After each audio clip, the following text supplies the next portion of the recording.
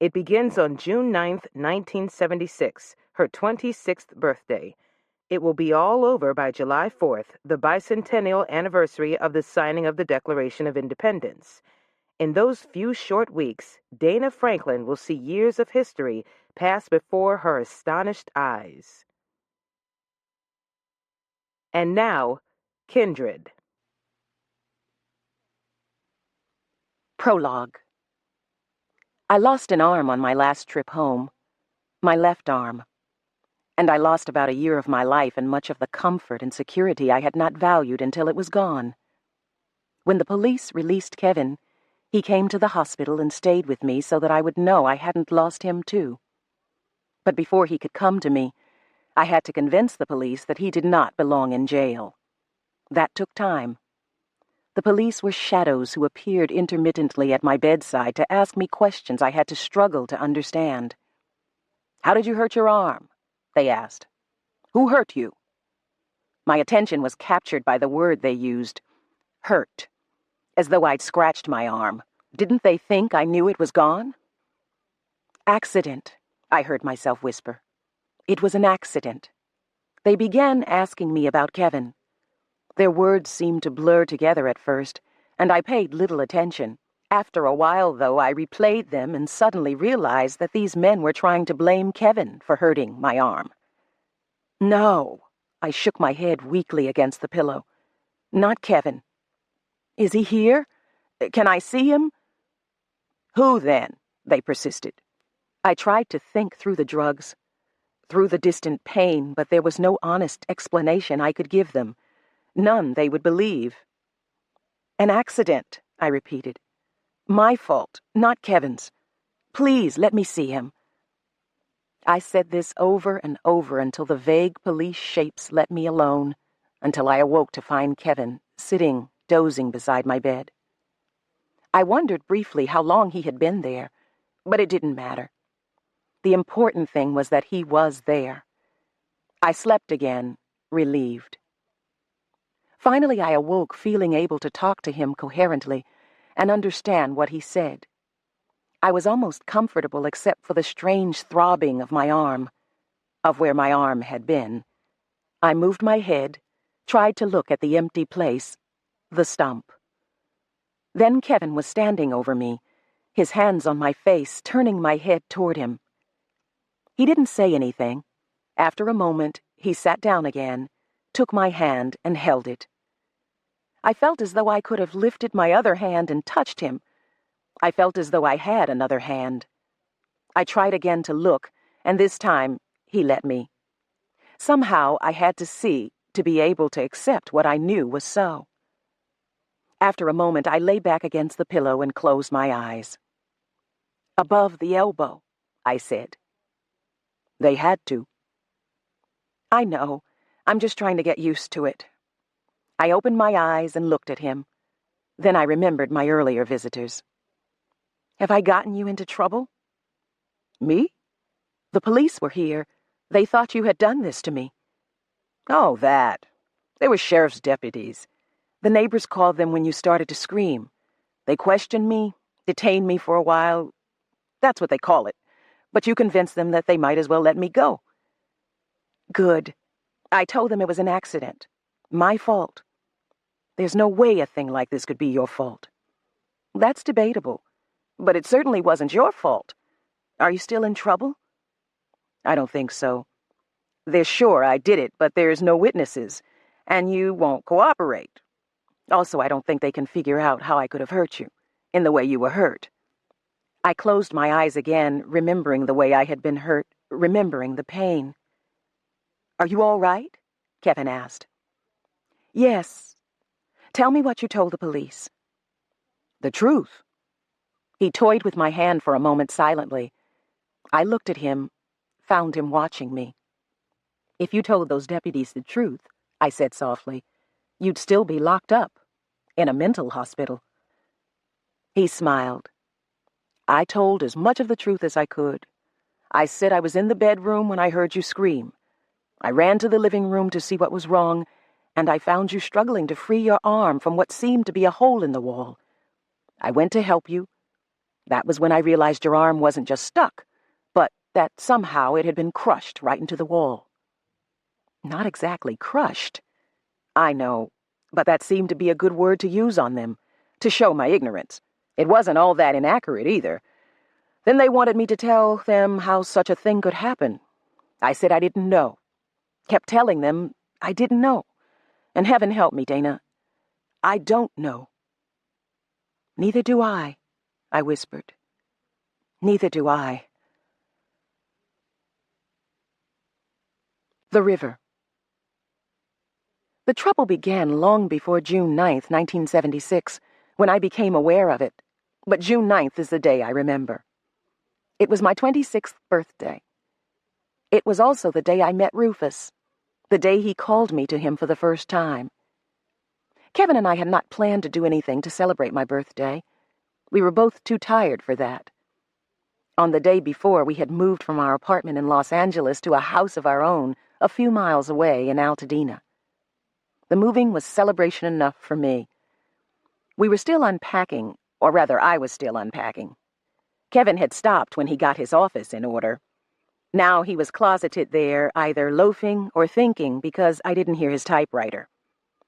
Finally, he came out to the living room where I was sorting books into one of the big bookcases. Fiction only. We had so many books we had to try to keep them in some kind of order. "What's the matter?" I asked him. "Nothing." He sat down on the floor near where I was working. "Just struggling with my own perversity. You know, I had half a dozen ideas for that Christmas story yesterday during the moving. And none when there's time to write them down. Not a one." He picked up a book, opened it, and turned a few pages. I picked up another book and tapped him on the shoulder with it. When he looked up, surprised, I put a stack of nonfiction down in front of him. He stared at it unhappily. "Hell, why'd I come out here?" "To get more ideas. After all, they come to you when you're busy." He gave me a look that I knew wasn't as malevolent as it seemed. He had the kind of pale, almost colorless eyes that made him seem distant and angry, whether he was or not. He used them to intimidate people. Strangers. I grinned at him and went back to work. After a moment, he took the nonfiction to another bookcase and began shelving it. I bent to push him another box full, then straightened quickly as I began to feel dizzy, nauseated. The room seemed to blur and darken around me. I stayed on my feet for a moment, holding on to a bookcase and wondering what was wrong. Then finally, I collapsed to my knees. I heard Kevin make a wordless sound of surprise, heard him ask, "What happened?" I raised my head and discovered that I could not focus on him. "Something is wrong with me," I gasped. I heard him move toward me, saw a blur of gray pants and blue shirt. Then, just before he would have touched me, he vanished. The house, the books, everything vanished. Suddenly I was outdoors, kneeling on the ground beneath trees. I was in a green place. I was at the edge of a woods. Before me was a wide, tranquil river, and near the middle of the river was a child, splashing, screaming, drowning. I reacted to the child in trouble. Later I could ask questions, try to find out where I was, what had happened. Now I went to help the child. I ran down to the river, waded into the water fully clothed, and swam quickly to the child. He was unconscious by the time I reached him, a small, red-haired boy floating, face down. I turned him over, got a good hold on him so that his head was above water, and towed him in. There was a red-haired woman waiting for us on the shore now, or rather, she was running back and forth, crying on the shore. The moment she saw that I was waiting, she ran out, took the boy from me, and carried him the rest of the way, feeling and examining him as she did. "He's not breathing!" she screamed. Artificial respiration. I had seen it done, been told about it, but I had never done it. Now was the time to try. The woman was in no condition to do anything useful, and there was no one else in sight. As we reached shore, I snatched the child from her. He was no more than 4 or 5 years old, and not very big. I put him down on his back, tilted his head back, and began mouth-to-mouth resuscitation. I saw his chest move as I breathed into him. Then suddenly, the woman began beating me. "You killed my baby," she screamed. "You killed him!" I turned and managed to catch her pounding fists. "Stop it," I shouted, putting all the authority I could into my voice. "He's alive." Was he? I couldn't tell. Please, God, let him be alive. "The boy's alive. Now let me help him."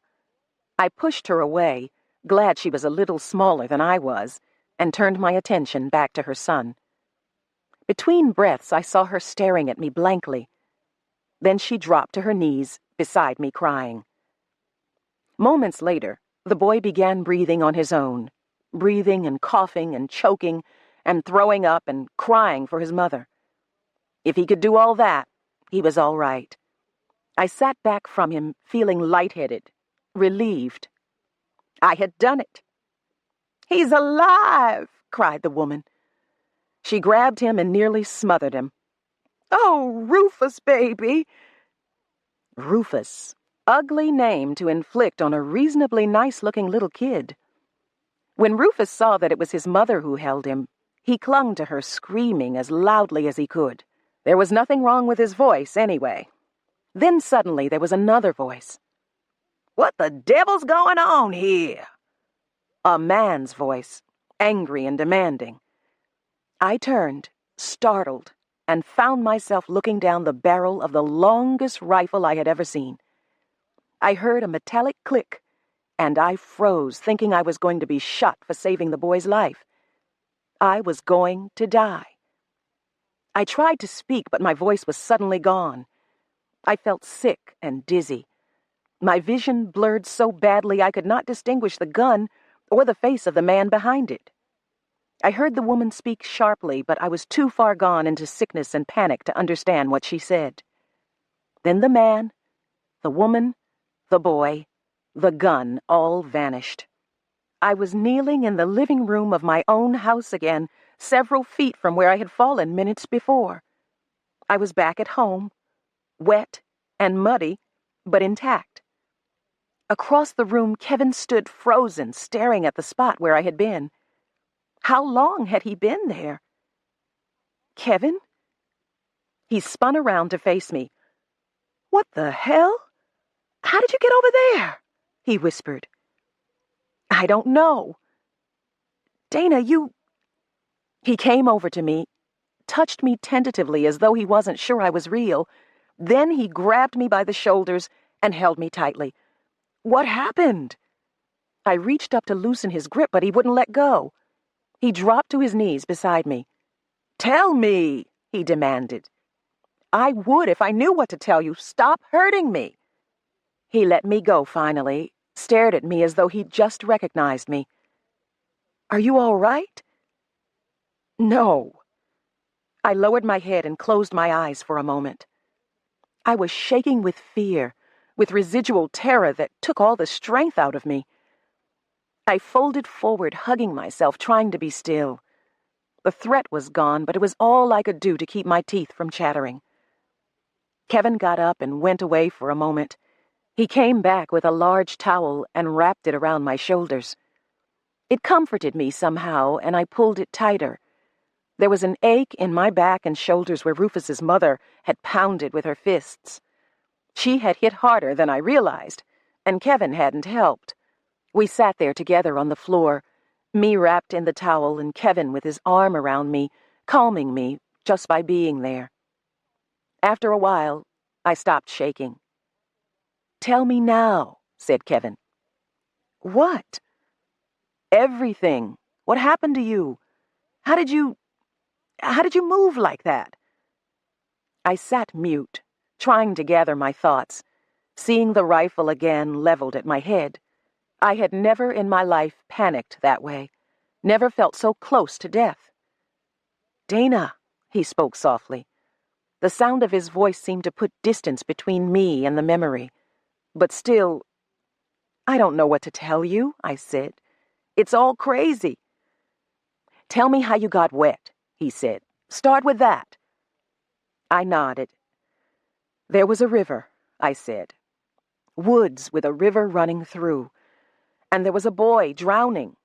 I saved him. That's how I got wet." I hesitated, trying to think, to make sense. Not that what had happened to me made sense, but at least I could tell it coherently. I looked at Kevin, saw that he held his expression carefully, neutral. He waited. More composed, I went back to the beginning, to the first dizziness, and remembered it all for him. Relived it all in detail. I even recalled things that I hadn't realized I'd noticed. The trees I'd been near, for instance, were pine trees, tall and straight with branches and needles mostly at the top. I had noticed that much somehow in the instant before I had seen Rufus. And I remembered something extra about Rufus's mother. Her clothing. She had worn a long, dark dress that covered her from neck to feet. A silly thing to be wearing on a muddy riverbank. And she had spoken with an accent. A southern accent. Then there was the unforgettable gun, long and deadly. Kevin listened without interrupting. When I was finished, he took the edge of the towel and wiped a little of the mud from my leg. "This stuff had to come from somewhere," he said. "You don't believe me?" He stared at the mud for a moment, then faced me. "You know how long you were gone?" "A few minutes, not long." "A few seconds. There were no more than 10 or 15 seconds between the time you went and the time you called my name." "Oh, no." I shook my head slowly. All that couldn't have happened in just seconds. He said nothing. "But it was real. I was there." I caught myself, took a deep breath, and slowed down. "All right. If you told me a story like this, I probably wouldn't believe it either. But like you said, this mud came from somewhere." "Yes?" "Look, what did you see? What do you think happened?" He frowned a little, shook his head. "You vanished." He seemed to have to force the words out. "You were here until my hand was just a couple of inches from you. Then suddenly you were gone. I couldn't believe it. I just stood there. Then you were back again and on the other side of the room." "Do you believe it yet?" He shrugged. "It happened. I saw it. You vanished and you reappeared. Facts."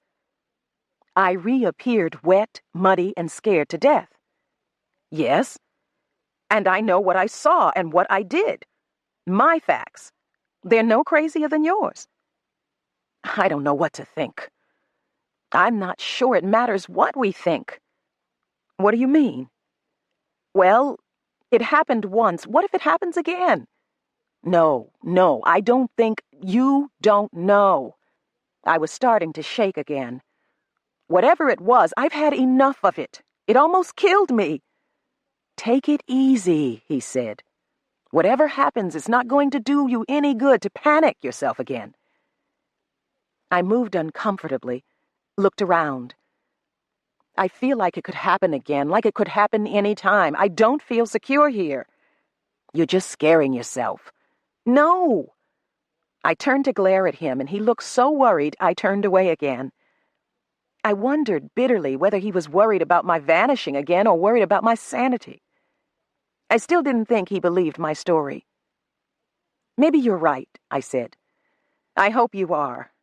Maybe I'm just like a victim of robbery or rape or something, a victim who survives, but who doesn't feel safe anymore." I shrugged. I don't have a name for this thing that happened to me, but I don't feel safe anymore. He made his voice very gentle. "If it happens again, and if it's real, the boy's father will know he owes you thanks. He won't hurt you." "You don't know that. You don't know what could happen." I stood up unsteadily. Hell, I don't blame you for humoring me. I paused to give him a chance to deny it, but he didn't. I'm beginning to feel as though I'm humoring myself. "What do you mean?" "I don't know. As real as the whole episode was, as real as I know it was, it's beginning to recede from me somehow. It's becoming like something I saw on television or read about, like something I got secondhand. Or like a dream? I looked down at him. You mean a hallucination? All right. No! I know what I'm doing. I can see. I'm pulling away from it because it scares me so. But it was real. Let yourself pull away from it. He got up and took the muddy towel from me. That sounds like the best thing you can do, whether it was real or not. Let go of it. The fire. 1. I tried. I showered, washed away the mud and the brackish water, put on clean clothes, combed my hair. That's a lot better, said Kevin when he saw me. But it wasn't. Rufus and his parents had still not quite settled back and become the dream Kevin wanted them to be. They stayed with me, shadowy and threatening. They made their own limbo and held me in it. I had been afraid that the dizziness might come back while I was in the shower, afraid that I would fall and crack my skull against the tile, or that I would go back to that river, wherever it was, and find myself standing naked among strangers. Or would I appear somewhere else naked and totally vulnerable? I washed very quickly. Then I went back to the books in the living room, but Kevin had almost finished shelving them. Forget about any more unpacking today, he told me. Let's go and get something to eat. Go? Yes, where would you like to eat? Someplace nice for your birthday. Here. But here, really, I don't want to go anywhere. Why not? I took a deep breath. Tomorrow, I said. Let's go tomorrow. Somehow tomorrow would be better. I would have a night's sleep between me and whatever had happened. And if nothing else happened, I would be able to relax a little. It would be good for you to get out of here for a while, he said. No. Listen, no! Nothing was going to get me out of the house that night if I could help it. Kevin looked at me for a moment. I probably looked as scared as I was. Then he went to the phone and called out for chicken and shrimp. But staying home did no good. When the food had arrived, when we were eating and I was calmer, the kitchen began to blur around me. Again the light seemed to dim and I felt the sick dizziness. I pushed back from the table but didn't try to get up.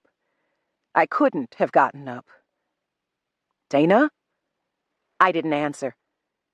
Is it happening again? I think so. I sat very still, trying not to fall off my chair. The floor seemed farther away than it should have. I reached out for the table to steady myself, but before I could touch it, it was gone. And the distant floor seemed to darken and change. The linoleum tile became wood, partially carpeted. And the chair beneath me vanished. 2. When my dizziness cleared away, I found myself sitting on a small bed sheltered by a kind of abbreviated dark green canopy. Beside me was a little wooden stand containing a battered old pocket knife, several marbles, and a lighted candle in a metal holder. Before me was a red-haired boy. Rufus? The boy had his back to me and hadn't noticed me yet. He held a stick of wood in one hand, and the end of the stick was charred and smoking. Its fire had apparently been transferred to the draperies at the window. Now the boy stood watching as the flames ate their way up the heavy cloth. For a moment I watched too. Then I woke up, pushed the boy aside, caught the unburned upper part of the draperies and pulled them down. As they fell, they smothered some of the flames within themselves, and they exposed a half-open window. I picked them up quickly and threw them out the window. The boy looked at me, then ran to the window and looked out. I looked out, too, hoping I hadn't thrown the burning cloth onto a porch roof or too near a wall. There was a fireplace in the room. I saw it now, too late. I could have safely thrown the draperies into it and let them burn. It was dark outside. The sun had not set at home, when I was snatched away, but here it was dark. I could see the draperies a story below, burning, lighting the night only enough for us to see that they were on the ground and some distance from the nearest wall. My hasty act had done no harm. I could go home knowing that I had averted trouble for the second time. I waited to go home. My first trip had ended as soon as the boy was safe, had ended just in time to keep me safe. Now, though, as I waited, I realized that I wasn't going to be that lucky again. I didn't feel dizzy. The room remained unblurred, undeniably real. I looked around not knowing what to do. The fear that had followed me from home flared now. What would happen to me if I didn't go back automatically this time? What if I was stranded here, wherever here was? I had no money, no idea how to get home. I stared out into the darkness, fighting to calm myself. It was not calming, though, that there were no city lights out there. No lights at all. But still, I was in no immediate danger, and wherever I was, there was a child with me, and a child might answer my questions more readily than an adult. I looked at him. He looked back, curious and unafraid. He was not Rufus. I could see that now. He had the same red hair and slight build, but he was taller, clearly 3 or 4 years older. Old enough, I thought, to know better than to play with fire. If he hadn't set fire to his draperies, I might still be at home. I stepped over to him, took the stick from his hand, and threw it into the fireplace. "Someone should use one like that on you," I said, "before you burn the house down." I regretted the words the moment they came out. I needed this boy's help. But still, who knew what trouble he had gotten me into? The boy stumbled back from me, alarmed. "You lay a hand on me and I'll tell my daddy." His accent was unmistakably Southern, and before I could shut out the thought, I began wondering whether I might be somewhere in the South, somewhere 2,000 or 3,000 miles from home. If I was in the South, the 2 or 3 hour time difference would explain the darkness outside. But wherever I was, the last thing I wanted to do was meet this boy's father. The man could have me jailed for breaking into his house, or he could shoot me for breaking in. There was something specific for me to worry about. No doubt the boy could tell me about other things. And he would.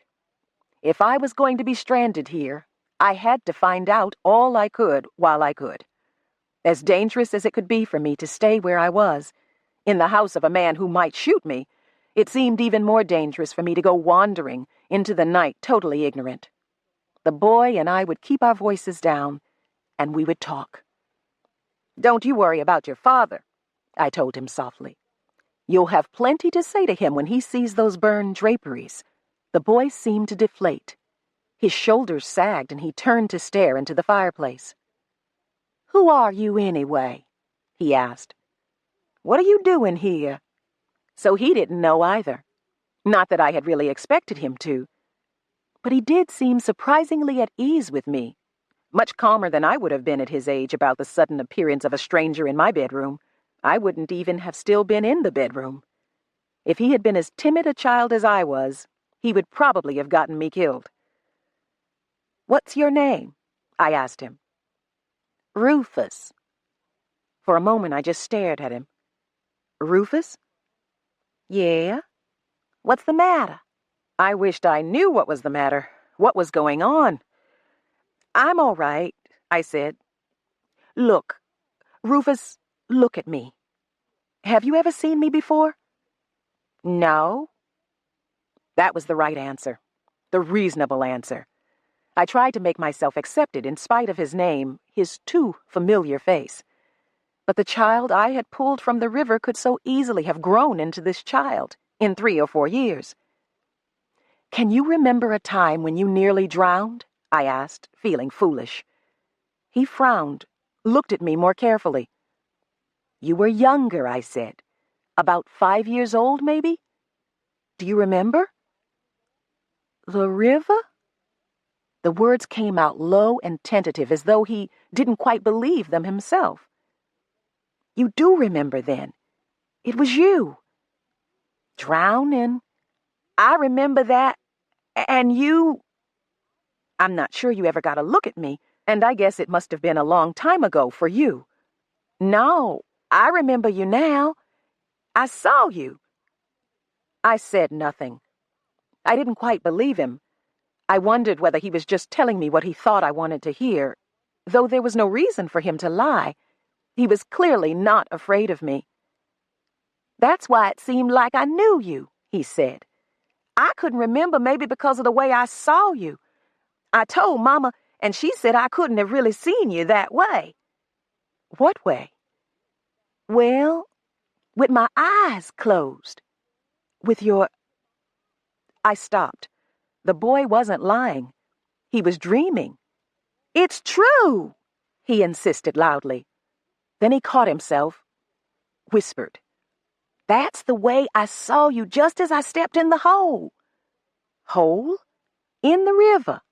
I was walking in the water, and there was a hole. I fell, and then I couldn't find the bottom anymore. I saw you inside a room. I could see part of the room, and there were books all around, more than in Daddy's library. You were wearing pants like a man, the way you are now. I thought you were a man. Thanks a lot. But this time you just look like a woman wearing pants. I sighed. All right, never mind that. As long as you recognize me as the one who pulled you out of the river. Did you? I thought you must have been the one. I stopped, confused. I thought you remembered. I remember seeing you. It was like I stopped drowning for a while and saw you and then started to drown again. After that, Mama was there, and Daddy. And Daddy's gone, I said bitterly. Your father almost shot me. He thought you were a man, too, and that you were trying to hurt Mama and me. Mama says she was telling him not to shoot you, and then you were gone. Yes. I had probably vanished before the woman's eyes. What had she thought of that? I asked her where you went, said Rufus, and she got mad and said she didn't know. I asked her again later, and she hit me, and she never hits me. I waited, expecting him to ask me the same question, but he said no more. Only his eyes questioned. I hunted through my own thoughts for a way to answer him. Where do you think I went, Ruth? He sighed, said disappointedly, You're not going to tell me either. Yes, I am, as best I can. But answer me first. Tell me where you think I went. He seemed to have to decide whether to do that or not. Back to the room? He said finally. The room with the books? Is that a guess, or did you see me again? I didn't see you.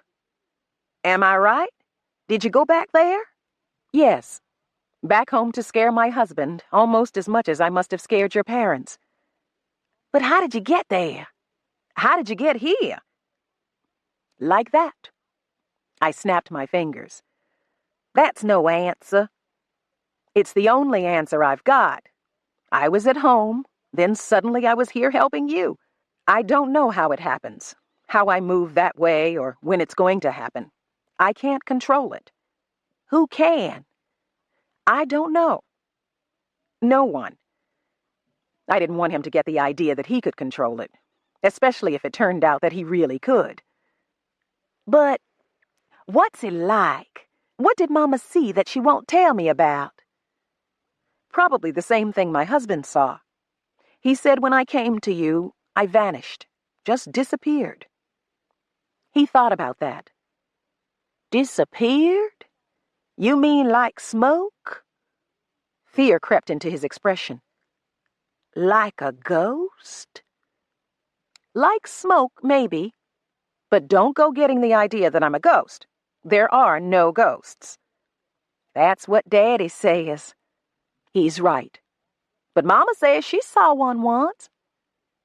I managed to hold back my opinion of that. His mother, after all. Besides, I was probably her ghost. She had had to find some explanation for my vanishing. I wondered how her more realistic husband had explained it. But that wasn't important. What I cared about now was keeping the boy calm. You needed help, I told him. I came to help you. Twice. Does that make me someone to be afraid of? I guess not. He gave me a long look, then came over to me, reached out hesitantly, and touched me with a sooty hand. You see, I said. I'm as real as you are. He nodded. I thought you were. All the things you did. You had to be. And Mama said she touched you too. She sure did. I rubbed my shoulder where the woman had bruised it with her desperate blows. For a moment, the soreness confused me, forced me to recall that for me the woman's attack had come only hours ago. Yet the boy was years older. Fact, then. Somehow my travels crossed time as well as distance. Another fact. The boy was the focus of my travels, perhaps the cause of them. He had seen me in my living room before I was drawn to him. He couldn't have made that up. I had seen nothing at all, felt nothing but sickness and disorientation. Mama said what you did after you got me out of the water was like the second book of Kings, said the boy. The what? Where Elisha breathed into the dead boy's mouth and the boy came back to life. Mama said she tried to stop you when she saw you doing that to me because you were just some nigger she had never seen before. Then she remembered 2 Kings. I sat down on the bed and looked over at him, but I could read nothing other than interest and remembered excitement in his eyes. She said I was what? I asked. Just a strange nigger. She and Daddy both knew they hadn't seen you before. That was a hell of a thing for her to say right after she saw me save her son's life. Rufus frowned. Why? I stared at him. What's wrong? He asked. Why are you mad? Your mother always calls black people niggers, Ruth? Sure, except when she has company.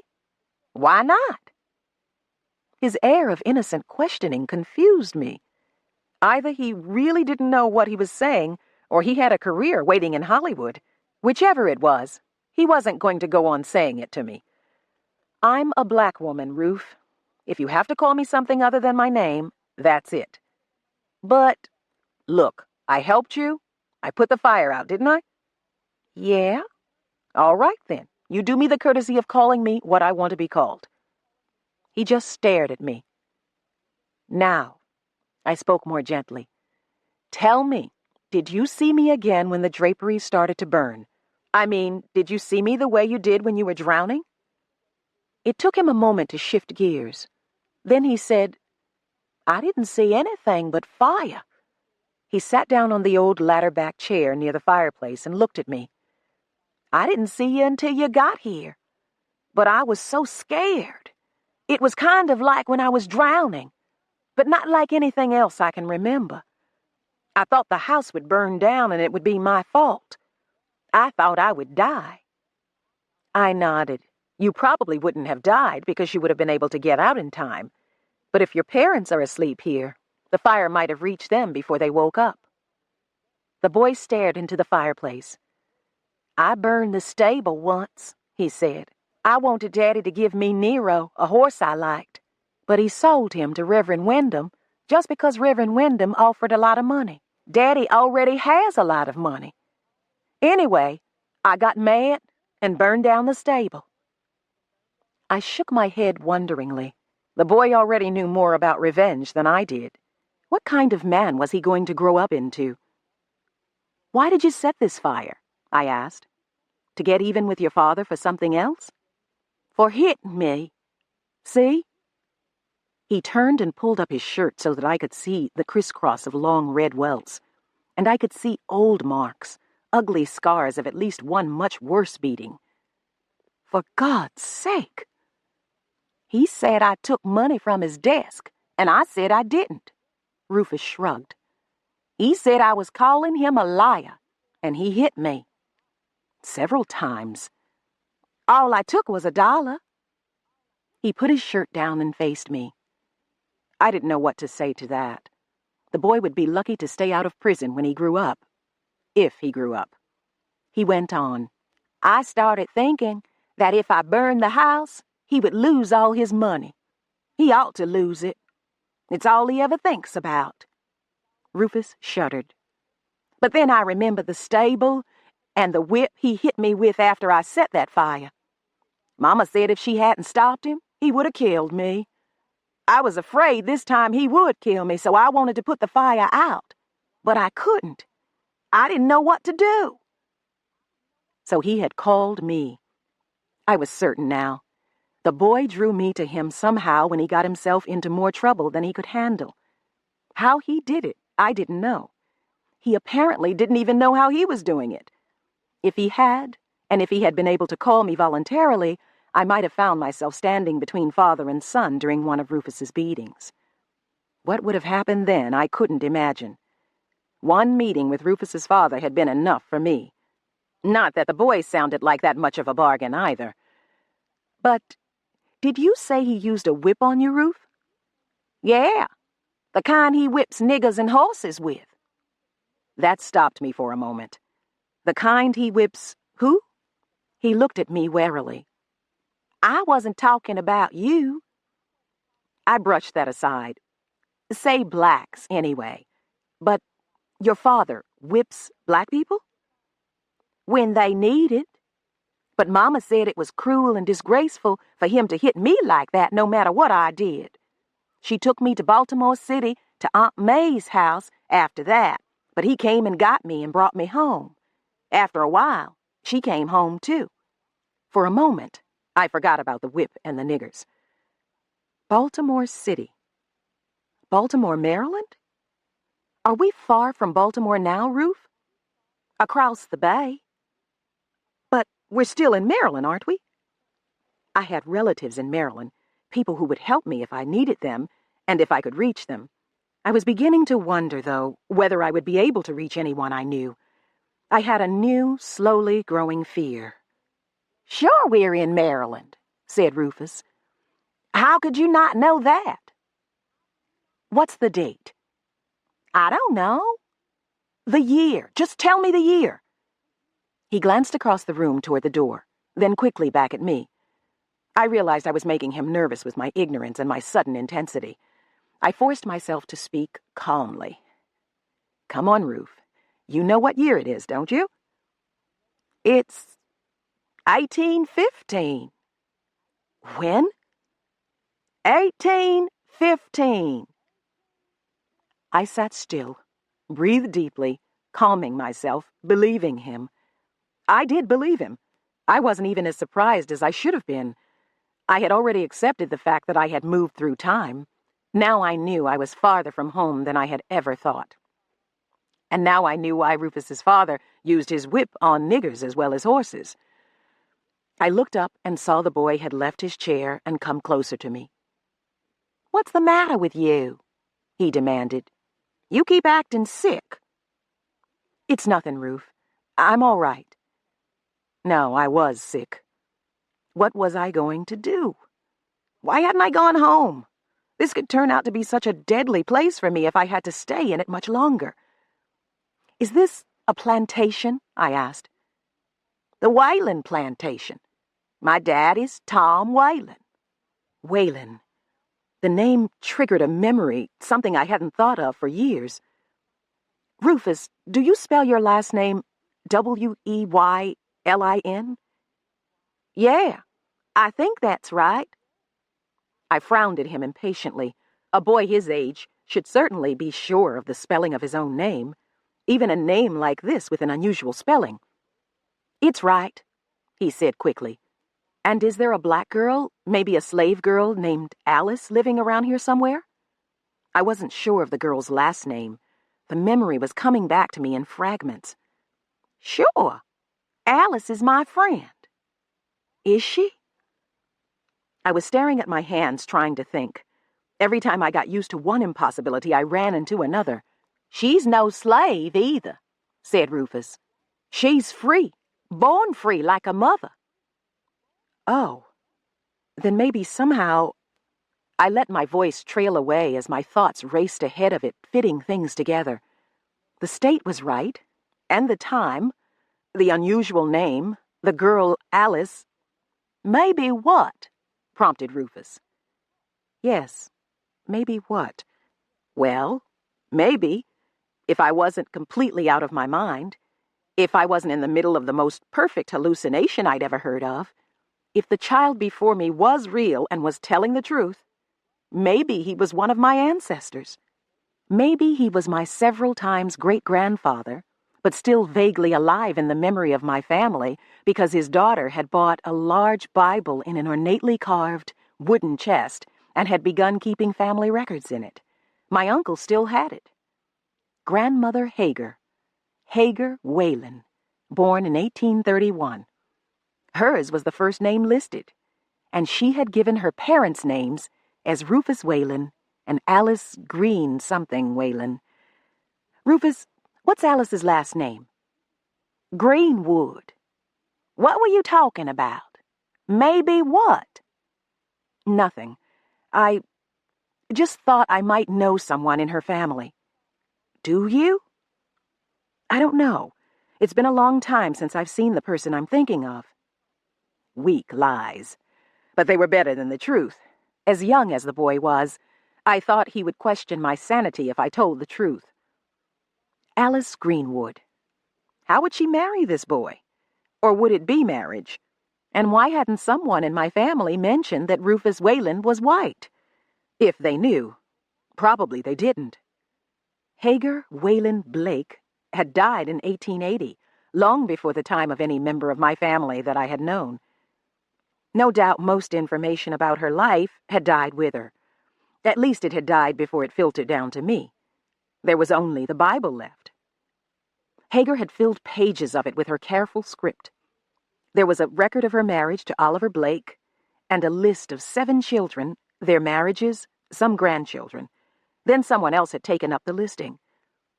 So many relatives that I had never known, would never know. Or would I? I looked over at the boy who would be Hager's father. There was nothing in him that reminded me of any of my relatives. Looking at him confused me. But he had to be the one.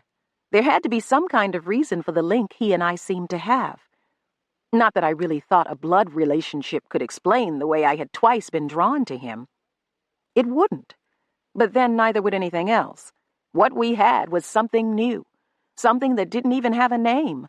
Some matching strangeness in us that may or may not have come from our being related. Still, now I had a special reason for being glad I had been able to save him. After all, what would have happened to me, to my mother's family, if I hadn't saved him? Was that why I was here? Not only to ensure the survival of one accident-prone small boy, but to ensure my family's survival, my own birth. Again, what would have happened if the boy had drowned? Would he have drowned without me? Or would his mother have saved him somehow? Would his father have arrived in time to save him? It must be that one of them would have saved him somehow. His life could not depend on the actions of his unconceived descendant. No matter what I did, he would have to survive to Father Hager, or I could not exist. That made sense. But somehow it didn't make enough sense to give me any comfort. It didn't make enough sense for me to test it by ignoring him if I found him in trouble again. Not that I could have ignored any child in trouble. But this child needed special care. If I was to live, if others were to live, he must live. I didn't dare test the paradox. You know, he said, peering at me, you look a little like Alice's mother. If you wore a dress and tied your hair up, you'd look a lot like her. He sat down companionably beside me on the bed. I'm surprised your mother didn't mistake me for her then, I said. Not with you dressed like that. She thought you were a man at first, just like I did, and like Daddy did. Oh, that mistake was a little easier to understand now. Are you sure you aren't related to Alice yourself? Not that I know of, I lied. And I changed the subject abruptly. Ruf, are there slaves here? He nodded. 38 slaves, Daddy said. He drew his bare feet up and sat cross-legged on the bed facing me, still examining me with interest. You're not a slave, are you? No. I didn't think so. You don't talk right or dress right or act right. You don't even seem like a runaway. I'm not. And you don't call me master either.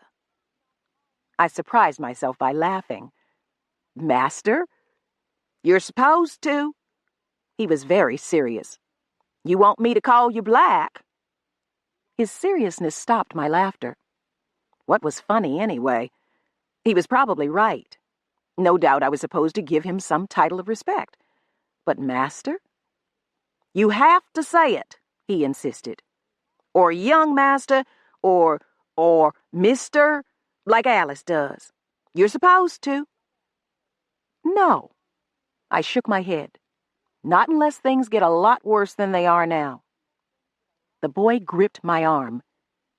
Yes, he whispered. You'll get into trouble if you don't, if Daddy hears you. I'd get into trouble if Daddy heard me say anything at all. But the boy was obviously concerned, even frightened for me. His father sounded like a man who worked at inspiring fear. All right, I said. If anyone else comes, I'll call you Mr. Rufus. Will that do? If anyone else came, I'd be lucky to survive. Yes, said Rufus. He looked relieved. I still have scars on my back where Daddy hit me with a whip. I saw them. It was time for me to get out of this house. I had done enough talking and learning and hoping to be transported home. It was clear that whatever power had used me to protect Rufus had not provided for my own protection. I had to get out of this house and to a place of safety before day came. If there was a place of safety for me here. I wondered how Alice's parents managed, how they survived. Hey, said Rufus suddenly.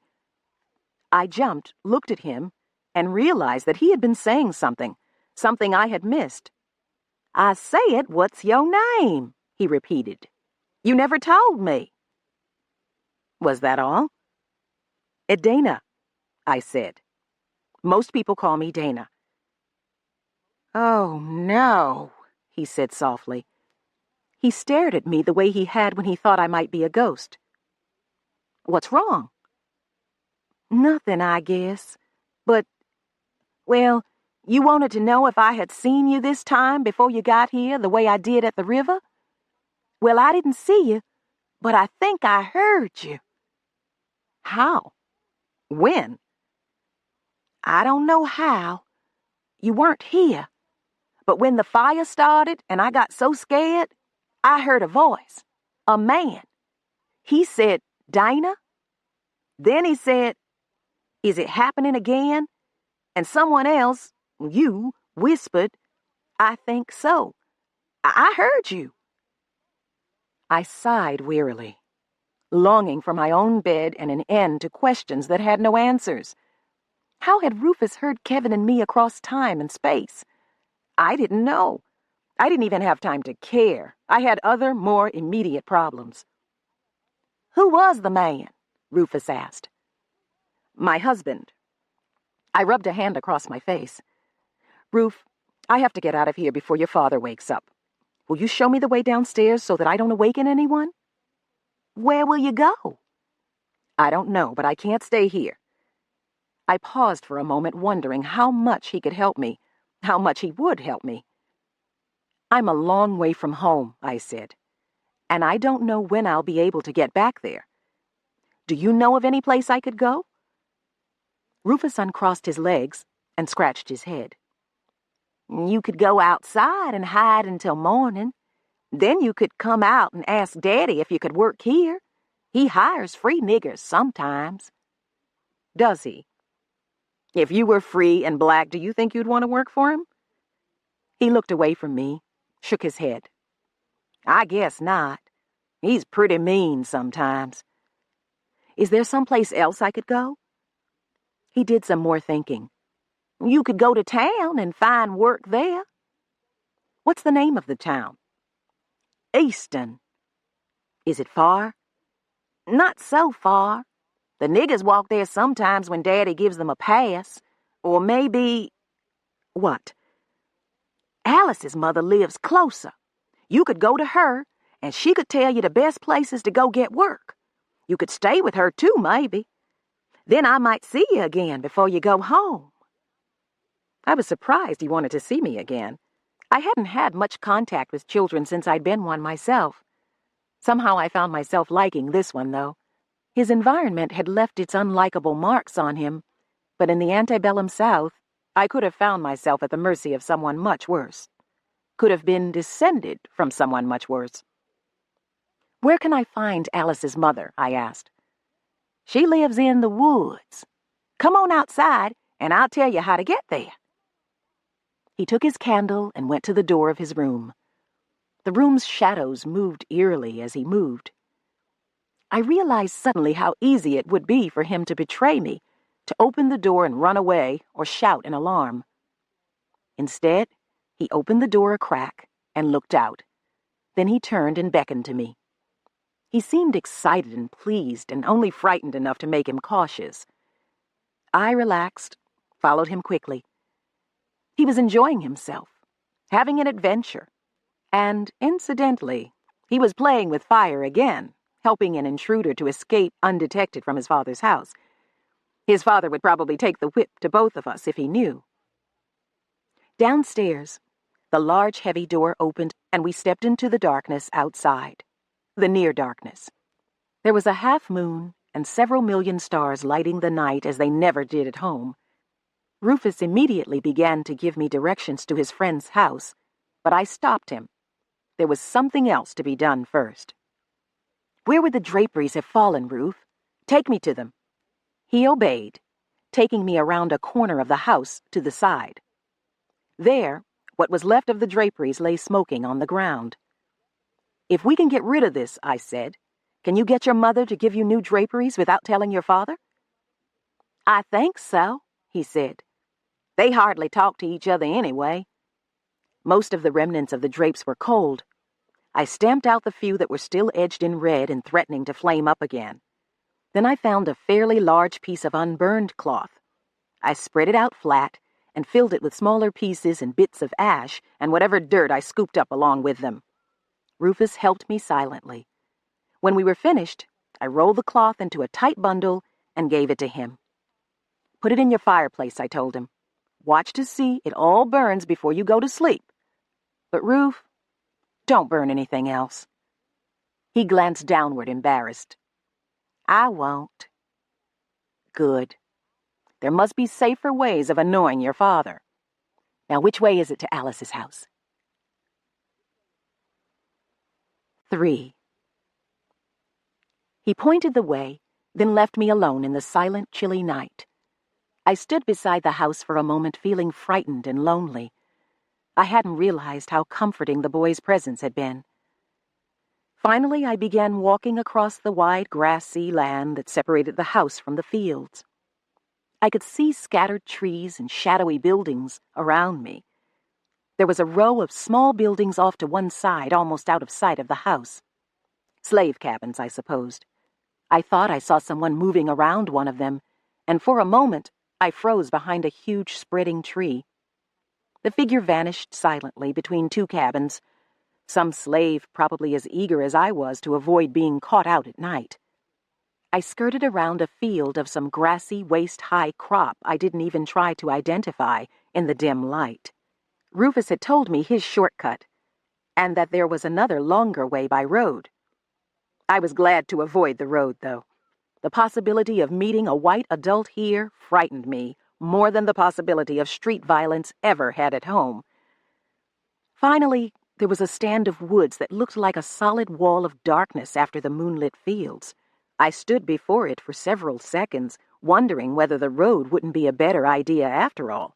Then I heard dogs barking, not too far away by their sound, and in sudden fear, I plunged through a tangle of new young growth and into the trees.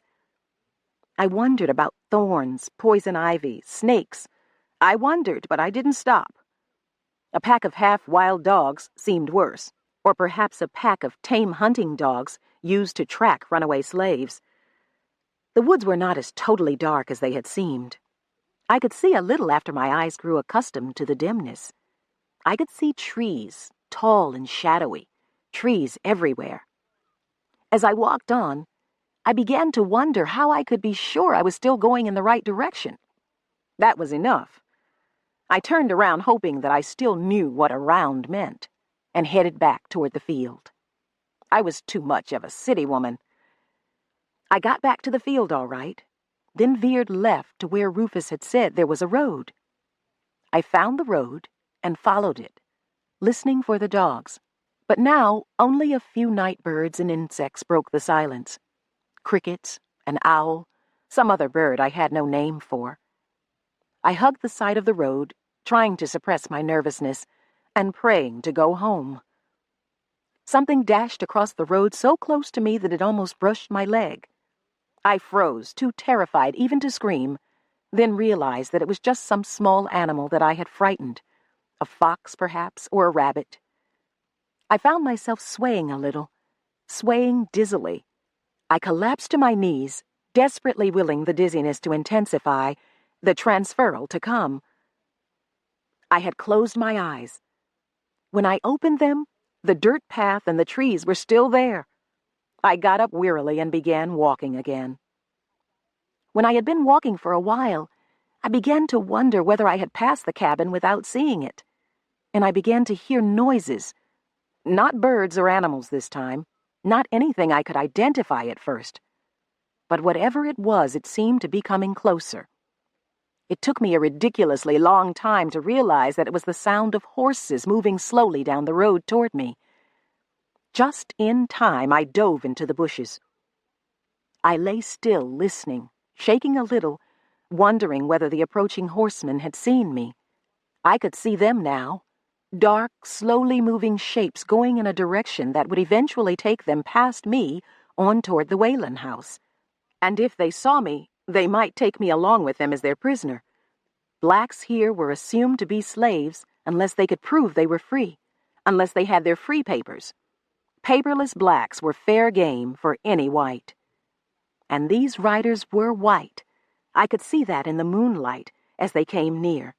Then they turned and headed into the woods just a few feet from me. I watched and waited, keeping absolutely still until they had all gone past. 8 white men out for a leisurely ride in the middle of the night. 8 white men in the area where the Greenwood cabin was supposed to be. After a moment of indecision, I got up and followed them, moving carefully from tree to tree. I was both afraid of them and glad of their human presence. Dangerous as they could be to me, somehow they did not seem as threatening as the dark, shadowy woods with its strange sounds, its unknowns. As I had expected, the men led me to a small log cabin in a moonlit clearing in the woods. Rufus had told me I could reach the Greenwood cabin by way of the road, but he hadn't told me the cabin sat back out of sight of the road. Maybe it didn't. Maybe this was someone else's cabin. I half hoped it was, because if the people inside this cabin were black, they were almost certainly in for trouble. 4 of the riders dismounted and went to hit and kick the door. When no one answered their pounding, 2 of them began trying to break it down.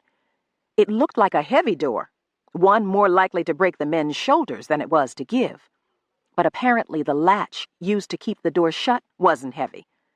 There was a sound of splintering wood, and the door swung inward. The 4 men rushed in with it, and a moment later, 3 people were shoved, almost thrown out of the cabin. 2 of them, a man and woman, were caught by the riders outside who had dismounted, apparently expecting them. The 3rd, a little girl dressed in something long and light-colored, was allowed to fall to the ground and scramble away, ignored by the men. She moved to within a few yards of where I lay in the bushes near the edge of the clearing.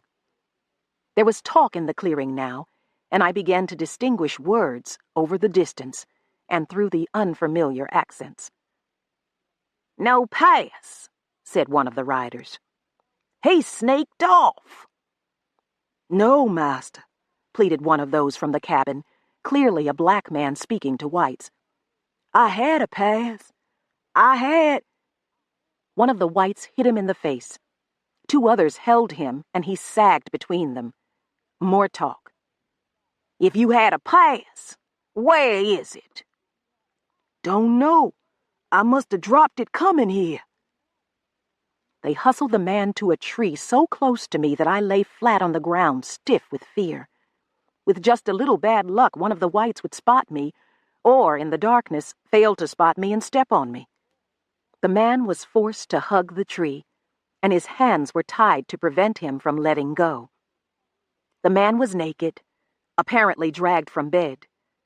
I looked at the woman who still stood back beside the cabin and saw that she had managed to wrap herself in something.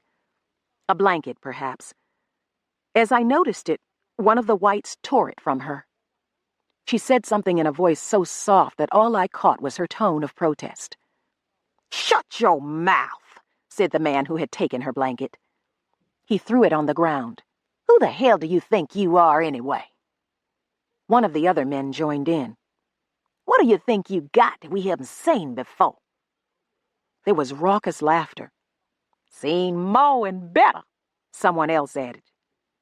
There were obscenities, more laughter.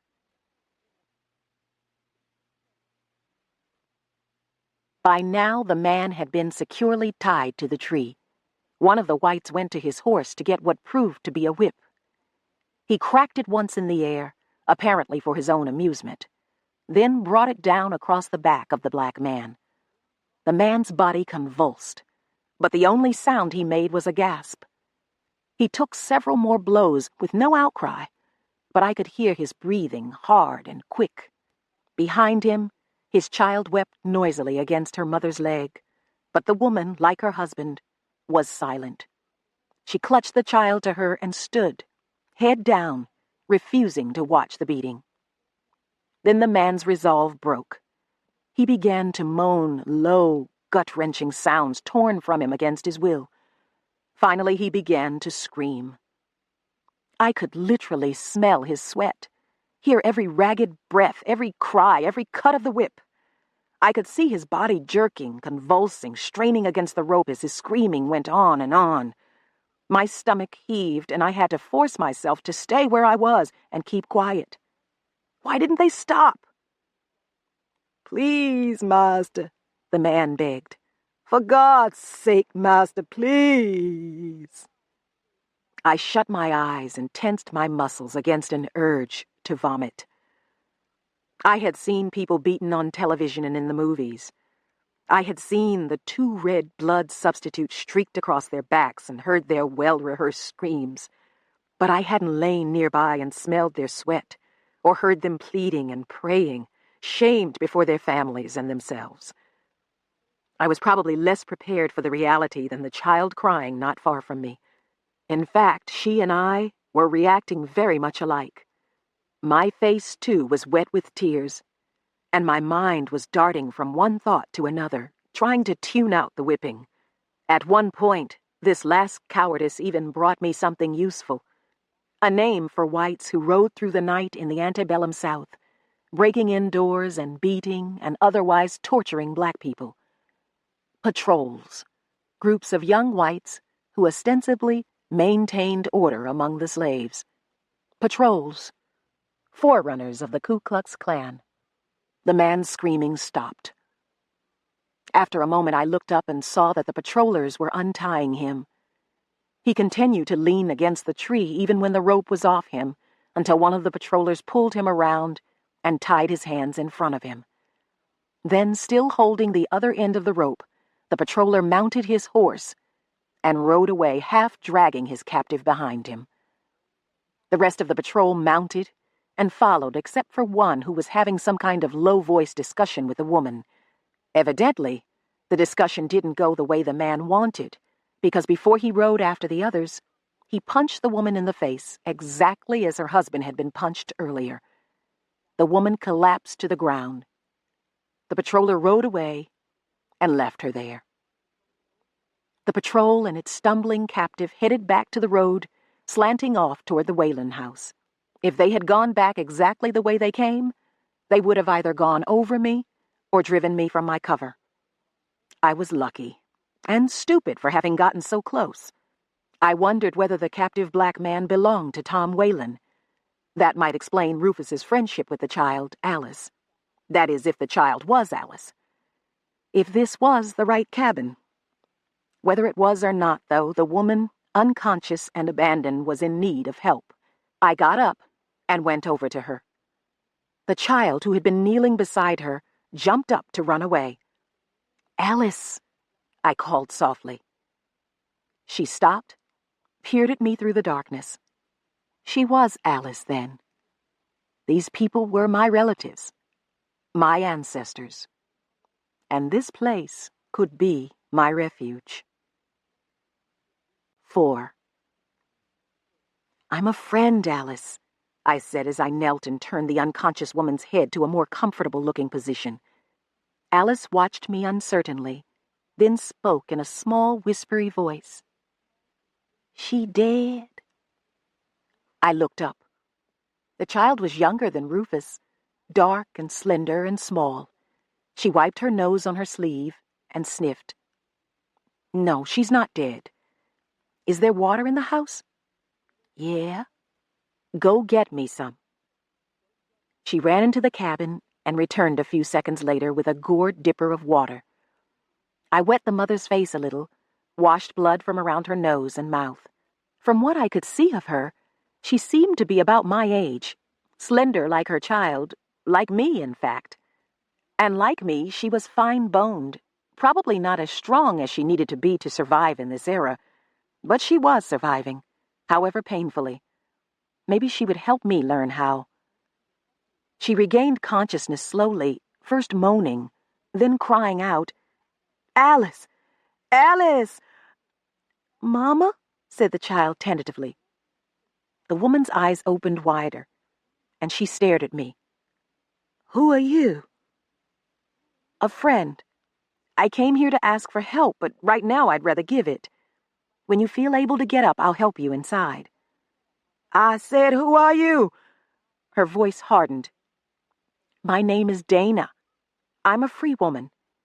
I was on my knees beside her now, and I saw her look at my blouse, my pants, my shoes, which for unpacking and working around the house happened to be an old pair of desert boots. She took a good look at me, then judged me. "A runaway, you mean?" "That's what the patrollers would say, because I have no papers. But I'm free, born free, intending to stay free." "You'll get me in trouble." "Not tonight. You've already had your trouble for tonight." I hesitated, bit my lip, then said softly, "Please don't turn me away." The woman said nothing for several seconds. I saw her glance over at her daughter, then touch her own face and wipe away blood from the corner of her mouth. "Wasn't going to turn you away," she said softly. "Thank you." I helped her up and into the cabin. Refuge, then. A few hours of peace. Perhaps tomorrow night I could go on behaving like a runaway this woman thought I was. Perhaps from her I could learn the quickest, safest way north. The cabin was dark except for a dying fire in the fireplace, but the woman made her way to her bed without trouble. "Alice?" she called out. "Here I am, Mama." "Put a log on the fire." I watched the child obey, her long gown hanging dangerously near hot coals. Rufus's friend was at least as careless with fire as he was. Rufus. His name brought back all my fear and confusion and longing to go home. Would I really have to go all the way to some northern state to find peace? And if I did, what kind of peace would it be? The restricted North was better for blacks than the slave South, but not much better. "Why did you come here?" the woman asked. "Who sent you?" I stared into the fire, frowning. I could hear her moving around behind me, probably putting on clothing. "The boy," I said softly. "Rufus Whalen." The small noises stopped. There was silence for a moment. I knew I had taken a risk telling her about Rufus. Probably a foolish risk. I wondered why I had done it. "No one knows about me but him," I continued. The fire began to flare up around Alice's small log. The log cracked and sputtered and filled the silence until Alice said, "Mr. Roof won't tell." She shrugged. He never tells nothing. And there in her words was a reason for the risk I had taken. I hadn't thought of it until now, but if Rufus was one to tell what he shouldn't, Alice's mother should know so she could either hide me or send me away. I waited to see what she would say. You sure the father didn't see you? She asked, and that had to mean that she agreed with Alice, that Rufus was all right. Tom Whalen had probably marked his son more than he knew with that whip.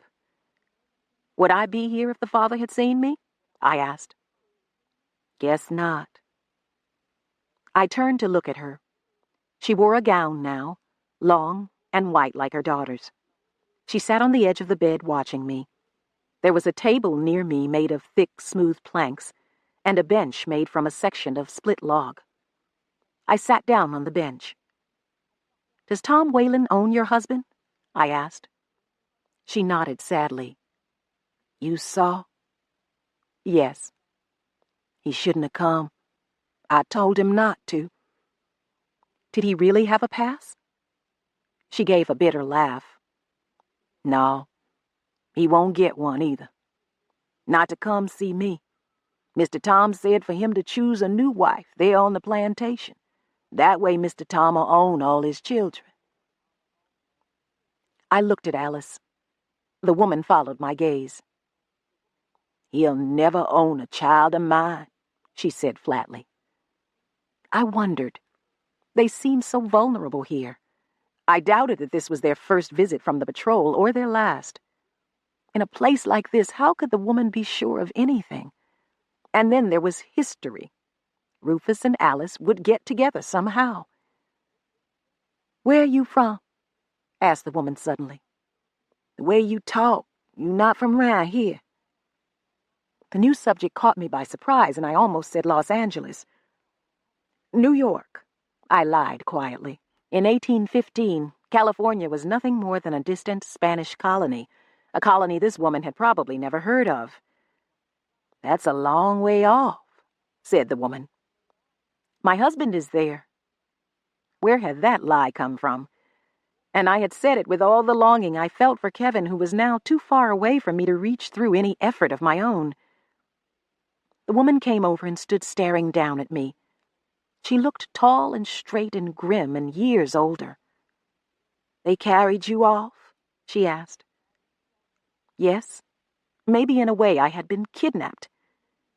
You sure they didn't get him too? Just me. I'm sure. And now you going back? Yes. Fiercely. Hopefully. Yes. Lie and truth had merged. There was silence. The woman looked at her daughter, then back at me. You stay here until tomorrow night, she said. Then there's another place you can head for. They'll let you have some food and... Oh! She looked contrite. You must be hungry now. I'll get you some. No, I'm not hungry. Just tired. Get into bed then. Alice, you too. There's room for all of us there now. She went to the child and began brushing off some of the dirt Alice had brought in from outside. I saw her close her eyes for a moment, then glance at the door. Dana. You said your name was Dana? Yes. I forgot the blanket, she said. I left it outside when... I left it outside. I'll get it, I said. I went to the door and looked outside. The blanket lay where the patroller had thrown it, on the ground not far from the house.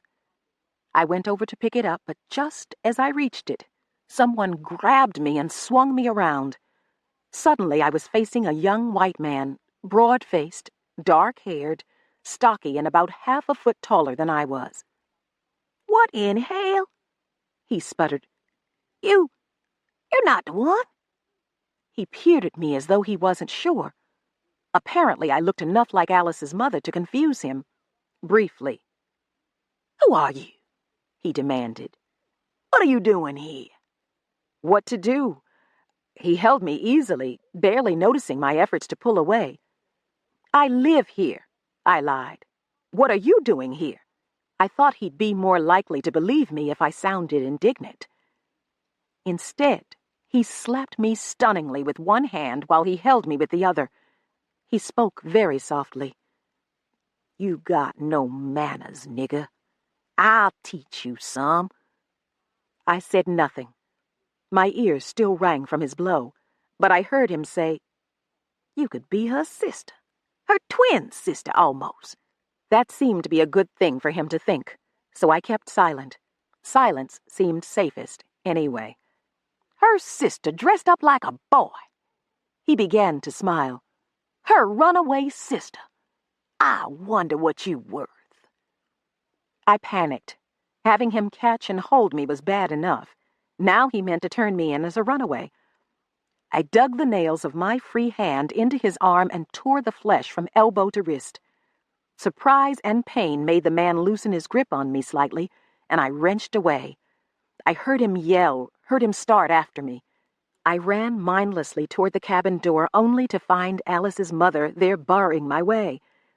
"Don't come in here," she whispered. "Please don't come in here." I had no chance to go in. The man caught me, pulled me backward, threw me to the ground. He would have kicked me, but I rolled aside and jumped to my feet. Terror gave me speed and agility I never knew I had. Again I ran, this time for the trees. I didn't know where I was going, but the sounds of the man behind me sent me zigzagging on. Now I longed for darker, denser woods that I could lose myself in. The man tackled me and brought me down hard.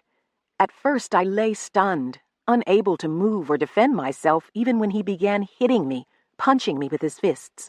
I had never been beaten that way before. Would never have thought I could absorb so much punishment without losing consciousness.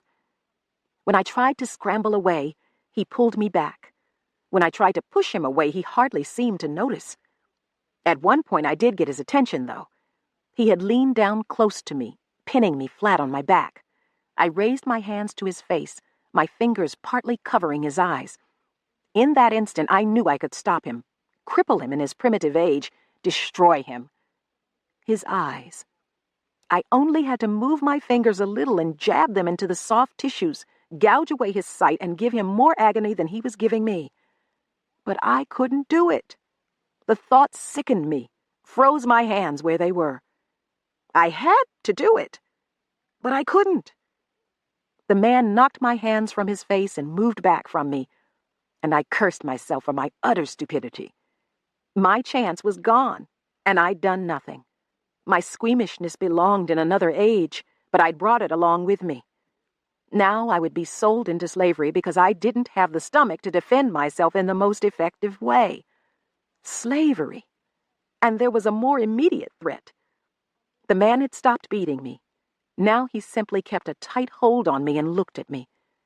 I could see I had left a few scratches on his face. Shallow, insignificant scratches. The man rubbed his hand across them, looked at the blood, then looked at me. "You know you're going to pay for that, don't you?" he said. I said nothing. Stupidity was what I would pay for, if anything. "I guess you'd do as well as your sister," he said. "I came back for her, but you're just like her." That told me who he probably was. One of the patrollers. The one who had hit Alice's mother, probably. He reached out and ripped my blouse open. Buttons flew everywhere, but I didn't move. I understood what the man was going to do. He was going to display some stupidity of his own. He was going to give me another chance to destroy him. I was almost relieved. He tore loose my bra, and I prepared to move. Just one quick lunge.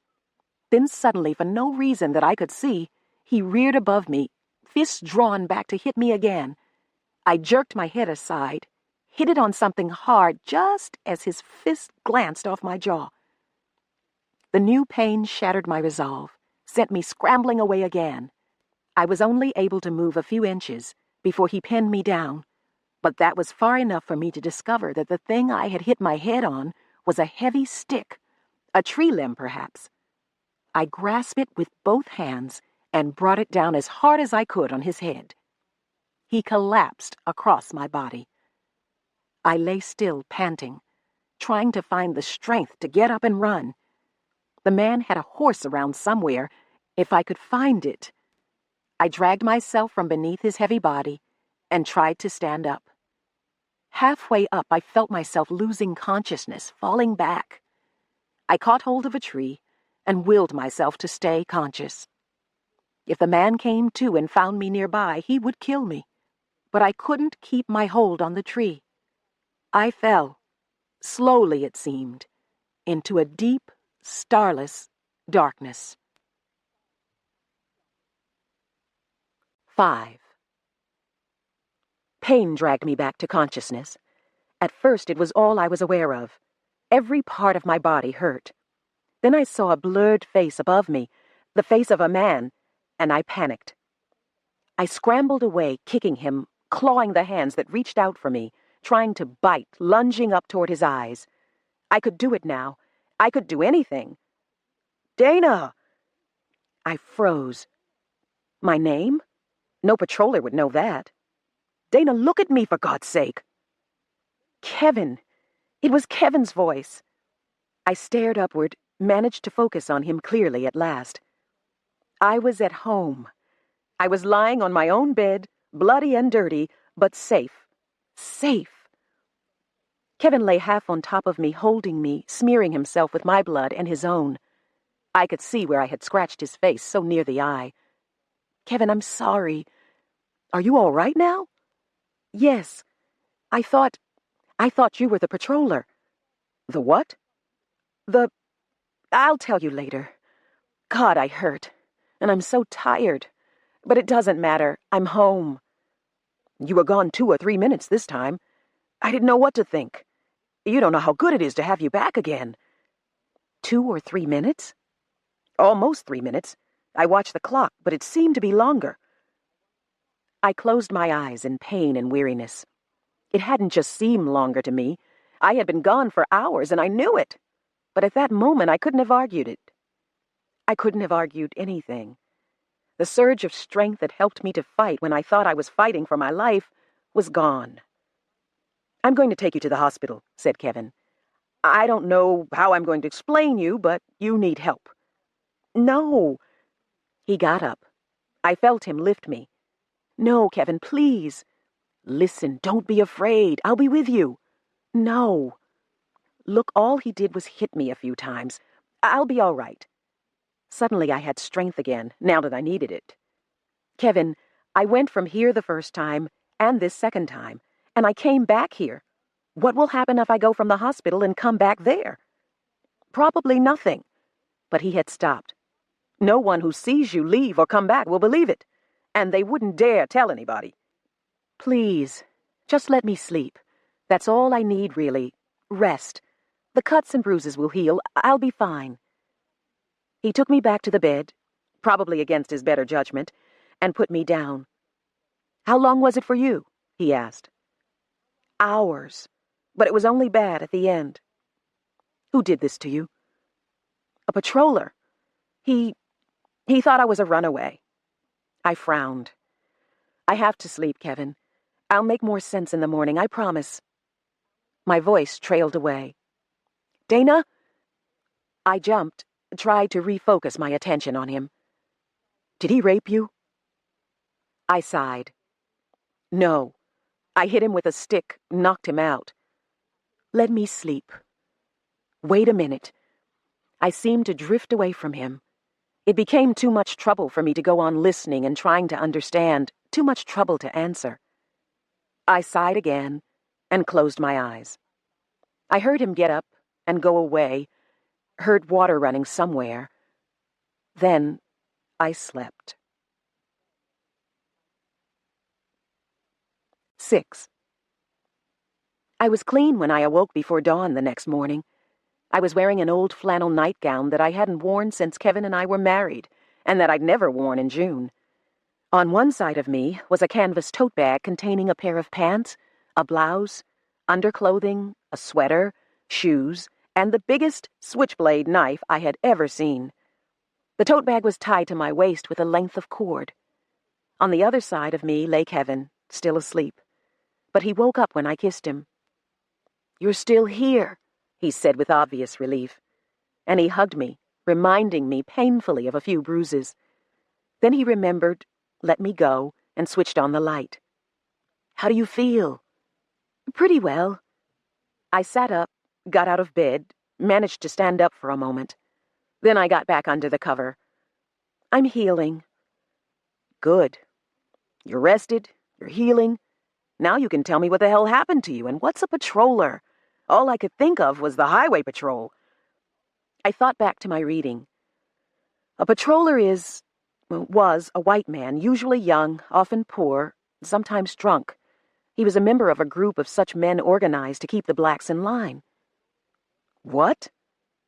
Patrollers made sure the slaves were where they were supposed to be at night, and they punished those who weren't.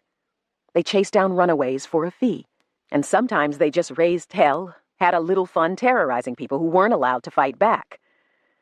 Kevin leaned on one elbow and looked down at me. "What are you talking about? Where were you?" "In Maryland. Somewhere on the eastern shore, if I understood Rufus." "Maryland? 3,000 miles away in what? A few minutes?" "More than 3,000 miles.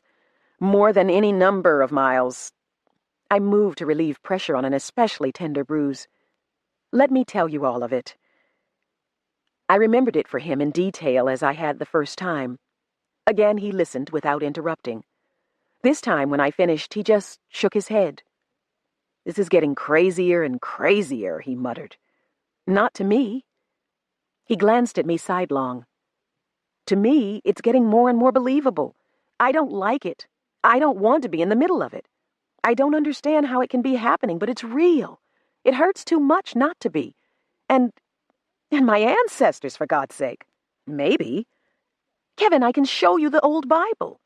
"But the fact is, you had already seen the Bible, knew about those people, knew their names, knew they were Marylanders, knew—" "What the hell is that supposed to prove? That I was just hallucinating and weaving in the names of my ancestors? I'd like to give you some of this pain that I must still be hallucinating."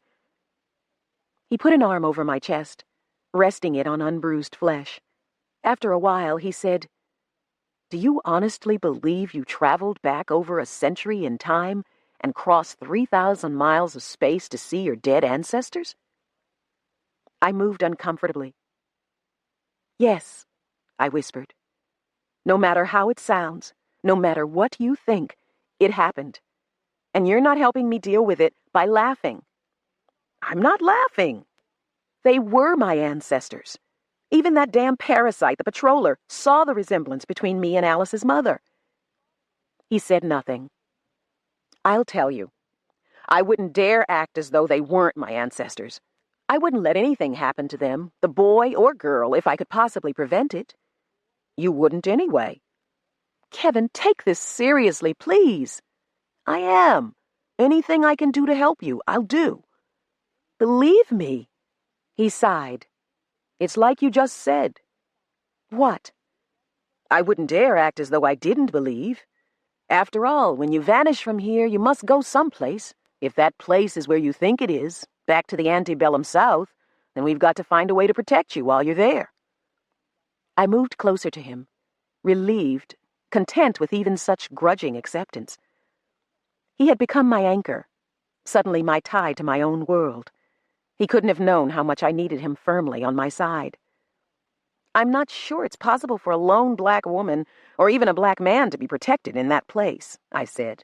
"But if you have an idea, I'll be glad to hear it." He said nothing for several seconds. Then he reached over me into the canvas bag and brought out the switchblade. "This might improve your chances, if you can bring yourself to use it." "I've seen it." "Can you use it?" "You mean, will I use it?" "Well, that too." "Yes." Before last night, I might not have been sure, but now, yes. He got up, left the room for a moment, and came back with 2 wooden rulers. "Show me," he said. I untied the cord of the canvas bag and got up, discovering sore muscles as I moved. I limped over to him, took one of the rulers, looked at it, rubbed my face groggily, and in a sudden slashing motion drew the ruler across his abdomen just as he was opening his mouth to speak. That's it, I said. He frowned. Kevin, I'm not going to be in any fair fights. He said nothing. You understand? I'm a poor, dumb, scared nigger until I get my chance. They won't even see the knife if I have my way. Not until it's too late. He shook his head. What else don't I know about you? I shrugged and got back into bed. I've been watching the violence of this time go by on the screen long enough to have picked up a few things. Glad to hear it. It doesn't matter much. He sat down next to where I lay. What do you mean? That most of the people around Rufus know more about real violence than the screenwriters of today will ever know. That's debatable. I just can't make myself believe I can survive in that place. Not with a knife, not even with a gun. He took a deep breath. Look, if you're drawn back there again, what can you do but try to survive? You're not going to just let them kill you. Oh, they won't kill me. Not unless I'm silly enough to resist the other things they'd rather do, like raping me, throwing me into jail as a runaway, and then selling me to the highest bidder when they see that my owner isn't coming to claim me. I rubbed my forehead. I almost wish I hadn't read about it. But it doesn't have to happen that way. There were free blacks. You could pose as one of them. Free blacks had papers to prove they were free. You could have papers too. We could forge something. If we knew what to forge. I mean, a certificate of freedom is what we need, but I don't know what they looked like. I've read about them, but I've never seen one. He got up and went to the living room. Moments later, he came back and dumped an armload of books on the bed. I brought everything we had on Black history, he said. Start hunting. There were 10 books. We checked indexes and even leafed through some of the books page by page to be sure. Nothing. I hadn't really thought there would be anything in these books. I hadn't read them all, but I'd at least glanced through them before. We'll have to go to the library then, said Kevin. We'll go today as soon as it's open. If I'm still here when it opens. He put the books on the floor and got back under the cover. Then he lay there frowning at me. What about the pass Alice's father was supposed to have? A pass? Well, that was just written permission for a slave to be somewhere other than at home at a certain time. Sounds like just a note. It is, I said. You've got it. One of the reasons it was against the law in some states to teach slaves to read and write was that they might escape by writing themselves passes. Some did escape that way. I got up, went to Kevin's office, and took a small scratch pad and a new pen from his desk and the large atlas from his bookcase. I'm going to tear Maryland out, I told him as I returned. Go ahead. I wish I had a road atlas for you. The roads in it wouldn't exist in those days, but it might show you the easiest way through the country. This one shows main highways, shows a lot of rivers, too, and in 1815 there were probably not many bridges.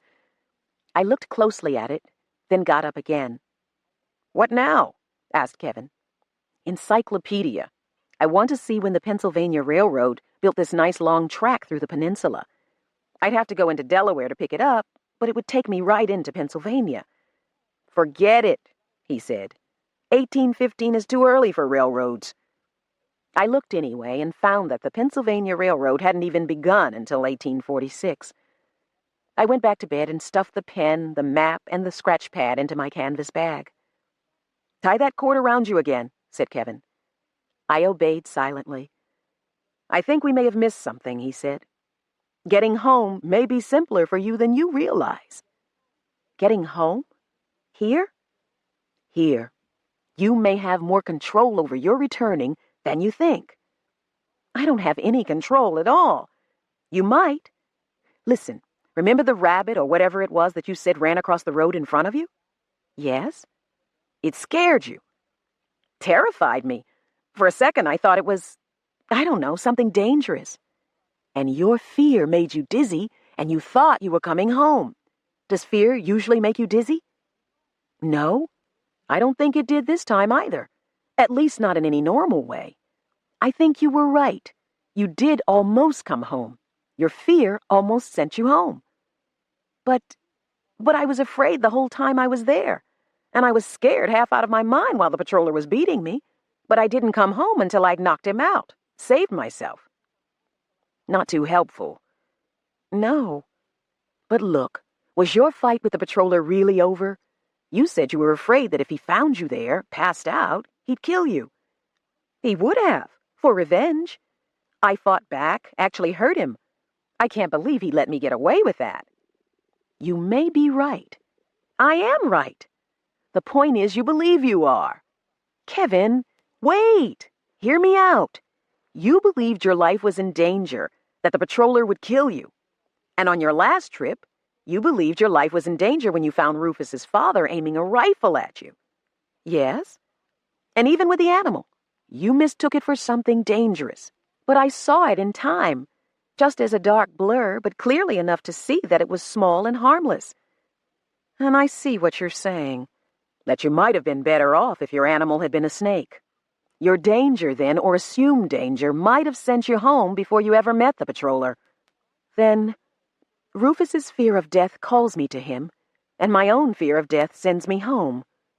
So it seems. That doesn't really help, you know? It could. Think about it, Kevin. If the thing I'm afraid of isn't really dangerous, a rabbit instead of a snake, then I stay where I am. If it is dangerous, it's liable to kill me before I get home. Going home does take a while, you know. I have to get through the dizziness, the nausea. Seconds. Seconds count when something is trying to kill you. I wouldn't dare put myself in danger in the hope of getting home before the axe fell. And if I got into trouble by accident, I wouldn't dare just wait passively to be saved. I might wind up coming home in pieces. Yes, I see your point. I sighed.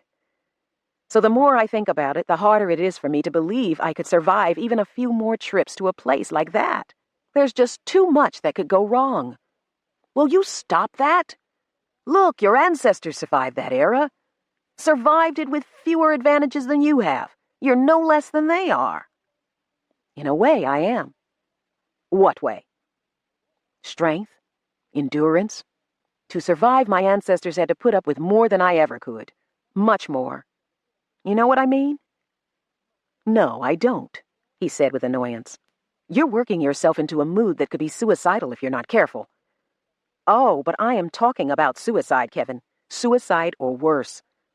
For instance, I would have used your knife against that patroller last night if I'd had it. I would have killed him. That would have ended the immediate danger to me, and I probably wouldn't have come home. But if that patroller's friends had caught me, they would have killed me. And if they hadn't caught me, they would probably have gone after Alice's mother. They may have anyway. So either I would have died, or I would have caused another innocent person to die. But the patroller was trying to... He stopped, looked at me. I see. Good. There was a long silence. He pulled me closer to him. Do I really look like that patroller? No. Do I look like someone you can come home to from where you may be going? I need you here to come home to. I've already learned that. He gave me a long, thoughtful look.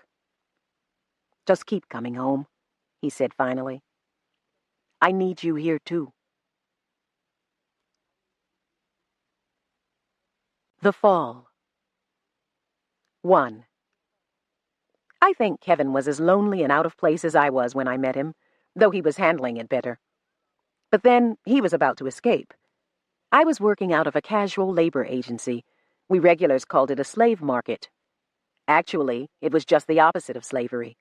The people who ran it couldn't have cared less whether or not you showed up to do the work they offered. They always had more job hunters than jobs anyway. If you wanted them to think about using you, you went to their office around 6 in the morning, signed in, and sat down to wait. Waiting with you were winos trying to work themselves into a few more bottles, poor women trying to supplement their welfare checks, kids trying to get a first job, older people who'd lost one job too many, and usually a poor, crazy old street lady who talked to herself constantly and who wasn't going to be hired no matter what because she only wore one shoe. You sat and sat until the dispatcher either sent you out on a job or sent you home. Home meant no money. Put another potato in the oven. Or, in desperation, sell some blood at one of the storefronts down the street from the agency. I had only done that once. Getting sent out meant the minimum wage minus Uncle Sam's share for as many hours as you were needed. You swept floors, stuffed envelopes, took inventory, washed dishes, sorted potato chips. Really? Cleaned toilets, marked prices on merchandise. You did whatever you were sent out to do. It was nearly always mindless work, and as far as most employers were concerned, it was done by mindless people. Non-people rented for a few hours, a few days, a few weeks. It didn't matter. I did the work. I went home, I ate, and then slept for a few hours. Finally, I got up and wrote. At 1 or 2 in the morning, I was fully awake, fully alive, and busy working on my novel. During the day, I carried a little box of no-dos. I kept awake with them, but not very wide awake. The first thing Kevin ever said to me was, "Why do you go around looking like a zombie all the time?" He was just one of several regular employees at an auto parts warehouse where a group of us from the agency were doing an inventory. I was wandering around between shelves of nuts, bolts, chrome, and heaven knew what else, checking other people's work. I had a habit of showing up every day and of being able to count, so the supervisor decided that, zombie or not, I should check the others. He was right. People came in after a hard night of drinking and counted 5 units per clearly marked 50-unit container. Zombie? I repeated, looking up from the tray of short black wires at Kevin. "You look like you sleepwalk through the day," he said. "Are you high on something or what?" He was just a stock helper or some such bottom-of-the-ladder type. He had no authority over me, and I didn't owe him any explanations. "I do my work," I said quietly. I turned back to the wires, counted them, corrected the inventory slip, initialed it, and moved down to the next shelf. "Buzz told me you were a writer," said the voice that I thought had gone away. "Look, I can't count with you talking to me." I pulled out a tray full of large screws, 25 to a box. "Take a break." "Did you see that agency guy they sent home yesterday? He took 1 break too many. Unfortunately, I need this job." "Are you a writer?" "I'm a joke as far as Buzz is concerned. He thinks people are strange if they even read books. Besides," I added bitterly, "what would a writer be doing working out of a slave market?" "Keeping yourself in rent and hamburgers, I guess. That's what I'm doing working at a warehouse." I woke up a little then and really looked at him. He was an unusual-looking white man, his face young, almost unlined, but his hair completely gray, and his eyes so pale as to be almost colorless. He was muscular, well-built, but no taller than my own 5'8", so that I found myself looking directly into the strange eyes. I looked away startled, wondering whether I had really seen anger there. Maybe he was more important in the warehouse than I had thought. Maybe he had some authority. "Are you a writer?" I asked. "I am now," he said, and he smiled. "Just sold a book. I'm getting out of here for good on Friday." I stared at him with a terrible mixture of envy and frustration. "Congratulations." "Look," he said, still smiling, "it's almost lunchtime. Eat with me. I want to hear about what you're writing." And he was gone. I hadn't said yes or no, but he was gone. "Hey," whispered another voice behind me. Buzz. The agency clown when he was sober. Wine put him into some kind of trance, though, and he just sat and stared and looked retarded, which he wasn't quite. He just didn't give a damn about anything, including himself. He drank up his pay and walked around in rags. Also, he never bathed. "Hey, you two gonna get together and write some books?" he asked, leering. "Get out of here." "You gonna write some pornography together?" He went away laughing. Later, at one of the round rusting metal tables in the corner of the warehouse that served as the lunch area, I found out more about my new writer friend. Kevin Franklin, his name was, and he'd not only gotten his book published, but he'd made a big paperback sale. He could live on the money while he wrote his next book. He could give up shit work, hopefully forever.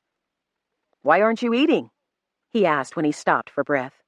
The warehouse was in a newly built industrial section of Compton, far enough from coffee shops and hot dog stands to discourage most of us from going out to eat.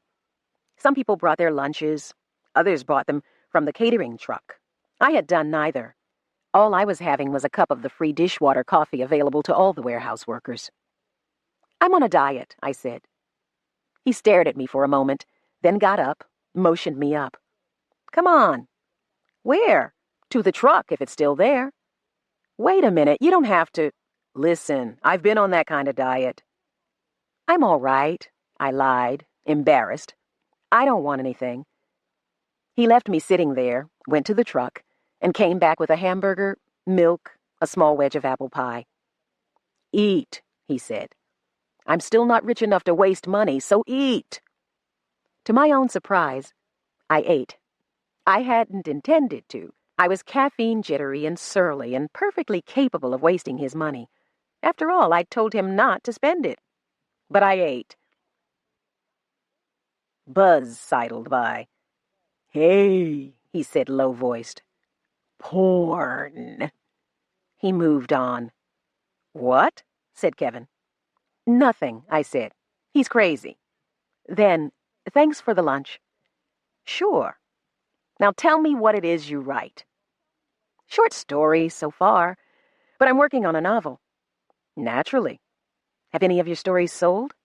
"Some. To little magazines no one ever heard of. The kind that pay in copies of the magazine." He shook his head. "You're going to starve." "No." "After a while, I'll convince myself that my aunt and uncle were right." "About what?" "That you should have been an accountant." I surprised myself again by laughing aloud. The food was reviving me. "They didn't think of accounting," I said. "But they would have approved of it. It's what they call sensible. They wanted me to be a nurse, a secretary, or a teacher like my mother. At the very best, a teacher." "Yes," he sighed. "I was supposed to be an engineer myself." "That's better, at least." "Not to me."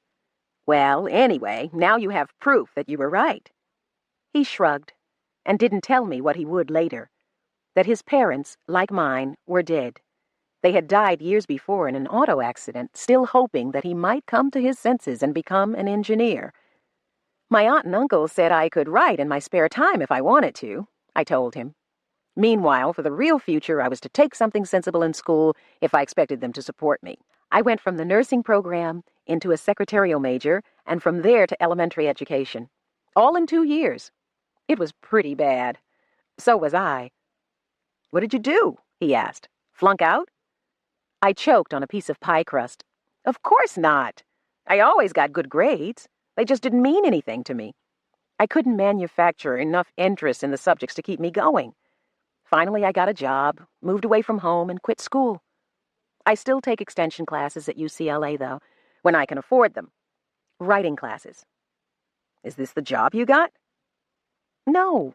I worked for a while at an aerospace company. I was just a clerk typist, but I talked my way into the publicity office. I was doing articles for their company newspaper and press releases to send out. They were glad to have me do it once I showed them I could. They had a writer for the price of a clerk typist." "Sounds like something you could have stayed with and moved up." "I meant to. Ordinary clerical work I couldn't stand, but that was good. Then about a year ago, they laid off the whole department." He laughed, but it sounded like sympathetic laughter. Buzz, coming back from the coffee machine, muttered, "Chocolate and vanilla porn." I closed my eyes in exasperation. He always did that. Started a joke that wasn't funny to begin with, then beat it to death. God, I wish he'd get drunk and shut up. "Does getting drunk shut him up?" asked Kevin. I nodded. "Nothing else will do it." "No matter. I heard what he said this time." The bell rang, ending the lunch half-hour, and he grinned. He had a grin that completely destroyed the effect of his eyes. Then he got up and left. But he came back. He came back all week, at breaks, at lunch. My daily drawback at the agency gave me money enough to buy my own lunches and pay my landlady a few dollars, but I still looked forward to seeing him, talking to him. He had written and published 3 novels, he told me, and outside members of his family, he'd never met anyone who'd read one of them. They'd brought so little money that he'd gone on taking mindless jobs like this one at the warehouse, and he'd gone on writing, unreasonably against the advice of saner people. He was like me, A kindred spirit crazy enough to keep on trying. And now, finally... "I'm even crazier than you," he said. "After all, I'm older than you. Old enough to recognize failure and stop dreaming, so I'm told." He was a prematurely gray 34. He had been surprised to learn that I was only 22. "You look older," he said tactlessly. "So do you," I muttered. He laughed. "I'm sorry, but at least it looks good on you." I wasn't sure what it was that looked good on me, but I was glad he liked it. His likes and dislikes were becoming important to me. One of the women from the agency told me with typical slave market candor that he and I were the weirdest-looking couple she had ever seen. I told her, not too gently, that she hadn't seen much, and that it was none of her business anyway. But from then on, I thought of Kevin and I as a couple. It was pleasant thinking. My time at the warehouse and his job there ended on the same day. Buzz's matchmaking had given us a week together. "Listen," said Kevin on the last day. "You like plays?" "Plays? Sure. I wrote a couple while I was in high school. One actor's pretty bad." I did something like that myself. He took something from his pocket and held it out to me. Tickets. 2 tickets to a hit play that had just come to Los Angeles. I think my eyes glittered. "I don't want you to get away from me just because we won't be co-workers anymore," he said. "Tomorrow evening?" "Tomorrow evening," I agreed. It was a good evening. I brought him home with me when it was over, and the night was even better. Sometime during the early hours of the next morning, when we lay together, tired and content in my bed, I realized that I knew less about loneliness than I had thought, and much less than I would know when he went away. 2. I decided not to go to the library with Kevin to look for forgeable free papers. I was worried about what might happen if Rufus called me from the car while it was moving. Would I arrive in his time still moving but without the car to protect me? Or would I arrive safe and still, but have trouble when I returned home, because this time the home I returned to might be in the middle of a busy street? I didn't want to find out. So while Kevin got ready to go to the library, I sat on the bed, fully dressed, stuffing a comb, a brush, and a bar of soap into my canvas bag. I was afraid I might be trapped in Rufus's time for a longer period if I went again. My first trip had lasted only a few minutes, my second a few hours. What was next? Days? Kevin came in to tell me he was going. I didn't want him to leave me alone, but I thought I had done enough whining for one morning. I kept my fear to myself, or I thought I did. "You feel all right?" he asked me. "You don't look so good."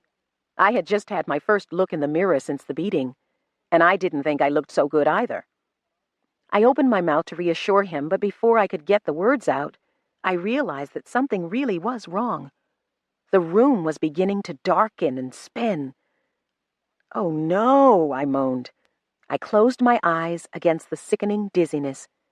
Then I sat hugging the canvas bag and waiting.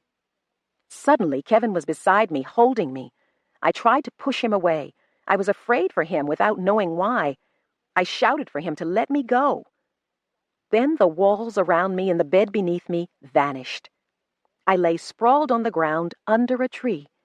Kevin lay beside me, still holding me. Between us was the canvas bag. "Oh, God," I muttered, sitting up. Kevin sat up too and looked around wildly. We were in the woods again, and it was day this time. The country was much like what I remembered from my first trip, though there was no river in sight this time. "It happened," said Kevin. "It's real." I took his hand and held it, glad of its familiarity. And yet I wished he were back at home. In this place, he was probably better protection for me than free papers would have been, but I didn't want him here. I didn't want this place to touch him except through me. But it was too late for that. I looked around for Rufus, knowing that he must be nearby. He was. And the moment I saw him, I knew I was too late to get him out of trouble this time. He was lying on the ground, his body curled in a small knot, his hands clutching one leg.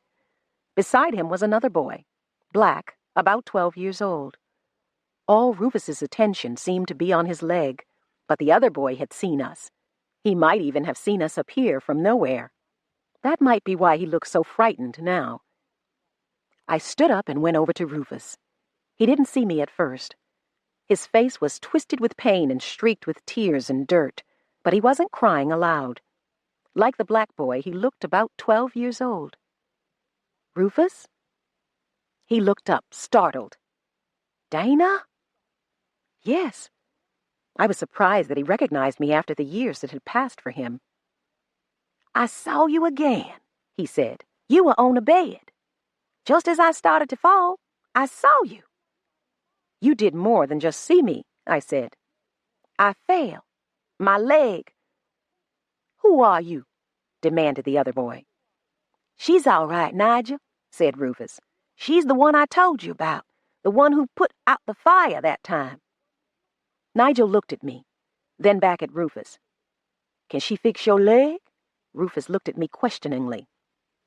"I doubt it," I said, "but let me see anyway." I moved his hands away and as gently as I could, pulled his pants leg up. His leg was discolored and swollen. "Can you move your toes?" I asked. He tried, managed to move 2 toes feebly. "It's broken," commented Kevin. He had come closer to look. "Yes." I looked at the other boy, Nigel. "Where'd he fall from?" "There." The boy pointed upward. There was a tree limb hanging high above us. A broken tree limb. "You know where he lives?" I asked. "Sure. I live there too." The boy was probably a slave, I realized, the property of Rufus's family. "You sure do talk funny," said Nigel.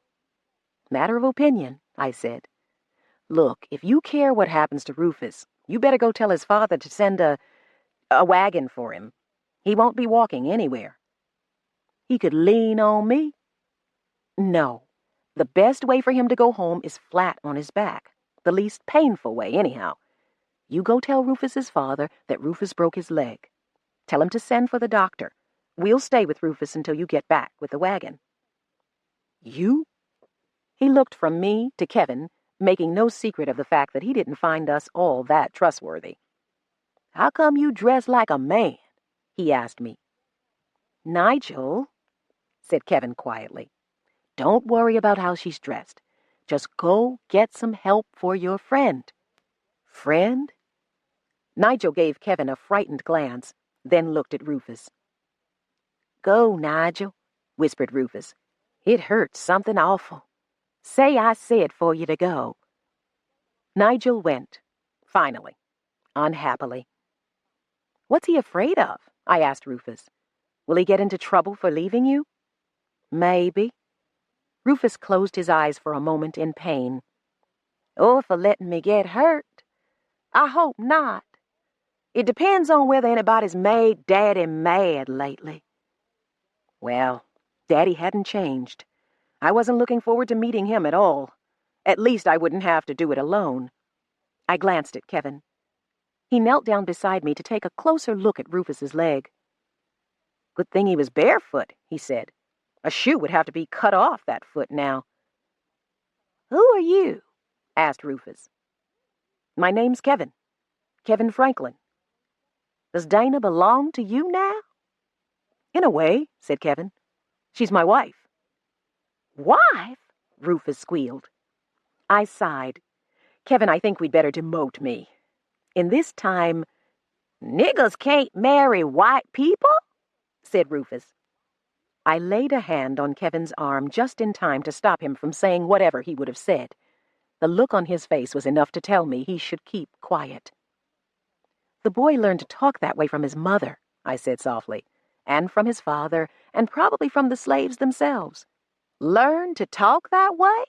asked Rufus. "About niggers," I said.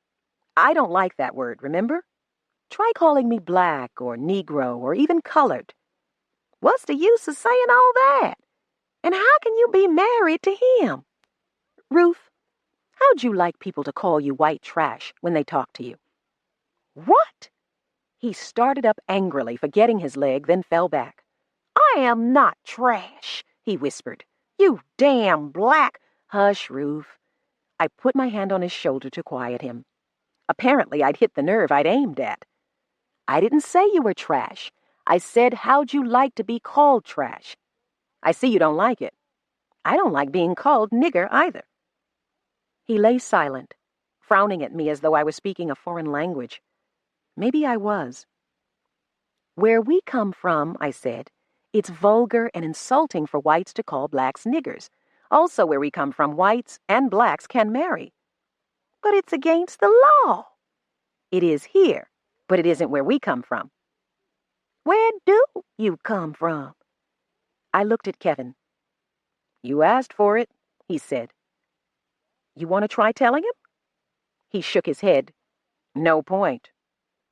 Not for you, maybe, but for me. I thought for a moment, trying to find the right words.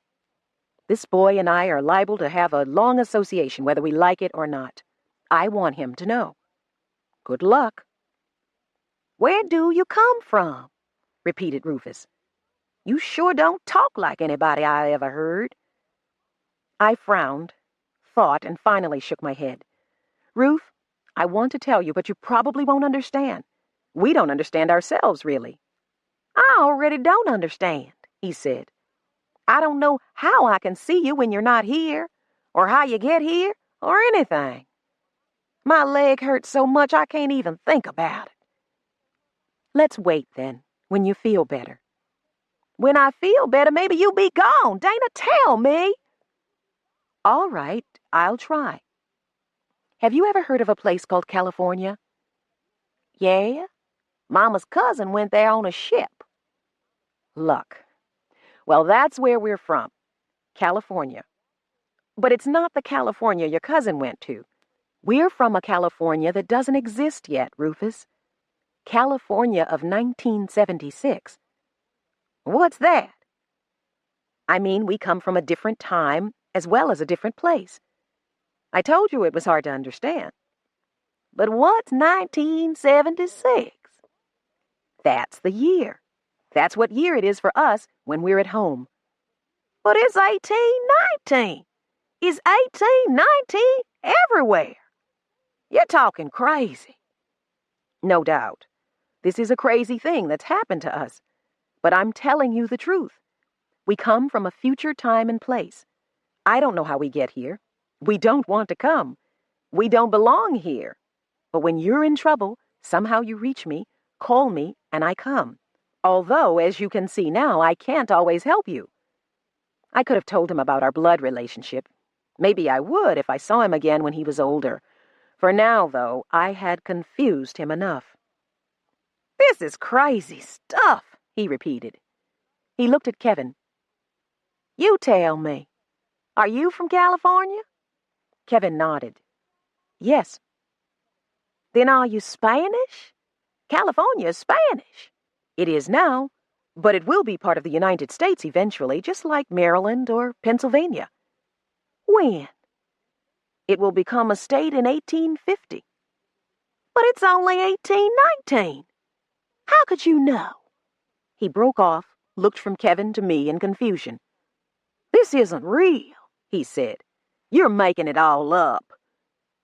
It's real, said Kevin quietly. But how could it be? We don't know, but it is. He thought for a while, looking from one to the other of us.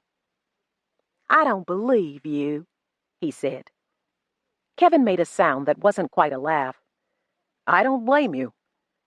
I shrugged. All right, Ruf. I wanted you to know the truth, but I can't blame you for not being able to accept it either. 1976, said the boy slowly.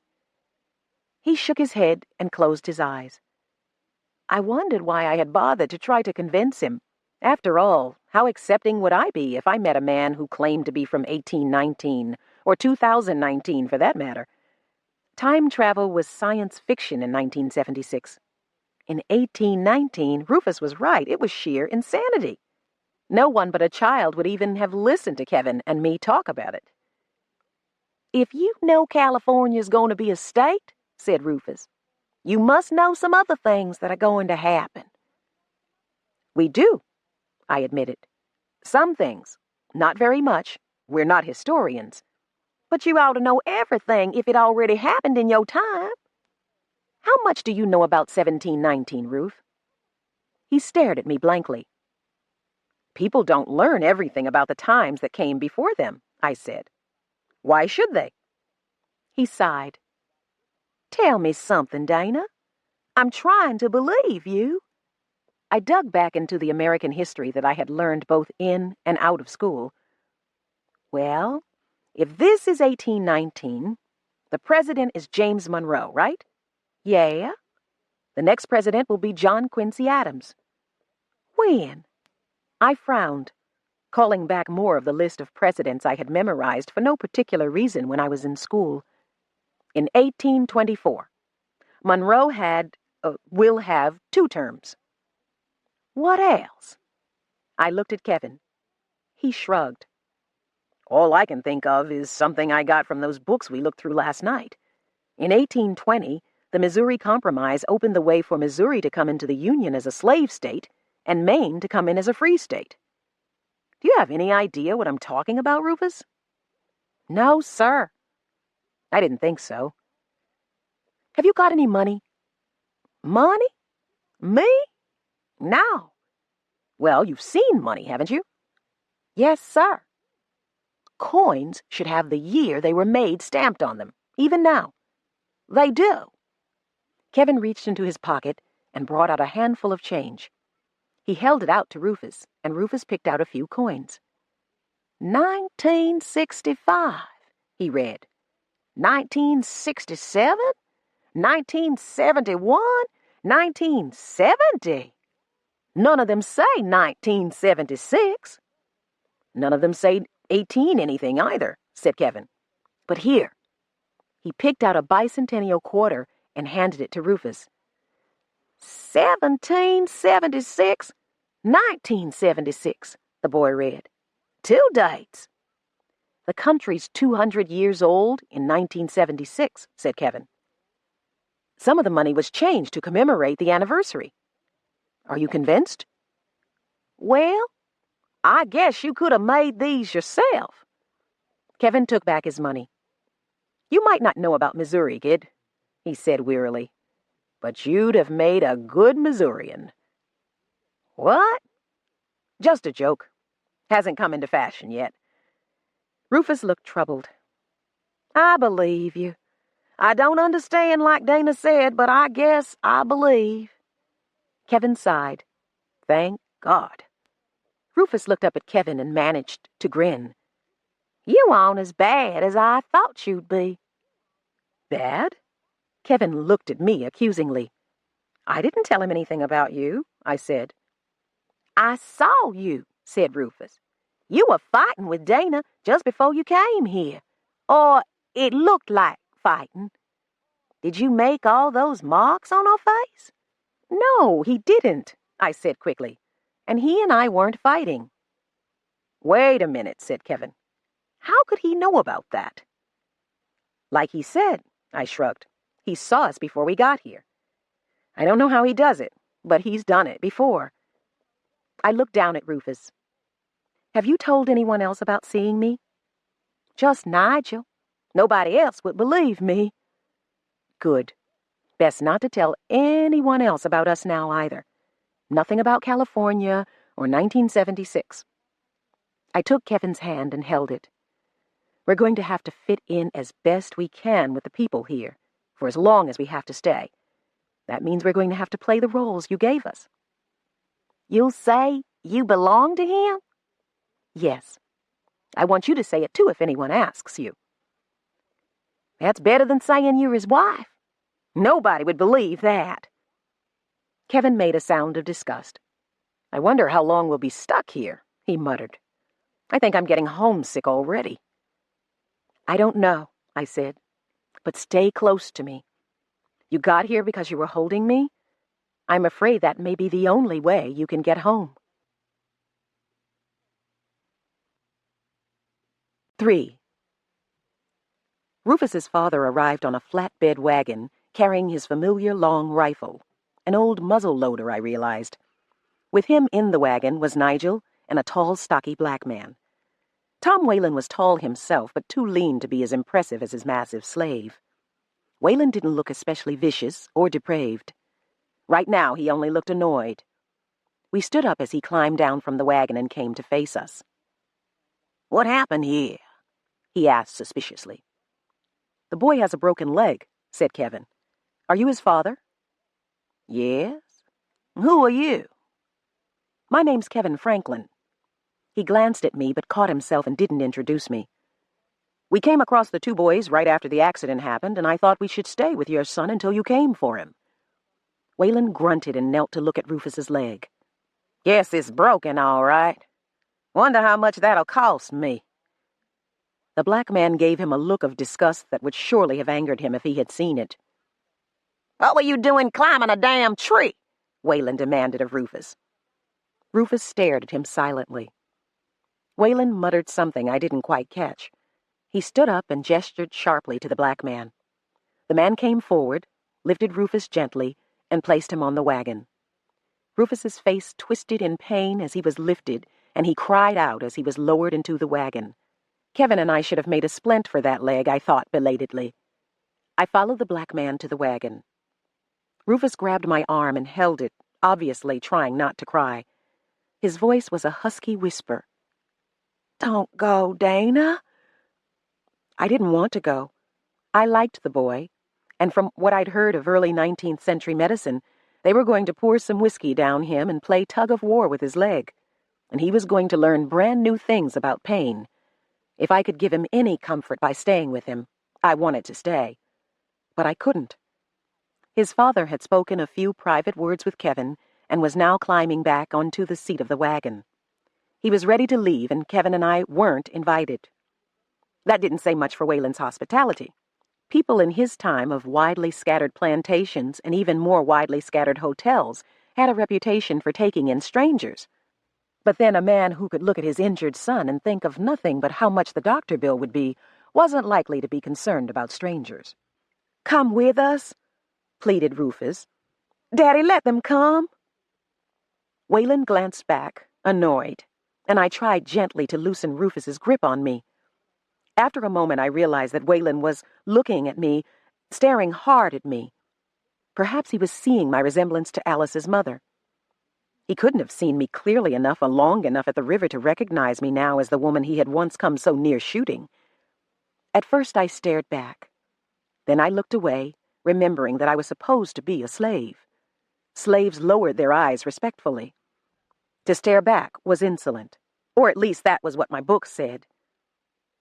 "Come along and have dinner with us," Whalen told Kevin. "You may as well.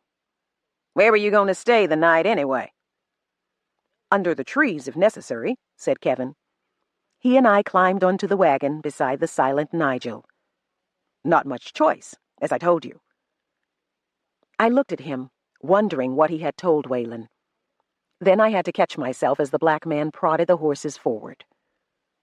"You girl," Whalen said to me. "What's your name?" "Dana, sir." He turned to stare at me again, this time as though I'd said something wrong. "Where do you come from?" I glanced at Kevin, not wanting to contradict anything he had said. He gave me a slight nod, and I assumed I was free to make up my own lies. "I'm from New York." Now the look he was giving me was really ugly, and I wondered whether he'd heard a New York accent recently and found mine a poor match. Or was I saying something wrong? I hadn't said 10 words to him. What could be wrong? Whalen looked sharply at Kevin, then turned around and ignored us for the rest of the trip. We went through the woods to a road, and along the road past a field of tall golden wheat. In the field, slaves, mostly men, worked steadily, swinging scythes with attached wooden racks that caught the cut wheat in neat piles. Other slaves, mostly women, followed them, tying the wheat into bundles. None of them seemed to pay any attention to us. I looked around for a white overseer and was surprised not to see one. The Whalen house surprised me too when I saw it in daylight. It wasn't white. It had no columns, no porch to speak of. I was almost disappointed. It was a red brick Georgian colonial, boxy but handsome in a quiet kind of way, 2.5 stories high, with dormered windows and a chimney on each end. It wasn't big or imposing enough to be called a mansion. In Los Angeles, in our time, Kevin and I could have afforded it. As the wagon took us up to the front steps, I could see the river off to one side and some of the land I had run through a few years before. Scattered trees, unevenly cut grass, the row of cabins far off to one side almost hidden by the trees, the fields, the woods. There were other buildings lined up beside and behind the house opposite the slave cabins. As we stopped, I was almost sent off to one of these. "Luke," said Waylon to the black man, "take Dana around the back and get us something to eat." "Yes, sir," said the black man softly. "Want me to take Moss Roof upstairs first?" "Do what I told you. I'll take him up." I saw Rufus set his teeth. "I'll see you later," I whispered, but he wouldn't let go of my hand until I spoke to his father. "Mr. Waylon, I don't mind staying with him. He seems to want me to." Waylon looked exasperated. "Well, come on, then. You can wait with him until the doctor comes." He lifted Rufus with no particular care and strode up the steps to the house. Kevin followed him. "You watch out," said the black man softly as I started after them. I looked at him, surprised, not sure he was talking to me. He was. "Moss Tom can turn mean pretty quick," he said. "So can the boy, now that he's growing up. Your face looks like maybe you had enough white folks' meanness for a while." I nodded. "I have, all right. And thanks for the warning." Nigel had come to stand next to the man, and I realized as I spoke that the two looked much alike, the boy a smaller replica of the man. Father and son, probably. They resembled each other more than Rufus and Tom Waylon did. As I hurried up the steps and into the house, I thought of Rufus and his father, of Rufus becoming his father.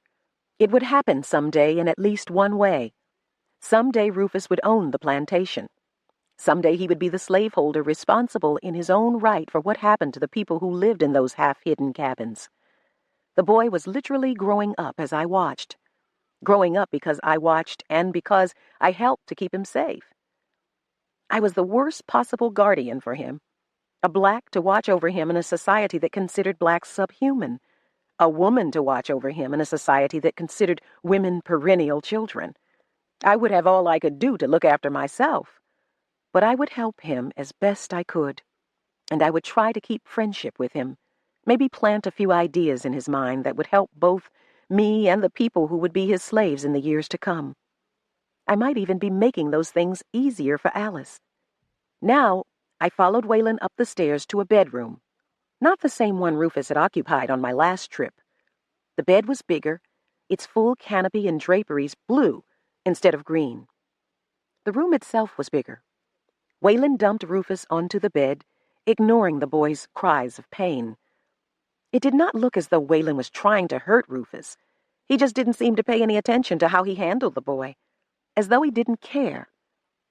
Then as Waylon was leading Kevin out of the room, a red-haired woman hurried in. "Where is he?" she demanded breathlessly. "What happened?" Rufus's mother. I remembered her. She pushed her way into the room just as I was putting Rufus's pillow under his head. "What are you doing to him?" she cried. "Leave him alone!" She tried to pull me away from her son. She had only one reaction when Rufus was in trouble. One wrong reaction. Fortunately for both of us, Waylon reached her before I forgot myself and pushed her away from me. He caught her, held her, spoke to her quietly. "Margaret, now listen. The boy has a broken leg, that's all. There's nothing you can do for a broken leg. I've already sent for the doctor." Margaret Waylon seemed to calm down a little. She stared at me. "What's she doing here?" "She belongs to Mr. Kevin Franklin here." Waylon waved a hand, presenting Kevin, who, to my surprise, bowed slightly to the woman. "Mr. Franklin is the one who found Rufus hurt," Waylon continued. He shrugged. "Rufus wanted the girl to stay with him. Can't do any harm." He turned and walked away. Kevin followed him reluctantly. The woman may have been listening as her husband spoke, but she didn't look as though she was. She was still staring at me, frowning at me as though she was trying to remember where she'd seen me before. The years hadn't changed her much, and of course they hadn't changed me at all. But I didn't expect her to remember. Her glimpse of me had been too brief, and her mind had been on other things. "I've seen you before," she said. "Hell." "Yes, ma'am, you may have." I looked at Rufus and saw that he was watching us. "Mom?" he said softly. The accusing stare vanished, and the woman turned quickly to attend him. "My poor baby," she murmured, cradling his head in her hands. "Seems like everything happens to you, doesn't it? A broken leg." She looked close to tears, and there was Rufus swung from his father's indifference to his mother's sugary concern. I wondered whether he was too used to the contrast to find it dizzying. "Mama, can I have some water?" he asked. The woman turned to look at me as though I had offended her. "Can't you hear? Get him some water." "Yes, ma'am. Where shall I get it?" She made a sound of disgust and rushed toward me. When I jumped out of her way, she kept right on going through the door that I had been standing in front of. I looked after her and shook my head. Then I took the chair that was near the fireplace and put it beside Rufus's bed. I sat down, and Rufus looked up at me solemnly. "Did you ever break your leg?" he asked. "No. I broke my wrist once, though." "When they fixed it, did it hurt much?" I drew a deep breath. "Yes." "I'm scared." "So was I said, remembering. "But, Ruf, it won't take long, and when the doctor is finished, the worst will be over." "Won't it still hurt after?" "For a while, but it will heal. If you stay off it and give it a chance, it will heal." Margaret Whalen rushed back into the room with water for Rufus and more hostility for me than I could see any reason for. "You're to go out to the cookhouse and get some supper," she told me as I got out of her way. But she made it sound as though she were saying, "You're to go straight to hell." There was something about me that these people didn't like, except for Rufus. It wasn't just racial. They were used to black people. Maybe I could get Kevin to find out what it was. "Mama, can't she stay?" asked Rufus. The woman threw me a dirty look, then turned gentler eyes on her son. "She can come back later," she told him. "Your father wants her downstairs now." More likely it was his mother who wanted me downstairs now, and possibly for no more substantial reason than that her son liked me.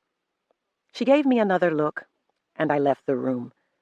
The woman would have made me uncomfortable even if she'd liked me. She was too much nervous energy compacted into too small a container. I didn't want to be around when she exploded. But at least she loved Rufus, and he must have been used to her fussing over him.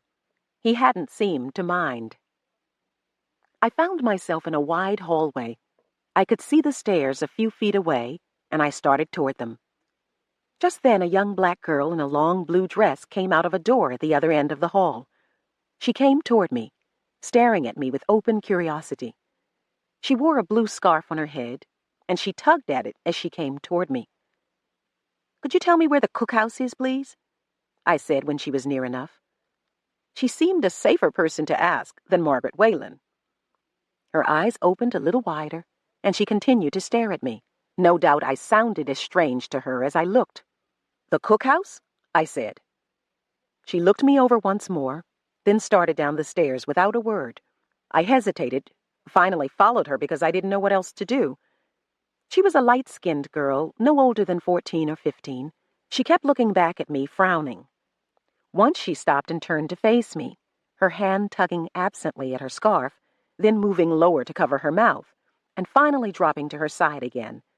She looked so frustrated that I realized something was wrong. "Can you talk?" I asked. She sighed, shook her head. "But you can hear and understand." She nodded, then plucked at my blouse, at my pants. She frowned at me. Was that the problem, then? "They're the only clothes I have right now," I said. My master will buy me some better ones sooner or later. Let it be Kevin's fault that I was dressed like a man. It was probably easier for the people here to understand a master too poor or too stingy to buy me proper clothing than it would be for them to imagine a place where it was normal for women to wear pants. As though to assure me that I had said the right thing, the girl gave me a look of pity, then took my hand and led me to the cookhouse. As we went, I took more notice of the house than I had before. More notice of the downstairs hall, anyway. Its walls were a pale green, and it ran the length of the house. At the front, it was wide and bright with light from the windows beside and above the door. It was strewn with oriental rugs of different sizes. Near the front door there was a wooden bench, a chair, and 2 small tables. Past the stairs, the hall narrowed, and at its end, there was a back door that we went through. Outside was the cookhouse, a little white frame cottage not far behind the main house. I had read about outdoor kitchens and outdoor toilets. I hadn't been looking forward to either. Now, though, the cookhouse looked like the friendliest place I'd seen since I arrived. Luke and Nigel were inside eating from wooden bowls with what looked like wooden spoons, and there were 2 younger children, a girl and a boy, sitting on the floor eating with their fingers. I was glad to see them there, because I'd read about kids their age being rounded up and fed from troughs like pigs. Not everywhere, apparently. At least, not here. There was a stocky, middle-aged woman stirring a kettle that hung over the fire in the fireplace. The fireplace itself filled one whole wall. It was made of brick, and above it was a huge plank from which hung a few utensils. There were more utensils off to one side, hanging from hooks on the wall. I stared at them and realized that I didn't know the proper names of any of them. Even things as commonplace as that. I was in a different world. The cook finished stirring her kettle and turned to look at me. She was as light-skinned as my mute guide, a handsome, middle-aged woman, tall and heavy-set. Her expression was grim, her mouth turned down at the corners, but her voice was soft and low. "Carrie," she said. "Who's this?" My guide looked at me. "My name is Dana," I said. "My master's visiting here. Mrs. Whalen told me to come out for supper." "Mrs. Whalen?" The woman frowned at me. "The red-haired woman, Rufus's mother?" I didn't quite catch myself in time to say Mr. Rufus. I didn't really see why I should have to say anything. How many Mrs. Whalens were there on the place anyway? "Miss Margaret," said the woman, and under her breath, "Bitch." I stared at her in surprise, thinking she meant me. "Sarah?" Luke's tone was cautioning. He couldn't have heard what the cook said from where he was. Either she said it often, or he had read her lips. But at least now I understood that it was Mrs. Whalen, Miss Margaret, who was supposed to be the bitch. The cook said nothing else. She got me a wooden bowl, filled it with something from a pot near the fire, and handed it to me with a wooden spoon. Supper was cornmeal mush. The cook saw that I was looking at it instead of eating it, and she misread my expression. "That's not enough?" she asked. "Oh, it's plenty." I held my bowl protectively, fearful that she might give me more of the stuff. "Thank you." I sat down at the end of a large, heavy table across from Nigel and Luke. I saw that they were eating the same mush, though theirs had milk on it. I considered asking for milk on mine, but I didn't really think it would help. Whatever was in the kettle smelled good enough to remind me that I hadn't had breakfast, hadn't had more than a few bites of dinner the night before. I was starving, and Sarah was cooking meat, probably a stew. I took a bite of the mush and swallowed it without tasting it. "We get better food later on after the white folks eat," said Luke. "We get whatever they leave." Table scraps, I thought bitterly. Someone else's leftovers. And no doubt, if I was here long enough, I would eat them and be glad to get them. They had to be better than boiled meal. I spooned the mush into my mouth, quickly fanning away several large flies. Flies. This was an era of rampant disease. I wondered how clean our leftovers would be by the time they reached us. "Say you was from New York?" asked Luke. "Yes." "Free state?" Yes, I replied. That's why I was brought here. The questions made me think of Alice and her mother. I looked at Luke's broad face, wondering whether it would do any harm to ask about them. But how could I admit to knowing them years ago when I was supposed to be new here? Nigel knew I had been here before, but Sarah and Luke might not. It would be safer to wait, save my questions for Rufus. People in New York talk like you? Asked Nigel. Some do, not all. Dress like you? Asked Luke. No, I dress in what Master Kevin gives me to dress in. I wish they'd stop asking questions. I didn't want them to make me tell lies I might forget later. Best to keep my background as simple as possible. The cook came over and looked at me, at my pants. She pinched up a little of the material, feeling it. What cloth is this? She asked. Polyester double knit, I thought. But I shrugged. I don't know. She shook her head and went back to her pot. You know, I said to her back, I think I agree with you about Miss Margaret. She said nothing. The warmth I'd felt when I came into the room was turning out to be nothing more than the heat of the fire. Why you try to talk like white folks? Nigel asked me. I don't, I said, surprised. I mean, this is really the way I talk. More like white folks than some white folks. I shrugged, hunted through my mind for an acceptable explanation. My mother taught school, I said, and a nigger teacher? I winced, nodded. Free blacks can have schools. My mother talked the way I do. She taught me. You'll get into trouble, he said. Mas Tom already don't like you. You talk too educated and you come from a free state. Why should either of those things matter to him? I don't belong to him. The boy smiled. He don't want no niggers round here talking better than him, putting freedom ideas in our heads. Like we so dumb we need some stranger to make us think about freedom, muttered Luke. I nodded, but I hoped they were wrong. I didn't think I had said enough to Wayland for him to make that kind of judgment. I hoped he wasn't going to make that kind of judgment. I wasn't good at accents. I had deliberately decided not to try to assume one. But if that meant I was going to be in trouble every time I opened my mouth, my life here would be even worse than I had imagined. How can Ma's Ruth see you before you get here? Nigel asked. I choked down a swallow of mush. I don't know, I said. But I wish to heaven he couldn't. 4. I stayed in the cookhouse when I finished eating because it was near the main house, and because I thought I could make it from the cookhouse into the hall if I started to feel dizzy, just in case. Wherever Kevin was in the house, he would hear me if I called from the hallway. Luke and Nigel finished their meal and went to the fireplace to say something privately to Sarah. At that moment, Carrie, the mute, slipped me bread and a chunk of ham.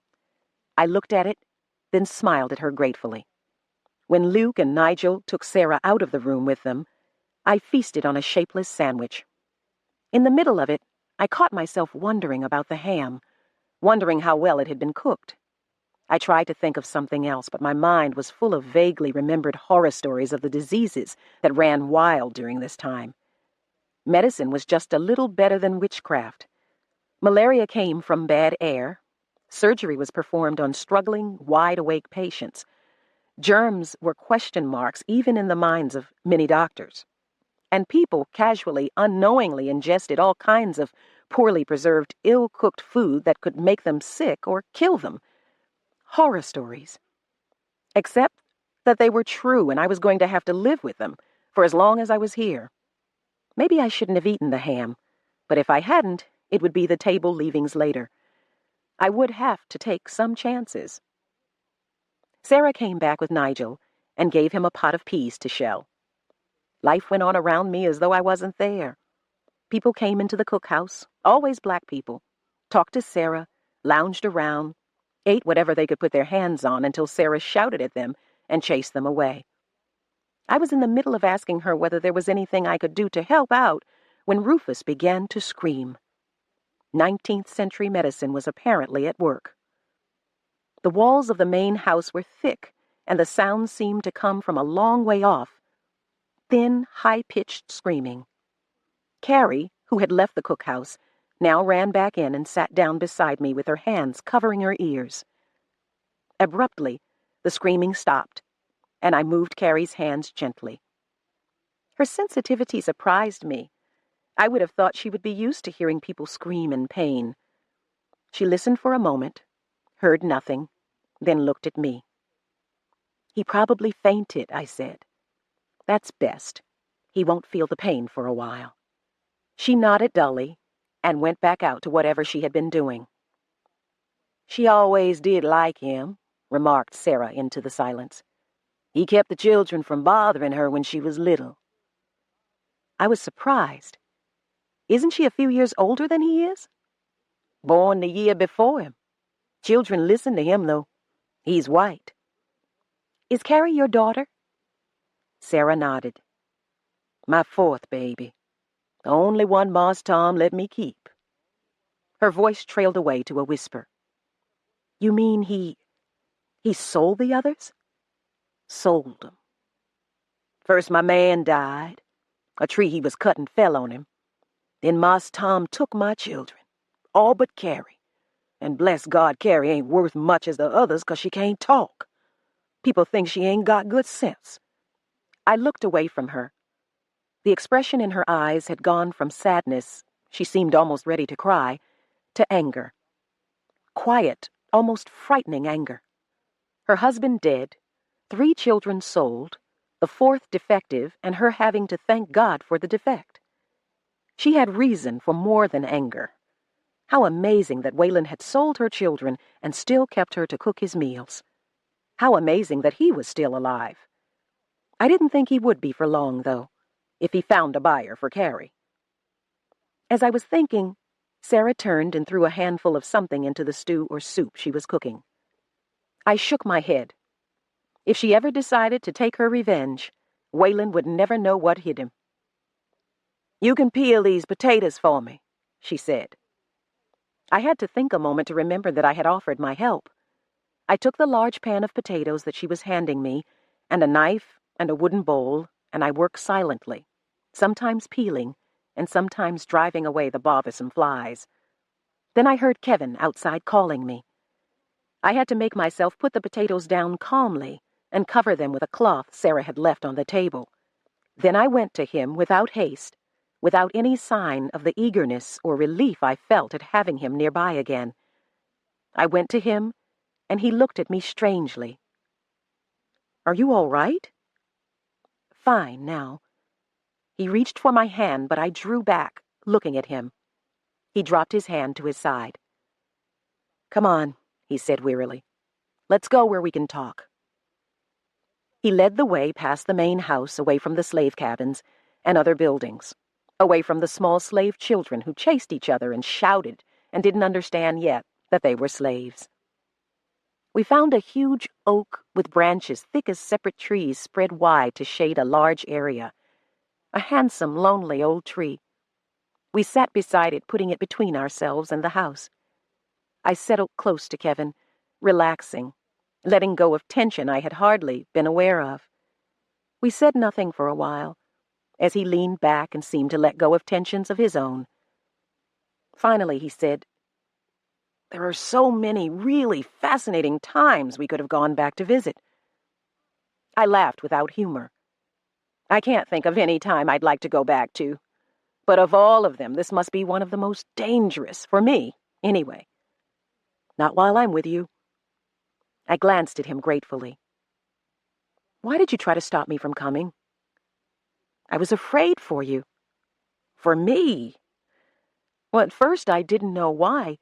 I just had the feeling you might be hurt trying to come with me. Then when you were here, I realized that you probably couldn't get back without me. That means if we're separated, you're stranded here for years, maybe for good." He drew a deep breath and shook his head. "There wouldn't be anything good about that." "Stay close to me. If I call, come quick." He nodded, and after a while said, "I could survive here, though, if I had to. I mean, if—" "Kevin, no ifs. please. I only mean I wouldn't be in the danger you would be in. No? But he'd be in another kind of danger. A place like this would endanger him in a way I didn't want to talk to him about. If he was stranded here for years, some part of this place would rub off on him. No large part, I knew, but if he survived here, it would be because he managed to tolerate the life here. He wouldn't have to take part in it, but he would have to keep quiet about it. Free speech and press hadn't done too well in the antebellum South. Kevin wouldn't do too well either. The place, the time, would either kill him outright or mark him somehow. I didn't like either possibility. Dana? I looked at him. Don't worry. We arrived together, and we'll leave together. I didn't stop worrying, but I smiled and changed the subject. How's Rufus? I heard him screaming. Poor kid. I was glad when he passed out. The doctor gave him some opium, but the pain seemed to reach him right through it. I had to help hold him. Opium? Will he be all right? The doctor thought so, although I don't know how much a doctor's opinion is worth in this time. I hope he's right. I hope Rufus has used up all his bad luck just in getting the set of parents he's stuck with. Kevin lifted one arm and turned it to show me a set of long, bloody scratches. Margaret Whalen, I said softly. She shouldn't have been there, he said. When she finished with me, she started on the doctor. Stop hurting my baby. I shook my head. What are we going to do, Kevin? Even if these people were sane, we couldn't stay here among them. Yes, we can. I turned to stare at him. I made up a story for Whalen to explain why we were here and why we were broke. He offered me a job. Doing what? Tutoring your little friend. Seems he doesn't read or write any better than he climbs trees. But doesn't he go to school? Not while that leg is healing, and his father doesn't want him to fall any farther behind than he already is. Is he behind others his age? Whalen seemed to think so. He didn't come right out and say it, but I think he's afraid the kid isn't very bright. I'm surprised he cares one way or the other, and I think he's wrong. But for once, Rufus's bad luck is our good luck.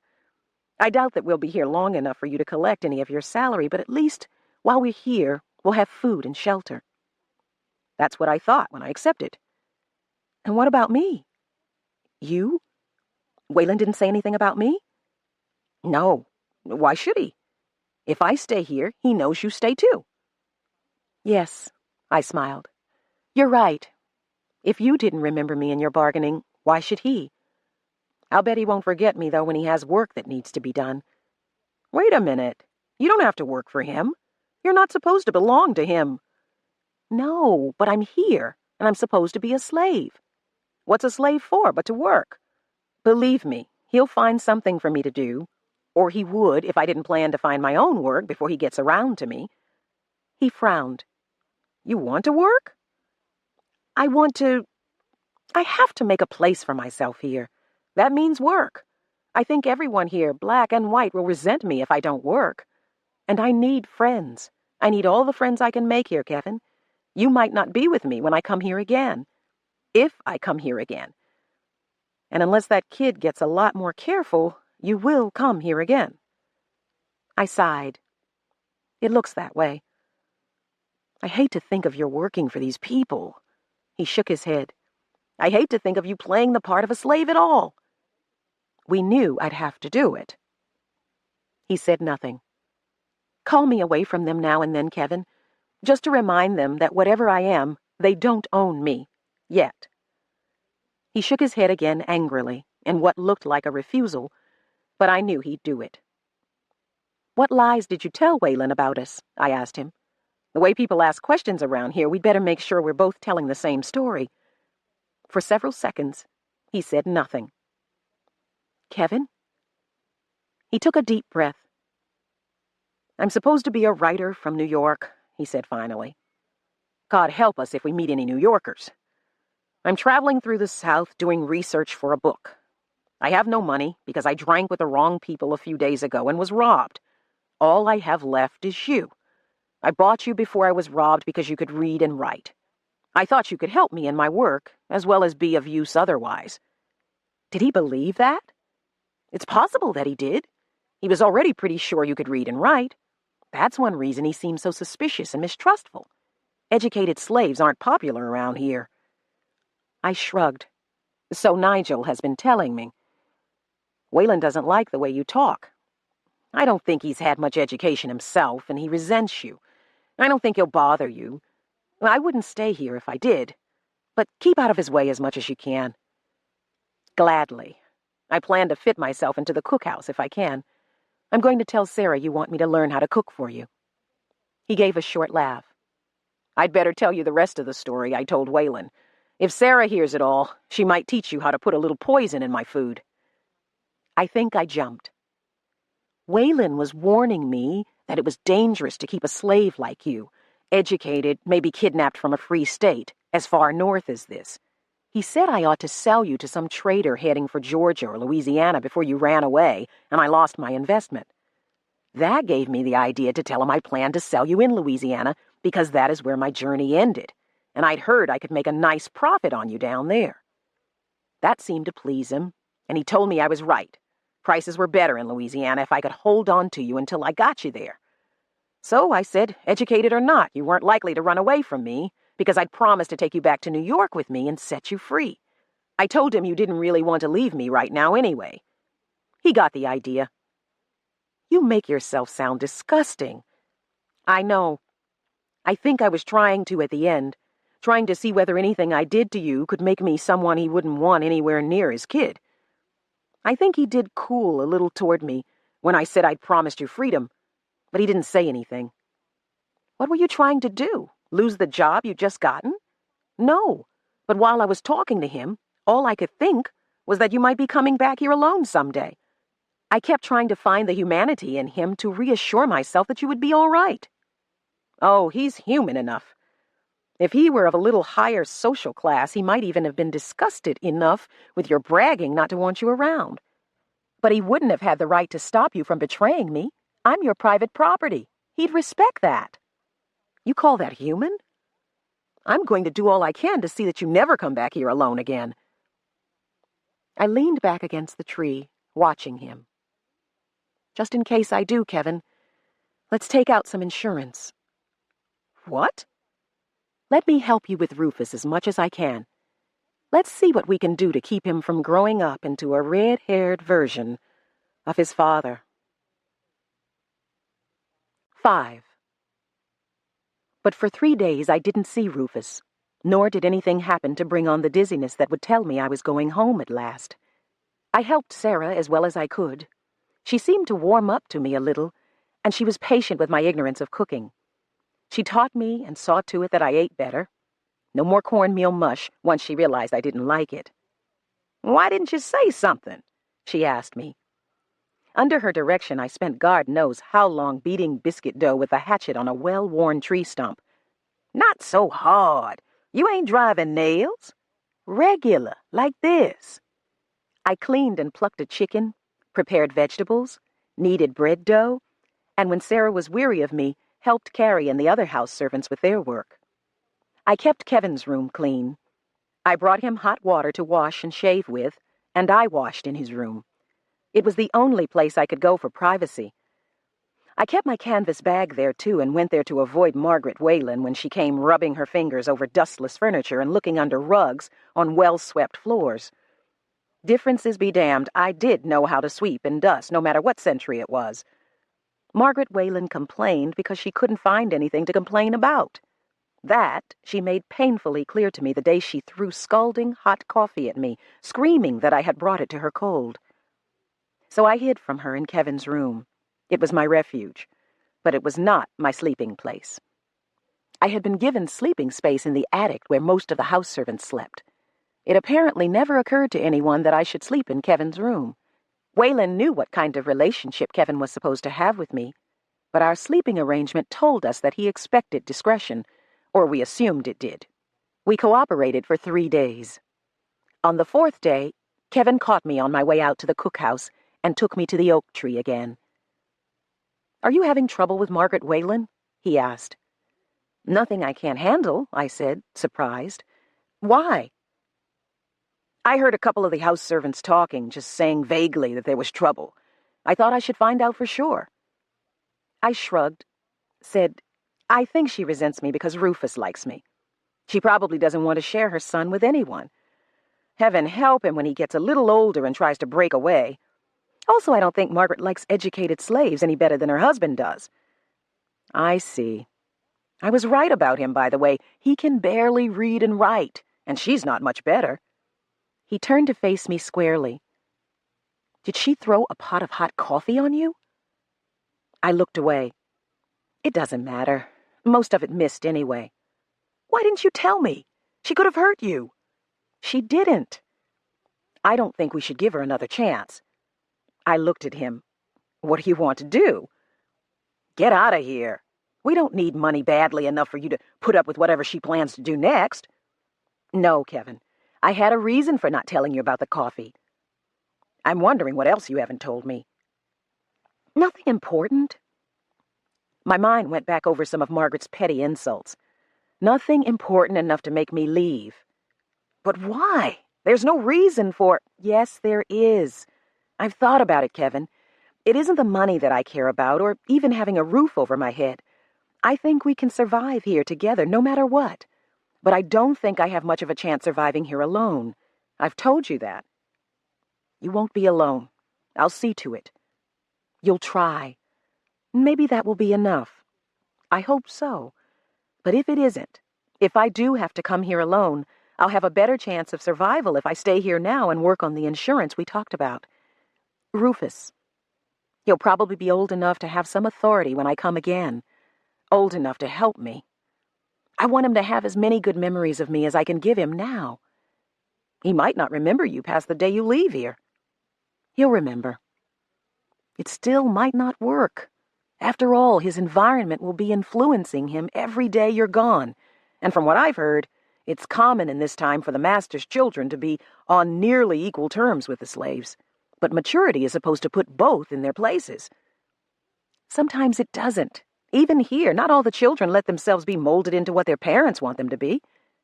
You're gambling. Hell, you're gambling against history. What else can I do? I've got to try, Kevin, and if trying means taking small risks and putting up with small humiliations now so that I can survive later, I'll do it. He drew a deep breath and let it out in a near whistle. Yeah, I guess I don't blame you. I don't like it, but I don't blame you. I put my head on his shoulder. I don't like it either. God, I hate it. That woman is priming herself for a nervous breakdown. I just hope she doesn't have it while I'm here. Kevin shifted his position a little, and I sat up. Let's forget about Margaret for a moment, he said. I also wanted to talk to you about that place where you sleep. Oh. Yes. Oh. I finally got up to see it. A rag pallet on the floor, Dana. Did you see anything else up there? What? What else should I have seen? A lot of rag pallets on the floor, and a couple of corn shuck mattresses. I'm not being treated any worse than any other house servant, Kevin, and I'm doing better than the field hands. Their pallets are on the ground. Their cabins don't even have floors, and most of them are full of fleas. There was a long silence. Finally, he sighed. I can't do anything for the others, he said, but I want you out of that attic. I want you with me. I sat up and stared down at my hands. You don't know how I've wanted to be with you. I keep imagining myself waking up at home some morning, alone. Not likely. Not unless something threatens you or endangers you during the night. You don't know that for sure. Your theory could be wrong. Maybe there's some kind of limit on how long I can stay here. Maybe a bad dream would be enough to send me home. Maybe anything. Maybe I should test my theory. That stopped me. I realized he was talking about endangering me himself, or at least making me believe my life was in danger, scaring the hell out of me, scaring me home, maybe. I swallowed. That might be a good idea, but I don't think you should have mentioned it to me, warned me. Besides, I'm not sure you could scare me enough. I trust you. He covered one of my hands with his own. You can go on trusting me. I won't hurt you. But I don't have to hurt you. I can arrange something that will scare you before you have time to think about it. I can handle it. I accepted that. Began to think maybe he really could get us home. Kevin, wait until Rufus's leg is healed. So long? He protested. 6 weeks, maybe more. Hell, in a society as backwards as this, who knows whether the leg will heal at all? Whatever happens, the boy will live. He still has to father a child, and that means he'll probably have time to call me here again, with or without you. Give me the chance I need, Kevin, to reach him and make a haven for myself here. All right, he said, sighing. We'll wait a while, but you won't do your waiting in that attic. You're moving into my room tonight. I thought about that. All right. Getting you home with me when I go is the one thing more important to me than staying with Rufus. It's worth getting kicked off the plantation for. Don't worry about that. Waylon doesn't care what we do. But Margaret will care. I've seen her using that limited reading ability of hers on her Bible. I suspect that in her own way, she's a fairly moral woman. You want to know how moral she is? His tone made me frown. What do you mean? If she chases me any harder, she and I will wind up playing a scene from that Bible she reads, the scene between Potiphar's wife and Joseph. I swallowed. That woman. But I could see her in my mind's eye. Long, thick red hair piled high on her head, fine, smooth skin. Whatever her emotional problems, she wasn't ugly. I'm moving in tonight, all right, I said. He smiled. If we're quiet about it, they might not even bother to notice. Hell, I saw 3 little kids playing in the dirt back there who look more like Waylon than Rufus does. Margaret's had a lot of practice at not noticing. I knew which children he meant. They had different mothers, but there was a definite family resemblance between them. I'd seen Margaret Wayland slap one of them hard across the face. The child had done nothing more than toddle into her path. If she was willing to punish a child for her husband's sins, would she be any less willing to punish me if she knew that I was where she wanted to be with Kevin? I tried not to think about it. We still might have to leave, I said. No matter what these people have to accept from each other, they might not be willing to tolerate immorality from us. He shrugged. If we have to leave, we leave. There's a limit to what you should put up with, even to get your chance to be with the boy. We'll work our way to Baltimore. I should be able to get some kind of job there. If we go to a city, how about Philadelphia? Philadelphia? Because it's in Pennsylvania. If we leave here, let it be for a free state. Oh, yes. I should have thought of that myself. Look, Dana, we might have to go to one of the free states anyway. He hesitated. I mean, if it turns out we can't get home the way we think we can. I'll probably become an unnecessary expense to Waylon when Rufus's leg heals. Then we'd have to make a home for ourselves somewhere. That probably won't happen, but it's a possibility. I nodded. Now let's go get whatever belongs to you out of the attic. He stood up. And Dana, Rufus says his mother is going out visiting today. He'd like to see you while she's gone. Why didn't you tell me sooner? A start, finally. Later that day, as I was mixing some cornbread batter for Sarah, Carrie came to get me. She made a sign to Sarah that I had already learned to understand. She wiped the side of her face with one hand as though rubbing something off. Then she pointed to me. Dana, said Sarah over her shoulder, one of the white folks wants you. Go with Carrie. I went. Carrie led me up to Rufus's room, knocked, and left me there. I went in and found Rufus in bed with his leg sandwiched between the 2 boards of a wooden splint and held straight by a device of rope and cast iron. The iron weight looked like something borrowed from Sarah's kitchen, a heavy little hooked thing I'd once seen her hang meat on to roast. But it apparently served just as well to keep Rufus's leg in traction. How are you feeling? I asked as I sat down in the chair beside his bed. It doesn't hurt as much as it did, he said. I guess it's getting well. Kevin said, do you care if I call him Kevin? No, I think he wants you to. I have to call him Mr. Franklin when Mama is here. Anyway, he said you're working with Aunt Sarah. Aunt Sarah. Well, that was better than Mammy Sarah, I supposed. I'm learning her way of cooking. She's a good cook, but does she hit you? Of course not, I laughed. She had a girl in there a while back, and she used to hit her. The girl finally asked Daddy to let her go back to the fields. That was right after Daddy sold Aunt Sarah's boys, though. Aunt Sarah was mad at everybody then. I don't blame her, I said. Rufus glanced at the door, then said low-voiced, Neither do I. Her boy Jim was my friend. He taught me how to ride when I was little, but Daddy sold him anyway. He glanced at the door again and changed the subject. Dana, can you read? Yes. Kevin said you could. I told Mama and she said you couldn't. I shrugged.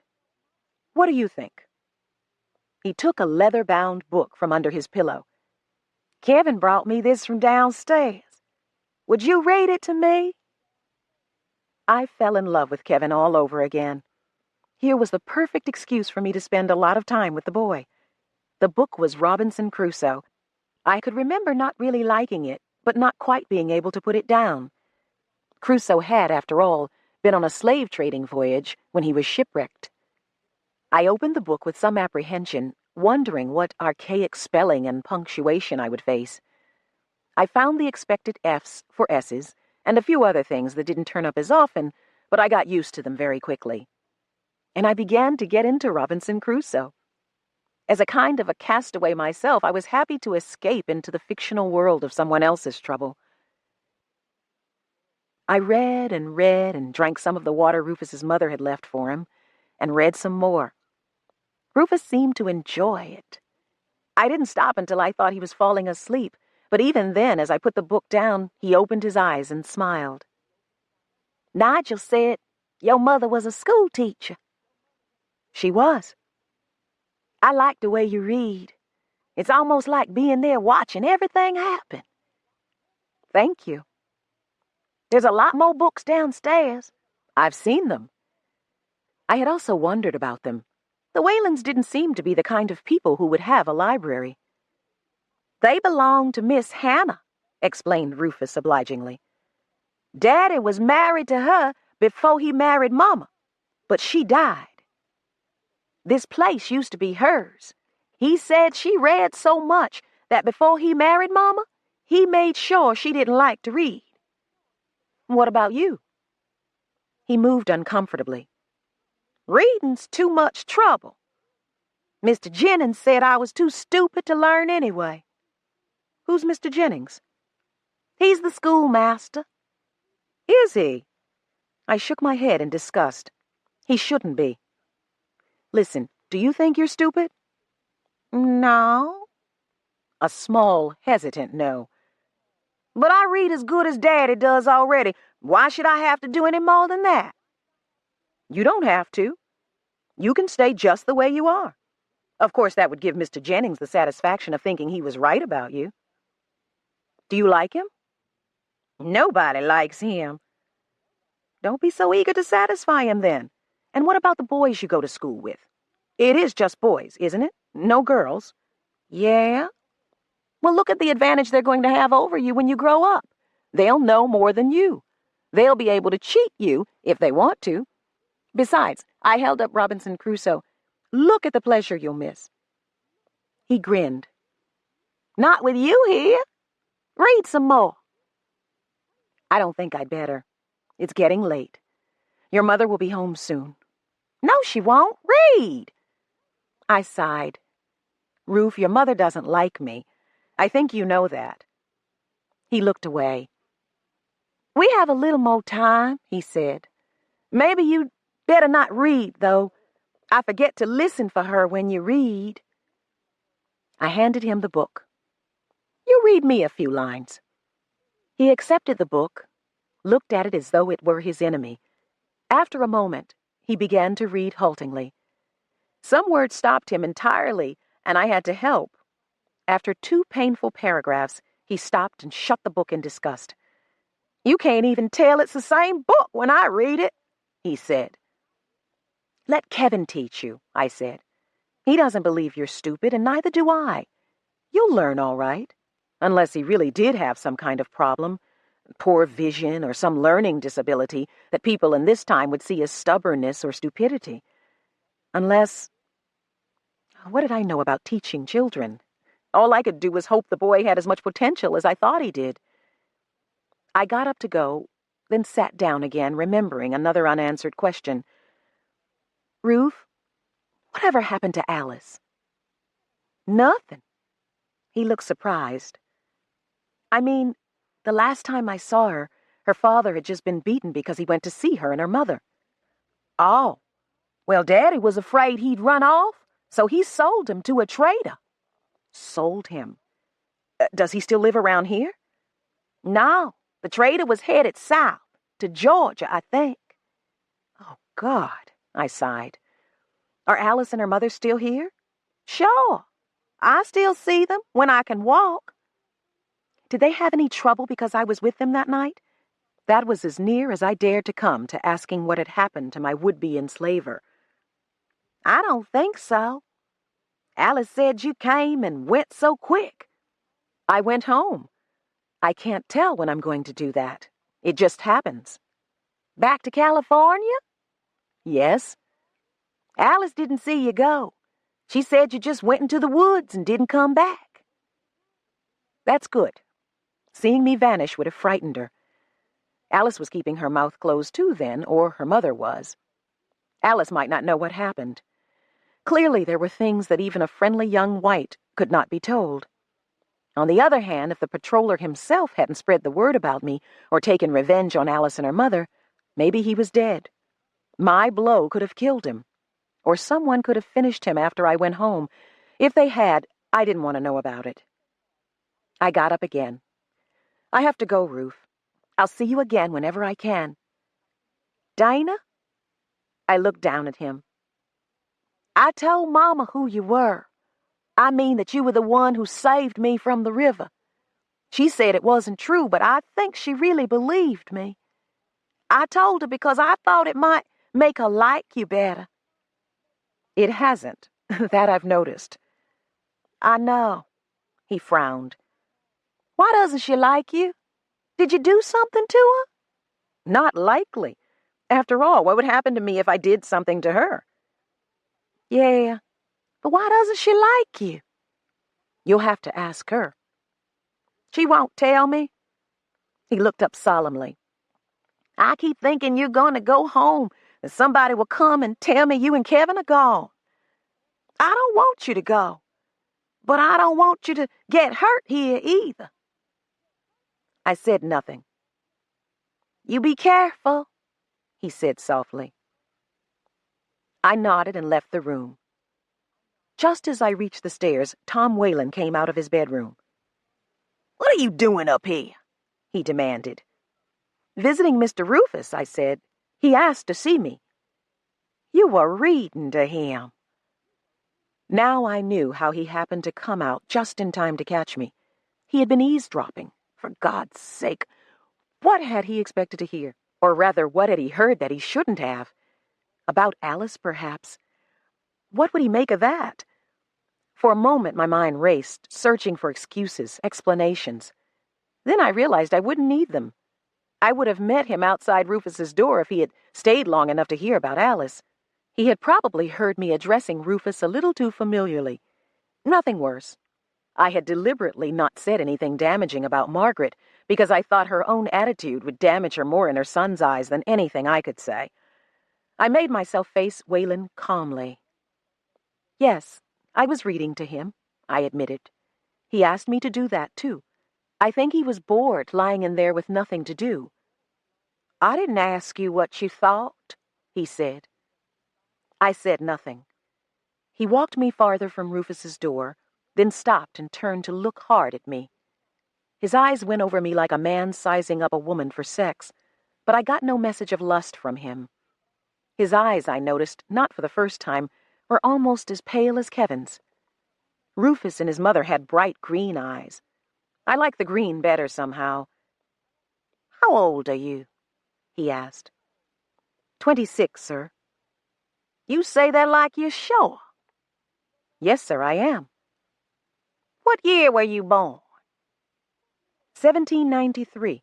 I had figured that out days ago, thinking that it wasn't a part of my personal history I should hesitate over if someone asked. At home, a person who hesitated over his birth date was probably about to lie. As I spoke, though, I realized that here, a person might hesitate over his birth date simply because he didn't know it. Sarah didn't know hers.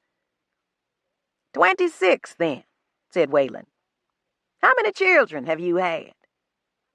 None. I kept my face impassive, but I couldn't keep myself from wondering where these questions were leading. No children by now? He frowned. You must be barren, then. I said nothing. I wasn't about to explain anything to him. My fertility was none of his business anyway. He stared at me a little longer, making me angry and uncomfortable, but I concealed my feelings as well as I could. You like children, though, don't you? He asked. You like my boy? Yes, sir, I do. Can you cipher, too, along with your reading and writing? Yes, sir. How'd you like to be the one to do the teaching? Me? I managed to frown, managed not to laugh aloud with relief. Tom Whalen wanted to buy me. In spite of all his warnings to Kevin of the dangers of owning educated, northern-born slaves, he wanted to buy me. I pretended not to understand. But that's Mr. Franklin's job. Could be your job. Could it? I could buy you. Then you'd live here instead of traveling around the country without enough to eat or a place to sleep. I lowered my eyes. That's for Mr. Franklin to say. I know it is, but how do you feel about it? Well, no offense, Mr. Whalen. I'm glad we stopped here. And as I said, I like your son, but I'd rather stay with Mr. Franklin. He gave me an unmistakable look of pity. If you do, girl, you'll live to regret it. He turned and walked away. I stared after him, believing in spite of myself that he really felt sorry for me. That night I told Kevin what had happened, and he wondered too. Be careful, Dana, he said unwittingly, echoing Rufus. Be as careful as you can. 6. I was careful. I played the slave, minded my manners probably more than I had to because I wasn't sure what I could get away with. Not much, as it turned out. Once I was called over to the slave cabins, the quarter, to watch Whalen punish a field hand for the crime of answering back. Whalen ordered the man stripped naked and tied to the trunk of a dead tree. As this was being done by other slaves, Whalen stood whirling his whip and biting his thin lips. Suddenly he brought the whip down across the slave's back. The slave's body jerked and strained against its ropes. I watched the whip for a moment, wondering whether it was like the one Whalen had used on Rufus years before. If it was, I understood completely why Margaret Whalen had taken the boy and fled. The whip was heavy and at least 6 feet long, and I wouldn't have used it on anything living. It drew blood and screams at every blow. I watched and listened and longed to be away. But Whalen was making an example of the man. He had ordered all of us to watch the beating, all the slaves. Kevin was in the main house somewhere, probably not even aware of what was happening. The whipping served its purpose as far as I was concerned. It scared me, made me wonder how long it would be before I made a mistake that would give someone reason to whip me. Or had I already made that mistake? I had moved into Kevin's room after all, and though it would be perceived as Kevin's doing, I could be made to suffer for it. The fact that the Whalens didn't seem to notice my move gave me no real comfort. Their lives and mine were so separate that it might take them several days to realize that I had abandoned my place in the attic. I always got up before they did to get water and live coals from the cookhouse to start Kevin's fire. Matches had apparently not been invented yet, Neither Sarah nor Rufus had ever heard of them. By now, the manservant Waylon had assigned to Kevin ignored him completely, and Kevin and his room were left to me. It took us twice as long to get a fire started, and it took me longer to carry water up and down the stairs, but I didn't care. The jobs I had assigned myself gave me legitimate reason for going in and out of Kevin's room at all hours, and they kept me from being assigned more disagreeable work. Most important to me, though, they gave me a chance to preserve a little of 1976 amid the slaves and slaveholders. After washing and watching Kevin bloody his face with a straight razor he had borrowed from Waylon, I would go down to help Sarah with breakfast. Whole mornings went by without my seeing either of the Waylons. At night, I helped clean up after supper and prepare for the next day. So like Sarah and Carrie, I rose before the Waylons and went to bed after them. That gave me several days of peace before Margaret Wayland discovered that she had another reason to dislike me. She cornered me one day as I swept the library. If she had walked in 2 minutes earlier, she would have caught me reading a book. "Where did you sleep last night?" she demanded in a strident, accusing voice she reserved for slaves. I straightened to face her, rested my hands on the broom. How lovely it would have been to say, "None of your business, bitch." Instead, I spoke softly, respectfully. "In Mr. Franklin's room, ma'am." I didn't bother to lie because all the house servants knew. It might even have been one of them who alerted Margaret. So now what would happen? Margaret slapped me across the face. I stood very still, gazed down at her with frozen calm. She was 3 or 4 inches shorter than I was and proportionately smaller. Her slap hadn't hurt me much. It had simply made me want to hurt her. Only my memory of the whip kept me still. "You filthy black whore," she shouted. "This is a Christian house." I said nothing. "I'll see you sent to the quarter where you belong." Still I said nothing. I looked at her. "I won't have you in my house." She took a step back from me. "You stop looking at me that way." She took another step back. It occurred to me that she was a little afraid of me. I was an unknown, after all, an unpredictable new slave. And maybe I was a little too silent.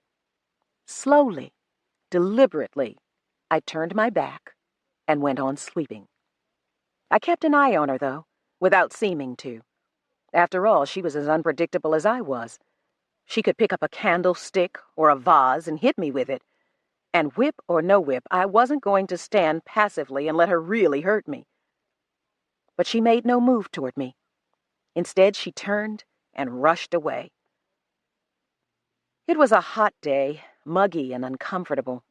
No one else was moving very fast except to wave away flies. But Margaret Wayland still rushed everywhere.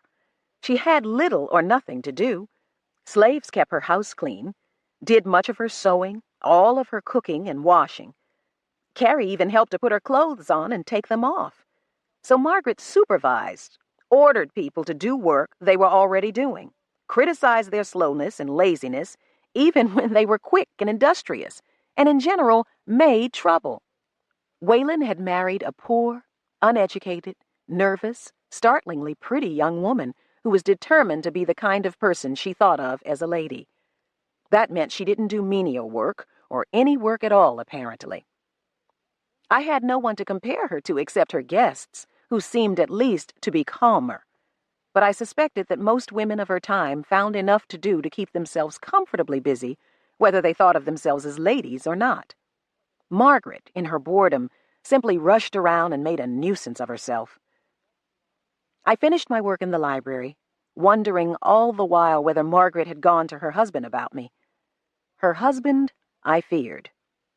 I remembered the expression on his face when he had beaten the field hand. It hadn't been gleeful or angry or even particularly interested. He could have been chopping wood. He wasn't sadistic, but he didn't shrink from his duties as master of the plantation. He would beat me bloody if he thought I had given him reason, and Kevin might not even find out until too late. I went up to Kevin's room, but he wasn't there. I heard him when I passed Rufus's room, and I would have gone in, but a moment later I heard Margaret's voice. Repelled, I went back downstairs and out to the cookhouse. Sarah and Carrie were alone when I went in, and I was glad of that. Sometimes old people and children lounge there, or house servants, or even field hands stealing a few moments of leisure. I like to listen to them talk sometimes and fight my way through their accents to find out more about how they survived lives of slavery. Without knowing it, they prepared me to survive. But now I wanted only Sarah and Carrie. I could say what I felt around them, and it wouldn't get back to either of the Whalens. "Dana?" Sarah greeted me. "You be careful. I spoke for you today. I don't want you making me out to be a liar." I frowned. "Spoke for me? To Miss Margaret?" Sarah gave a short, harsh laugh. "No. You know I don't say no more to her than I can help. She's got her house, and I got my kitchen." I smiled, and my own trouble receded a little. Sarah was right. Margaret Whalen kept out of her way. Talk between them was brief and confined usually to meal planning. "Why do you dislike her so if she doesn't bother you?" I asked. Sarah gave me the look of silent rage that I had not seen since my first day on the plantation. "Whose idea you think it was to sell my babies?" Oh. She had not mentioned her lost children since that first day either. "She wanted new furniture, new china dishes, fancy things you see in that house now. What she had was good enough for Miss Hannah, and Miss Hannah was a real lady. Quality. But it wasn't good enough for white trash Margaret, so she made Moss Tom sell my 3 boys to get money to buy things she didn't even need." Oh. I couldn't think of anything else to say. My troubles seemed to shrink and become not worth mentioning. Sarah was silent for a while, her hands kneading bread dough, automatically, maybe with a little more vigor than necessary. Finally, she spoke again. "It was Moss Tom I spoke to for you." I jumped. "Am I in trouble?" "Not by anything I said. He just wanted to know how you work, and are you lazy. I told him you wasn't lazy. Told him you didn't know how to do some things, and girl, you come here not knowing how to do nothing. But I didn't tell him that. I said if you don't know how to do something, you find out. And you work. I tell you to do something, I know it's gonna be done. Moss Tom say he might buy you." "Mr. Franklin won't sell me." She lifted her head a little and literally looked down her nose at me. "No, guess he won't. Anyway, Miss Margaret don't want you here." I shrugged. "Bitch," muttered Sarah monotonously. Then, "Well, greedy and mean as she is, at least she don't bother Carrie much." I looked at the mute girl eating stew and cornbread left over from the table of the Whites. "Doesn't she, Carrie?" Carrie shook her head and kept eating. "'Course," said Sarah, turning away from the bread dough, "Carrie don't have nothing Miss Margaret wants." I just looked at her. "You caught between," she said. "You know that, don't you? One man ought to be enough for her." "Don't matter what ought to be. Matters what is. Make him let you sleep in that attic again." "Make him?" "Girl," she smiled a little, "I see you and him together sometimes when you think nobody's looking. You can make him do just about anything you want him to do." Her smile surprised me. I would have expected her to be disgusted with me, or with Kevin. "Fact," she continued, "if you got any sense, you'll try to get him to free you now while you still young and pretty enough for him to listen." I looked at her appraisingly. Large, dark eyes set in a full, unlined face several shades lighter than my own. She had been pretty herself not long ago. She was still an attractive woman. I spoke to her softly. "Were you sensible, Sarah? Did you try when you were younger?" She stared hard at me. Her large eyes suddenly narrowed. Finally, she walked away without answering. 7. I didn't move to the quarter. I took some cookhouse advice that I'd once heard Luke give to Nigel. "Don't argue with white folks," he had said. Don't tell them no. Don't let them see you mad. Just say yes, sir. Then go ahead and do what you want to do. Might have to take a whooping for it later on, but if you want it bad enough, the whipping won't matter much. There were a few whip marks on Luke's back, and I twice heard Tom Whalen swear to give them company. But he hadn't, and Luke went about his business, doing pretty much as he pleased. His business was keeping the field hands in line, called the driver. He was a kind of black overseer, and he kept this relatively high position in spite of his attitude. I decided to develop a similar attitude, though with less risk to myself, I thought. I had no intention of taking a whipping if I could avoid it, and I was sure Kevin could protect me if he was nearby when I needed him. Anyway, I ignored Margaret's ravings and continued to disgrace her Christian house. And nothing happened. Tom Whalen was up early one morning, and he caught me stumbling, still half asleep, out of Kevin's room. I froze, then made myself relax. "Morning, Mr. Whalen." He almost smiled, came as near to smiling as I'd ever seen, and he winked. That was all. I knew then that if Margaret got me kicked out, it wouldn't be for doing a thing as normal as sleeping with my master. And somehow that disturbed me. I felt almost as though I really was doing something shameful, happily playing whore for my supposed owner. I went away feeling uncomfortable, vaguely ashamed. Time passed. Kevin and I became more a part of the household, familiar, accepted, accepting. That disturbed me, too, when I thought about it, how easily we seemed to acclimatize. Not that I wanted us to have trouble, but it seemed as though we should have had a harder time adjusting to this particular segment of history, adjusting to our places in this household of a slaveholder. For me, the work could be hard, but was usually more boring than physically wearing. And Kevin complained of boredom and of having to be sociable with a steady stream of ignorant, pretentious guests who visited the Whalen house. But for drop-ins from another century, I thought we had a remarkably easy time, and I was perverse enough to be bothered by the ease. "This could be a great time to live in," Kevin said once. "I keep thinking what an experience it would be to stay in it, go west and watch the building of the country, see how much of the Old West mythology is true." "West," I said bitterly. "That's where they're doing it to the Indians instead of the blacks." He looked at me strangely. He had been doing that a lot lately. Tom Whalen caught me reading in his library one day. I was supposed to be sweeping and dusting. I looked up, found him watching me, closed the book, put it away, and picked up my dust cloth. My hand was shaking. "You read to my boy," he said. "I'll let you do that, but that's enough reading for you." There was a long silence, and I said tardily, "Yes, sir." "In fact, you don't even have to be in here. Tell Carrie to do this room." "Yes, sir." "And stay away from the books." "Yes, sir." Hours later in the cookhouse, Nigel asked me to teach him to read. The request surprised me. Then I was ashamed of my surprise. It seemed such a natural request. Years before, Nigel had been chosen to be Rufus's companion. If Rufus had been a better student, Nigel might already know how to read. As it was, Nigel had learned to do other things. At a husky 13, he could shoe a horse, build a cabinet, and plot to escape to Pennsylvania someday. I should have offered to teach him to read long before he asked me. "You know what's going to happen to both of us if we get caught?" I asked him. "You scared?" he asked.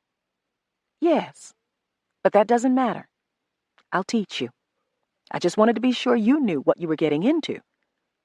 He turned away from me, lifted his shirt in the back so that I could see his scars. Then he faced me again. "I know," he said. That same day, I stole a book and began to teach him. And I began to realize why Kevin and I had fitted so easily into this time. We weren't really in. We were observers watching a show. We were watching history happen around us. And we were actors. While we waited to go home, we humored the people around us by pretending to be like them. But we were poor actors. We never really got into our roles. We never forgot that we were acting.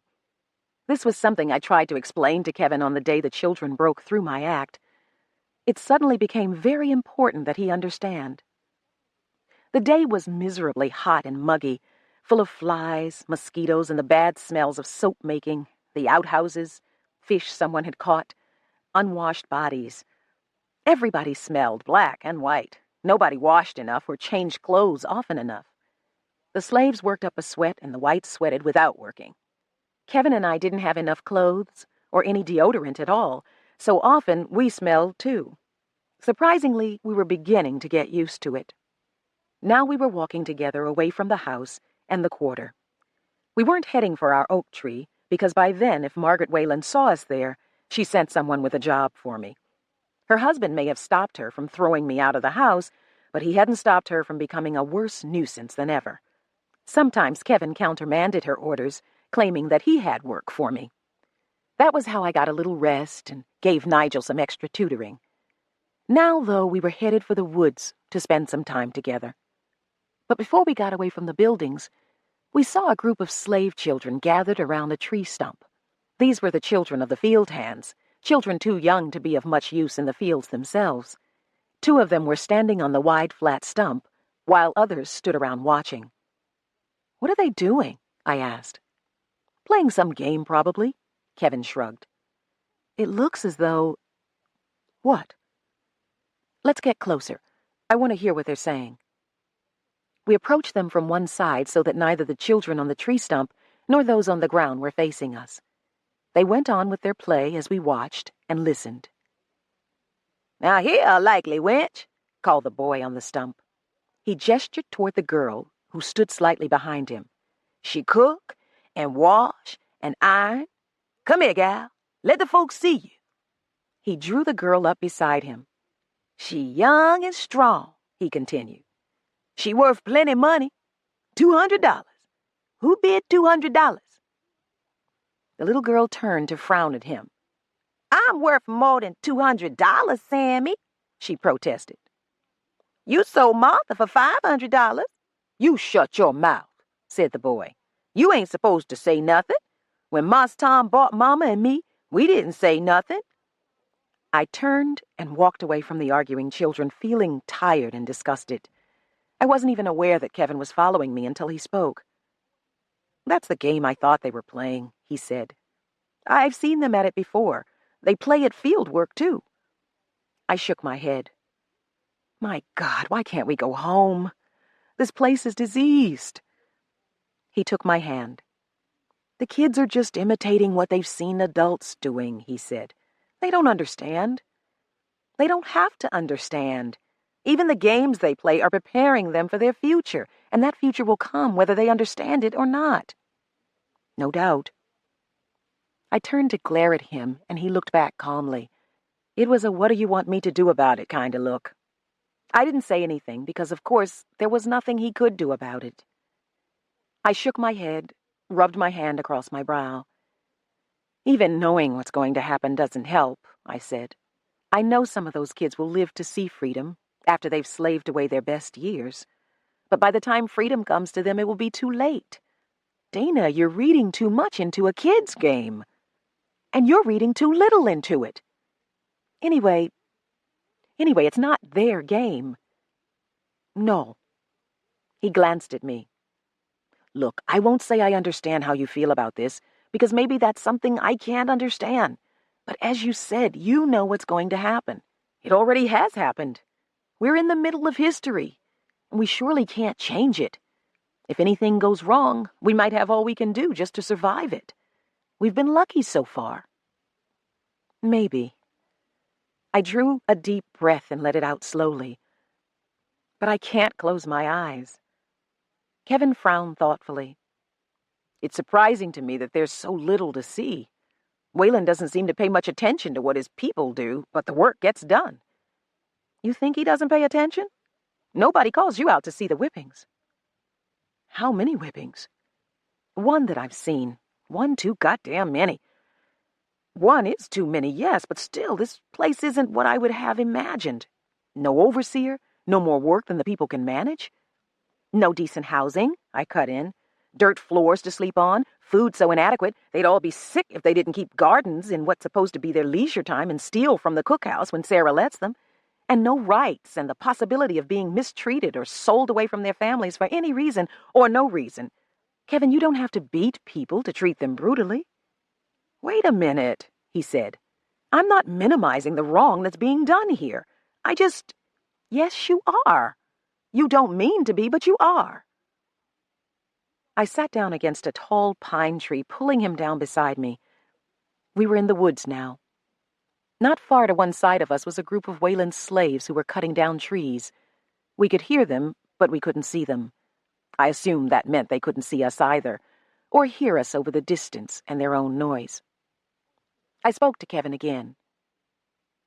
You might be able to go through this whole experience as an observer, I said. I can understand that because most of the time I'm still an observer. It's protection. It's 1976 shielding and cushioning 1819 for me.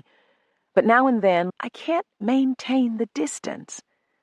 I'm drawn all the way into 1819 and I don't know what to do. I ought to be doing something, though, I know that. There's nothing you could do that wouldn't eventually get you whipped or killed. I shrugged. You haven't already done anything, have you? Just started to teach Nigel to read and write, I said. Nothing more subversive than that.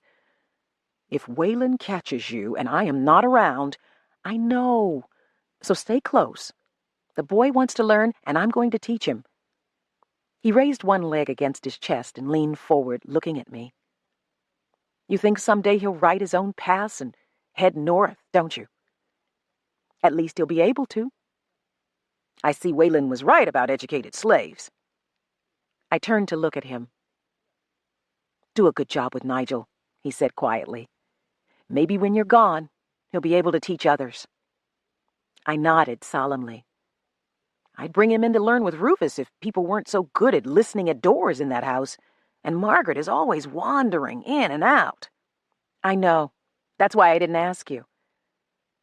I closed my eyes and saw the children playing their game again. The E's seemed so frightening, I said. Now I see why. What? The E's. Us, the children. I never realized how easily people could be trained to accept slavery. 8.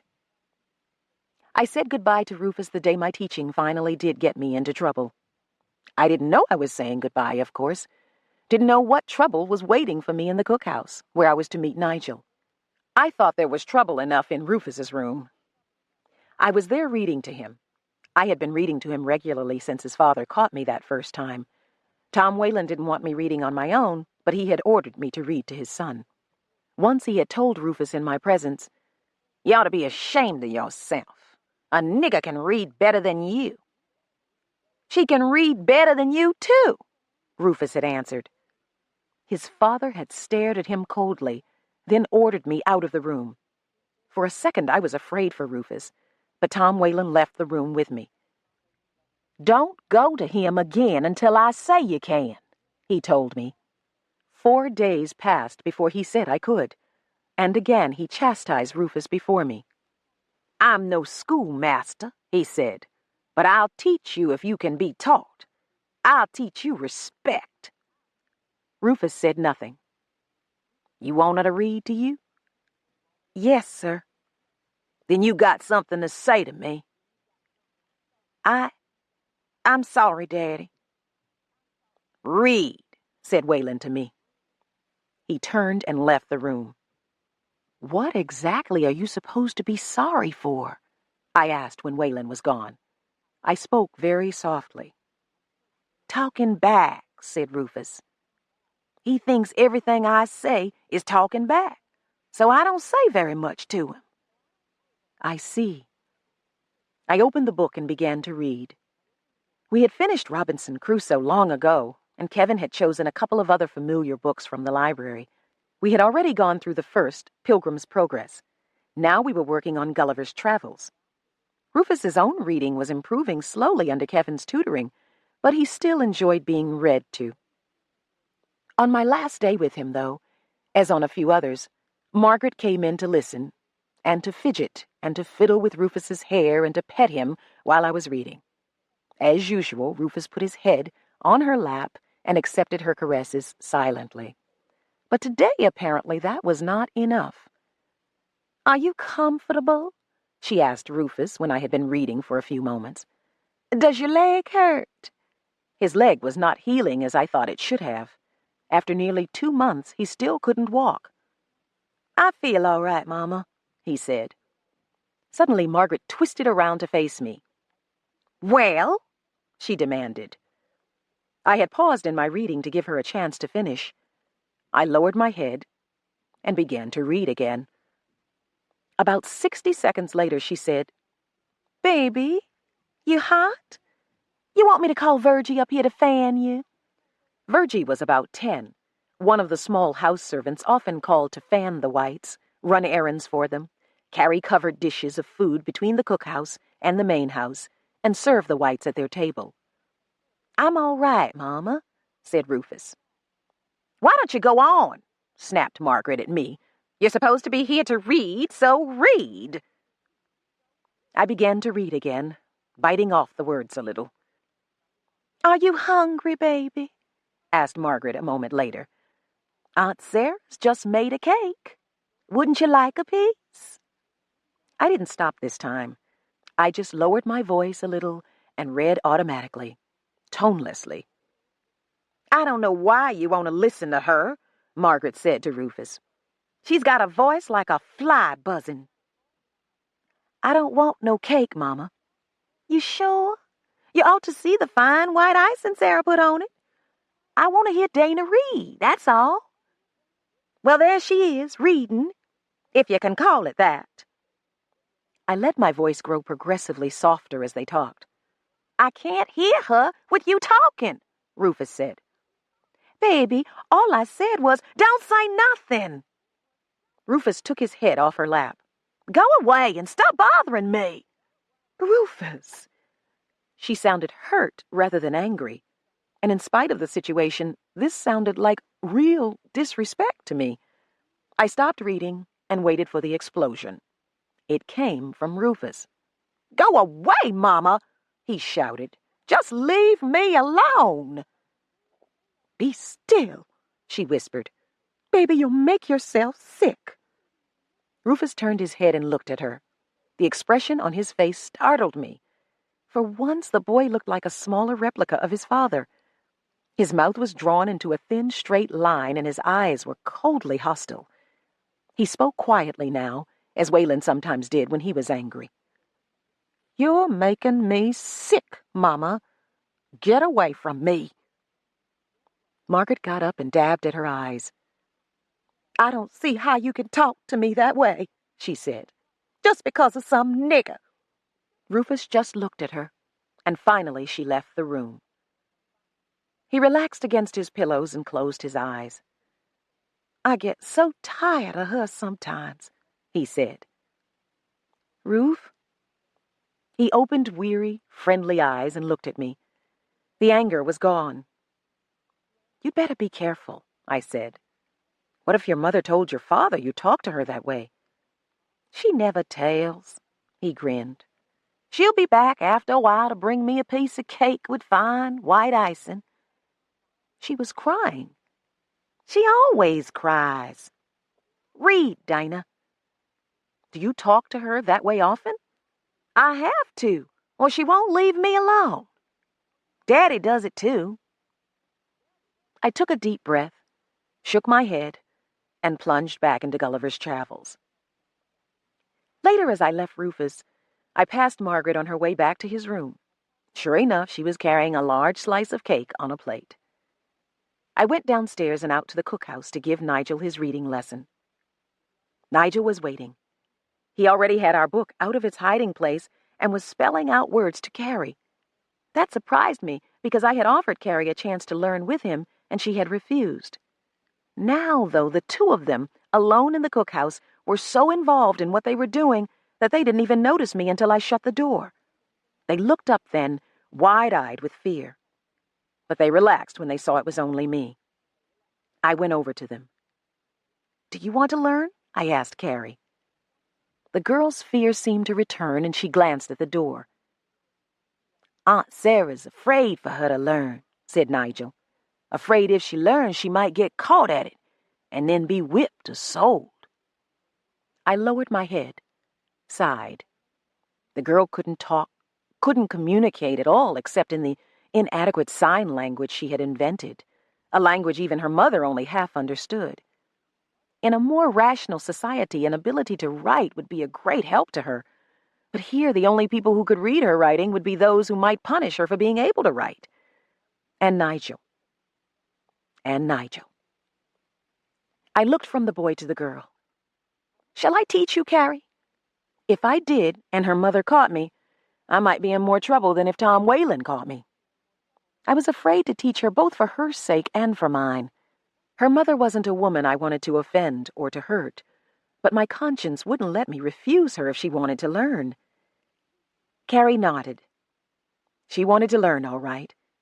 She turned away from us for a moment, did something to her dress, then turned back with a small book in her hand. She, too, had stolen from the library. Her book was a volume of English history illustrated with a few drawings which she pointed out to me. I shook my head. "Either hide it or put it back," I told her. "It's too hard for you to begin with. The one Nigel and I are using was written for people just starting to learn. It was an old speller, probably the one Whalen's first wife had been taught from." Carrie's fingers caressed one of the drawings for a moment. Then she put the book back into her dress. "Now," I said, "find something to do in case your mother comes in. I can't teach you in here. We'll have to find someplace else to meet." She nodded, looking relieved, and went over to sweep the other side of the room. "Nigel," I said softly when she was gone, "I surprised you when I came in here, didn't I?" "Didn't know it was you." "Yes. It could have been Sarah, couldn't it?" He said nothing. "I teach you in here because Sarah said I could, and because the Whalens never seem to come out here." "They don't. They send us out here to tell Sarah what they want, or to tell her to come to them. So you can learn here, but Carrie can't. We might have trouble no matter how careful we are, but we don't have to ask for it." He nodded. "By the way, what does your father think of my teaching you?" "I don't know.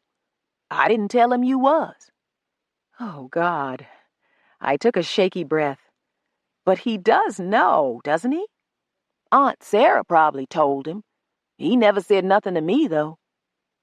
If anything went wrong, there would be blacks to take their revenge on me when the whites finished. When would I ever go home?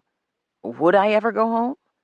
Or if I had to stay here, why couldn't I just turn these two kids away, turn off my conscience, and be a coward, safe and comfortable? I took the book from Nigel and handed him my own pencil and a piece of paper from my tablet. "Spelling test," I said quietly. He passed the test. Every word right. To my surprise, as well as his, I hugged him. He grinned, half embarrassed, half pleased. Then I got up, put his test paper into the hot coals of the hearth. It burst into flames and burned completely. I was always careful about that, and I always hated being careful. I couldn't help contrasting Nigel's lessons with Rufus's, and the contrast made me bitter. I turned to go back to the table where Nigel was waiting. In that moment, Tom Whalen opened the door and stepped in. It wasn't supposed to happen. For as long as I had been on the plantation, it had not happened. No white had come into the cookhouse, not even Kevin. Nigel had just agreed with me that that didn't happen.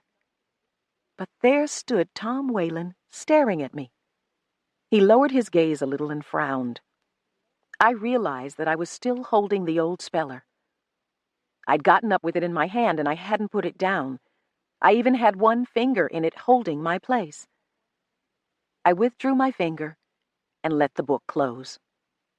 I was in for a beating now. Where was Kevin? Somewhere inside the house, probably. He might hear me if I screamed, and I would be screaming shortly anyway. But it would be better if I could just get past Whalen and run into the house. Waylon stood squarely in front of the door. "Didn't I tell you I didn't want you reading?" I said nothing. Clearly nothing I could say would help. I felt myself trembling, and I tried to be still. I hoped Waylon couldn't see, and I hoped Nigel had had sense to get the pencil off the table. So far, I was the only one in trouble. If it could just stay that way. "I treated you good," said Waylon quietly. "And you pay me back by stealing from me? Stealing my books. Reading." He snatched the book from me and threw it on the floor. Then he grabbed me by the arm and dragged me toward the door.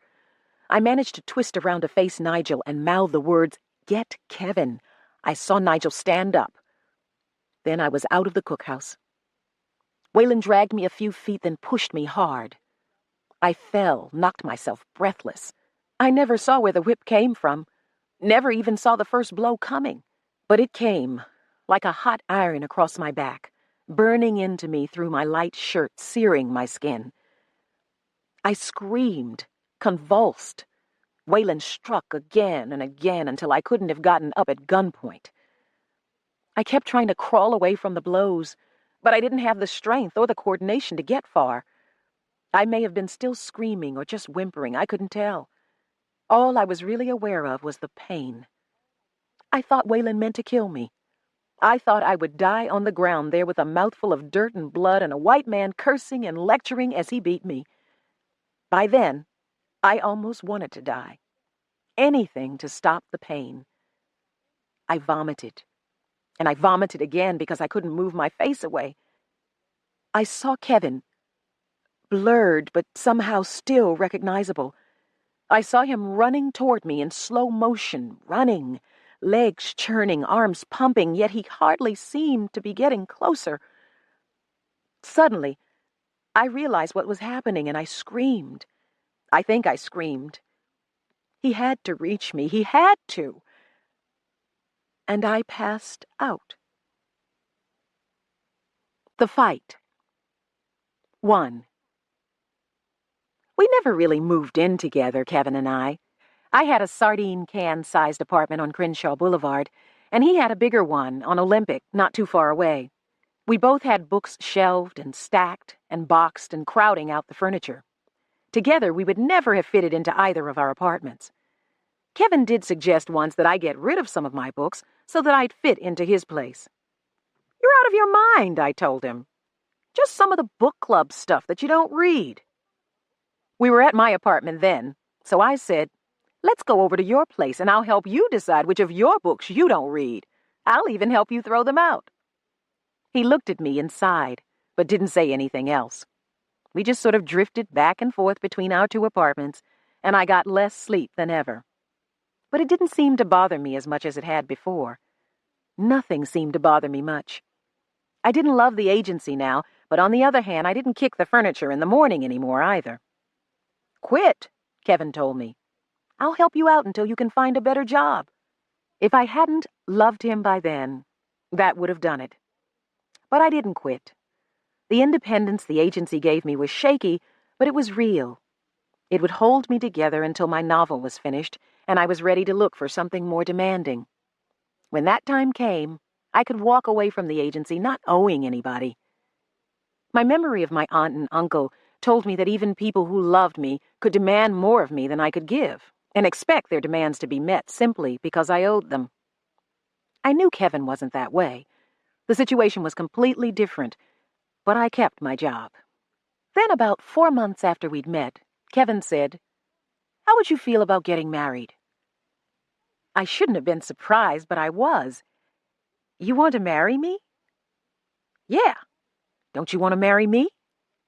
He grinned. "I'd let you type all my manuscripts." I was drying our dinner dishes just then, and I threw the dish towel at him. He really had asked me to do some typing for him 3 times. I'd done it the first time, grudgingly, not telling him how much I hated typing, how I did all but the final drafts of my stories in longhand. That's why I was with a blue-collar agency instead of a white-collar agency.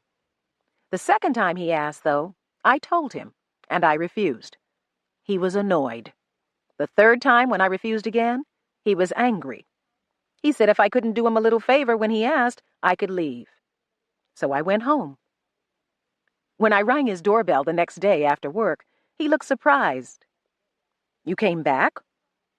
Didn't you want me to? Well, sure.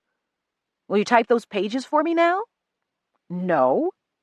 Damn it, Dana! I stood waiting for him to either shut the door or let me in. He let me in.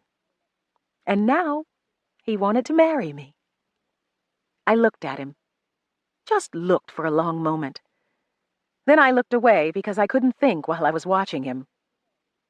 You, don't have any relatives or anything who'll give you a hard time about me, do you? As I spoke, it occurred to me that one of the reasons his proposal surprised me was that we had never talked much about our families, about how his would react to me and mine to him. I hadn't been aware of us avoiding the subject, but somehow we'd never gotten around to it. Even now he looked surprised. The only close relative I've got left is my sister, he said. She's been trying to marry me off and get me settled down for years. She'll love you, believe me. I didn't, quite. I hope she does, I said, but I'm afraid my aunt and uncle won't love you. He turned to face me. No? I shrugged. They're old. Sometimes their ideas don't have very much to do with what's going on now. I think they're still waiting for me to come to my senses, move back home, and go to secretarial school. Are we going to get married? I went to him. You know damn well we are. You want me to go with you when you talk to your aunt and uncle? No. Go talk to your sister if you want to. Brace yourself, though. She might surprise you. She did. And braced or not, he wasn't ready for his sister's reaction. I thought I knew her, he told me afterward. I mean, I did know her, but I guess we've lost touch more than I thought. What did she say? That she didn't want to meet you. Wouldn't have you in her house or me either if I married you. He leaned back on the shabby purple sofa that had come with my apartment and looked up at me. And she said a lot of other things.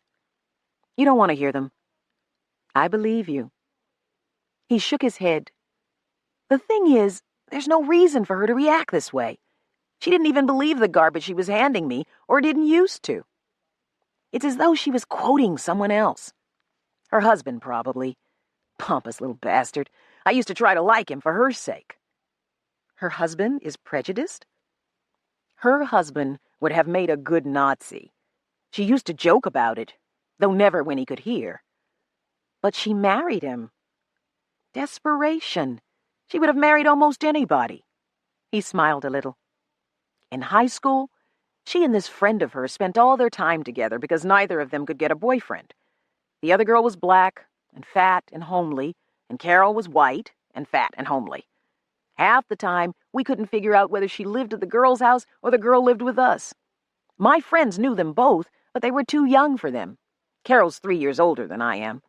Anyway, she and this girl sort of comforted each other and fell off their diets together and planned to go to the same college so they wouldn't have to break up their partnership. The other girl really went, but Carol changed her mind and trained to become a dental assistant.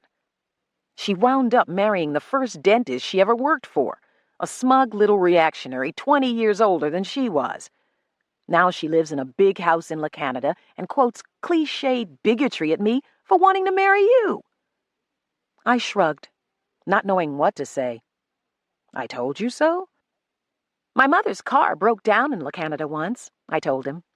3 people called the police on her while she was waiting for my uncle to come and get her. Suspicious character. 5'3" she was, about 100 pounds. Real dangerous. Sounds like the reactionary moved to the right town. I don't know. That was back in 1960, just before my mother died. Things have improved by now. What did your aunt and uncle say about me, Dana? I looked at my hands, thinking about all they had said, paring it down wearily. I think my aunt accepts the idea of my marrying you because any children we have will be light. Lighter than I am, anyway. She always said I was a little too highly visible. He stared at me. You see? I told you they were old. She doesn't care much for white people, but she prefers light-skinned blacks. Figure that out. Anyway, she forgives me for you, but my uncle doesn't.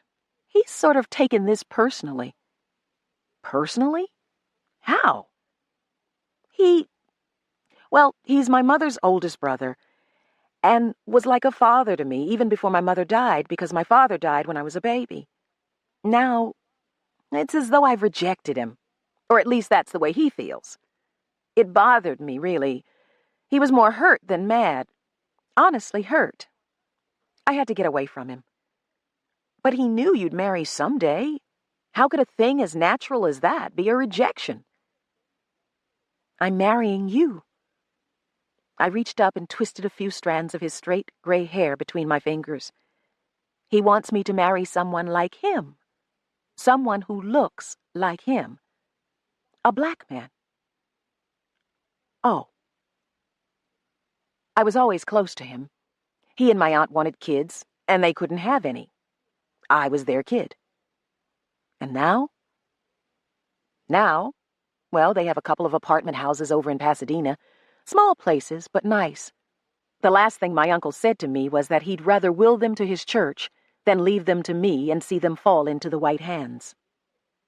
I think that was the worst thing he could think of to do to me. Or he thought it was the worst thing. Oh, hell, muttered Kevin. Look, are you sure you still want to marry me? Yes. I wish... Never mind, just yes, definitely yes. Then let's go to Vegas and pretend we haven't got relatives. So we drove to Las Vegas, got married, and gambled away a few dollars. When we came home to our bigger new apartment, we found a gift, a blender from my best friend, and a check from the Atlantic waiting for us. One of my stories had finally made it. 2. I awoke. I was lying flat on my stomach, my face pressed uncomfortably against something cold and hard. My body below the neck rested on something slightly softer. Slowly, I became aware of sunlight and shadow, of shapes. I lifted my head, started to sit up, and my back suddenly caught fire. I fell forward, hit my head hard on the bare floor of the bathroom. My bathroom. I was home. Kevin? I listened. I could have looked around, but I didn't want to. Kevin! I got up, aware that my eyes were streaming muddy tears, aware of the pain. God, the pain! For several seconds, all I could do was lean against the wall and bear it. Slowly, I discovered that I wasn't as weak as I had thought. In fact, by the time I was fully conscious, I wasn't weak at all. It was only the pain that made me move slowly, carefully, like a woman 3 times my age. I could see now that I had been lying with my head in the bathroom and my body in the bedroom. Now I went into the bathroom and turned on the water to fill the tub. Warm water. I don't think I could have stood hot or cold. My blouse was stuck to my back. It was cut to pieces, really, but the pieces were stuck to me. My back was cut up pretty badly, too, from what I could feel. I had seen old photographs of the backs of people who had been slaves. I could remember the scars, thick and ugly. Kevin had always told me how smooth my skin was. I took off my pants and shoes and got into the tub, still wearing my blouse. I would let the water soften it until I could ease it from my back. In the tub, I sat for a long while, without moving, without thinking, listening for what I knew I would not hear elsewhere in the house. The pain was a friend. Pain had never been a friend to me before, but now it kept me still. It forced reality on me and kept me sane. But Kevin... I leaned forward and cried into the dirty pink water. The skin of my back stretched agonizingly, and the water got pinker. And it was all pointless. There was nothing I could do. I had no control at all over anything. Kevin might as well be dead. Abandoned in 1819, Kevin was dead. Decades dead, perhaps a century dead. Maybe I would be called back again, and maybe he would still be there waiting for me, and maybe only a few hours would have passed for him, and maybe he would be all right. But what had he said about going west watching history happen? By the time my wounds had softened and my rag of a blouse had come unstuck from them, I was exhausted. I felt the weakness now that I hadn't felt before. I got out of the tub and dried myself as best I could, then stumbled into the bedroom and fell across the bed. In spite of the pain, I fell asleep at once. The house was dark when I awoke, and the bed was empty except for me. I had to remember why all over again. I got up stiffly, painfully, and went to find something that would make me sleep again quickly. I didn't want to be awake. I barely wanted to be alive. Kevin had gotten a prescription for some pills once when he was having trouble sleeping. I found what was left of them. I was about to take 2 of them when I got a look at myself in the medicine cabinet mirror. My face had swollen and was puffy and old-looking. My hair was in tangled patches, brown with dirt and matted with blood. In my semi-hysterical state earlier, I had not thought to wash it. I put the pills down and climbed back into the tub. This time I turned on the shower and somehow managed to wash my hair. Raising my arms hurt. Bending forward hurt. The shampoo that got into my cuts hurt. I started slowly, wincing, grimacing. Finally, I got angry and moved vigorously in spite of the pain. When I looked passably human again, I took some aspirins.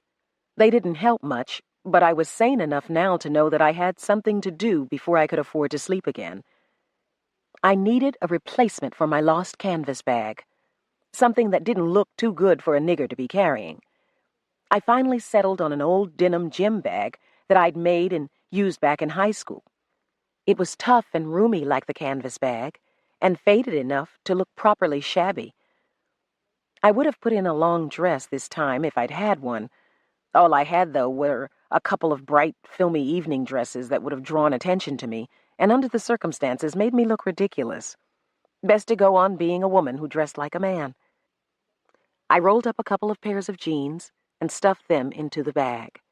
Then shoes, shirts, a wool sweater, comb, brush, toothpaste, and toothbrush. Kevin and I had really missed those. 2 large cakes of soap, my washcloth, the bottle of aspirins. If Rufus called me while my back was sore, I would need them. And my knife. The knife had come back with me because I happened to be wearing it in a makeshift leather sheath at my ankle. I didn't know whether to be glad or not that I hadn't had the chance to use it against Wayland. I might have killed him. I had been angry enough, frightened enough, humiliated enough to try. Then, if Rufus called me again, I would have to answer for the killing. Or maybe Kevin would have to answer for it. I was suddenly very glad that I had left Wayland alive. Kevin was in for enough trouble, and when I saw Rufus again, if I saw him again, I would need his help. I wouldn't be likely to get it if I had killed his father, even a father he didn't like. I stuffed another pencil, pen, and scratch pad into the bag. I was slowly emptying Kevin's desk. All my things were still packed, and I found a compact paperback history of slavery in America that might be useful. It listed dates and events that I should be aware of, and it contained a map of Maryland. The bag was too full to close completely by the time everything was in, but I tied it shut with its own rope drawstring and tied the drawstring around my arm. I couldn't have stood anything tied around my waist. Then, incongruously, I was hungry. I went to the kitchen and found half a box of raisins and a full can of mixed nuts. To my surprise, I finished both, then slept again easily. It was morning when I awoke, and I was still at home. My back hurt whenever I moved. I managed to spray it with an ointment Kevin had used for sunburn. The whip lacerations hurt like burns. The ointment cooled them and seemed to help. I had the feeling I should have used something stronger, though. Heaven knew what kind of infection you could get from a whip kept limber with oil and blood. Tom Wayland had ordered brine thrown onto the back of the field hand he had whipped. I could remember the man screaming as the solution hit him, but his wounds had healed without infection. As I thought of the field hand, I felt strangely disoriented. For a moment I thought Rufus was calling me again. Then I realized that I wasn't really dizzy, only confused. My memory of a field hand being whipped suddenly seemed to have no place here with me at home. I came out of the bathroom, into the bedroom, and looked around. Home. Bed, without canopy, dresser, closet, electric light, television, radio, electric clock, books. Home. It didn't have anything to do with where I had been. It was real. It was where I belonged. I put on a loose dress and went out to the front yard. The tiny blue-haired woman who lived next door noticed me and wished me a good morning. She was on her hands and knees digging in her flower garden and obviously enjoying herself. She reminded me of Margaret Whalen, who also had flowers. I had heard Margaret's guests compliment her on her flowers, but of course she didn't take care of them herself. Today and yesterday didn't mesh. I felt almost as strange as I had after my first trip back to Rufus, caught between his home and mine.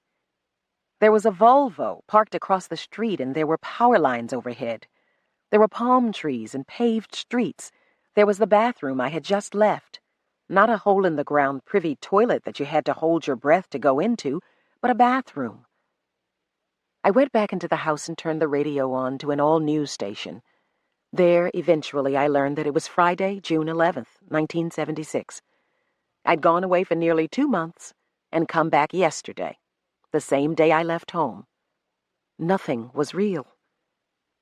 Kevin could be gone for years, even if I went after him today and brought him back tonight. I found a music station and turned the radio up loud to drown out my thinking. The time passed, and I did more unpacking, stopping often, taking too many aspirins. I began to bring some order to my own office. Once I sat down at my typewriter and tried to write about what had happened, made about 6 attempts before I gave up and threw them all away. Someday, when this was over, if it was ever over, maybe I would be able to write about it. I called my favorite cousin in Pasadena, my father's sister's daughter, and had her buy groceries for me.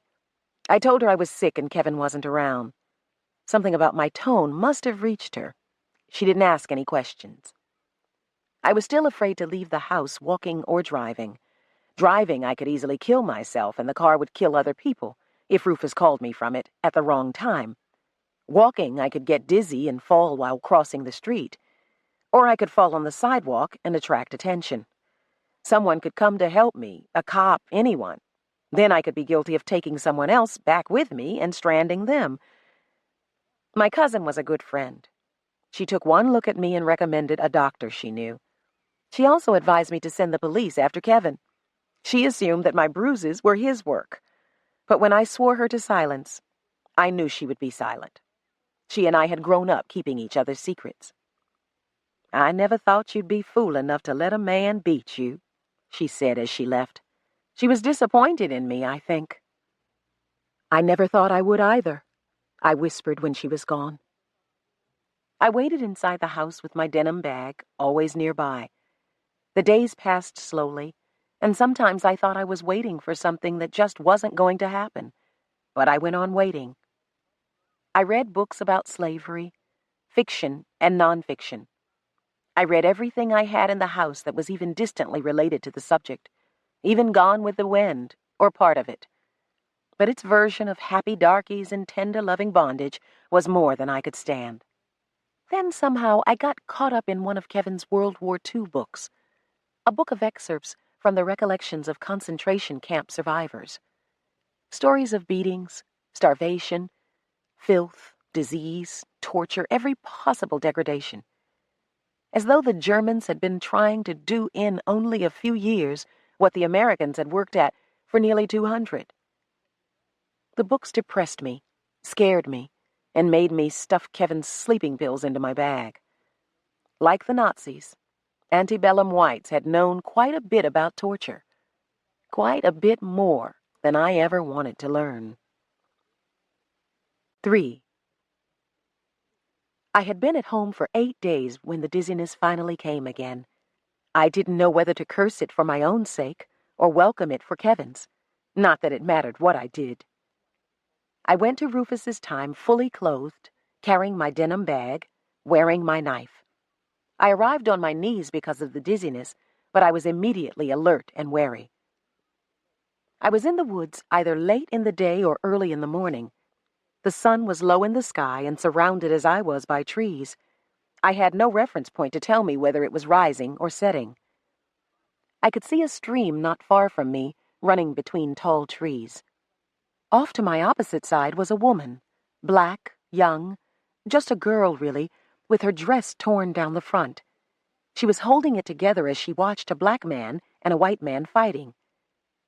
The white man's red hair told me who he must be. His face was already too much of a mess to tell me. He was losing his fight, had already lost it. The man he was fighting was his size with the same slender build, but in spite of the black man's slenderness, he looked wiry and strong. He had probably been conditioned by years of hard work.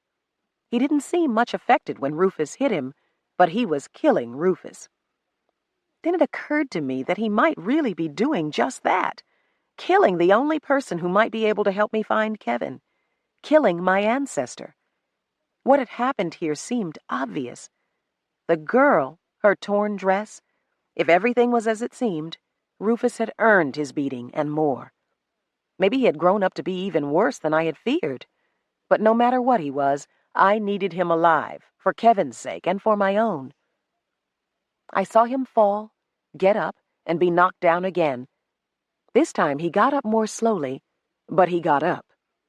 I had a feeling he'd done a lot of getting up. He wouldn't be doing much more. I went closer, and the woman saw me. She called out something I didn't quite understand, but the man turned his head to look at me. Just then Rufus hit him on the jaw.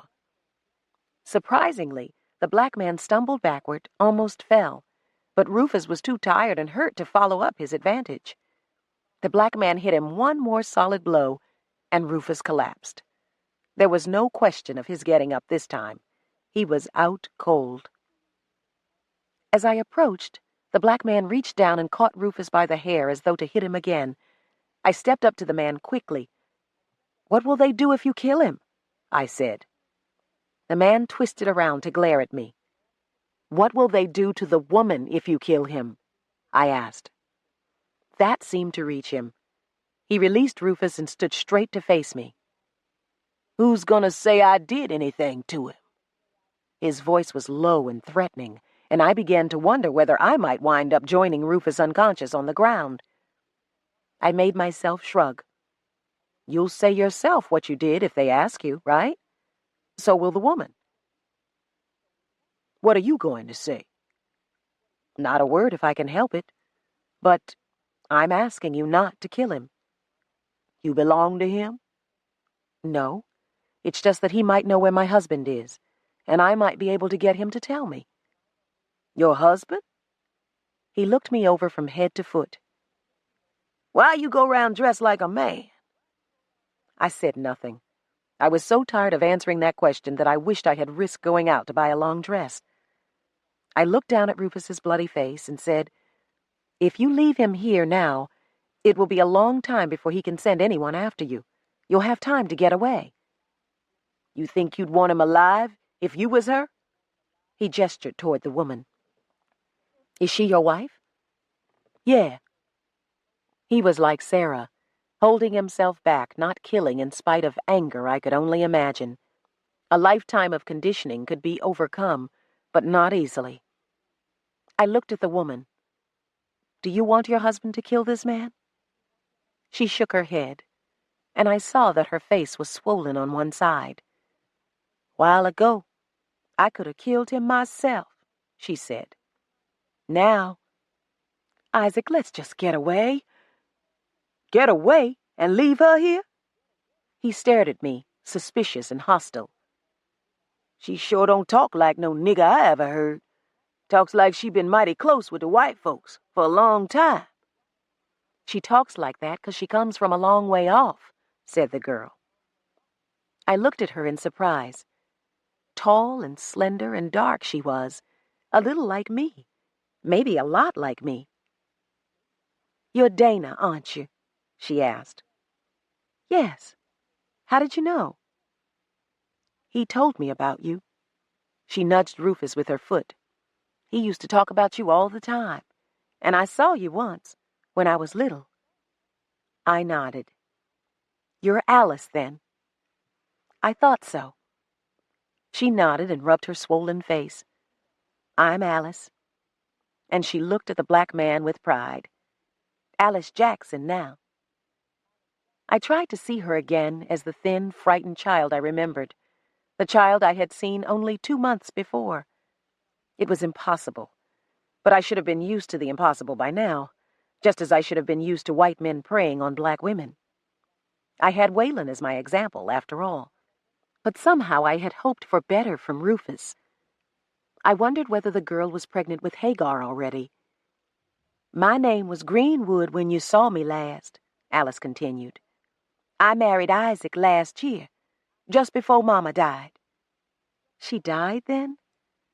I caught myself visualizing a woman my age dying, even though I knew that was wrong. But still, the woman must have died fairly young. "I'm sorry," I said. "She tried to help me." "She helped a lot of folks," said Isaac. "She used to treat this little no-good bastard better than his own people treated him." He kicked Rufus hard in the side.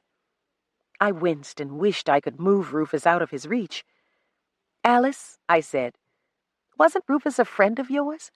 I mean, did he just grow out of the friendship, or what?" "Got to where he wanted to be more friendly than I did," she said. "He tried to get Judge Hallman to sell Isaac South to keep me from marrying him." "You're a slave?" I said to Isaac, surprised. "My God, you'd better get out of here." Isaac gave Alice a look that said very clearly, "You talk too much." Alice answered the look. "Isaac, she's all right. She got a whipping once for teaching a slave how to read. Tom Whalen was the one whipped her." "I want to know what she's going to do when we leave," said Isaac. "I'm going to stay with Rufus," I told him. "When he comes to, I'm going to help him home as slowly as possible. I'm not going to tell him where you went, because I won't know." Isaac looked at Alice, and she tugged at his arm. "Let's go," she urged. "But you can't whip everybody. Let's go." He seemed on the verge of going when I said, "Isaac, if you want me to, I can write you a pass. It doesn't have to be where you're really going, but it might help you if you're stopped." He looked at me with no trust at all, then turned and walked away without answering. Alice hesitated, spoke softly to me. "Your man went away," she said. "He waited a long time for you. Then he left." "Where did he go?" "Somewhere north. I don't know. Mr. Roof knows. You got to be careful, though. Mr. Roof gets mighty crazy sometimes." "Thank you." She turned and followed Isaac, leaving me alone with the unconscious Rufus, alone to wonder where she and Isaac would go. North to Pennsylvania? I hoped so. And where had Kevin gone? Why had he gone anywhere? What if Rufus wouldn't help me find him? Or what if I didn't stay in this time long enough to find him? Why couldn't he have waited? 4. I knelt down beside Rufus and rolled him over onto his back. His nose was bleeding. His split lip was bleeding. I thought he had probably lost a few teeth, but I didn't look closely enough to be sure. His face was a lumpy mess, and he would be looking out of a couple of black eyes for a while. All in all, though, he probably looked worse off than he was. No doubt he had some bruises that I couldn't see without undressing him, but I didn't think he was badly hurt. He would be in some pain when he came to, but he had earned that. I sat on my knees watching him, first wishing he would hurry and regain consciousness, then wanting him to stay unconscious so that Alice and her husband could get a good start. I looked at the stream, thinking that a little cold water might bring him around faster, but I stayed where I was. Isaac's life was at stake. If Rufus was vindictive enough, he could surely have the man killed. A slave had no rights and certainly no excuse for striking a white man.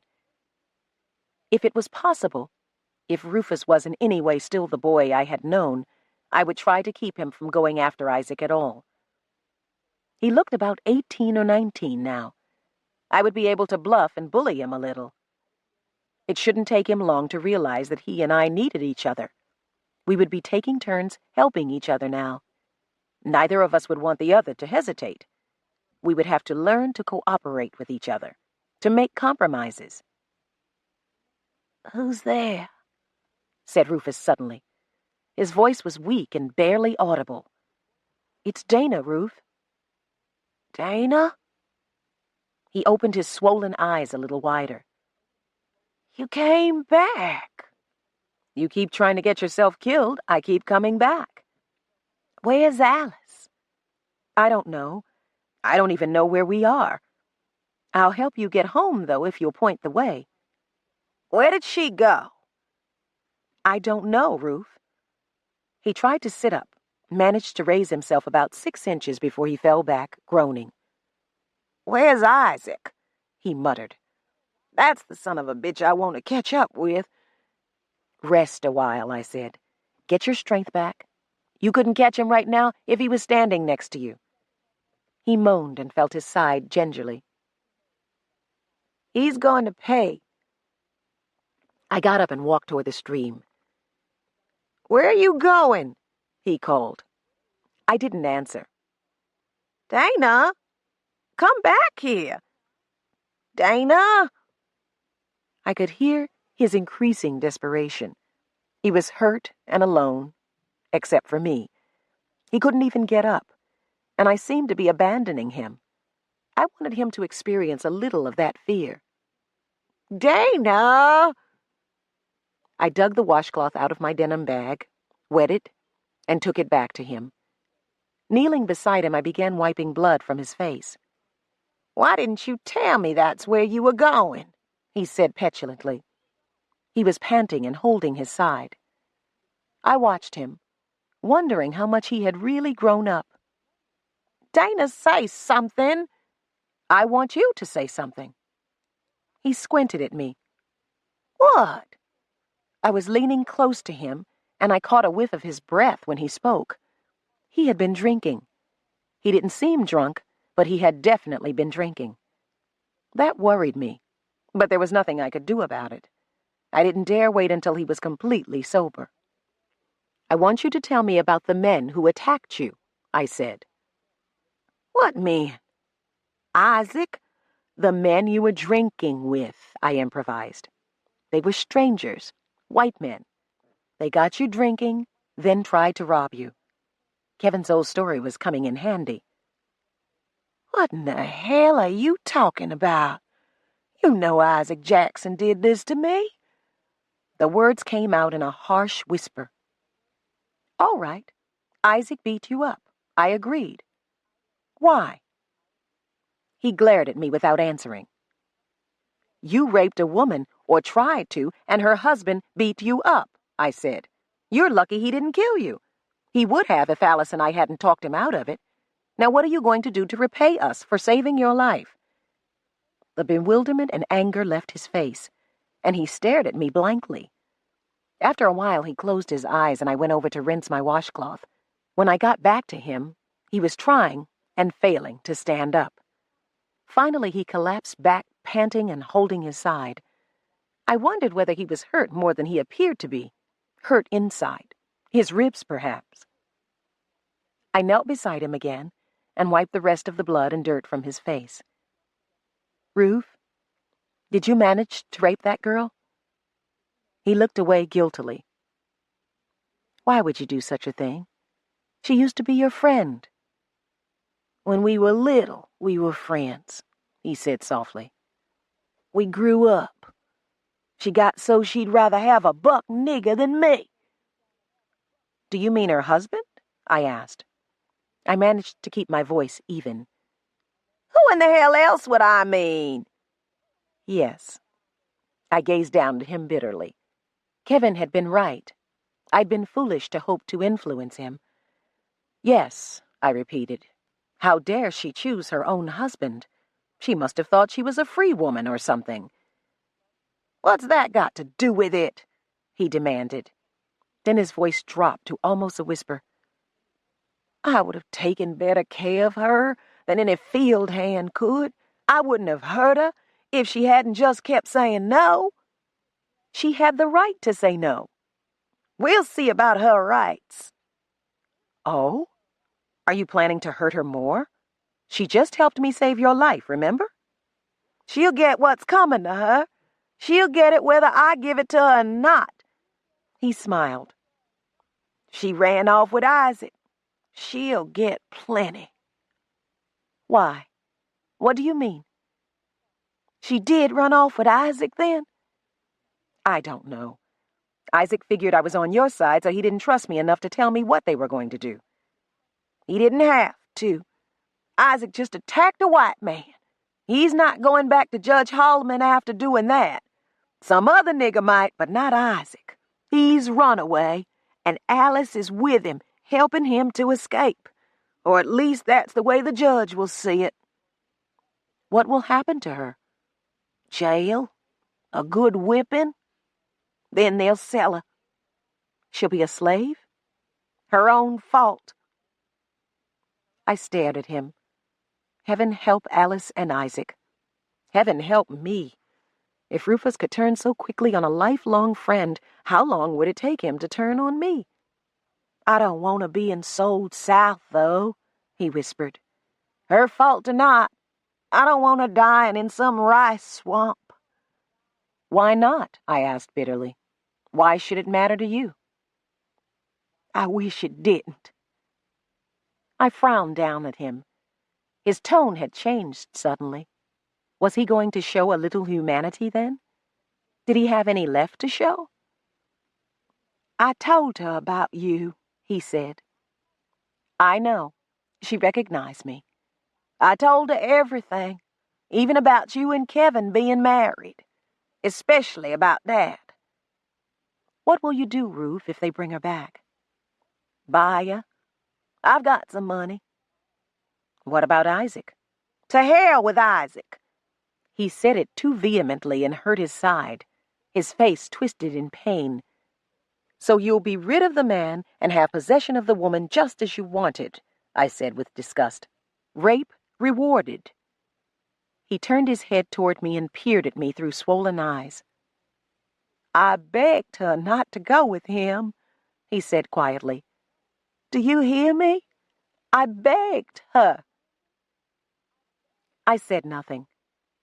I was beginning to realize that he loved the woman to her misfortune. There was no shame in raping a black woman, but there could be shame in loving one. I didn't want to just drag her off into the bushes, said Rufus. I never wanted it to be like that, but she kept saying no. I could have had her in the bushes years ago if that's all I wanted.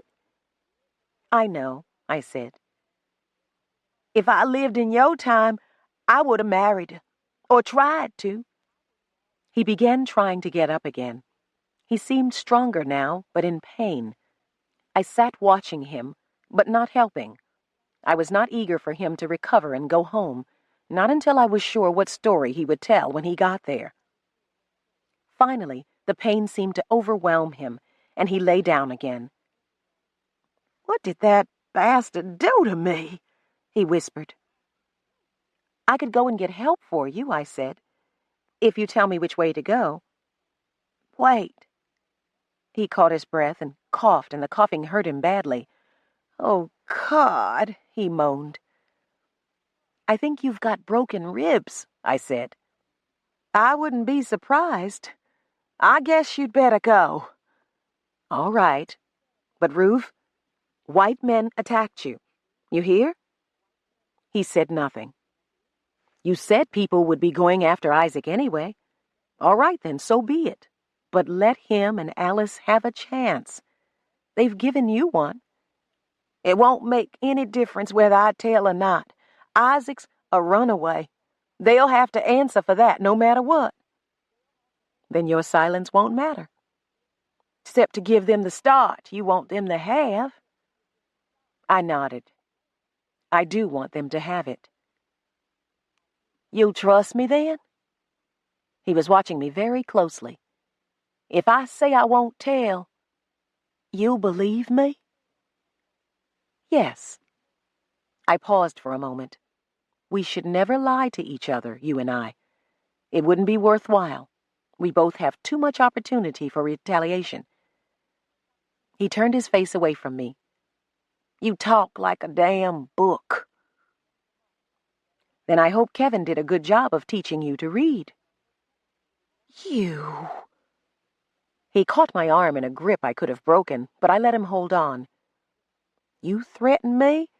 I'll threaten you. Without me, you'll never find Kevin. I know that. Then don't threaten me. I said we were dangerous to each other. That's more of a reminder than a threat. Actually, it was more a bluff. I don't need reminders or threats from you. I said nothing. Well, are you going to get some help for me? Still, I said nothing. I didn't move. You go through those trees, he said, pointing. There's a road out there not too far away. Go left on the road and then just follow it until you come to our place. I listened to his directions, knowing that I would use them sooner or later. But we had to have an understanding first, he and I. He didn't have to admit that we had one. He could keep his pride if that was what he thought was at stake. But he did have to behave as though he understood me. If he refused, he was going to get a lot more pain now. And maybe later, when Kevin was safe and Hagar had at least had a chance to be born, I might never find out about that, I would walk away from Rufus and leave him to get out of his own trouble. Dana? I looked at him. I had let my attention wander. I said they'll get their time. White men attacked me. Good, Ruf. I laid a hand on his shoulder. Look, your father will listen to me, won't he? I don't know what he saw last time I went home. He doesn't know what he saw either. Whatever it was, he's seen it before. That time at the river. And he didn't believe it then either.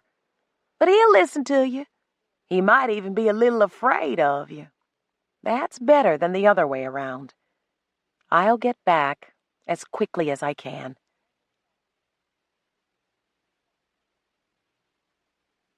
Five. The road was farther away than I had expected. As it got darker, the sun was setting, not rising. I tore pages from my scratch pad and stuck them on trees now and then to mark my trail. Even then, I worried that I might not be able to find my way back to Rufus. When I reached the road, I pulled up some bushes and made a kind of barricade speckled with bits of white paper. That would stop me at the right place when I came back, if no one moved it meanwhile. I followed the road until it was dark, followed it through woods, through fields, past a large house much finer than the Whalens. No one bothered me. I hid behind a tree once when two white men rode past. They might not have paid any attention to me, but I didn't want to take the chance. And there were 3 black women, walking with large bundles balanced on their heads. Evening, they said as they passed. I nodded and wished them a good evening. And I walked faster, wondering suddenly what the years had done to Luke and Sarah, to Nigel and Carrie. The children who played at selling each other might already be working in the fields now. And what would time have done to Margaret Whalen? I doubted that it had made her any easier to live with. Finally, after more woods and fields, the plain square house was before me, its downstairs windows full of yellow light. I was startled to catch myself saying wearily, "Home at last." I stood still for a moment between the fields and the house and reminded myself that I was in a hostile place. It didn't look alien any longer, but that only made it more dangerous, made me more likely to relax and make a mistake. I rubbed my back, touched the several long scabs to remind myself that I could not afford to make mistakes, and the scabs forced me to remember that I had been away from this place for only a few days.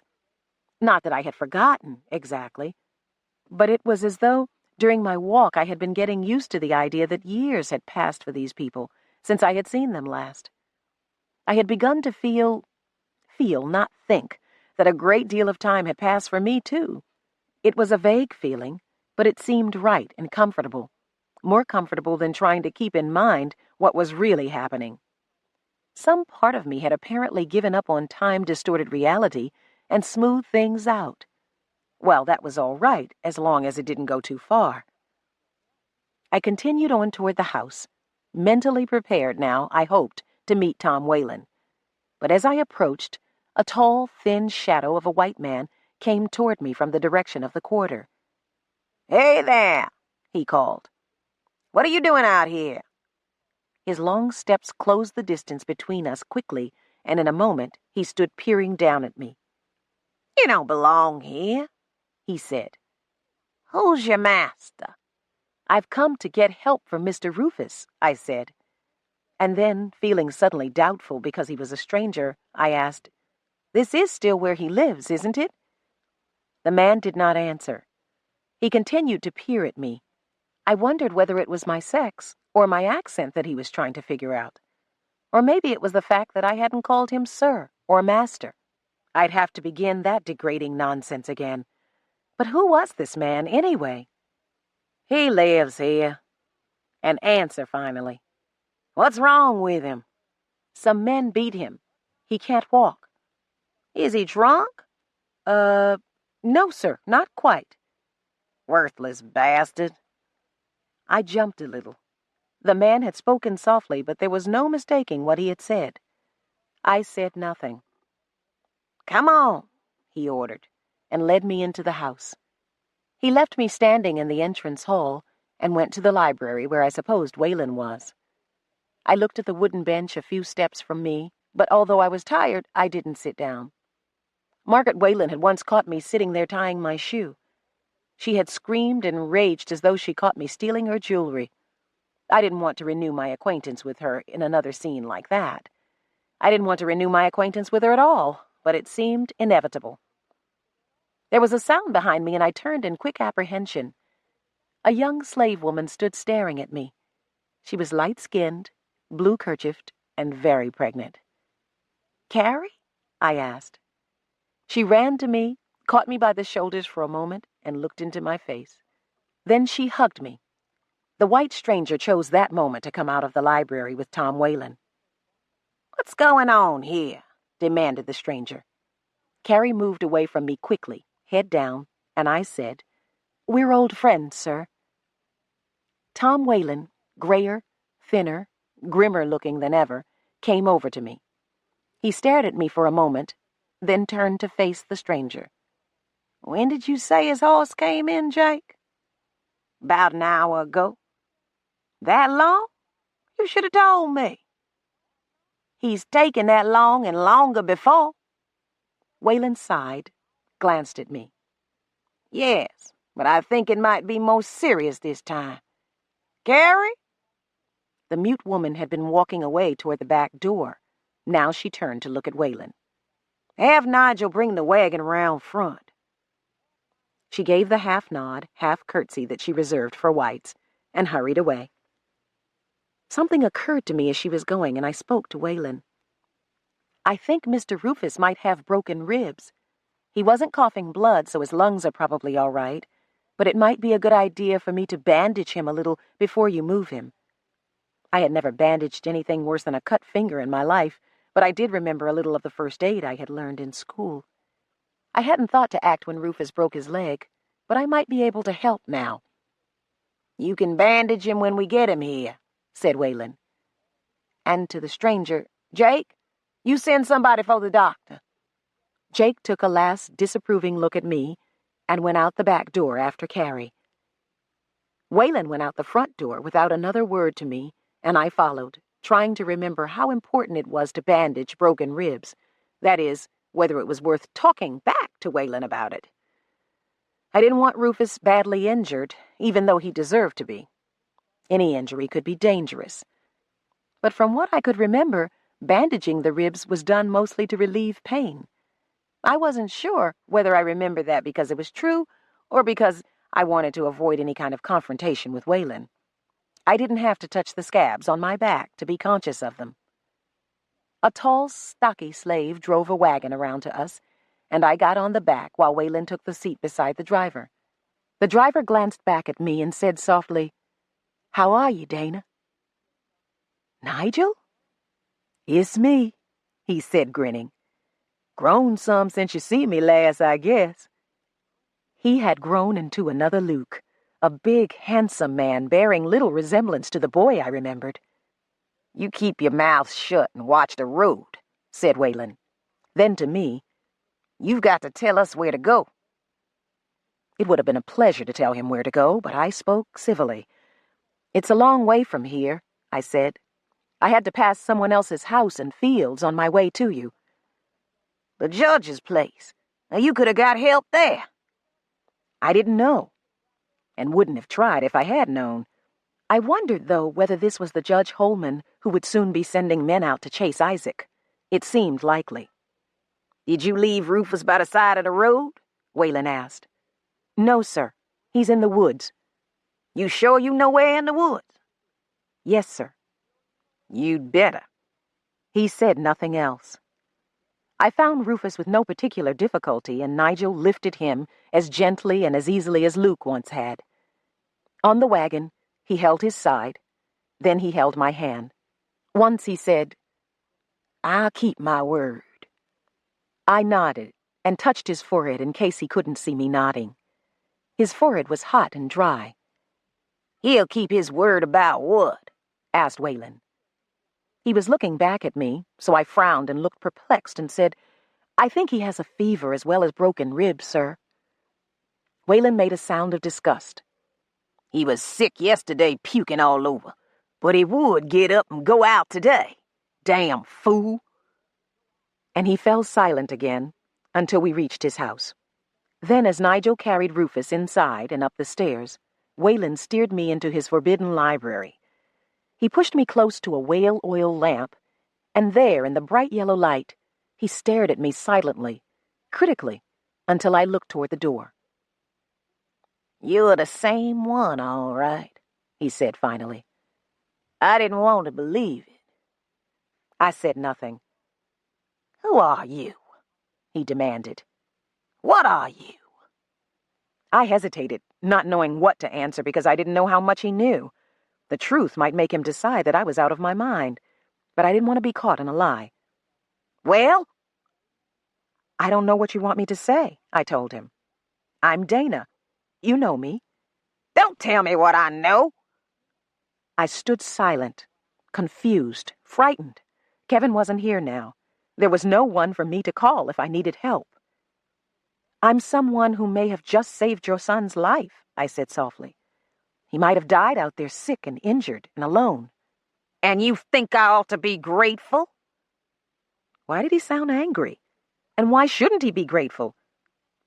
"I can't tell you what you ought to feel, Mr. Waylon." "That's right, you can't." There was a moment of silence that he seemed to expect me to fill. Eagerly, I changed the subject.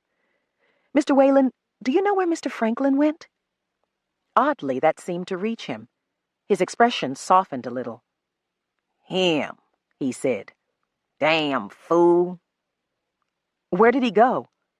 "Somewhere north. I don't know. Rufus has some letters from him." He gave me another stare. "I guess you want to stay here." He sounded as though he was giving me a choice, which was surprising because he didn't have to. Maybe gratitude meant something to him after all. "I'd like to stay for a while," I said. Better to try to reach Kevin from here than go wandering around some northern city trying to find him, especially since I had no money and since I was still so ignorant of this time. "You got to work for your keep," said Waylon, "like you did before." "Yes, sir." "That Franklin comes back, he'll stop here. He came back once hoping to find you, I think." "When?" "Last year sometime. You go up and stay with Rufus until the doctor comes. Take care of him." "Yes, sir." I turned to go. "That seems to be what you're for anyway," he muttered. I kept going, glad to get away from him.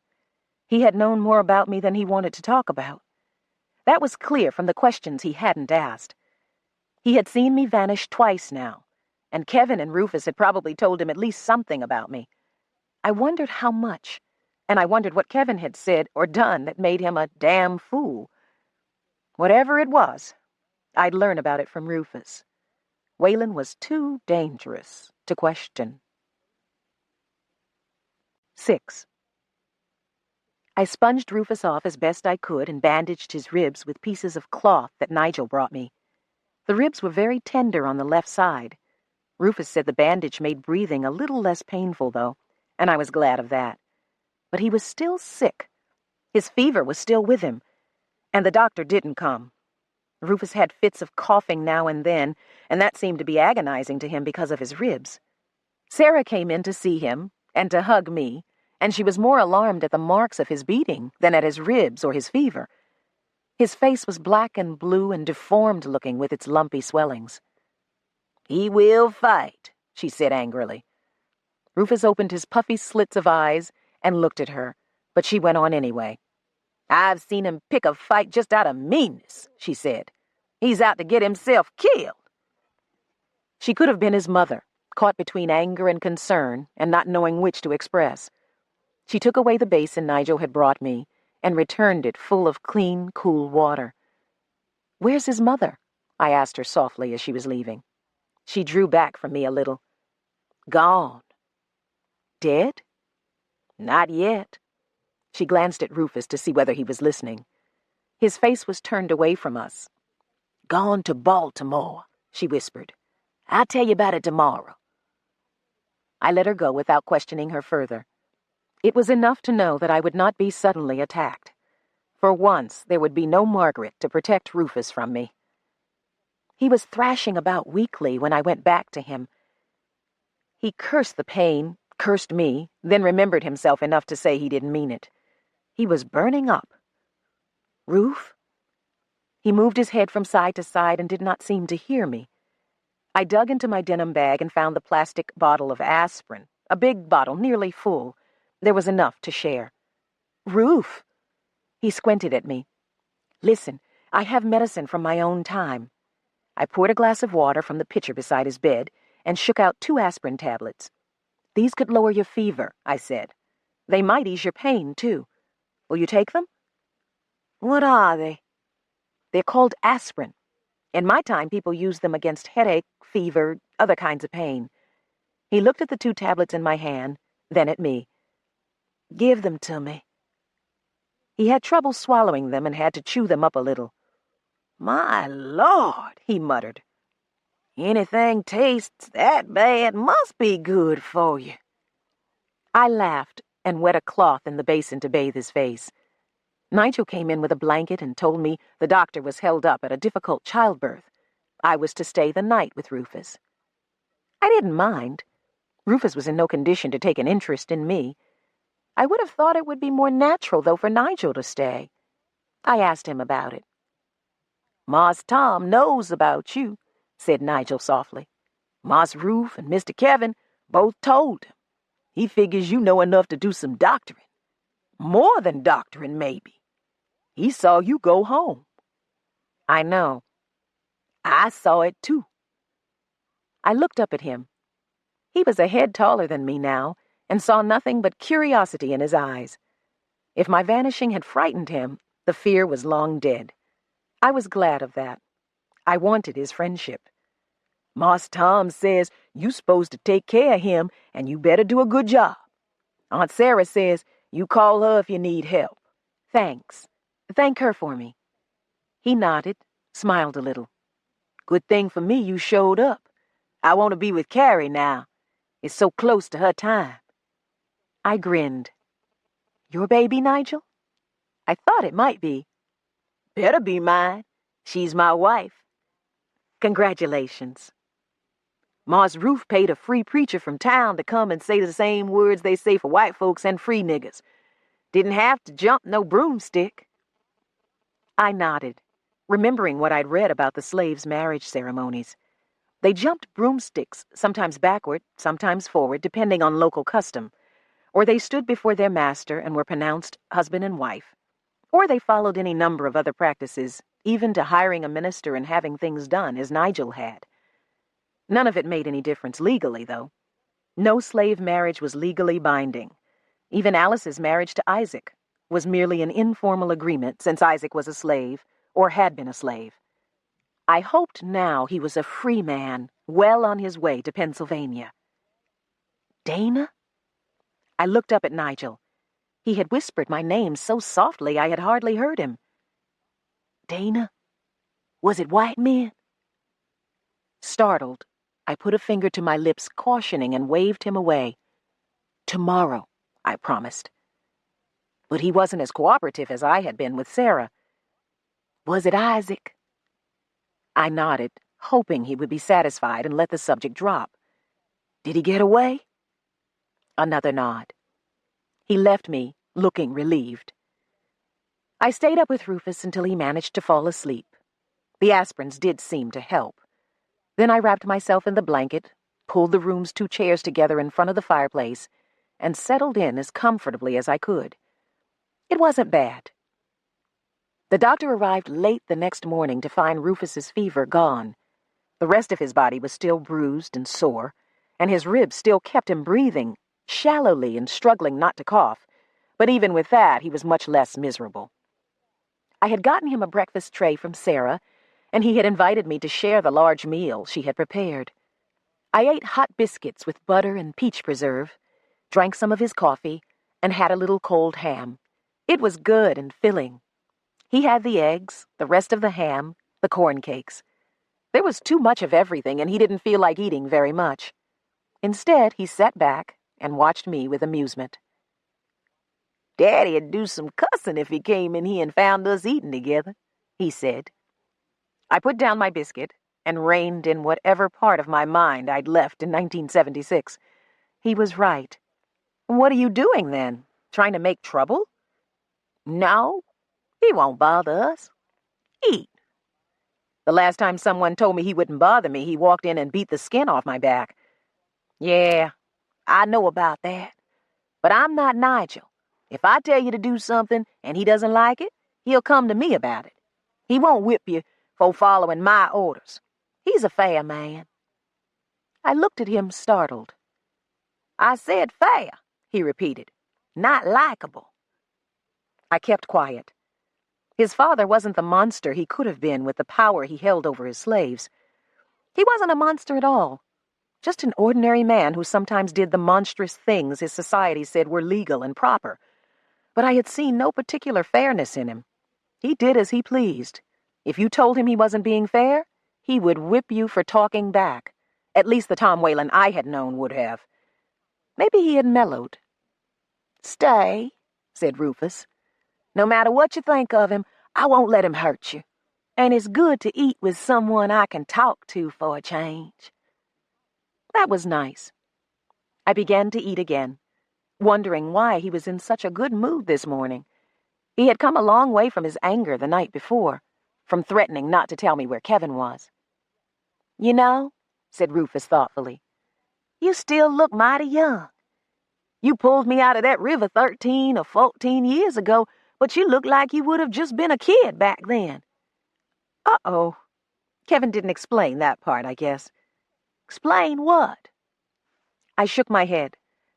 "Just let me tell you how it's been for me. I can't tell you why things are happening as they are, but I can tell you the order of their happening." I hesitated, gathering my thoughts. When I came to you at the river, it was June 9th, 1976 for me. When I got home, it was still the same day. Kevin told me I had only been gone a few seconds. Seconds? Wait. Let me tell it all to you at once. Then you can have all the time you need to digest it and ask questions. Later on, that same day, I came to you again. You were 3 or 4 years older and busy trying to set the house afire. When I went home, Kevin told me only a few minutes had passed. The next morning, June 10th, I came to you because you'd fallen out of a tree. Kevin and I came to you.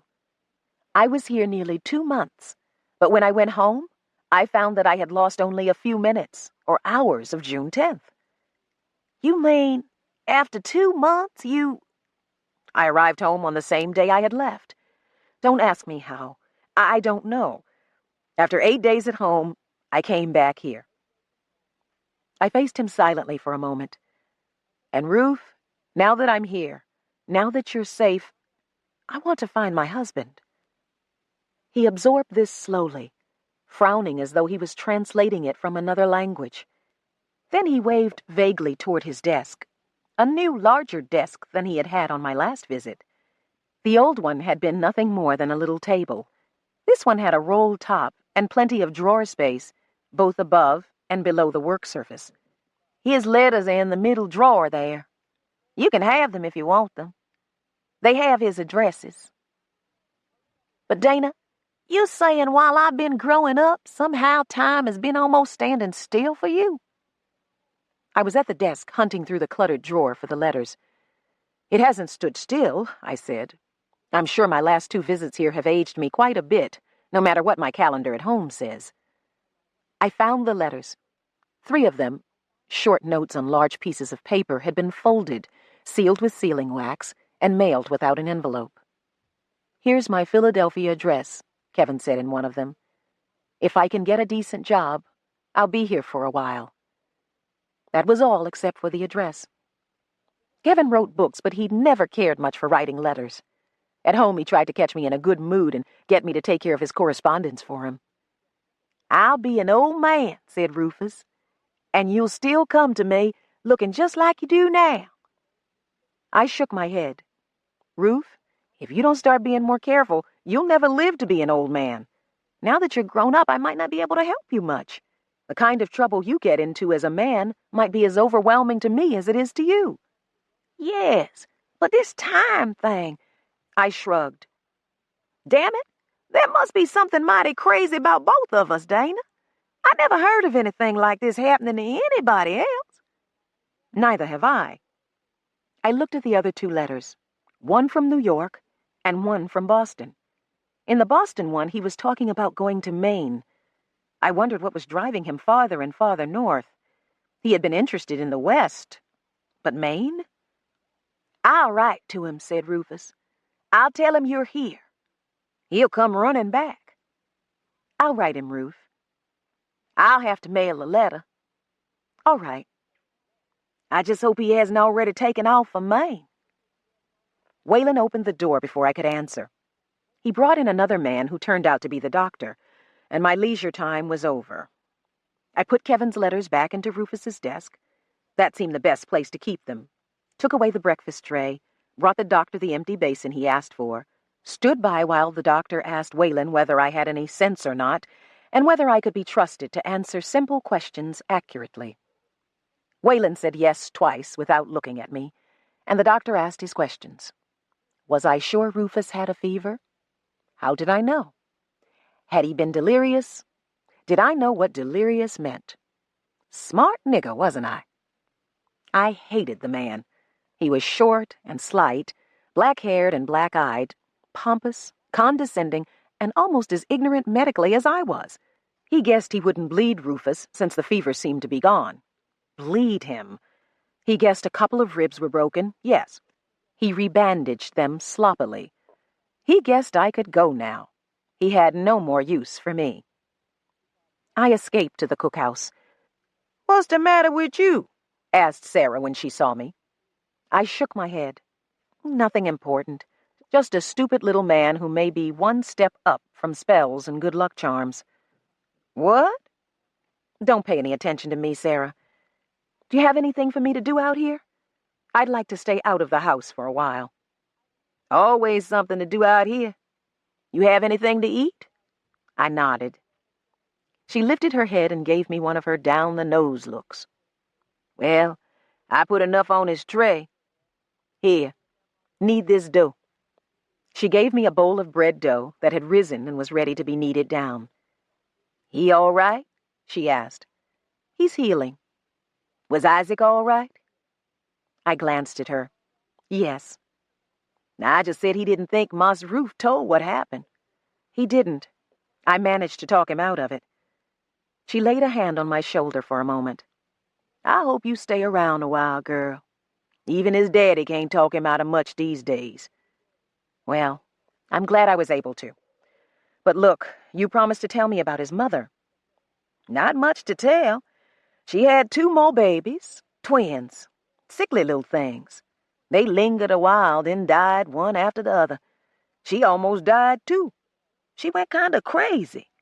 The birth had left her pretty bad off anyhow, sick, hurt inside.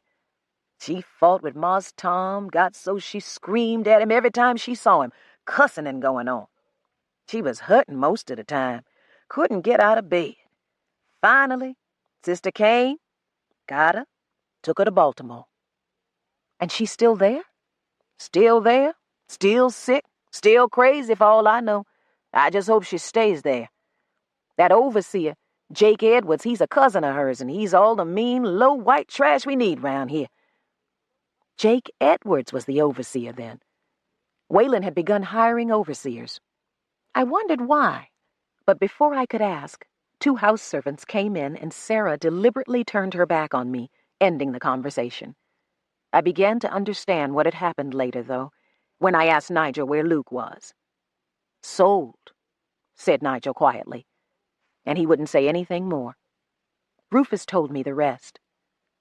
You shouldn't have asked Nigel about that, he told me when I mentioned the incident. I wouldn't have if I'd known. Rufus was still in bed. The doctor had given him a purgative and left. Rufus had poured the purgative into his chamber pot and ordered me to tell his father he'd taken it. He had his father send me back to him so that I could write my letter to Kevin. Luke did his work, I said. How could your father sell him? He worked all right, and the hands would work hard for him, mostly without the cowhide. But sometimes he didn't show much sense. Rufus stopped, began a deep breath, caught himself and grimaced in pain. You're like Luke in some ways, he continued. So you'd better show some sense yourself, Dana. You're on your own this time. But what did he do wrong? What am I doing wrong? Luke, he would just go ahead and do what he wanted to do, no matter what Daddy said. Daddy always said he thought he was white. One day, maybe 2 years after you left, Daddy got tired of it. New Orleans trader came through and Daddy said it would be better to sell Luke than to whip him until he ran away. I closed my eyes, remembering the big man, hearing again his advice to Nigel on how to defy the whites. It had caught up with him. Do you think the trader took him all the way to New Orleans? I asked. Yeah, he was getting a load together to ship them down there. I shook my head. Poor Luke. Are there cane fields in Louisiana now? Cane, cotton, rice. They grow plenty down there. My father's parents worked in the cane fields there before they went to California. Luke could be a relative of mine. Just make sure you don't wind up like him. I haven't done anything. Don't go teaching nobody else to read. Oh. Yes, oh. I might not be able to stop Daddy if he decided to sell you. Sell me? He doesn't own me. Not even by the law here. He doesn't have any papers saying he owns me. Dana, don't talk stupid. But in town once I heard a man brag how he and his friends had caught a free black, tore up his papers, and sold him to a trader. I said nothing. He was right, of course. I had no rights, not even any papers to be torn up. Just be careful, he said quietly. I nodded. I thought I could escape from Maryland if I had to. I didn't think it would be easy, but I thought I could do it.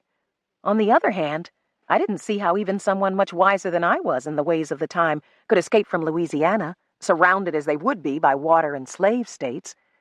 I would have to be careful, all right, and be ready to run if I seemed to be in any danger of being sold.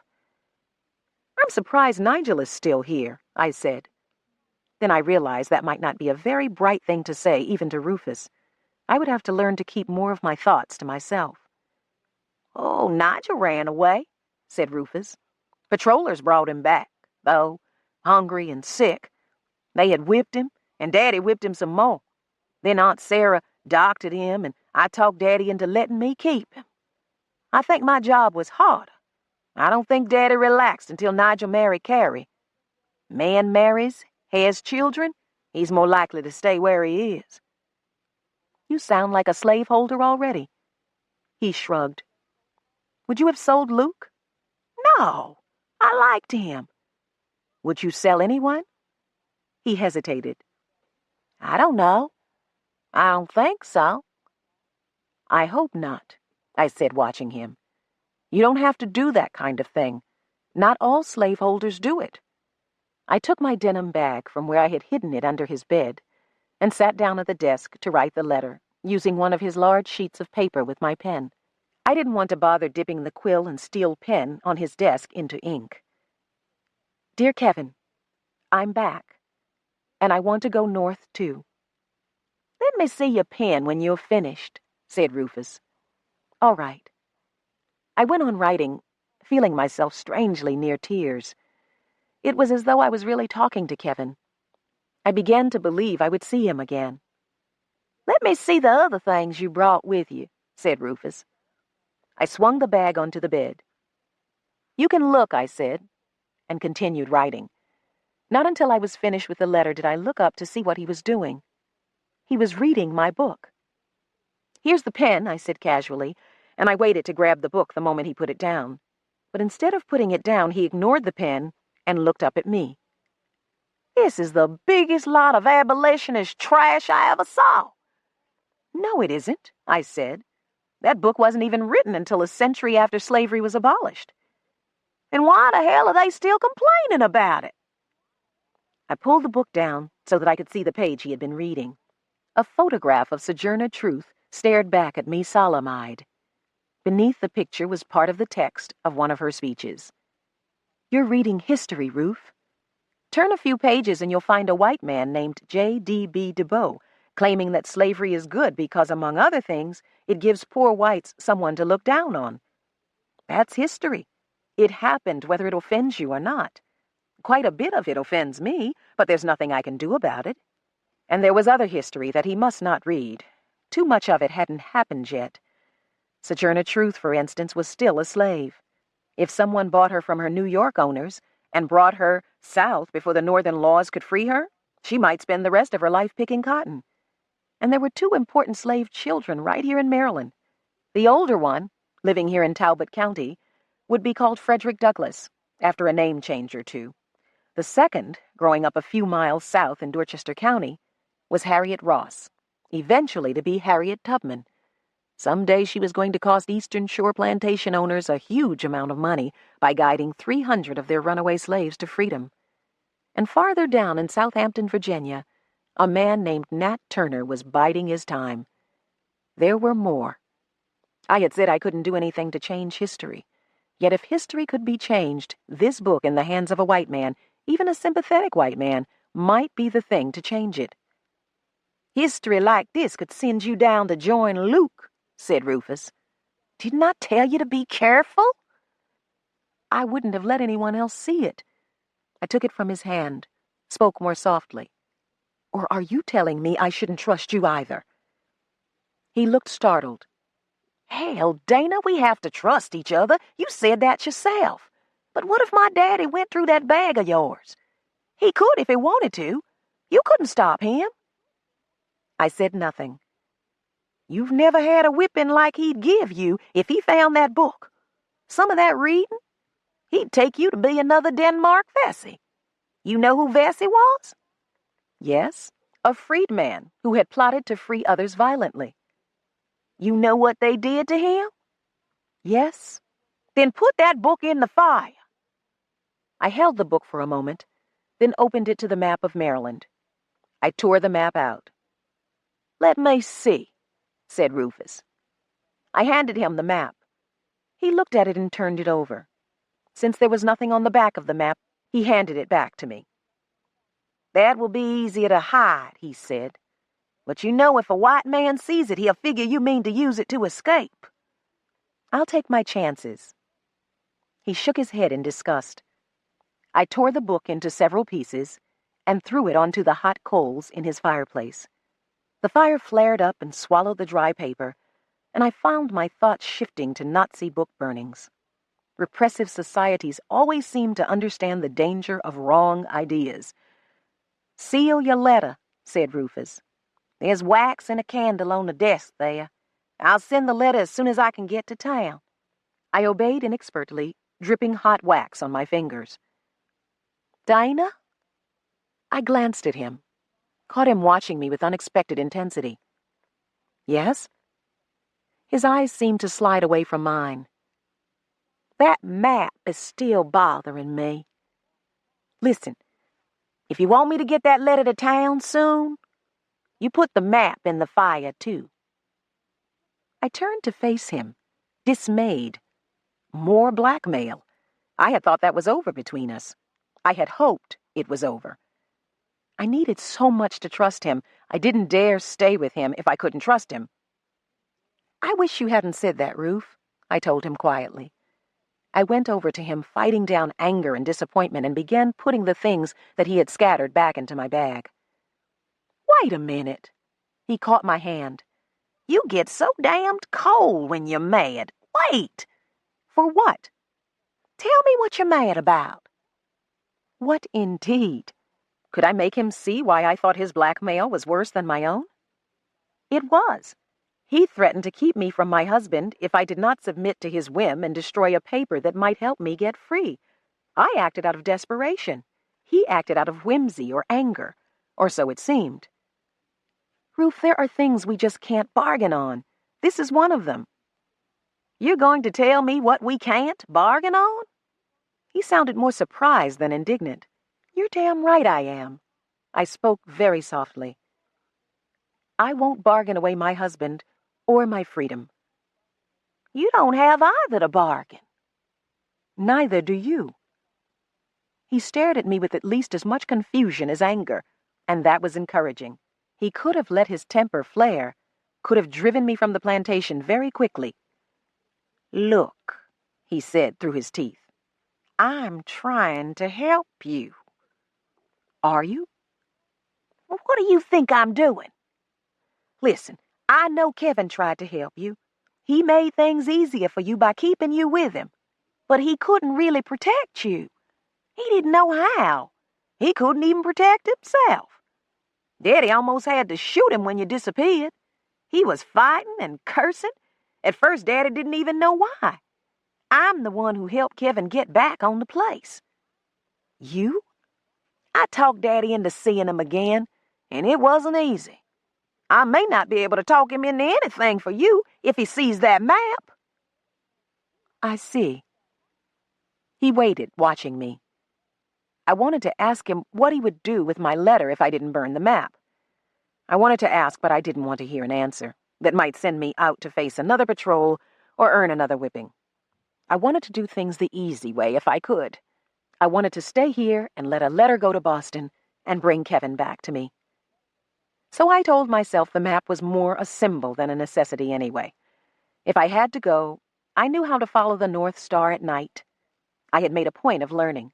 And by day, I knew how to keep the rising sun to my right and the setting sun to my left. I took the map from Rufus's desk and dropped it into the fireplace. It darkened, then burst into flame. "I can manage without it, you know," I said quietly. "No need for you to," said Rufus. "You'll be all right here. You're home." 7. Isaac and Alice had 4 days of freedom together. On the 5th day, they were caught. On the 7th day, I found out about it. That was the day Rufus and Nigel took the wagon into town to mail my letter and take care of some business of their own. I had heard nothing of the runaways, and Rufus seemed to have forgotten about them. He was feeling better, looking better. That seemed to be enough for him. He came to me just before he left and said, "Let me have some of your aspirins. I might need them the way Nigel drives." Nigel heard and called out, "Mas Ruf, you can drive. I'll just sit back and relax while you show me how to go smooth over the bumpy road."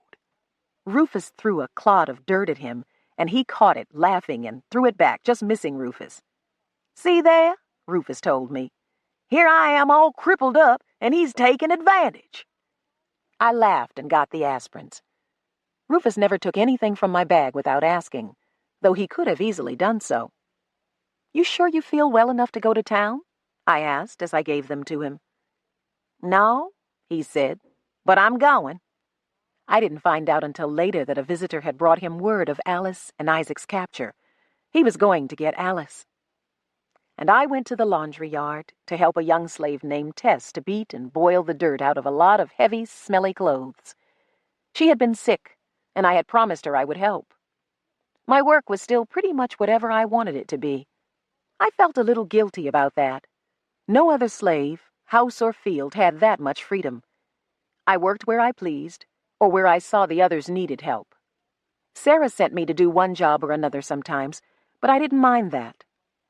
In Margaret's absence, Sarah ran the house, and the house servants. She spread the work fairly and managed the house as efficiently as Margaret had, but without much of the tension and strife Margaret generated.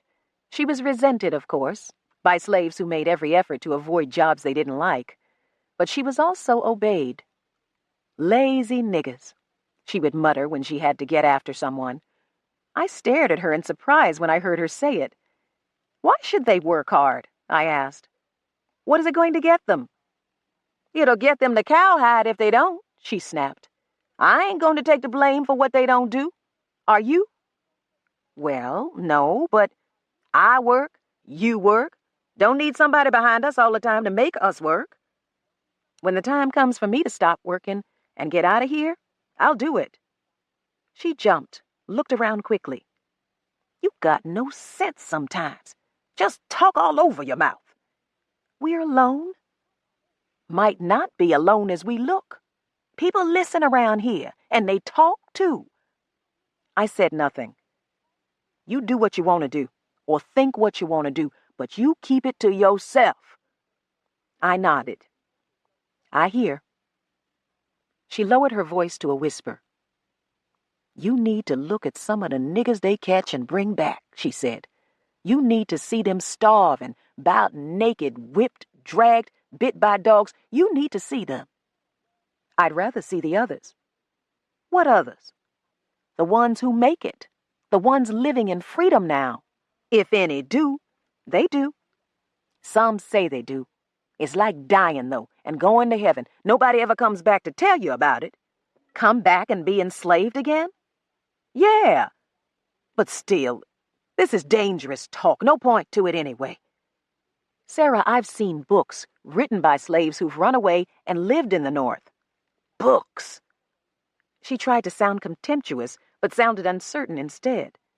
She couldn't read. Books could be awesome mysteries to her, or they could be dangerous, time-wasting nonsense. It depended on her mood. Now her mood seemed to flicker between curiosity and fear. Fear won. "The foolishness," she said. "Niggers writing books." "But it's true. I've seen—" "Don't want to hear no more about it." She raised her voice sharply. That was unusual, and it seemed to surprise her as much as it surprised me. "Don't want to hear no more," she repeated softly. "Things ain't bad here. I can get along."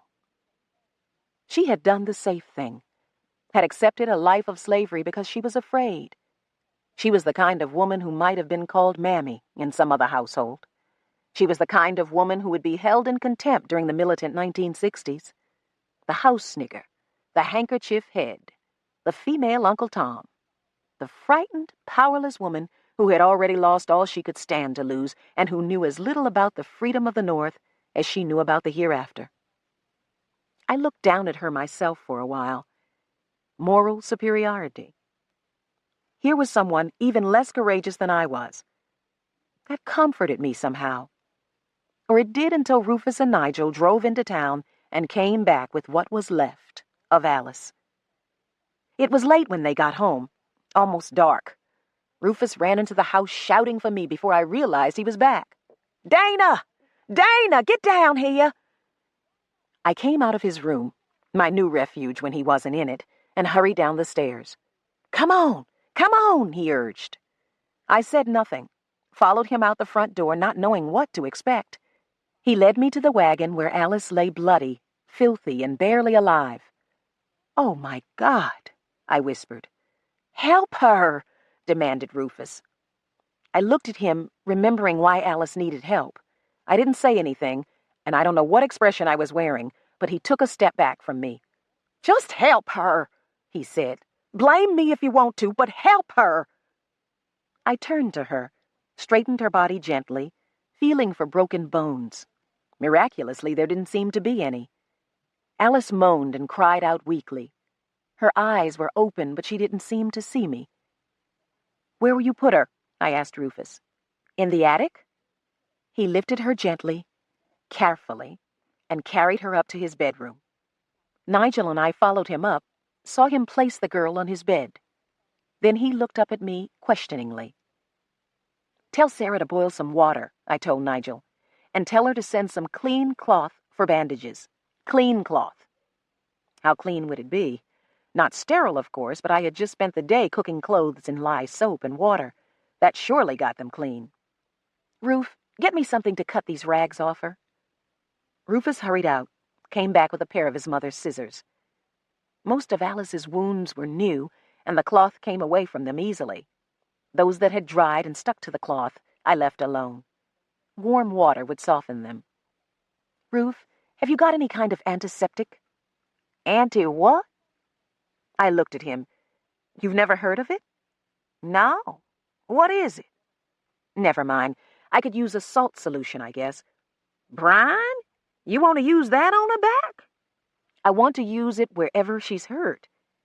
Don't you have anything in your bag better than that? "Just soap, which I intend to use. Find it for me, will you?" Then, hell, I shouldn't be doing this. Why didn't you take her to the doctor? he shook his head. The judge wanted her sold south. For spite, I guess. I had to pay near twice what she's worth to get her. That's all the money I had. And Daddy won't pay for a doctor to fix niggers. Doc knows that. "You mean your father just lets people die when maybe they could be helped?" Die or get well. Aunt Mary, you know, the one who watches the kids? "Yes." Aunt Mary didn't watch the kids. Old and crippled, she sat in the shade with a switch and threatened them with gory murder if they happened to misbehave right in front of her. Otherwise, she ignored them and spent her time sewing and mumbling to herself, contentedly senile. The children cared for each other. Aunt Mary does some doctoring, said Rufus. She knows herbs. But I thought you'd know more. I turned to look at him in disbelief. Sometimes the poor woman barely knew her name. Finally, I shrugged. "Get me some brine." "But that's what Daddy uses on field hands," he said. "It hurts them worse than the beating sometimes." "It won't hurt her as badly as an infection would later." He frowned, came to stand protectively close to the girl. "Who fixed up your back?" "I did. No one else was around." "What did you do?"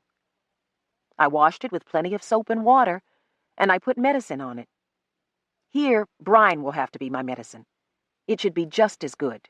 Please, heaven, let it be as good. I only half knew what I was doing. Maybe old Mary and her herbs weren't such a bad idea after all, if I could be sure of catching her in one of her saner moments. But no, ignorant as I knew I was, I trusted myself more than I trusted her. Even if I couldn't do any more good than she could, I was at least less likely to do harm. "Let me see your back," said Rufus. I hesitated, swallowed a few indignant words. He spoke out of love for the girl. A destructive love, but a love nevertheless. He needed to know that it was necessary to hurt her more, and that I had some idea what I was doing. I turned my back to him and raised my shirt a little. My cuts were healed, or nearly healed. He didn't speak or touch me. After a moment, I put my shirt down. "You didn't get the big, thick scars some of the hands get," he observed. "Keloids. No, thank God, I'm not subject to them. What I've got is bad enough." "Not as bad as she'll have." "Get the salt, Ruf." He nodded and went away. 8. I did my best for Alice, hurt her as little as possible, got her clean and bandaged. "Looks like they just let the dogs chew on her," said Rufus angrily. He had to hold her for me while I cleaned the bites, gave them special attention. She struggled and wept and called for Isaac until I was almost sick at having to cause her more pain. I swallowed and clenched my teeth against the threatening nausea. When I spoke to Rufus, it was more to calm myself than to get information. What did they do with Isaac, Ruth? Give him back to the judge? Sold him to a trader. Fella taking slaves overland to Mississippi. Oh, God. He'd be dead if I'd spoken up. I shook my head, located another bite. I wanted Kevin. I wanted desperately to go home and be out of this. Did you mail my letter, Ruth? Yeah. Good. Now if only Kevin would come quickly. I finished with Alice and gave her not aspirins but sleeping pills. She needed rest after days of running, after the dogs and the whipping, after Isaac. Rufus left her in his bed. He simply climbed in beside her. Ruth, for God's sake! He looked at me, then at her. Don't talk foolishness. I'm not going to put her on the floor. And I'm sure not going to bother her while she's hurt like this. Good, I said, relieved, believing him. Don't even touch her if you can help it. All right. I cleaned up the mess I had made and left them. Finally, I made my way to the pallet in the attic and lay down wearily. But tired as I was, I couldn't sleep. I thought of Alice and then of Rufus, and I realized that Rufus had done exactly what I had said he would do. Gotten possession of the woman without having to bother with her husband. Now, somehow, Alice would have to accept not only the loss of her husband, but her own enslavement. Rufus had caused her trouble, and now he had been rewarded for it. It made no sense. No matter how kindly he treated her now that he had destroyed her, it made no sense. I lay turning, twisting, holding my eyes closed and trying first to think, then not to think. I was tempted to squander 2 more of my sleeping pills to buy myself relief. Then Sarah came in. I could see her vaguely outlined in the moonlight that came through the window. I whispered her name, trying not to awaken anyone. She stepped over the 2 children who slept nearest to me and made her way over to my corner. "How's Alice?" she asked softly. "I don't know. She'll probably be all right. Her body will anyway." Sarah sat down on the end of my pallet. "I'd have come in to see her," she said, "but then I'd have to see Moss Roof, too. Don't want to see him for a while." "Yeah. They cut off the boy's ears." I jumped. "Isaac?" "Yeah. Cut them both off. He fought. Strong boy, even if he didn't show much sense. The judge's son hit him, and he struck back, and he said some things he shouldn't have said. Rufus said they sold him to a Mississippi trader. Did, after they got through with him. Nigel told me about it. How they cut him, beat him. He'll have to do some healing before he can go to Mississippi or anywhere else. Oh, God. All because our little jackass here drank too much and decided to rape somebody. She hushed me with a sharp hiss. "You got to learn to watch what you say. Don't you know there's folks in the house who love to carry tales?" I sighed. "Yes. You ain't no field nigger, but you're still a nigger. Moss Roof can get mad and make things mighty hard for you." "I know. All right." Luke's being sold must have frightened her badly. He used to be the one who hushed her. Moss Roof keeping Alice in his room. Yes. Lord, I hope he'll let alone. Tonight, anyway. I think he will. Hell, I think he'll be gentle and patient with her now that he's got her. Huh. A sound of disgust. "What'll you do now?" "Me? Try to keep the girl clean and comfortable until she gets well." "I don't mean that." I frowned. "What do you mean?" "She'll be in, you'll be out." I stared at her, tried to see her expression. I couldn't, but I decided she was serious. "It's not like that, Sarah. She's the only one he seems to want. And me, I'm content with my husband." There was a long silence. "Your husband? Was that Mr. Kevin?" "Yes." Nigel said you and him was married. I didn't believe it. We kept quiet about it because it's not legal here. Legal? Another sound of disgust. I guess what Moss Roof done to that girl is legal? I shrugged. Your husband. He'd get in trouble every now and then 'cause he couldn't tell the difference between black and white. Guess now I know why. I grinned. I'm not why. He was like that when I married him, or I wouldn't have married him. Rufus just sent him a letter telling him to come back and get me. She hesitated. You sure Moss Roof sent it? He said he did. Ask Nigel. She lowered her voice. Sometimes Moss Roof says what will make you feel good, not what's true. But he'd have no reason to lie about it. Didn't say he was lying.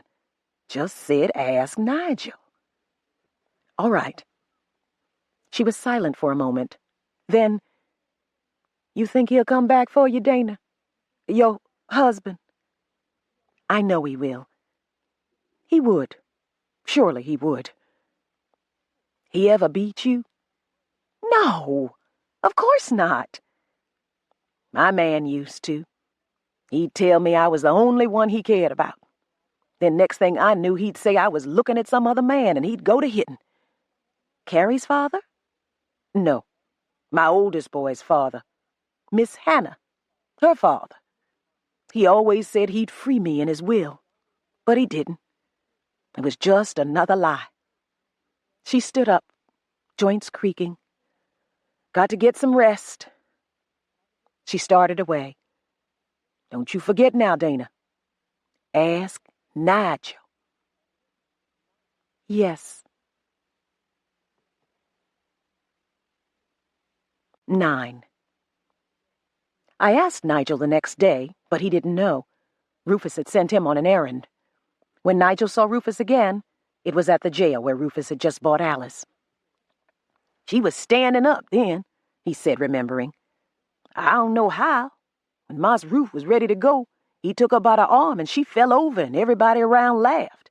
He had paid way too much for her, and anybody could see she was more dead than alive.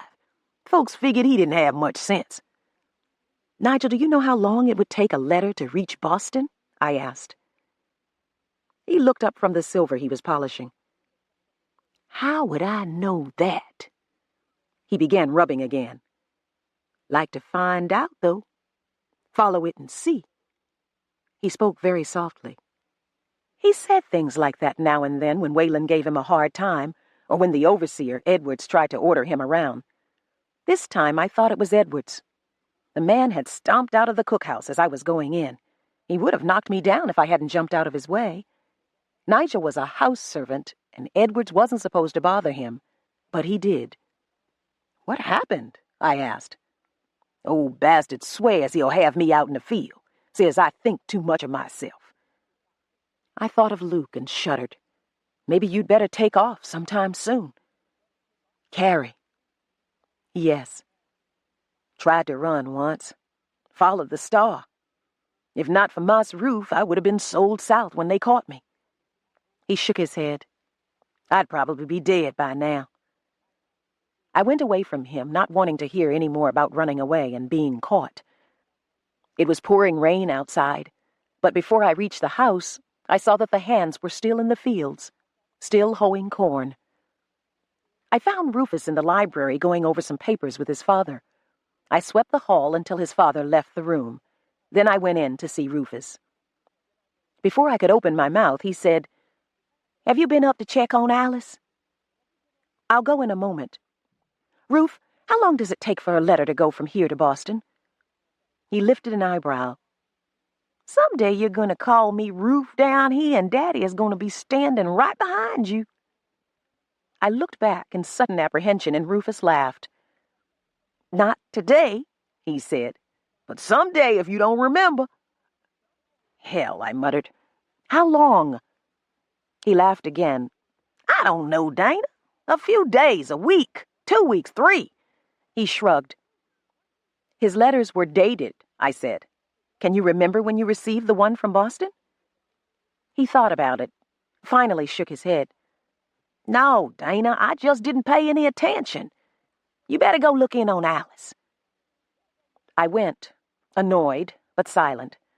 I thought he could have given me a decent estimate if he wanted to, but it didn't really matter. Kevin would receive the letter and he could come to get me. I couldn't really doubt that Rufus had sent it. He didn't want to lose my goodwill any more than I wanted to lose his, and this was such a small thing.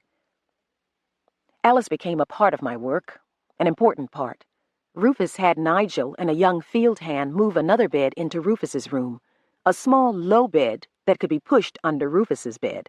We had to move Alice from Rufus's bed for his comfort as well as hers, because for a while Alice was a very young child again, incontinent, barely aware of us unless we hurt her or fed her, and she did have to be fed, spoonful by spoonful.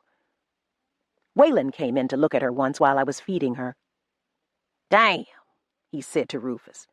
Kindest thing you could do for her would be to shoot her. I think the look Rufus gave him scared him a little. He went away without saying anything else. I changed Alice's bandages, always checking for signs of infection, always hoping not to find any. I wondered what the incubation period was for tetanus or for rabies. Then I tried to make myself stop wondering. The girl's body seemed to be healing slowly, but cleanly. I felt superstitious about even thinking about diseases that would surely kill her. Besides, I had enough real worries just keeping her clean and helping her grow up all over again. She called me Mama for a while. Mama, it hurts. She knew Rufus, though. Mr. Rufus, her friend. He said she crawled into his bed at night. In one way, that was all right. She was using the pot again. But in another... Don't look at me like that, said Rufus when he told me. I wouldn't bother her. It would be like hurting a baby. Later, it would be like hurting a woman. I suspected that wouldn't bother him at all. As Alice progressed, she became a little more reserved with him. He was still her friend, but she slept in her trundle bed all night. And I ceased to be Mama. One morning when I brought her breakfast, she looked at me and said, "Who are you?" "I'm Dana," I said. "Remember?" I always answered her questions. "No." "Well, how do you feel?" "Kinda stiff and sore." She put a hand down to her thigh where a dog had literally torn away a mouthful. "My leg hurts." I looked at the wound.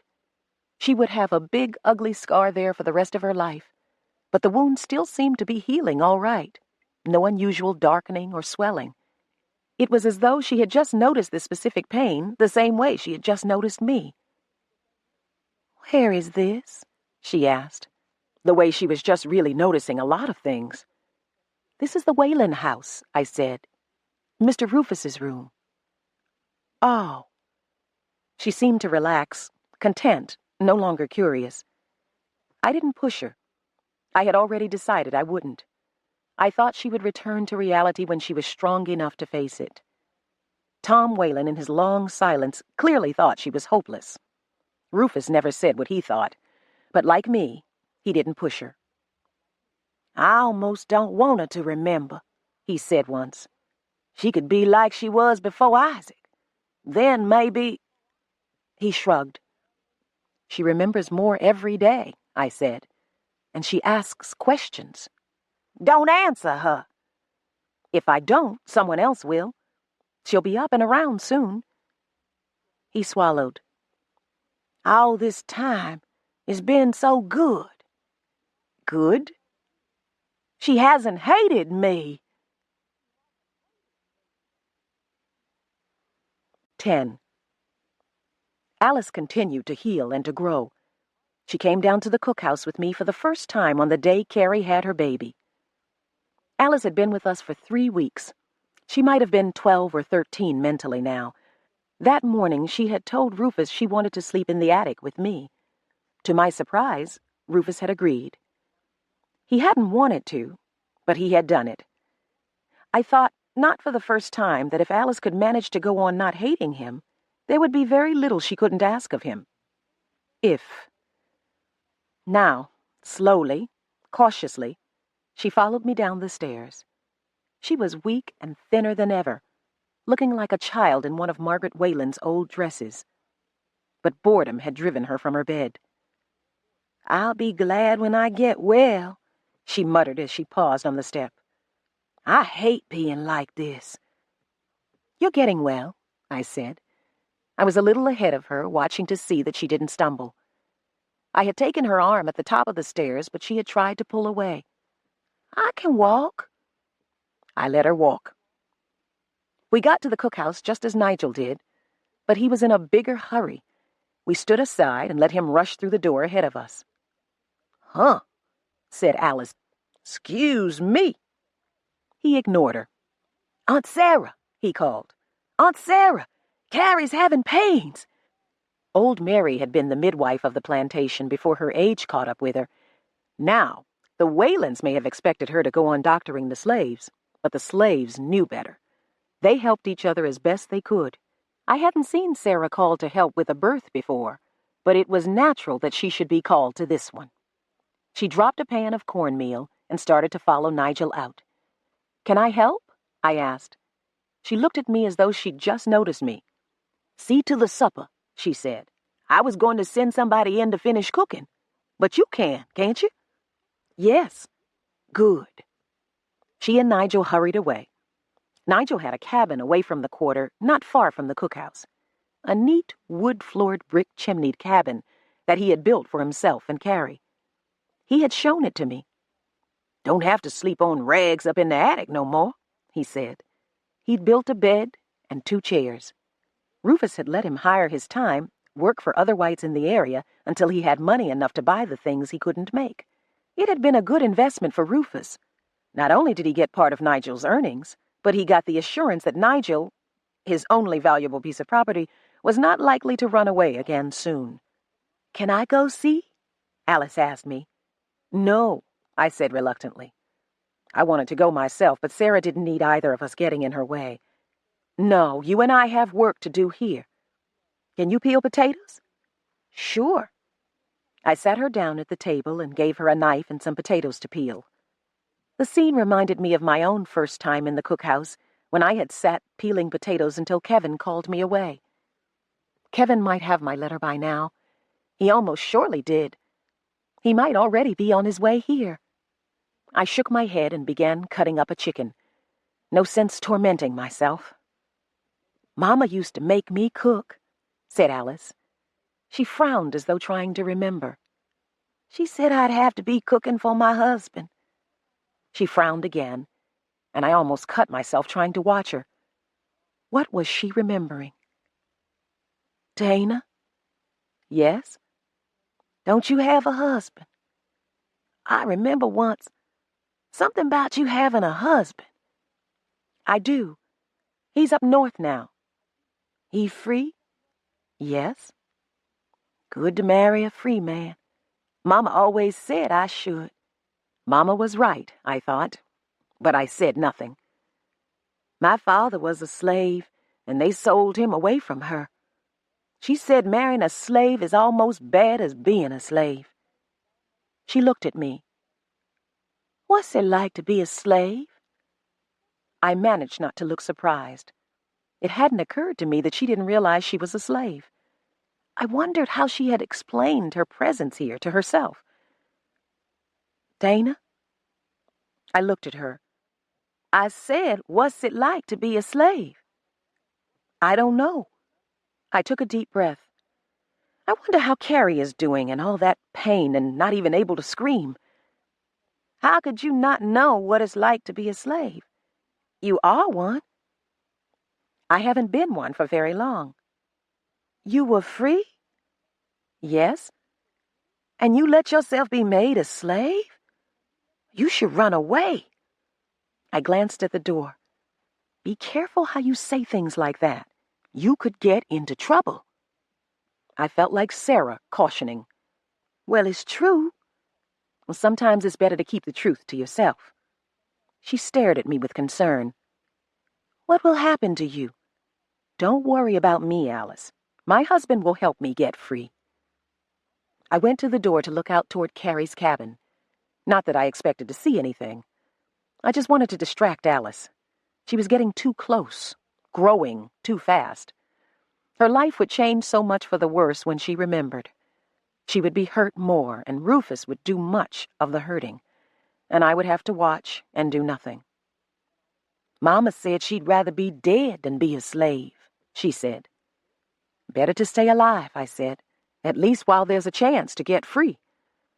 I thought of the sleeping pills in my bag and wondered just how great a hypocrite I was. It was so easy to advise other people to live with their pain. Suddenly she threw the potato she had been peeling into the fire. I jumped, looked at her. "Why'd you do that?" "There's things you ain't saying." I sighed. "I'm here, too," she said. "Been here a long time." She narrowed her eyes. "Am I a slave, too?" I didn't answer. "I said, am I a slave?" "Yes." She had risen half off the bench, her whole body demanding that I answer her. Now that I had, she sat down again heavily, her back and shoulders rounded, her arms crossed over her stomach, hugging herself. "But I'm supposed to be free. I was free. Born free." "Yes." "Dana, tell me what I don't remember. Tell me." "It will come back to you." "No, you tell." "Oh, hush, will you?" She drew back a little in surprise. I had shouted at her.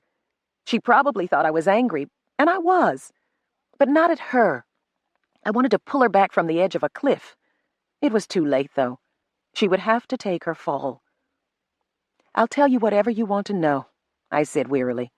"But believe me, you don't want to know as much as you think you do." "Yes, I do." I sighed. "All right. What do you want to know?" She opened her mouth, then frowned and closed it again. Finally, "There's so much. I want to know everything, but I don't know where to start. Why am I a slave?" "You committed a crime." "A crime? What'd I do?" "You helped a slave to escape." I paused. "Do you realize that in all the time you've been here, you never asked me how you were hurt?" That seemed to touch something in her. She sat blank-faced for several seconds, then frowned and stood up. I watched her carefully. If she was going to have hysterics, I wanted her to have them where she was, out of sight of the Whalens. There were too many things she could say that Tom Whalen in particular would resent. "They beat me," she whispered. "I remember. The dogs, the rope. They tied me behind a horse and I had to run, but I couldn't. Then they beat me. But... I walked over to her, stood in front of her, but she seemed to look through me. She had that same look of pain and confusion she'd had when Rufus brought her from town. "Alice?" She seemed not to hear me. "Isaac?" she whispered, but it was more a soundless moving of her lips than a whisper. Then, "Isaac!" An explosion of sound. She bolted for the door. I let her take about 3 steps before I grabbed her. "Let go of me! Isaac! Isaac!" "Alice, stop! You'll make me hurt you." She was struggling against me with all her feeble strength. "They cut him! They cut off his ears!" I had been hoping she hadn't seen that. "Alice!" I held her by the shoulders and shook her. "I've got to get away," she wept. "Find Isaac." "Maybe. When you can walk more than 10 steps without getting tired." She stopped her struggles, stared at me through streaming tears. "Where'd they send him?" "Mississippi." "Oh, Jesus." She collapsed against me, crying. She would have fallen if I hadn't held her and half dragged and half carried her back to the bench. She sat slumped where I put her, crying, praying, cursing. I sat with her for a while, but she didn't tire, or at least she didn't stop. I had to leave her to finish preparing supper. I was afraid I would anger Whalen and get Sarah into trouble if I didn't. There would be trouble enough in the house now that Alice had her memory back. And somehow it had become my job to ease troubles. First Rufus's, now Alice's, as best I could. I finished the meal somehow, though my mind wasn't on it. There was the soup that Sarah had left simmering, fish to fry, ham that had been rock hard before Sarah soaked it, then boiled it, chicken to fry, and cornbread and gravy to make, Alice's forgotten potatoes to finish, bread to bake in the little brick oven alongside the fireplace, vegetables, including salad, a sugary peach dessert, Waylon Ray's peaches, a cake that Sarah had already made, thank God, and both coffee and tea. There would be company to help eat it all. There usually was, and they would all eat too much. It was no wonder the main medicines of the era were laxatives. I got the food ready, almost on time, then had to hunt down the two little boys whose job it was to ferry it from cookhouse to table and then serve it. When I found them, they wasted some time staring at the now silent Alice. Then they grumbled because I made them wash. Finally, my washhouse friend, Tess, who also worked in the main house, ran out and said, "Mas Tom say get the food on the table." "Is the table set?" "Been set, even though you didn't say nothing." "Oops. I'm sorry, Tess. Here, help me out." I thrust a covered dish of soup into her hands. "Carrie is having her baby now, and Sarah's gone to help her. Take that in, would you? And come back for more? Please." She hurried away. I had helped her with the washing several times, had done as much of it as I could myself recently, because Waylon had casually begun taking her to bed and had hurt her. Apparently, she paid her debts. I went out to the well and got the boys just as they were starting a water fight.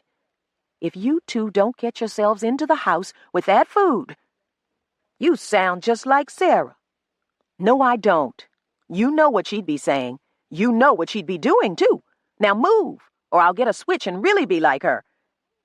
Dinner was served, somehow, and it was all edible. There may have been more of it if Sarah had been cooking, but it wouldn't have tasted any better. Sarah had managed to overcome my uncertainty, my ignorance of cooking on an open hearth, and teach me quite a bit. As the meal progressed and the leftovers began to come back, I tried to get Alice to eat. I fixed her a plate, but she pushed it away, turned her back to me. She had sat either staring into space or resting her head on the table for hours.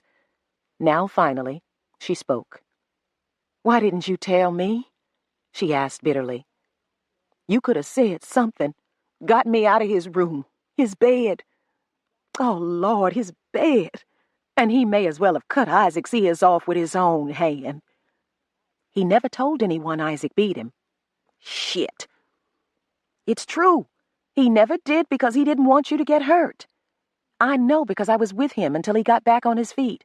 I took care of him. If you had any sense, you would have let him die." "If I had, it wouldn't have kept you and Isaac from being caught. It might have gotten you both killed, though, if anyone guessed what Isaac had done." "Dr. Nigger," she said with contempt. "Think you know so much. Reading nigger. White nigger. Why didn't you know enough to let me die?" I said nothing. She was getting angrier and angrier, shouting at me. I turned away from her sadly, telling myself it was better, safer for her to vent her feelings on me than on anyone else. Along with her shouting now, I could hear the thin, faint cries of a baby. 11. Carrie and Nigel named their thin, wrinkled brown son Jude. Nigel did a lot of strutting and happy babbling until Waylon told him to shut up and get back to work on the covered passageway he was supposed to be building to connect the house and the cookhouse. A few days after the baby's birth, though, Waylon called him into the library and gave him a new dress for Carrie, a new blanket, and a new suit of clothes for himself. "See," Nigel told me later with some bitterness, "'cause of Carrie and me, he's one nigger richer." But before the Waylons, he was properly grateful. "Thank you, Mas Tom." "Yes, sir. Sure do thank you. Fine clothes. Yes, sir." Finally, he escaped back to the covered passageway. Meanwhile, in the library, I heard Waylon tell Rufus, You should have been the one to give him something, instead of wasting all your money on that worthless girl." "She's well," Rufus answered. "Dana got her well. Why do you say she's worthless?" "Because you're going to have to whip her sick again to get what you want from her." Silence. "Dana should have been enough for you. She got some sense." He paused. "Too much sense for her own good, I'd say, but at least she wouldn't give you trouble. She had that Franklin fella to teach her a few things." Rufus walked away from him without answering. I had to get away from the library door where I had been eavesdropping very quickly as I heard him approach. I ducked into the dining room and came out again just as he was passing by. "Ruf?" He gave me a look that said he didn't want to be bothered, but he stopped anyway. "I want to write another letter." He frowned. "You've got to be patient, Dana. It hasn't been that long." "It's been over a month." "Well, I don't know. Kevin could have moved again, could have done anything. I think you should give him a little more time to answer." "Answer what?" asked Wayland. He'd done what Rufus had predicted, come up behind us so silently that I hadn't noticed him. Rufus glanced at his father sourly. "Letter to Kevin Franklin telling him she's here." "She wrote a letter?" "I told her to write it. Why should I do it when she can?" "Boy, you don't have the sense, you—" He cut off abruptly. "Dana, go do your work." I left wondering whether Rufus had shown lack of sense by letting me write the letter instead of writing it himself, or by sending it. After all, if Kevin never came back for me, Wayland's property was increased by one more slave. Even if I proved not to be very useful, he could always sell me. I shuddered. I had to talk Rufus into letting me write another letter. The first one could have been lost or destroyed or sent to the wrong place. Things like that were still happening in 1976. How much worse might they be in this horse and buggy era? And surely Kevin would give up on me if I went home without him again, left him here for more long years. If he hadn't already given up on me. I tried to put that thought out of my mind. It came to me now and then, even though everything people told me seemed to indicate that he was waiting. Still waiting. I went out to the laundry yard to help Tess. I had come to almost welcome the hard work. It kept me from thinking. White people thought I was industrious. Most blacks thought I was either stupid or too intent on pleasing the whites. I thought I was keeping my fears and doubts at bay as best I could, and managing to stay relatively sane. I caught Rufus alone again the next day, in his room this time, where we weren't likely to be interrupted. But he wouldn't listen when I brought up the letter. His mind was on Alice. She was stronger now, and his patience with her was gone. I had thought that eventually he would just rape her again and again. In fact, I was surprised that he hadn't already done it. I didn't realize that he was planning to involve me in that rape. He was, and he did. "Talk to her, Dana," he said once he'd brushed aside the matter of my letter. "You're older than she is. She thinks you know a lot. Talk to her." He was sitting on his bed staring into the cold fireplace. I sat at his desk looking at the clear plastic pen I had loaned him. He'd used half its ink already. "What the hell have you been writing with this?" I asked. "Dana, listen to me." I turned to face him. "I heard you." "Well?" "I can't stop you from raping the woman, Ruf, but I'm not going to help you do it either." "You want her to get hurt?" "Of course not. But you've already decided to hurt her, haven't you?" He didn't answer. "Let her go, Ruf.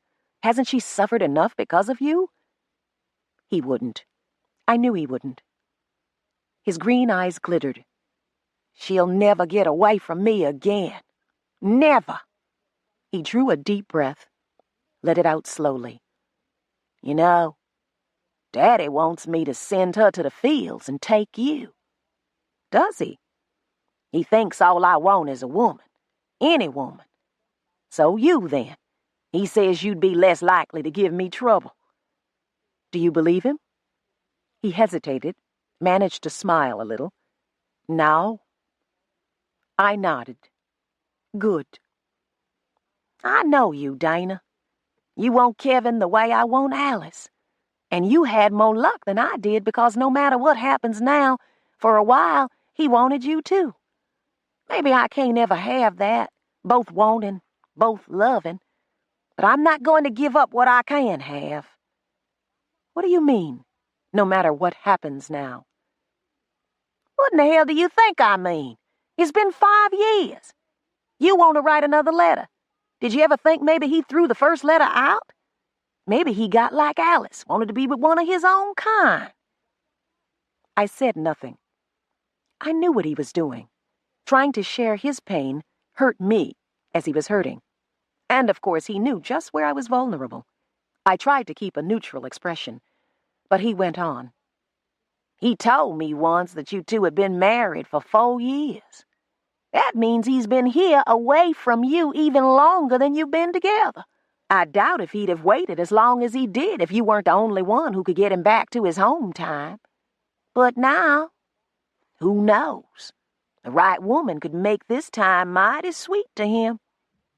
Ruth, nothing you say to me is going to ease your way with Alice.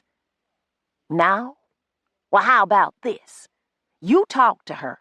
Talk some sense into her, or you're going to watch while Jake Edwards beats some sense into her. I stared at him in revulsion. Is that what you call love? He was on his feet and across the room to me before I could take another breath. I sat where I was, watching him, feeling frightened and suddenly very much aware of my knife, of how quickly I could reach it. He wasn't going to beat me. Not him. Not ever. Get up, he ordered. He didn't order me around much, and he'd never done it in that tone. Get up, I say it. I didn't move. I've been too easy on you, he said. His voice was suddenly low and ugly. I treated you like you were better than the ordinary niggers. I see I made a mistake. That's possible, I said. I'm waiting for you to show me I made a mistake. For several seconds, he stood, frozen, towering over me, glaring down as though he meant to hit me. Finally, though, he relaxed, leaned against his desk. You think you're white, he muttered. You don't know your place any better than a wild animal. I said nothing. You think you own me because you saved my life. And I relaxed, glad not to have to take the life I had saved, glad not to have to risk other lives, including my own. If I ever caught myself wanting you like I want her, I'd cut my throat, he said. I hoped that problem would never arise. If it did, one of us would do some cutting all right. Help me, Dana. I can't. You can. You and nobody else. Go to her. Send her to me. I'll have her whether you help or not. All I want you to do is fix it so I don't have to beat her. You're no friend of hers if you won't do that much. Of hers? He had all the low cunning of his class. No, I couldn't refuse to help the girl, help her avoid at least some pain, but she wouldn't think much of me for helping her this way. I didn't think much of myself. Do it, hissed Rufus. I got up and went out to find her. She was strange now, erratic, sometimes needing my friendship, trusting me with her dangerous longings for freedom, her wild plans to run away again, and sometimes hating me, blaming me for her trouble. One night in the attic, she was crying softly and telling me something about Isaac. She stopped suddenly and asked, Have you heard from your husband yet, Dana? Not yet. Write another letter, even if you have to do it in secret. I'm working on it. No sense in you losing your man, too. Yet moments later, for no reason that I could see, she attacked me. You ought to be ashamed of yourself, whining and crying after some poor white trash of a man, black as you are. You always try to act so white. White nigger, turning against your own people. I never really got used to her sudden switches, her attacks, but I put up with them. I had taken her through all the other stages of healing, and somehow I couldn't abandon her now. Most of the time I couldn't even get angry. She was like Rufus. When she hurt, she struck out to hurt others. But she had been hurting less as the days passed, and striking out less. She was healing emotionally as well as physically. I had helped her to heal. Now I had to help Rufus tear her wounds open again. She was at Carrie's cabin, watching Jude and 2 other older babies someone had left with her. She had no regular duties yet, but like me, she had found her own work. She liked children and she liked sewing.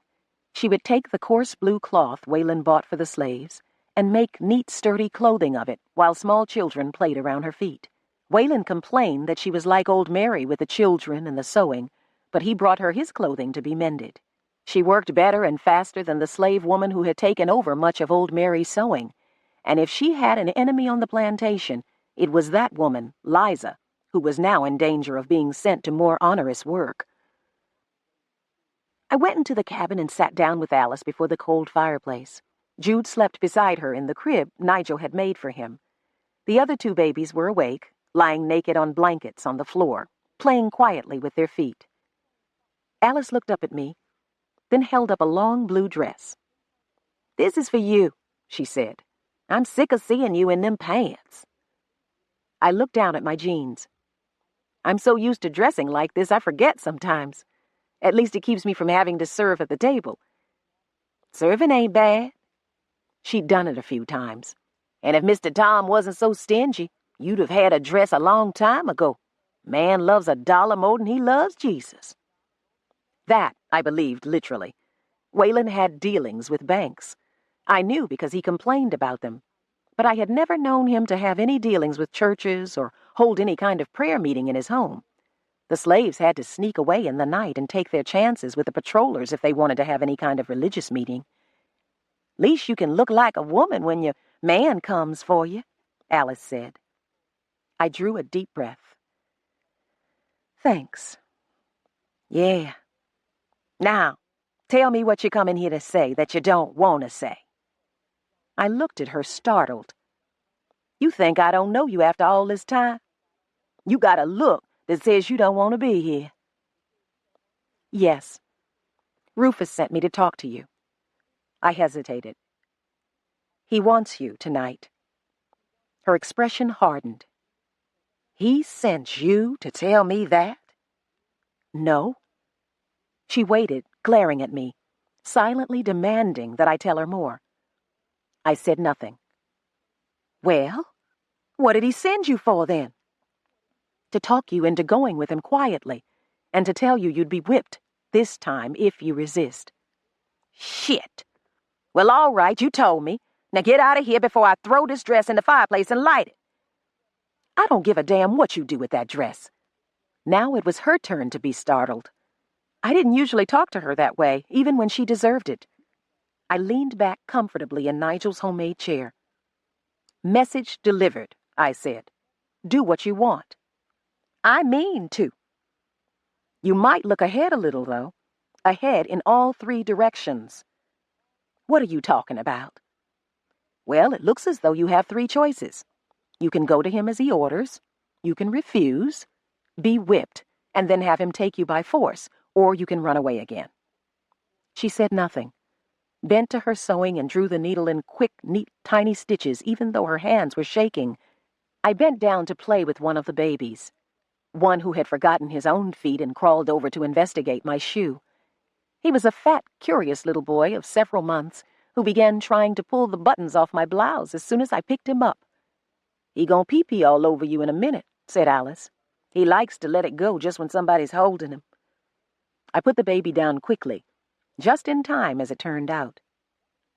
"Dana?" I looked at her. "What am I going to do?" I hesitated, shook my head. "I can't advise you. It's your body." "Not mine." Her voice had dropped to a whisper. "Not mine. His. He paid for it, didn't he?" "Paid who? You?" "You know he didn't pay me." "Oh, what's the difference? Whether it's right or wrong, the law says he owns me now. I don't know why he hasn't already whipped the skin off me. The things I've said to him. You know why. She began to cry. I ought to take a knife in there with me and cut his damn throat. She glared at me. Now go tell him that. Tell him I'm talking about killing him. Tell him yourself. Do your job. Go tell him. That's what you for, to help white folks keep niggas down. That's why he sent you to me. They be calling you Mammy in a few years. You be running a whole house when the old man dies. I shrugged and stopped the curious baby from sucking on my shoestring. Go tell on me, Dana. Show him you the kind of woman he needs, not me. I said nothing. One white man, two white men, what difference do it make? One black man, two black men, what difference does that make? I could have 10 black men without turning against my own. I shrugged again, refusing to argue with her. What could I win? She made a wordless sound and covered her face with her hands. What's the matter with you? She said wearily. Why you let me run you down like that? You done everything you could for me, maybe even saved my life. I seen people get lockjaw and die from way less than I had wrong with me. Why you let me talk about you so bad? Why do you do it? She sighed, bent her body into a C as she crouched in the chair. Because I get so mad. I get so mad I can taste it in my mouth. And you're the only one I can take it out on. The only one I can hurt and not be hurt back. Don't keep doing it, I said. I have feelings just like you do. You want me to go to him? I can't tell you that. You have to decide. Would you go to him? I glanced at the floor. We're in different situations. What I do doesn't matter. Would you go to him? No. Even though he's just like your husband? He isn't. But, all right, even though you don't hate him like I do? Even so. Then I won't go either. What will you do? I don't know. Run away? I got up to leave. Where you going? She asked quickly. To stall Rufus. If I really work at it, I think I can get him to let you off tonight. That will give you a start. She dropped the dress to the floor and came out of her chair to grab me. No, Dana, don't go. She drew a deep breath, then seemed to sag. I'm lying. I can't run again. I can't. You be hungry and cold and sick out there and so tired you can't walk. Then they find you and set dogs on you. My Lord, the dogs. She was silent for a moment. I'm going to him. He knew I would sooner or later. But he don't know how I wish I had the nerve to just kill him. 12. She went to him. She adjusted, became a quieter, more subdued person. She didn't kill, but she seemed to die a little. Kevin didn't come to me, didn't write. Rufus finally let me write another letter, payment for services rendered, I supposed, and he mailed it for me. Yet another month went by, and Kevin didn't reply. Don't worry about it, Rufus told me. He probably did move again. We'll be getting a letter from him in Maine any day now. I didn't say anything. Rufus had become talkative and happy, openly affectionate to quietly tolerant Alice.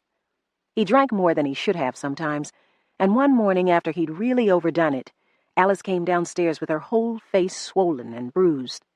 That was the morning I stopped wondering whether I should ask him to help me go north to find Kevin. I wouldn't have expected him to give me money, but he could have gotten me some damned official-looking free papers.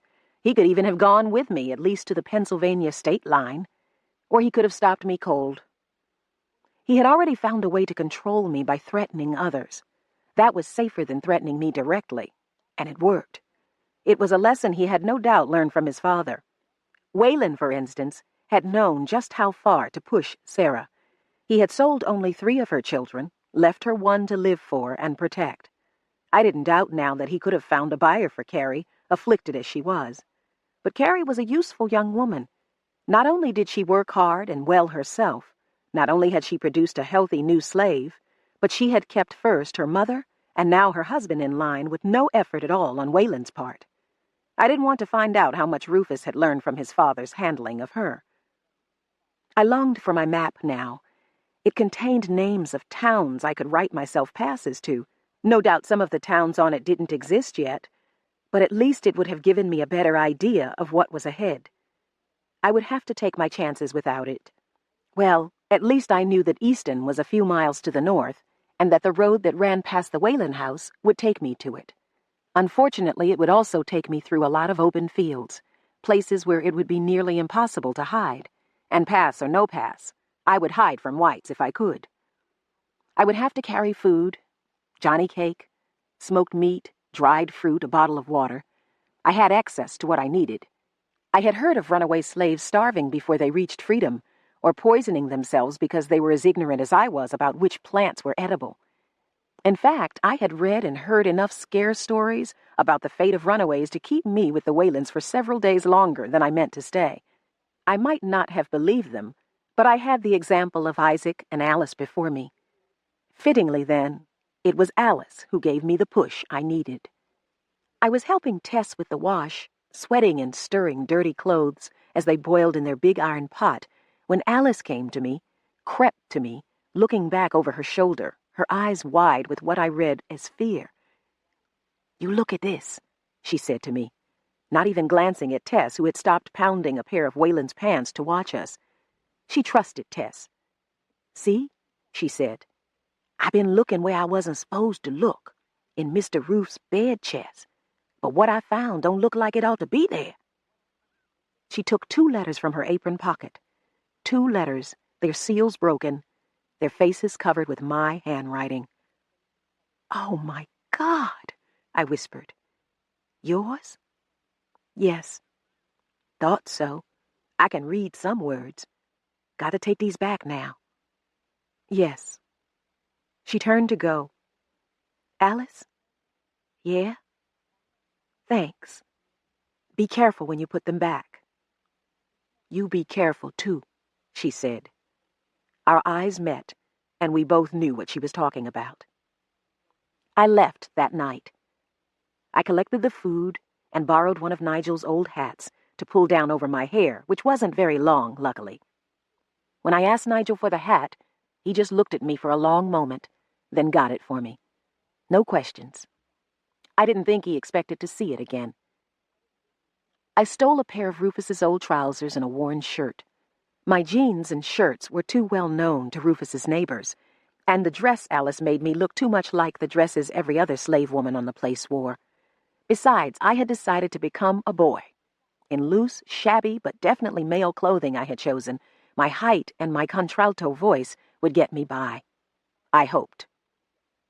I packed everything I could into my denim bag and left it in its place on my pallet, where I normally used it as a pillow. My freedom of movement was more useful to me now than it had ever been. I could go where I wanted to go, and no one said, "What are you doing here? Why aren't you working?" Everyone assumed I was working. Wasn't I the industrious, stupid one who always worked? So I was left alone, allowed to make my preparations. I even got a chance to prowl through Wayland's library. Finally, at day's end, I went to the attic with the other house servants and lay down to wait until they were asleep. That was my mistake. I wanted the others to be able to say they saw me go to bed. I wanted Rufus and Tom Wayland to waste time looking around the plantation for me tomorrow when they realized they hadn't seen me for a while. They wouldn't do that if some house servant, one of the children, perhaps said she never went to bed last night. Over-planning. I got up when the others had been quiet for some time. It was about midnight, and I knew I could be past Easton before morning. I had talked to others who had walked the distance. Before the sun rose, though, I'd have to find a place to hide and sleep. Then I could write myself a pass to one of the other places whose names and general locations I had learned in Wayland's library. There was a place near the county line called Y Mills. Beyond that, I would veer northeast, slanting toward the plantation of a cousin of Wayland's, and toward Delaware to travel up to the highest part of the peninsula. In that way, I hoped to avoid many of the rivers. I had a feeling they were what would make my trip long and difficult. I crept away from the Whalen house, moving through the darkness with even less confidence than I had felt when I fled to Alice's house months before, years before. I hadn't known quite as well then what there was to fear. I had never seen a captured runaway like Alice. I had never felt the whip across my own back. I had never felt a man's fists. I felt almost sick to my stomach with fear, but I kept walking. I stumbled over a stick that lay in the road and first cursed it, then picked it up. It felt good in my hand, solid. A stick like this had saved me once. Now it quenched a little of my fear, gave me confidence. I walked faster, moving into the woods alongside the road as soon as I passed Whalen's fields. The way was north toward Alice's old cabin, toward the Holman plantation, toward Easton, which I would have to skirt. The walking was easy, at least. This was flat country, with only a few barely noticeable rolling hills to break the monotony. The road ran through thick, dark woods that were probably full of good places to hide, and the only water I saw flowed in streams so tiny they barely wet my feet. That wouldn't last, though. There would be rivers. I hid from an old black man who drove a wagon pulled by a mule. He went by humming tunelessly, apparently fearing neither patrollers nor any other dangers of the night. I envied his calmness. I hid from 3 white men who rode by on horseback. They had a dog with them, and I was afraid it would smell me and give me away. Luckily, the wind was in my favor, and it went on its way. Another dog found me later, though. It came racing toward me through a field and over a rail fence, barking and growling. I turned to meet it almost without thinking and clubbed it down as it lunged at me. I wasn't really afraid. Dogs with white men frightened me, or dogs in packs. Sarah had told me of runaways who had been torn to pieces by the packs of dogs used to hunt them, but one lone dog didn't seem to be much of a threat. As it turned out, the dog was no threat at all. I hit it, it fell, then got up and limped away, yelping.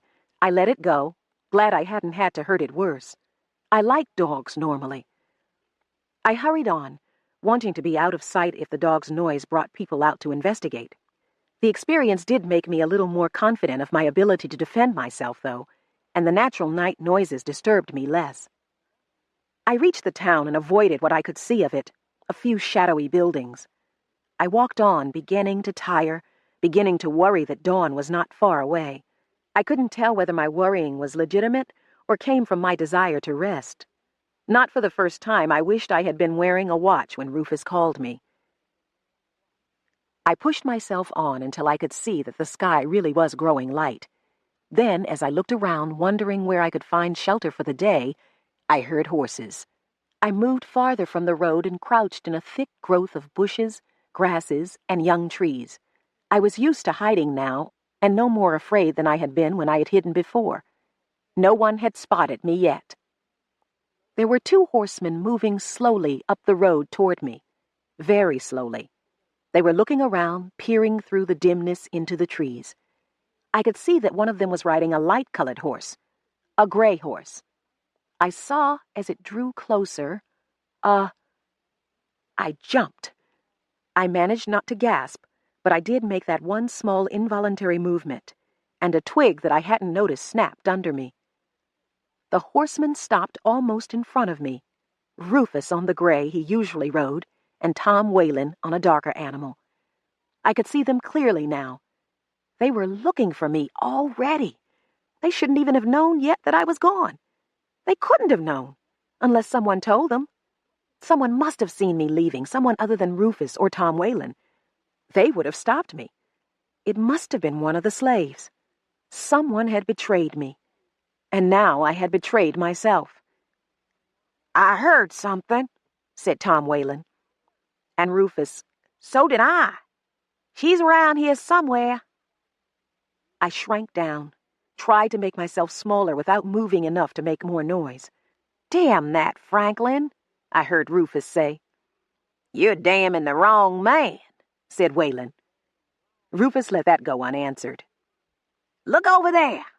Whalen was pointing away from me, pointing into the woods ahead of me. He headed his horse over to investigate what he had seen and frightened out a large bird. Rufus's eyes were better. He ignored his father and headed straight for me. He couldn't have seen me, couldn't have seen anything other than a possible hiding place. He plunged his horse into the bushes that hid me, plunged it in to either trample me or drive me out. He drove me out. I threw myself to one side, away from the horse's hooves. Rufus let out a whoop and swung down literally on top of me. I fell under his weight, and the fall twisted my club out of my hand, set it just in the right position for me to fall on. I heard my stolen shirt tear, felt the splintered wood scrape my side. "She's here," called Rufus. "I've got her." He would get something else, too, if I could reach my knife. I twisted downward toward the ankle sheath, with him still on top of me. My side was suddenly aflame with pain. "Come help me to hold her," he called. His father strode over and kicked me in the face. That held me all right. From far away I could hear Rufus shout, strangely soft shouting, "You didn't have to do that." Wayland's reply was lost to me as I drifted into unconsciousness. 13. I awoke, tied hand and foot, my side throbbing rhythmically, my jaw not throbbing at all. The pain there was a steady scream. I probed with my tongue and found that 2 teeth on the right side were gone. I had been thrown over Rufus's horse like a grain sack, head and feet hanging, blood dripping from my mouth onto the familiar boot that let me know it was Rufus I rode with. I made a noise, a kind of choked moan, and the horse stopped. I felt Rufus move, and I was lifted down, placed in the tall grass beside the road. Rufus looked down at me. "You damn fool," he said softly. He took his handkerchief and wiped blood from my face. I winced away, tears suddenly filling my eyes at the startlingly increased pain. "Fool?" repeated Rufus. I closed my eyes and felt the tears run back into my hair. "You give me your word you won't fight me, and I'll untie you." After a while I nodded. I felt his hands at my wrists, at my ankles. "What's this?" He had found my knife, I thought. Now he would tie me again. That's what I would have done in his place. I looked at him. He was untying the empty sheath from my ankle, just a piece of rough-cut, poorly sewn leather. I had apparently lost the knife in my struggle with him. No doubt, though, the shape of the sheath told him what it had held. He looked at it, then at me. Finally he nodded grimly and with a sharp motion threw the sheath away. "Get up." I tried. In the end, he had to help me. My feet were numb from being tied and were just coming back to painful life. If Rufus decided to make me run behind his horse, I would be dragged to death.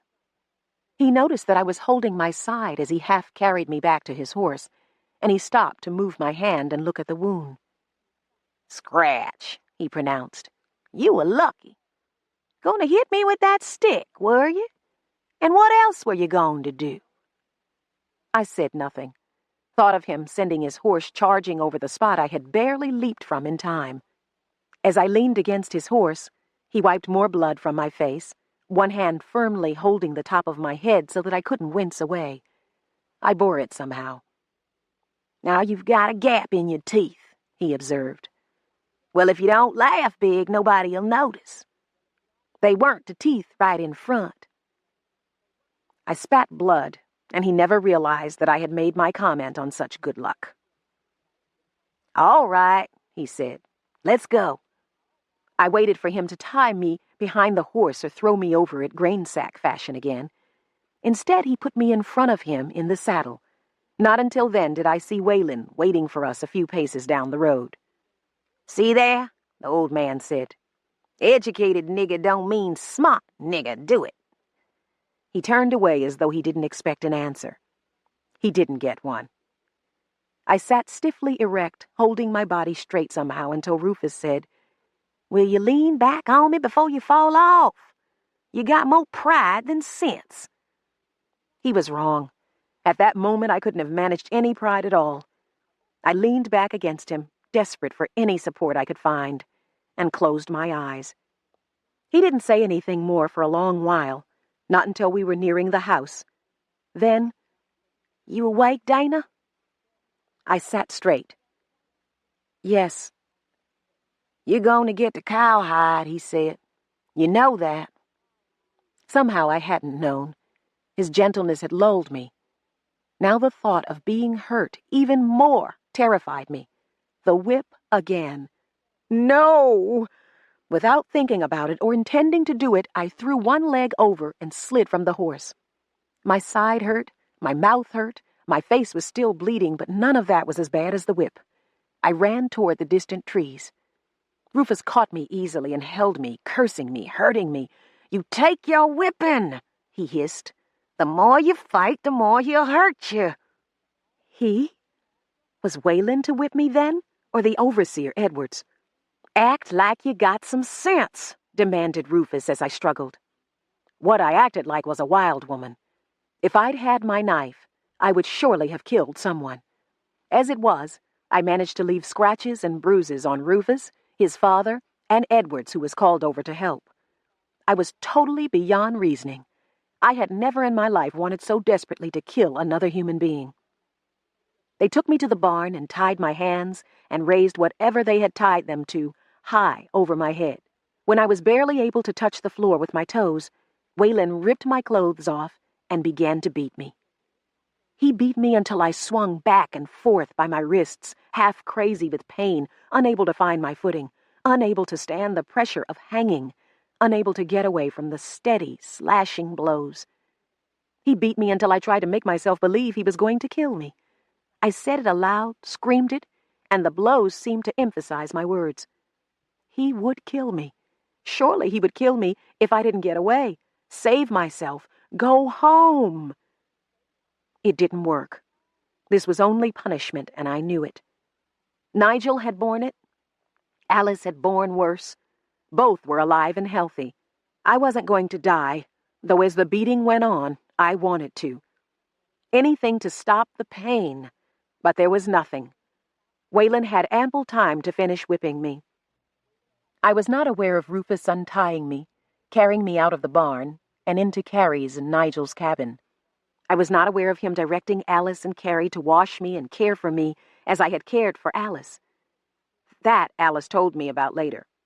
How he demanded that everything used on me be clean.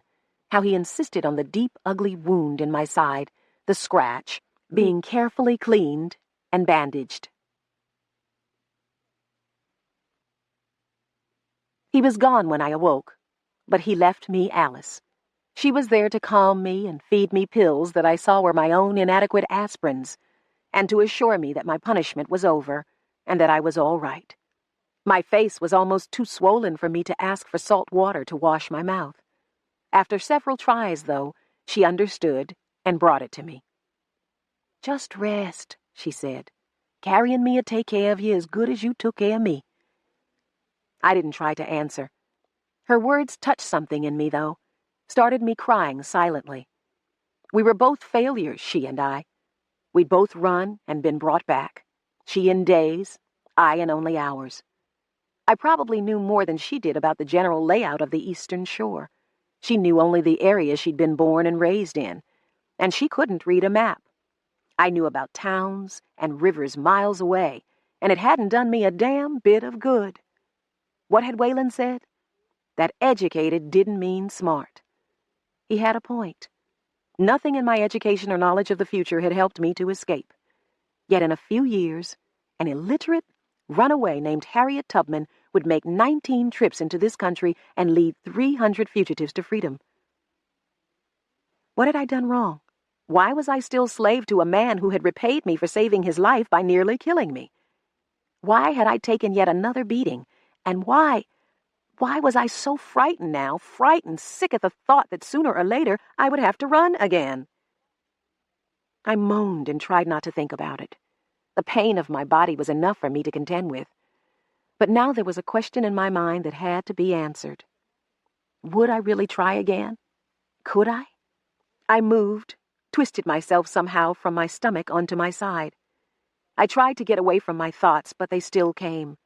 "See how easily slaves are made?" they said. I cried out as though from the pain of my side, and Alice came to ease me into a less agonizing position. She wiped my face with a cool, damp cloth. "I'll try again," I said to her, and I wondered why I was saying it, boasting, maybe lying. "What?" she asked. My swollen face and mouth were still distorting my speech. I would have to repeat the words. Maybe they would give me courage if I said them often enough. "I'll try again." I spoke as slowly and as clearly as I could. "You rest." Her voice was suddenly rough, and I knew she had understood. "Time enough later for talking. Go to sleep." But I couldn't sleep. The pain kept me awake. My own thoughts kept me awake. I caught myself wondering whether I would be sold to some passing trader this time or next time. I longed for my sleeping pills to give me oblivion, but some small part of me was glad I didn't have them. I didn't quite trust myself with them just now. I wasn't quite sure how many of them I might take. 14. Liza the sewing woman fell and hurt herself. Alice told me all about it. Liza was bruised and battered. She lost some teeth. She was black and blue all over. Even Tom Whalen was concerned. "Who did this to you?" he demanded. "Tell me and they'll be punished." "I fell," she said sullenly. "Fell on the stairs." Whalen cursed her for a fool and told her to get out of his sight. And Alice, Tess, and Carrie concealed their few scratches and gave Liza quiet, meaningful glances. Glances that Liza turned away from in anger and fear. "She heard you get up in the night," Alice told me. "She got up after you and went straight to Mr. Tom. She knew better than to go to Mr. Roof. He might have let you go. Mr. Tom never let a nigger go in his life." "But why?" I asked from my pallet. I was stronger now, but Rufus had forbidden me to get up. For once I was glad to obey. I knew that when I got up, Tom Whalen would expect me to work as though I were completely well. Thus I had missed Liza's accident completely. "She did it to get at me," said Alice. "She would have liked it better if I had been the one slipping out at night, but she hates you too, and almost as much. She figures I would have died if not for you." I was startled. I had never had a serious enemy, someone who would go out of her way to get me hurt or killed. To slaveholders and patrollers, I was just one more nigger, worth so many dollars. What they did to me didn't have much to do with me personally. But here was a woman who hated me and who, out of sheer malice, had nearly killed me. "She'll keep her mouth shut next time," said Alice. "We let her know what would happen to her if she didn't. Now she's more scared of us than of Mr. Tom." "Don't get yourselves in trouble over me," I said. "Don't be telling us what to do," she replied. 15. The first day I was up, Rufus called me to his room and handed me a letter from Kevin to Tom Whalen. "Dear Tom," it said, "there may be no need for this letter since I hope to reach you ahead of it. If I'm held up, however, I want you and Dana to know that I'm coming. Please tell her I'm coming." It was Kevin's handwriting, slanted, neat, clear. In spite of the years of note-taking and longhand drafts, his writing had never gone to hell the way mine had. I looked blankly at Rufus. "I said once Daddy was a fair man," he said. "You all but laughed out loud." "He wrote to Kevin about me?" "He did, after he learned that you hadn't sent my letters." His eyes widened with surprise, then slowly took on a look of understanding. "So that's why you ran. How did you find out?" "By being curious." I glanced at the bed chest. "By satisfying my curiosity." "You could be whipped for snooping through my things." I shrugged, and small pains shot through my scabby shoulders. "I never even saw they had been moved. I'll have to watch you better from now on." Why? Are you planning to hide more lies from me? He jumped, started to get up, then sat back down heavily and rested one polished boot on his bed. Watch what you say, Dana. There are things I won't take, even from you. You lied, I repeated deliberately. You lied to me over and over. Why, Ruf?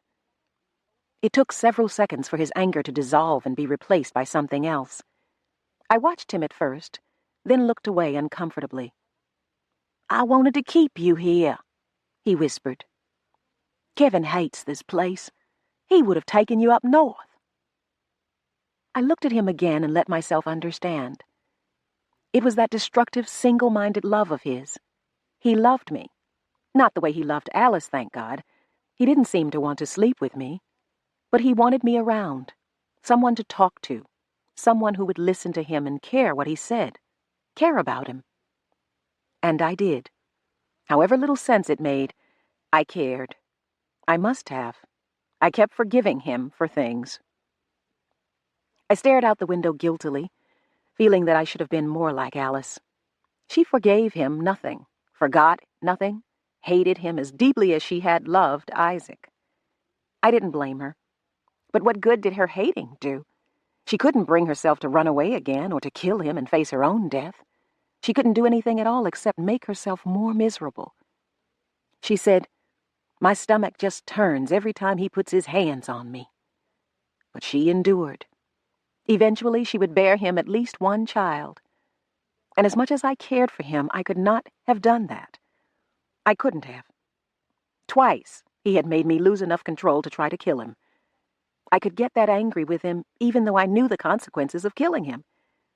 He could drive me to a kind of unthinking fury. Somehow, I couldn't take from him the kind of abuse I took from others. If he ever raped me, it wasn't likely that either of us would survive. Maybe that was why we didn't hate each other. We could hurt each other too badly, kill each other too quickly in hatred. He was like a younger brother to me. Alice was like a sister. It was so hard to watch him hurting her, to know that he had to go on hurting her if my family was to exist at all. And at that moment, it was hard for me to talk calmly about what he had done to me. North, I said finally. Yes, at least there I could keep the skin on my back. He sighed. I never wanted Daddy to whip you, but hell, don't you know you got off easy? He didn't hurt you nearly as much as he's hurt others. I said nothing. He couldn't let a runaway go without some punishment. If he did, there'd be 10 more taken off tomorrow. He was easy on you, though, because he figured your running away was my fault. It was. It was your own fault. If you had waited, for what? You were the one I trusted. I did wait until I found out what a liar you were. He took the charge without anger this time. Oh, hell, Dana. All right. I should have sent the letters. Even Daddy said I should have sent them after I promised you I would. Then he said I was a damn fool for promising. He paused. But that promise was the only thing that made him send for Kevin. He didn't do it out of gratitude to you for helping me. He did it because I had given my word. If not for that, he would have kept you here till you went home. If you're going to go home this time. We sat together in silence for a moment. That is the only man I know, he said softly, who cares as much about giving his word to a black as to a white. Does that bother you? No, it's one of the few things about him I can respect. It's one of the few things about him you should copy. Yeah. He took his foot off the bed. Carrie's bringing a tray up here so we can eat together. That surprised me, but I just nodded. Your back doesn't hurt much, does it? Yes.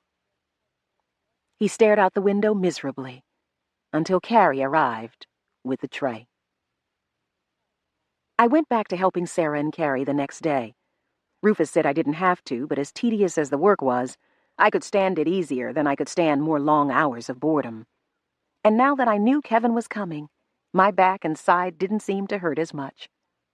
Then Jake Edwards came in to destroy my newfound peace. It was amazing how much misery the man could cause doing the same job Luke had managed to do without hurting anyone. "You," he said to me. He knew my name. "You go do the wash. Tess is going to the fields today." Poor Tess. Waylon had tired of her as a bedmate and passed her casually to Edwards. She had been afraid Edwards would send her to the fields where he could keep an eye on her. With Alice and I in the house, she knew she could be spared. She had cried with the fear that she would be spared. "You do everything they tell you," she wept, "and they still treat you like an old dog. Go here, open your legs, go there, bust your back. What they care? I ain't supposed to have no feelings?" She had sat with me crying while I lay on my stomach, sweating and hurting, and knowing I wasn't as bad off as I thought I was. I would be a lot worse off now, though, if I obeyed Edwards. He had no right to give me orders, and he knew it. His authority was over the field hands. But today, Rufus and Tom Whalen had gone into town, leaving Edwards in charge, leaving him several hours to show us how important he was. I'd heard him outside the cookhouse trying to bully Nigel, and I'd heard Nigel's answer, first placating. "I'm just doing what Mars Tom told me to do," finally threatening. "Mars Jake, you put your hands on me, and you gonna get hurt. Now that's all." Edwards backed off. Nigel was big and strong and not one to make idle threats. Also, Rufus tended to back Nigel, and Whalen tended to back Rufus. Edwards had cursed Nigel, then come into the cookhouse to bother me. I had neither the size nor the strength to frighten him, especially now. But I knew what a day of washing would do to my back and side. I'd had enough pain, surely. "Mr. Edwards, I'm not supposed to be washing. Mr. Rufus told me not to." It was a lie, but Rufus would back me, too. In some ways, I could still trust him. "You lying nigger. You do what I tell you to do." Edwards loomed over me. "You think you been whipped? You don't know what a whipping is yet." He carried his whip around with him. It was like part of his arm, long and black with its lead-weighted butt. He dropped the coil of it free. And I went out, God help me, and tried to do the wash. I couldn't face another beating so soon. I just couldn't. When Edwards was gone, Alice came out of Carrie's cabin and began to help me. I felt sweat on my face mingling with silent tears of frustration and anger. My back had already begun to ache dully, and I felt dully ashamed. Slavery was a long, slow process of dulling. "You stop eating them clothes before you fall over," Alice told me. "I'll do this. You go back to the cookhouse." "He might come back," I said. "You might get in trouble." It wasn't her trouble I was worried about. It was mine. I didn't want to be dragged out of the cookhouse and whipped again. "Not me," she said. "He knows where I sleep at night." I nodded. She was right. As long as she was under Rufus's protection, Edwards might curse her, but he wouldn't touch her. Just as he hadn't touched Tess, until Whalen was finished with her. "Thanks, Alice, but who's that?" I looked around. There was a white man, gray-bearded and dusty, riding around the side of the main house toward us. I thought at first that it was the Methodist minister. He was a friend and sometime dinner guest of Tom Whalen in spite of Whalen's indifference to religion. But no children gathered around this man as he rode. The kids always mobbed the minister, and his wife, too, when he brought her along. The couple dispensed candy and safe Bible verses. "Servants, be obedient to them that are your masters." The kids got candy for repeating the verses. I saw two little girls staring at the gray-bearded stranger, but no one approached him or spoke to him. He rode straight back to us, and stopped, sat looking at both of us uncertainly. I opened my mouth to tell him the Whalens weren't home, but in that moment I got a good look at him. I dropped one of Rufus's good white shirts into the dirt and stumbled over to the fence. "Dinah?" he said softly. The question mark in his voice scared me. Didn't he know me? Had I changed so much? He hadn't, beard or no beard. "Kevin, get down. I can't reach you up there." And he was off the horse and over the laundry yard fence, pulling me to him before I could take another breath. The dull ache in my back and shoulders roared to life. Suddenly I was struggling to get away from him. He let me go, confused. "What the—" I went to him again because I couldn't keep away, but I caught his arms before he could get them around me. "Don't. My back is sore." "Sore from what?" "From running away to find you. Oh, Kevin." He held me gently now for several seconds, and I thought if we could just go home then, at that moment, everything would be all right. Finally, Kevin stood back from me a little, looked at me without letting me go. "Who beat you?" he asked quietly. "I told you, I ran away." "Who?" he insisted. "Was it Waylon again?" "Kevin, forget it." "Forget?" "Yes, please forget it. I might have to live here again someday." I shook my head. "Hate Waylon all you want to. I do. But don't do anything to him. Let's just get out of here." It was him, then. Yes. He turned slowly and stared toward the main house. His face was lined and grim. He looked more than 10 years older than when I had last seen him. There was a jagged scar across his forehead, the remnant of what must have been a bad wound. This place, this time, hadn't been any kinder to him than it had been to me. But what had it made of him? What might he be willing to do now that he would not have done before? "Kevin, please, let's just go." He turned that same hard stare on me. "Do anything to them and I'll suffer for it," I whispered urgently. "Let's go. Now." He stared at me a moment longer, then sighed, rubbed his hand across his forehead. He looked at Alice, and because he didn't speak to her, just kept looking. I turned to look at her too. She was watching us, watching dry-eyed, but with more pain than I had ever seen on another person's face. My husband had come to me finally. Hers would not be coming to her. Then the look was gone, and her mask of toughness was in place again. "You better do like she says," she told Kevin softly. "Get her out of here while you can. No telling what our good masters will do if you don't." "You're Alice, aren't you?" asked Kevin. She nodded as she would have to Waylon or Rufus. They would have gotten a dull, dry yes, sir. "Used to see you around here sometimes," she said, "back when things made sense." He made a sound, not quite a laugh. "Was there ever such a time?" He glanced at me, then back at her again, comparing.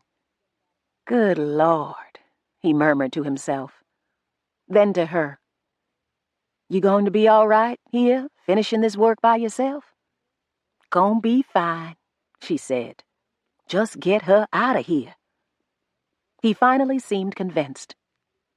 "Get your things," he told me. I almost told him to forget about my things. Extra clothing, medicine, toothbrush, pens, paper, whatever. But here, some of those things were irreplaceable. I climbed the fence, went to the house and up to the attic as quickly as I could and stuffed everything into my bag. Somehow I got out again without being seen, without having to answer questions. At the laundry yard fence, Kevin waited, feeding something to his mare. I looked at the mare, wondering how tired she was. How far could she carry 2 people before she had to rest? How far could Kevin go before he had to rest? I looked at him as I reached him and could read weariness now in the dusty lines of his face. I wondered how fast he had traveled to reach me. When had he slept last? For a moment we stood wasting time staring at each other.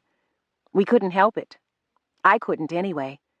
New lines and all, he was so damned beautiful. "It's been 5 years for me," he said. "I know," I whispered. Abruptly, he turned away. "Let's go. Let's put this place behind us for good." Please, God. But not very likely. I turned to say goodbye to Alice, called her name once. She was beating a pair of Rufus's pants, and she kept beating them with no break in her rhythm to indicate that she had heard me. "Alice?" I called louder. She did not turn, did not stop her beating and beating of those pants, though I was certain now that she heard me. Kevin laid a hand on my shoulder, and I glanced at him, then again at her. "Goodbye, Alice," I said this time, not expecting any answer. There was none. Kevin mounted and helped me up behind him. As we headed away, I leaned against Kevin's sweaty back and waited for the regular thump of her beating to fade. But we could still hear it faintly when we met Rufus on the road. Rufus was alone. I was glad of that, at least. But he stopped a few feet ahead of us, frowning, deliberately blocking our way. "Oh, hell," I muttered. "You were just going to leave?" Rufus said to Kevin. "No thanks, nothing at all, just take her and go?" Kevin stared at him silently for several seconds, stared until Rufus began to look uncomfortable instead of indignant. "That's right," Kevin said. Rufus blinked. "Look," he said in a milder tone. "Look, why don't you stay for dinner? My father will be back by then. He'd want you to stay." "You can tell your father—" I dug my fingers into Kevin's shoulder, cutting off the rush of words before they came insulting in content, as well as in tone. "Tell him we're in a hurry," Kevin finished. Rufus did not move from blocking our path. He looked at me. "Goodbye, Ruf," I said quietly. And without warning, with no perceptible change in mood, Rufus turned slightly and trained his rifle on us. I knew a little about firearms now. It wasn't wise for any but the most trusted slaves to show an interest in them, but then I had been trusted before I ran away. Rufus's gun was a flintlock, a long, slender Kentucky rifle. He had even let me fire it a couple of times before, and I had looked down the barrel of one like it for his sake. This one, however, was aimed more at Kevin. I stared at it, then at the young man holding it. I kept thinking I knew him, and he kept proving to me that I didn't. "Ruf, what are you doing?" I demanded. "Inviting Kevin to dinner," he said, and to Kevin, "Get down. I think Daddy might want to talk to you." People kept warning me about him, dropping hints that he was meaner than he seemed to be. Sarah had warned me, and most of the time she loved him like one of the sons she had lost, and I had seen the marks he occasionally left on Alice. But he had never been that way with me, not even when he was angry enough to be. I had never feared him as I had feared his father. Even now I wasn't as frightened as I probably should have been. I wasn't frightened for myself. That was why I challenged him. "Ruf, if you shoot anybody, it better be me." "Dana, shut up," said Kevin. "You think I won't?" said Rufus. "I think if you don't, I'll kill you." Kevin got down quickly and hauled me down. He didn't understand the kind of relationship Rufus and I had, how dependent we were on each other. Rufus understood, though. "No need for any talk of killing," he said gently, as though he was quieting an angry child. And then to Kevin in a more normal tone, "I just think Daddy might have something to say to you." "About what?" Kevin asked. "Well, about her keep, maybe." "My keep?" I exploded, pulling away from Kevin. "My keep? I've worked hard every day. I've been here until your father beat me so badly I couldn't work. You people owe me, and you, goddammit, owe me more than you could ever pay." He swung the rifle to where I wanted it, straight at me. Now I would either goad him into shooting me, or shame him into letting us go, or possibly I would go home. I might go home wounded or even dead, but one way or another I would be away from this time, this place. And if I went home, Kevin would go with me. I caught his hand and held it. "What are you going to do, Ruf? Keep us here at gunpoint so you can rob Kevin?" "Get back to the house," he said. His voice had gone hard. Kevin and I looked at each other and I spoke softly. "I already know all I ever want to find out about being a slave," I told him. "I'd rather be shot than go back in there." "I won't let them keep you," Kevin promised. "Come on." "No," I glared at him. "You stay or go as you please. I'm not going back in that house." Rufus cursed in disgust. "Kevin, put her over your shoulder and bring her in." Kevin didn't move. I would have been amazed if he had. "Still trying to get other people to do your dirty work for you, aren't you, Ruf?" I said bitterly. "First your father, Now, Kevin, to think I wasted my time saving your worthless life. I stepped toward the mare and caught her reins as though to remount. At that moment, Rufus's composure broke. "You're not leaving!" he shouted. "Damn you, you're not leaving me!" He was going to shoot. I had pushed him too far. I was Alice all over again, rejecting him. Terrified in spite of myself, I dove past the mare's head, not caring how I fell as long as I put something between myself and the rifle. I hit the ground, not too hard, tried to scramble up and found that I couldn't. My balance was gone. I heard shouting, Kevin's voice, Rufus's voice. Suddenly I saw the gun, blurred but seemingly only inches from my head. I hit at it and missed. It wasn't quite where it appeared to be. Everything was distorted, blurred. "Kevin!" I screamed. I couldn't leave him behind again, not even if my scream made Rufus fire. Something landed heavily on my back, and I screamed again. This time, in pain. Everything went dark. The Storm. 1. Home. I couldn't have been unconscious for more than a minute. I came to on the living room floor to find Kevin bending over me. There was no one for me to mistake him for this time. It was him. And he was home. We were home. My back felt as though I'd taken another beating, but it didn't matter. I'd gotten us home without either of us being shot. "I'm sorry," said Kevin. I focused on him clearly. "Sorry about what?" "Doesn't your back hurt?" I lowered my head, rested it on his hand. "It hurts. I fell on you. Between Rufus and the horse and you screaming, I didn't know how it happened, but thank God it did happen. Don't be sorry, Kevin. You're here. You'd be stranded again if you hadn't fallen on me." He sighed, nodded. "Can you get up?" "I think I'd hurt you more by lifting you than you'd hurt yourself by walking." I got up slowly, cautiously, found that it didn't hurt any more to stand than it did to lie down. My head was clear now, and I could walk without trouble. "Go to bed," said Kevin. "Get some rest." "Come with me." Something of the expression he'd had when we'd met in the laundry yard came back to him, and he took my hands.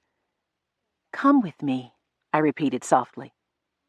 "Dana, you're hurt. Your back." "Hey." He stopped, pulled me closer. 5 years? I whispered. "That long?" "Yes." "They hurt you." I fingered the scar on his forehead. "That's nothing. It healed years ago, but you—" "Please, come with me." He did. He was so careful, so fearful of hurting me. He did hurt me, of course. I had known he would, but it didn't matter. We were safe. He was home. I'd brought him back. That was enough. Eventually, we slept. He wasn't in the room when I awoke. I lay still listening until I heard him opening and closing doors in the kitchen, and I heard him cursing. He had a slight accent, I realized. Nothing really noticeable, but he did sound a little like Rufus and Tom Whalen. Just a little. I shook my head and tried to put the comparison out of my mind. He sounded as though he were looking for something, and after 5 years didn't know where to find it. I got up and went to help. I found him fiddling with the stove, turning the burners on, staring into the blue flame, turning them off, opening the oven, peering in. He had his back to me and didn't see or hear me. Before I could say anything, he slammed the oven door and stalked away, shaking his head. "Christ," he muttered. "If I'm not home yet, maybe I don't have a home." He went into the dining room without noticing me. I stayed where I was, thinking, remembering. I could recall walking along the narrow dirt road that ran past the Whalen house and seeing the house, shadowy in twilight, boxy and familiar, yellow light showing from some of the windows. Whalen was surprisingly extravagant with his candles and oil. I had heard that other people were not. I could recall feeling relief at seeing the house, feeling that I had come home, and having to stop and correct myself, remind myself that I was in an alien, dangerous place. I could recall being surprised that I would come to think of such a place as home. That was more than 2 months ago, when I went to get help for Rufus. I had been home to 1976, to this house, and it hadn't felt that home-like. It didn't now. For one thing, Kevin and I had lived here together for only 2 days. The fact that I'd had 8 extra days here alone didn't really help. The time, the year was right, but the house just wasn't familiar enough. I felt as though I were losing my place here in my own time. Rufus's time was a sharper, stronger reality. The work was harder, the smells and tastes were stronger, the danger was great, the pain was worse. Rufus's time demanded things of me that had never been demanded before, and it could easily kill me if I didn't meet its demands. That was a stark, powerful reality that the gentle conveniences and luxuries of this house of now could not touch. And if I felt that way after spending only short periods in the past, what must Kevin be feeling after 5 years? His white skin had saved him from much of the trouble I had faced, but still he couldn't have had an easy time. I found him in the living room trying knobs on the television set. It was new to us, that television, like the house. The on-off switch was under the screen out of sight, and Kevin clearly didn't remember. I went to it, reached under, and switched the set on. There was a public service announcement on advising women to see their doctors and take care of themselves while they were pregnant. "Turn it off," said Kevin. I obeyed. "I saw a woman die in childbirth once," he said. I nodded. I never saw it, but I kept hearing about it happening. It was pretty common back then, I guess. Poor medical care or none at all. No, medical care had nothing to do with the case that I saw. This woman's master strung her up by her wrists and beat her until the baby came out of her, dropped onto the ground. I swallowed, looked away, rubbing my wrists. I see. Would Wayland have done such a thing to one of his pregnant slave women, I wondered? Probably not. He had more business sense than that. Dead mother, dead baby, dead loss. I'd heard stories, though, about other slaveholders who didn't care what they did. There was a woman on Wayland's plantation whose former master had cut 3 fingers from her right hand when he caught her writing. She had a baby nearly every year, that woman. 9 so far, 7 surviving. Wayland called her a good breeder, and he never whipped her. He was selling off her children, though, one by one. Kevin stared at the blank TV screen, then turned away with a bitter laugh. "I feel like this is just another stopover," he said. "A little less real than the others, maybe." Stopover? Like Philadelphia, like New York and Boston, like that farm in Maine. You did get to Maine, then? Yes. Almost bought a farm there. Would have been a stupid mistake. Then a friend in Boston forwarded me Wayland's letter. Home at last, I thought, and you. He looked at me. Well, I got half of what I wanted. You're still you. I went to him with relief that surprised me.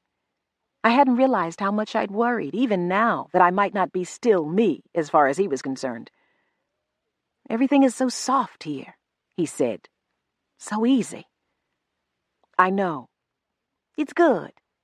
Hell, I wouldn't go back to some of the pest holes I've lived in for pay. But still." We were walking through the dining room, through the hall. We stopped at my office, and he went in to look at the map of the United States that I had on the wall. "I kept going farther and farther up the East Coast," he said. "I guess I would have wound up in Canada next. But in all my traveling, do you know the only time I ever felt relieved and eager to be going to a place?" "I think so," I said quietly. "It was when—" He stopped, realizing what I had said, and frowned at me. "It was when you went back to Maryland," I said, "when you visited the Waylands to see whether I was there." He looked surprised, but strangely pleased. "How could you know that?" "It's true, isn't it?" "It's true." I felt it the last time Rufus called me. I've got no love at all for that place, but so help me when I saw it again, it was so much like coming home that it scared me. Kevin stroked his beard. I grew this to come back. Why? To disguise myself. You ever hear of a man named Denmark Vesey? The freedman who plotted rebellion down in South Carolina? Yes. Well, Vesey never got beyond the planning stage, but he scared the hell out of a lot of white people, and a lot of black people suffered for it. Around that time, I was accused of helping slaves to escape. I barely got out ahead of the mob. Were you at the Whalens then? No, I had a job teaching school. He rubbed the scar on his forehead. I'll tell you about it, Dana, but some other time. Now, somehow, I've got to fit myself back into 1976. If I can. You can. He shrugged. One more thing. Just one. He looked at me questioningly. Were you helping slaves to escape? Of course I was. I fed them, hid them during the day, and when night came, I pointed them toward a free black family who would feed and hide them the next day.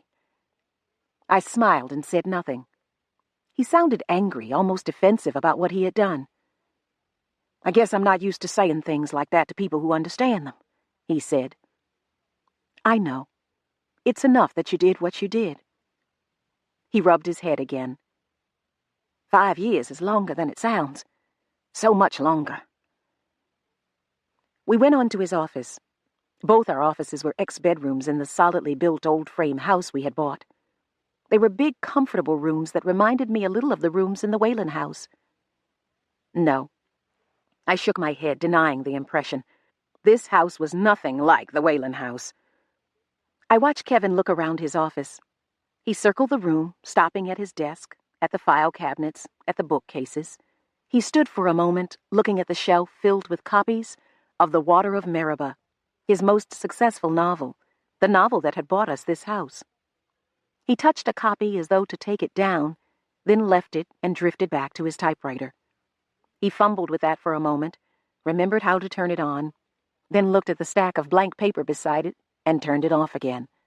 Abruptly, he brought his fist down hard on it. I jumped at the sudden sound. You'll break it, Kevin. What difference would that make? I winced, remembered my own attempts to write when I'd been home last. I had tried and only managed to fill the wastebasket. What am I going to do? Said Kevin, turning his back on the typewriter. Christ, if I can't feel anything even in here. You will. Give yourself time. He picked up his electric pencil sharpener, examined it as though he did not know what it was, then seemed to remember. He put it down, took a pencil from a china cup on the desk, and put it in the sharpener. The little machine obligingly ground the pencil to a fine point. Kevin stared at the point for a moment, then at the sharpener. A toy, he said. Nothing but a damn toy. That's what I said when you bought it, I told him. I tried to smile and make a joke, but there was something in his voice that scared me. With a sudden slash of his hand, he knocked both the sharpener and the cup of pencils from his desk. The pencils scattered, and the cup broke. The sharpener bounced hard on the bare floor, just missing the rug. I unplugged it quickly. Kevin! He stalked out of the room before I could finish. I ran after him, caught his arm. Kevin! He stopped, glared at me as though I was some stranger who had dared to lay hands on him. Kevin, you can't come back all at once any more than you can leave all at once. It takes time. After a while, though, things will fall into place. His expression did not change.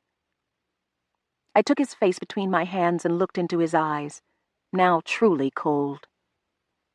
I don't know what it was like for you, I said, being gone so long, having so little control over whether you'd ever get back. I can't really know, I guess. But I do know that I almost didn't want to be alive when I thought I'd left you behind for good. But now that you're back... He pulled away from me and walked out of the room. The expression on his face was like something I'd seen, something I was used to seeing on Tom Whalen, something closed and ugly. I didn't go after him when I left his office. I didn't know what to do to help him. and I didn't want to look at him and see things that reminded me of Waylon. But because I went to the bedroom, I found him. He was standing beside the dresser looking at a picture of himself as he had been. He had always hated having his picture taken, but I had talked him into this one. A close-up of the young face under a cap of thick gray hair, dark brows, pale eyes. I was afraid he would throw the picture down, smash it as he had tried to smash the pencil sharpener. I took it from his hand. He let it go easily and turned to look at himself in the dresser mirror. He ran a hand through his hair, still thick and gray. He would probably never be bald. But he looked old now. The young face had changed more than could be accounted for by the new lines in his face or the beard. "Kevin?" He closed his eyes. "Leave me alone for a while, Dana," he said softly. "I just need to be by myself and get used to things again." There was suddenly a loud, house-shaking sonic boom, and Kevin jumped back against the dresser, looking around wildly. "Just a jet passing overhead," I told him. He gave me what almost seemed to be a look of hatred, then brushed past me, went into his office, and shut the door. I left him alone. I didn't know what else to do, or even whether there was anything I could do. Maybe this was something he had to work out for himself. Maybe it was something that only time could help. Maybe anything. But I felt so damned helpless as I looked down the hall at his closed door. Finally, I went to bathe, and that hurt enough to hold my attention for a while. Then I checked my denim bag, put in a bottle of antiseptic, Kevin's large bottle of Excedrin, and an old pocket knife to replace the switchblade. The knife was large and easily as deadly as the switchblade I had lost, but I wouldn't be able to use it as quickly, and I would have a harder time surprising an opponent with it. I considered taking a kitchen knife of some kind instead, but I thought one big enough to be effective would be too hard to hide. Not that any kind of knife had been very effective for me so far. Having one just made me feel safer. I dropped the knife into the bag and replaced soap, toothpaste, some clothing, a few other things. My thoughts went back to Kevin. Did he blame me for the 5 years he had lost, I wondered? Or if he didn't now, would he when he tried to write again? He would try. Writing was his profession. I wondered whether he had been able to write during the 5 years, or rather, whether he had been able to publish. I was sure he had been writing. I couldn't imagine either of us going for 5 years without writing. Maybe he'd kept a journal or something. He had changed. In 5 years, he couldn't help changing. But the markets he wrote for hadn't changed. He might have a frustrating time for a while, and he might blame me. It had been so good seeing him again, loving him, knowing his exile was ended. I had thought everything would be all right. Now I wondered if anything would be all right. I put on a loose dress and went to the kitchen to see what we could make a meal of, if I could get Kevin to eat. The chops I had put out to defrost over 2 months ago were still icy. How long had we been away then? What day was it? Somehow neither of us had bothered to find out. I turned on the radio and found a news station, tuned it right into the middle of a story about the war in Lebanon. The war there was worse. The president was ordering an evacuation of non-official Americans. That sounded like what he had been ordering on the day Rufus called me. A moment later, the announcer mentioned the day, confirming what I had thought. I had been away for only a few hours. Kevin had been away for 8 days. 1976 had not gone on without us. The news switched to a story about South Africa, blacks rioting there and dying wholesale in battles with police over the policies of the white supremacist government. I turned off the radio and tried to cook the meal in peace. South African whites had always struck me as people who would have been happier living in the 19th century or the 18th. In fact, they were living in the past as far as their race relations went. They lived in ease and comfort, supported by huge numbers of blacks whom they kept in poverty and held in contempt. Tom Whalen would have felt right at home. After a while, the smell of food brought Kevin out of his office, but he ate in silence. "Can't I help?"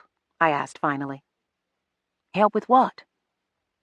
There was an edge to his voice that made me wary. I didn't answer. I'm all right, he said grudgingly. No, you're not. He put his fork down. How long were you away this time? A few hours, or just over 2 months. Take your pick. There was a newspaper in my office. I was reading it. I don't know how old it is, but it's today's paper. It came the morning Rufus called me last. That's this morning, if you want to believe the calendar. June 18th. It doesn't matter. I've wasted my time reading that paper. I didn't know what the hell it was talking about most of the time. It's like I said, the confusion doesn't go away all at once. It doesn't for me either. It was so good coming home at first. It was good. It still is. I don't know. I don't know anything. You're in too much of a hurry. I stopped, realized I was swaying a little on my chair. Oh, God, no, I whispered. I suppose I am, said Kevin. I wonder how people just out of prison manage to readjust. Kevin, go get my bag. I left it in the bedroom. What? Why? Go, Kevin! He went, understanding finally. I sat still, praying that he would come back in time. I could feel tears streaming down my face. So soon, so soon. Why couldn't I have just had a few days with him, a few days of peace at home? I felt something pressed into my hands, and I grasped it. My bag. I opened my eyes to the dark blur of it, and the larger blur of Kevin standing near me. I was suddenly afraid of what he might do. Get away, Kevin! He said something, but suddenly there was too much noise for me to hear him, even if he had still been there. 2. There was water, rain pouring down on me. I was sitting in mud, clutching my bag. I got up, sheltering my bag as much as I could, so that eventually I'd have something dry to change into. I looked around grimly for Rufus. I couldn't find him. I peered through the dim, gray light, looked around until I realized where I was. I could see the familiar boxy Whalen house in the distance. Yellow light at one window. At least there would be no long walk for me this time. In this storm, that was something to be grateful for. But where was Rufus? If he was in trouble inside the house, why had I arrived outside? I shrugged and started toward the house. If he was there, it would be stupid for me to waste time out here. Not that I could get any wetter. I tripped over him. He was lying face down in a puddle so deep the water almost covered his head. Face down. I grabbed him and pulled him out of the water and over to a tree that would shelter us a little from the rain. A moment later there was thunder and a flash of lightning, and I dragged him away from the tree again. With his ability to draw bad luck, I didn't want to take chances. He was alive. As I moved him, he threw up on himself and partly on me. I almost joined him. He began to cough and mutter, and I realized that he was either drunk or sick. More probably drunk.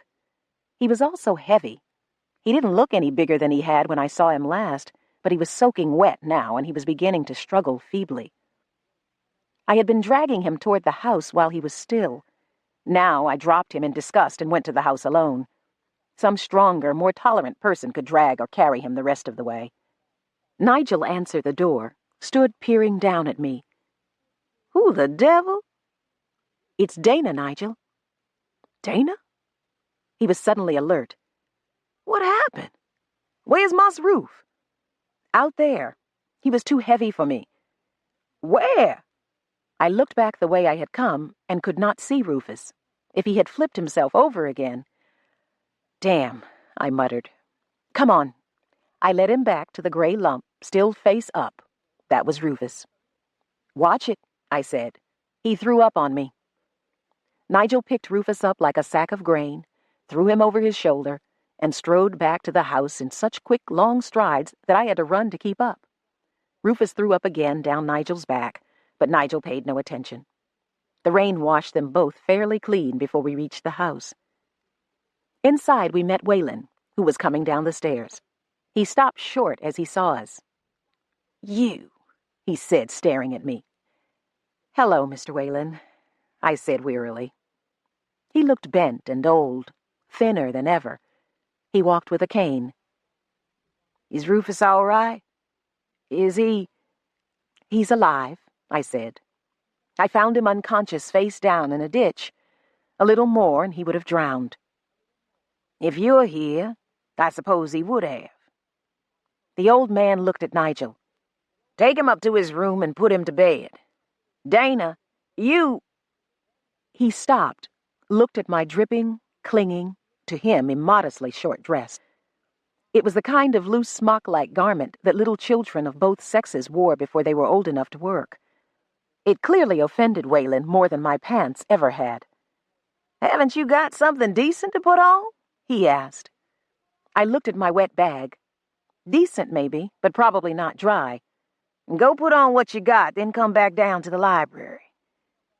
He wanted to talk to me, I thought. Just what I needed at the end of a long, jumbled day. Waylon didn't talk to me normally except to give orders. When he did, it was always harrowing. There was so much I couldn't say.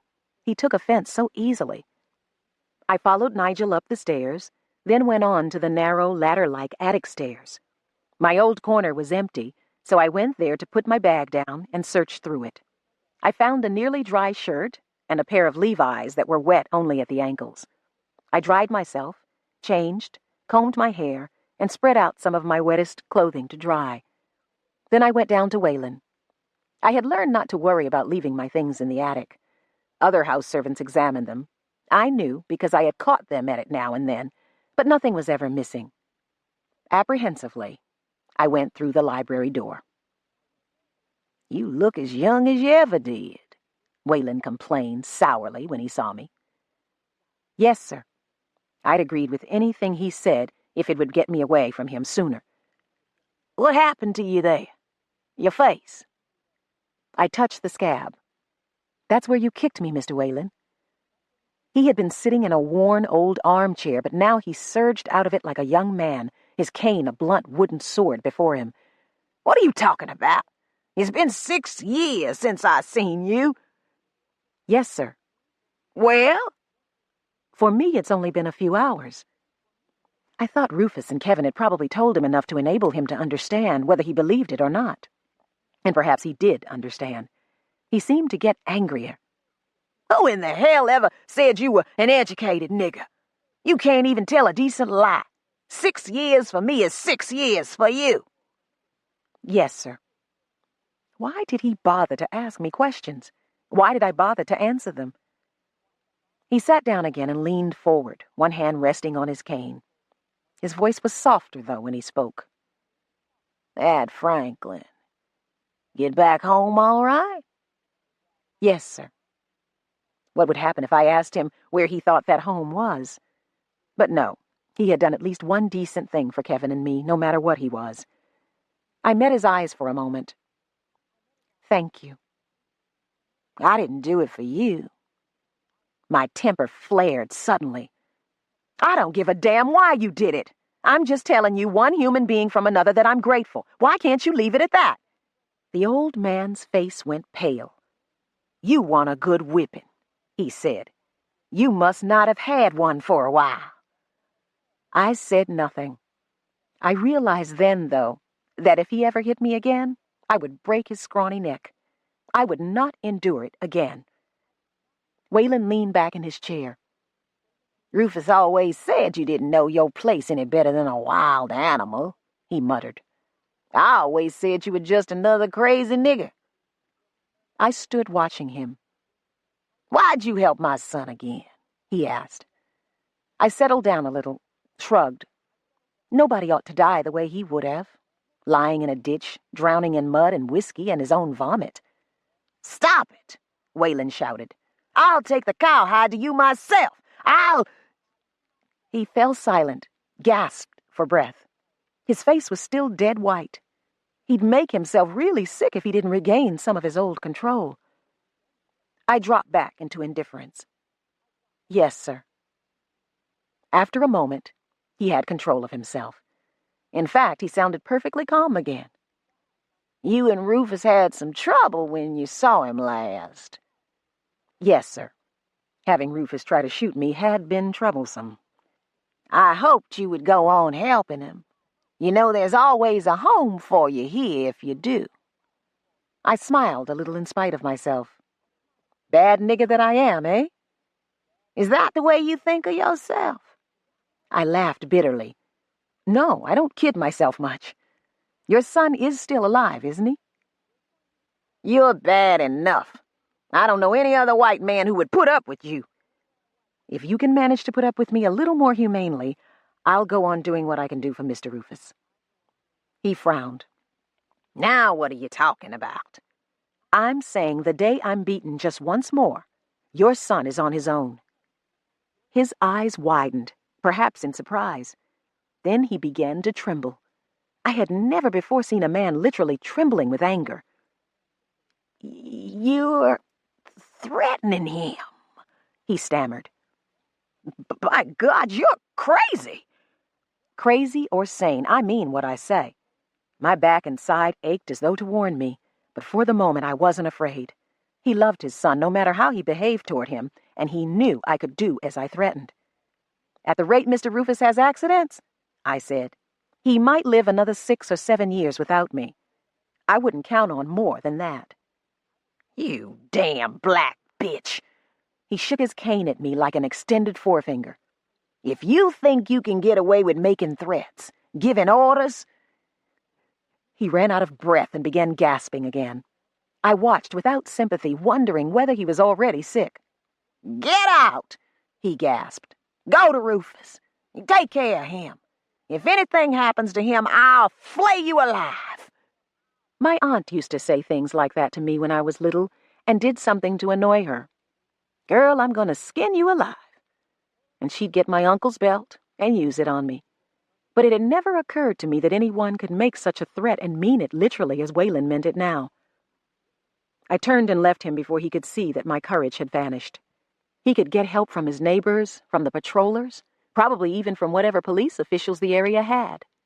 He could do anything he wanted to me, and I had no enforceable rights. None at all.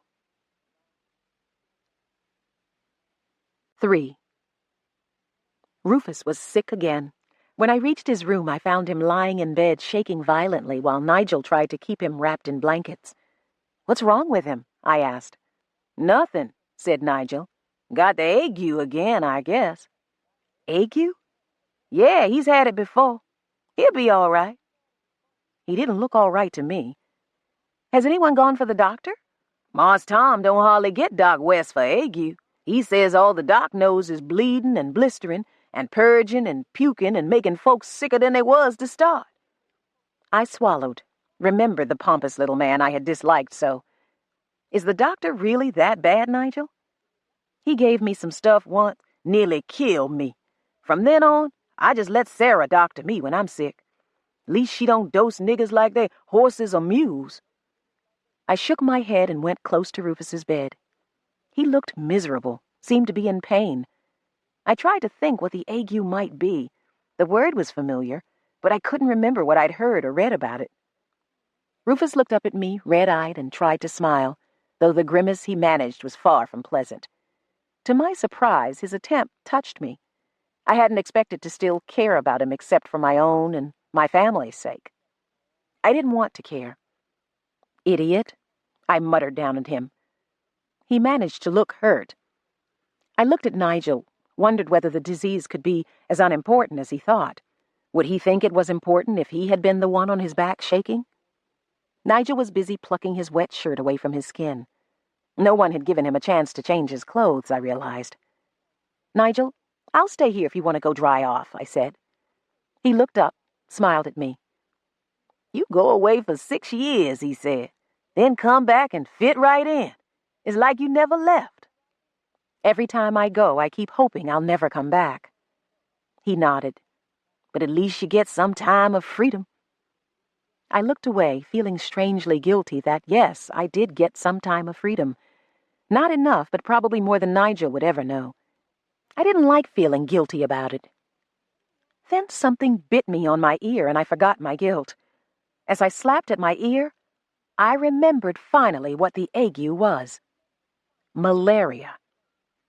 I wondered dully whether the mosquito that had just bitten me was carrying the disease. In my reading, I'd come across a lot of information on malaria, and none of it led me to believe the disease was as harmless as Nigel seemed to think. It might not kill, but it weakened and it recurred, and it could lower one's resistance to other diseases. Also, with Rufus lying exposed as he was to new mosquito attacks, the disease could be spread over the plantation and beyond. Nigel, is there anything we could hang up here to keep the mosquitoes off him? Mosquitoes? He wouldn't feel it if 20 mosquitoes bit him now. No, but the rest of us would be feeling it eventually. What do you mean? Does anyone else have it now? Don't think so. Some of the children are sick, but I think they have something wrong with their faces. One side all swollen up. Mumps? Never mind.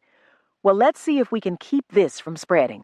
Is there any kind of mosquito netting or whatever people use here? Sure, for white folks, but... Would you get some? With the help of the canopy, we should be able to enclose him completely. Dana, listen. I looked at him. What do mosquitoes have to do with the ague?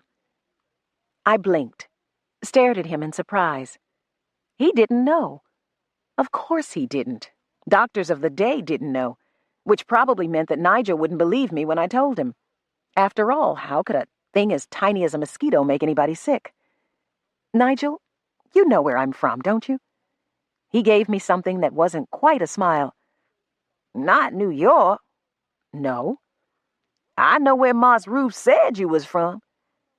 It shouldn't be that hard for you to believe him. You've seen me go home at least once. Twice. Well? He shrugged. I can't say. If I hadn't seen the way you go home, I'd just figure you were one crazy nigger. But I haven't ever seen anybody do what you did. I don't want to believe you, but I guess I do. Good. I took a deep breath. Where I'm from, people have learned that mosquitoes carry ague. They bite someone who's sick with it, and then later they bite healthy people and give them the disease. How? They suck blood from the sick and pass on some of that blood when they bite a healthy person. Like a mad dog that bites a man and drives the man mad. No talk about microorganisms. Nigel not only wouldn't believe me, he might decide I really was crazy. Doc says it's something in the air that spreads ague. Something off bad water and garbage. Miasma, he called it. He's wrong. He's wrong about the bleeding and purging and the rest. He was wrong when he dosed you, and he's wrong now. It's a wonder any of his patients survive. I heard he was good and quick when it comes to cutting off legs or arms. I had to look at Nigel to see whether he was making a grisly joke. He wasn't. Get the mosquito net, I said wearily. Let's do what we can to keep that butcher away from here. He nodded and went away. I wondered whether or not he believed me, but it really didn't matter. It wouldn't cost anyone anything to take this small precaution. I looked down at Rufus to see that he had stopped trembling and closed his eyes. His breathing was regular, and I thought he was asleep. "Why do you keep trying to kill yourself?" I said softly. I hadn't expected an answer, so I was surprised when he spoke quietly. "Most of the time, living just isn't worth the trouble." I sat down next to his bed. It never occurred to me that you might really want to die. I don't. He opened his eyes, looked at me, then shut them again and covered them with his hands. But if your eyes and your head and your leg hurt the way mine do, dying might start to look good. Your eyes hurt? When I look around. Did they hurt before when you had ague? No, this isn't ague. Ague is bad enough. My leg feels like it's coming off, and my head. He scared me. His pain seemed to increase, and he twisted his body as though to move away from it, then untwisted quickly and lay panting. "Ruf, I'm going to get your father. If he sees how sick you are, he'll send for the doctor." He seemed to be too involved with his own pain to answer. I didn't want to leave him until Nigel came back, though I had no idea what I could do for him. My problem was solved when Waylon came in with Nigel. "What is all this about mosquitoes giving people ague?" he demanded. We may be able to forget about that, I said. This doesn't look like malaria. Ague. He's in a lot of pain. I think someone should go for the doctor. You're a doctor enough for him. But I stopped, took a deep breath, made myself calm down. Rufus was groaning behind me. Mr. Whalen, I'm no doctor. I don't have any idea what's wrong with him. Whatever professional help is available, you should get it for him. Should I now? His life may be at stake. Whalen's mouth was set in a straight, hard line. If he dies, you die. And you won't die easy. You already said that. But no matter what you do to me, your son will still be dead. Is that what you want? You do your job, he said stubbornly, and he'll live. You're something different. I don't know what, witch, devil, I don't care. Whatever you are, you just about brought a girl back to life when you come here last, and she wasn't even the one you came to help. You come out of nowhere and go back into nowhere. Years ago, I would have sworn there couldn't even be anybody like you. You're not natural, but you can feel pain, and you can die. Remember that and do your job. Take care of your master. But I tell you. He walked out of the room and shut the door behind him. 4. We got the mosquito netting and used it, just in case. Nigel said Whalen didn't really mind letting us have it.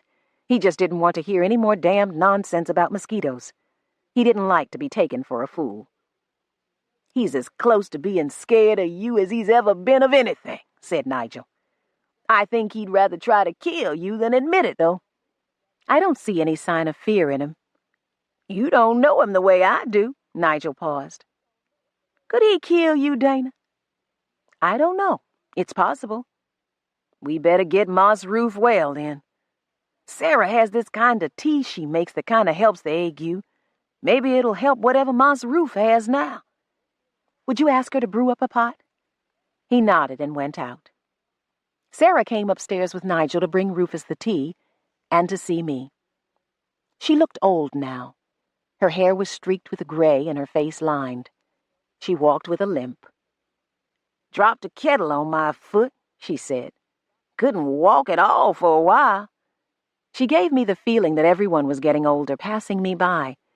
She brought me roast beef and bread to eat. Rufus had a fever now. He didn't want the tea, but I coaxed and bullied until he swallowed it. Then we all waited, but all that happened was that Rufus's other leg began to hurt. His eyes bothered him, most because moving them hurt him, and he couldn't help following my movements or Nigel's around the room.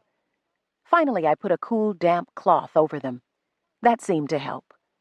He still had a lot of pain in his joints, his arms, his legs, everywhere. I thought I could ease that, so I took his candle and went up to the attic for my bag. I was just in time to catch a little girl trying to get the top off my Excedrin bottle. It scared me. She could just as easily have chosen the sleeping pills. The attic wasn't as safe a place as I had thought. No, honey, give me those. They yours? Yes. They candy? Good Lord, no. They're medicine. Nasty medicine. Ugh, she said, and handed them back to me. She went back to her pallet, next to another child. They were new children. I wondered whether the 2 little boys who had preceded them had been sold or sent to the fields. I took the Excedrin, what was left of the aspirin, and the sleeping pills back down with me. I would have to keep them somewhere in Rufus's room where eventually one of the kids would figure out how to get the safety caps off. Rufus had thrown off the damp cloth and was knotted on his side, in pain, when I got back to him. Nigel had lain down on the floor before the fireplace and gone to sleep. He could have gone back to his cabin, but he had asked me if I wanted him to stay, since this was my first night back, and I'd said yes. I dissolved 3 aspirins in water and tried to get Rufus to drink it. He wouldn't even open his mouth. So I woke Nigel, and Nigel held him down while I held his nose and poured the bad-tasting solution into his mouth as he gasped for air. He cursed us both, but after a while he began to feel a little better. Temporarily. It was a bad night. I didn't get much sleep, nor was I to get much for 6 days and nights following. Whatever Rufus had, it was terrible. He was in constant pain. He had fever. Once I had to call Nigel to hold him while I tied him down to keep him from hurting himself. I gave him aspirins, too many, but not as many as he wanted. I made him take broth and soup and fruit and vegetable juices. He didn't want them. He never wanted to eat, but he didn't want Nigel holding him down either. He ate. Alice came in now and then to relieve me. Like Sarah, she looked older. She also looked harder. She was a cool, bitter, older sister to the girl I had known. "Folks treat her bad 'cause of Marse Ruf," Nigel told me. "They figure if she's been with him this long, she must like it." And Alice said contemptuously, "Who cares what a bunch of niggers think?" "She lost 2 babies," Nigel told me, "and the one she's got left is sickly." "White babies," Alice said. "Look more like him than me. Joe is even red-headed." Joe was the single survivor. I almost cried when I heard that. No Hagar yet. I was so tired of this going back and forth. I wanted so much for it to be over. I couldn't even feel sorry for the friend who had fought for me and taken care of me when I was hurt. I was too busy feeling sorry for myself. On the 3rd day of his illness, Rufus's fever left him. He was weak and several pounds lighter, but so relieved to be rid of the fever and the pain that nothing else mattered. He thought he was getting well. He wasn't. The fever and the pain returned for 3 more days, and he got a rash that itched and eventually peeled. At last he got well and stayed well. I prayed that whatever his disease had been, I wouldn't get it, wouldn't ever have to care for anyone else who had it. A few days after the worst of his symptoms had disappeared, I was allowed to sleep in the attic. I collapsed gratefully onto the pallet Sarah had made me there, and it felt like the world's softest bed. I didn't awaken until late the next morning after long hours of deep, unbroken sleep. I was still a little groggy when Alice came running up the steps and into the attic to get me. "Marse Tom is sick," she said. "Marse Ruf wants you to come." "Oh, no," I muttered. "Tell him to send for the doctor." "Already sent for, but Marse Tom is having bad pains in his chest." The significance of that filtered through to me slowly. Pains in his chest? "Yeah, come on. They in the parlor." God, that sounds like a heart attack. "There's nothing I can do." "Just come. They want you." I pulled on a pair of pants and threw on a shirt as I ran. What did these people want from me? Magic? If Waylon was having a heart attack, he was going to either recover or die without my help.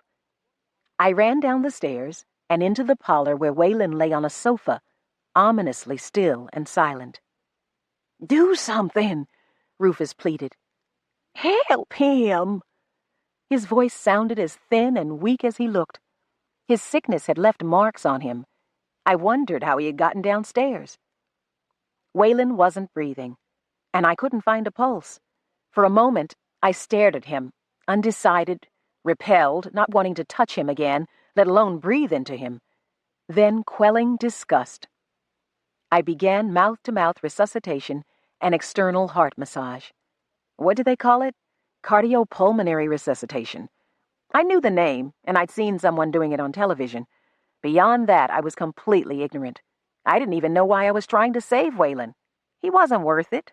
And I didn't know if CPR could do any good in an era where there's no ambulance to call, no one to take over for me even if I somehow got Waylon's heart going, which I didn't expect to do. Which I didn't do. Finally, I gave up. I looked around to see Rufus on the floor near me. I didn't know whether he had sat down or fallen, but I was glad he was sitting now. "I'm sorry, Ruf. He's dead." "You let him die?" "He was dead when I got here. I tried to bring him back the way I brought you back when you were drowning. I failed." "You let him die?" He sounded like a child about to cry. His illness had weakened him so I thought he might cry. Even healthy people cried and said irrational things when their parents died. "I did what I could, Ruf." I'm sorry. Damn you to hell, you let him die! He tried to lunge at me, succeeded only in falling over. I moved to help him up, but stopped when he tried to push me away. Send Nigel to me, he whispered. Get Nigel. I got up and went to find Nigel. Behind me, I heard Rufus say once more, You just let him die. 5. Things were happening too fast for me. I was almost glad to find myself put back to work with Sarah and Carrie, ignored by Rufus. I needed time to catch up with myself and catch up with life on the plantation. Carrie and Nigel had 3 sons now, and Nigel had never mentioned it to me because the youngest was 2 years old. He had forgotten that I didn't know. I was with him once as he watched them playing. It's good to have children, he said softly. Good to have sons. But it's so hard to see them be slaves. I met Alice's thin, pale little boy and saw with relief that in spite of the way she talked, she obviously loved the child. I keep thinking I might wake up and find them cold like the others, she said one day in the cookhouse. What did they die of? I asked. Fevers. The doctor came and bled them and purged them, but they still died. He bled and purged babies? They were 2 and 3. He said it would break the fever, and it did, but they died anyway. Alice, if I were you, I wouldn't ever let that man near Joe. She looked at her son sitting on the floor of the cookhouse eating mush and milk. He was 5 years old, and he looked almost white in spite of Alice's dark skin. I never wanted no doctor near the other 2, said Alice. Ma's Ruth sent for him and made me let him kill my babies. Rufus's intentions had been good. Even the doctor's intentions had probably been good. But all Alice knew was that her children were dead, and she blamed Rufus. Rufus himself was to teach me about that attitude. On the day after Waylon was buried, Rufus decided to punish me for letting the old man die. I didn't know whether he honestly believed I had done such a thing. Maybe he just needed to hurt someone. He did lash out at others when he was hurt. I had already seen that. So on the morning after the funeral, he sent the current overseer, a burly man named Evan Fowler, to get me from the cookhouse.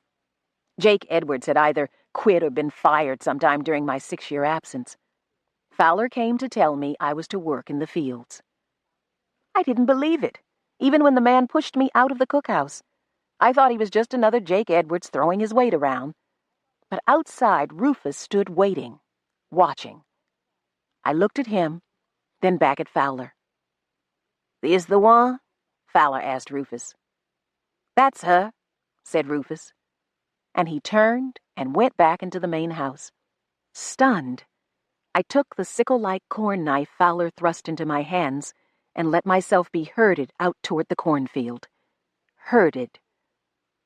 Fowler got on his horse and rode a little behind me as I walked. It was a long walk. The cornfield wasn't where I'd left it. Apparently, even in this time, planters practiced some form of crop rotation. Not that that mattered to me. What in the world could I do in a cornfield? I glanced back at Fowler. I've never done field work before, I told him. I don't know how. You'll learn, he said. He used the handle of his whip to scratch his shoulder. I began to realize that I should have resisted, should have refused to let Fowler bring me out here where only other slaves could see what happened to me. Now it was too late. It was going to be a grim day. Slaves were walking down rows of corn, chopping the stalks down with golf swing strokes of their knives. 2 slaves worked a row, moving toward each other. Then they gathered the stalks they had cut and stood them in bunches at opposite ends of the row. It looked easy, but I suspected that a day of it could be back-breaking. Fowler dismounted and pointed toward a row. You chop like the others, he said. Just do what they do. Now get to work. He shoved me toward the row. There was already someone at the other end of it working toward me. Someone quick and strong, I hoped, because I doubted that I would be quick or strong for a while.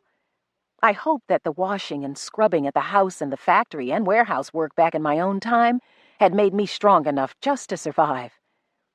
I raised the knife and chopped at the first stalk. It bent over, partially cut. At almost the same moment, Fowler lashed me hard across the back. I screamed, stumbled, and spun around to face him, still holding my knife. Unimpressed, he hit me across the breasts. I fell to my knees and doubled over in a blaze of pain. Tears ran down my face. Even Tom Whalen hadn't hit slave women that way any more than he'd kicked a slave man in the groin. Fowler was an animal. I glared up at him in pain and hatred. "Get up," he said. I couldn't. I didn't think anything could make me get up just then until I saw Fowler raising his whip again. Somehow, I got up. "Now do what the others do," he said. "Chop close to the ground. Chop hard." I gripped the knife, felt myself much more eager to chop him. "All right," he said. "Try it and get it over with. I thought you were supposed to be smart." He was a big man. He hadn't impressed me as being very quick, but he was strong. I was afraid that even if I managed to hurt him, I wouldn't hurt him enough to keep him from killing me. Maybe I should make him try to kill me. Maybe it would get me out of this god-awful place where people punished you for helping them. Maybe it would get me home. But in how many pieces? Fowler would take the knife away from me and give it back, edge first. I turned and slashed furiously at the cornstalk, then at the next. Behind me, Fowler laughed. "Maybe you got some sense after all," he said. He watched me for a while, urging me on, literally cracking the whip. By the time he left, I was sweating, shaking, humiliated. I met the woman who had been working toward me, and she whispered, "Slow down. Take a lick or two if you have to. You kill yourself today, he'll push you to kill yourself every day." There was sense in that. Hell, if I went on the way I had been, I wouldn't even last through today. My shoulders were already beginning to ache. Fowler came back as I was gathering the cut stalks. "What the devil do you think you're doing?" he demanded. "You ought to be halfway down the next row by now." He hit me across the back as I bent down. "Move! You're not in the cookhouse getting fat and lazy now. Move!" He did that all day, coming up suddenly, shouting at me, ordering me to go faster no matter how fast I went, cursing me, threatening me. He didn't hit me that often, but he kept me on edge because I never knew when a blow would fall. It got so just the sound of his coming terrified me. I caught myself cringing, jumping at the sound of his voice. The woman in my row explained, "He's always hard on a new nigger. Make him go fast so he can see how fast they can work. Then later on, if they slow down, he'll whip 'em for getting lazy." I made myself slow down. It wasn't hard. I didn't think my shoulders could have hurt much worse if they'd been broken. Sweat ran down into my eyes and my hands were beginning to blister. My back hurt from the blows I'd taken as well as from sore muscles. After a while, it was more painful for me to push myself than it was for me to let Fowler hit me. After a while, I was so tired, I didn't care either way. Pain was pain. After a while, I just wanted to lie down between the rows and not get up again. I stumbled and fell, got up and fell again. Finally, I lay face down in the dirt, unable to get up. Then came a welcome blackness. I could have been going home, or dying, or passing out. It made no difference to me. I was going away from the pain. That was all. 6. I was on my back when I came to, and there was a white face floating just above me. For a wild moment, I thought it was Kevin, thought I was home. I said his name eagerly. "It's me, Dana." Rufus's voice. I was still in hell. I closed my eyes, not caring what would happen next. "Dana, get up. You'll be hurting more if I carry you than if you walk." The words echoed strangely in my head. Kevin had said something like that to me once. I opened my eyes again to be sure it was Rufus. It was. I was still in the cornfield, still lying in the dirt. "I came to get you," said Rufus. "Not soon enough, I guess." I struggled to my feet. He offered a hand to help me, but I ignored it. I brushed myself off a little and followed him down the road toward his horse. From there we rode together back to the house, without a word passing between us. At the house, I went straight to the well, got a bucket of water, carried it up the stairs somehow, then washed, spread antiseptic on my new cuts, and put on clean clothes. I had a headache that eventually drove me down to Rufus's room for some Excedrin. Rufus had used all the aspirins. Unfortunately, he was in his room. "Well, you're no good in the fields," he said when he saw me. "That's clear." I stopped, turned, and stared at him. Just stared. He had been sitting on the bed, leaning back against the headboard, but now he straightened, faced me. "Don't do anything stupid, Dana." "Right," I said softly. "I've done enough stupid things. How many times have I saved your life so far?" My aching head sent me to his desk, where I had left the Excedrin. I shook 3 of them into my hand. I had never taken so many before. I had never needed so many before. My hands were trembling. "Fowler would have given you a good whipping if I hadn't stopped him," said Rufus. "That's not the first beating I've saved you from." I had my Excedrin. I turned to leave the room. "Dana!" I stopped, looked at him. He was thin and weak and hollow-eyed. His illness had left its marks on him. He probably couldn't have carried me to his horse if he'd tried, and he couldn't stop me from leaving now, I thought. "You walk away from me, Dana. You'll be back in the fields in an hour." The threat stunned me. He meant it. He'd send me back out. I stood staring at him, not with anger now, but with surprise and fear. He could do it. Maybe later I would have a chance to make him pay, but for now he could do as he pleased. He sounded more like his father than himself. In that moment, he even looked like his father. "Don't you ever walk away from me again," he said. Strangely, he began to sound a little afraid. He repeated the words, spacing them, emphasizing each one. "Don't you ever walk away from me again."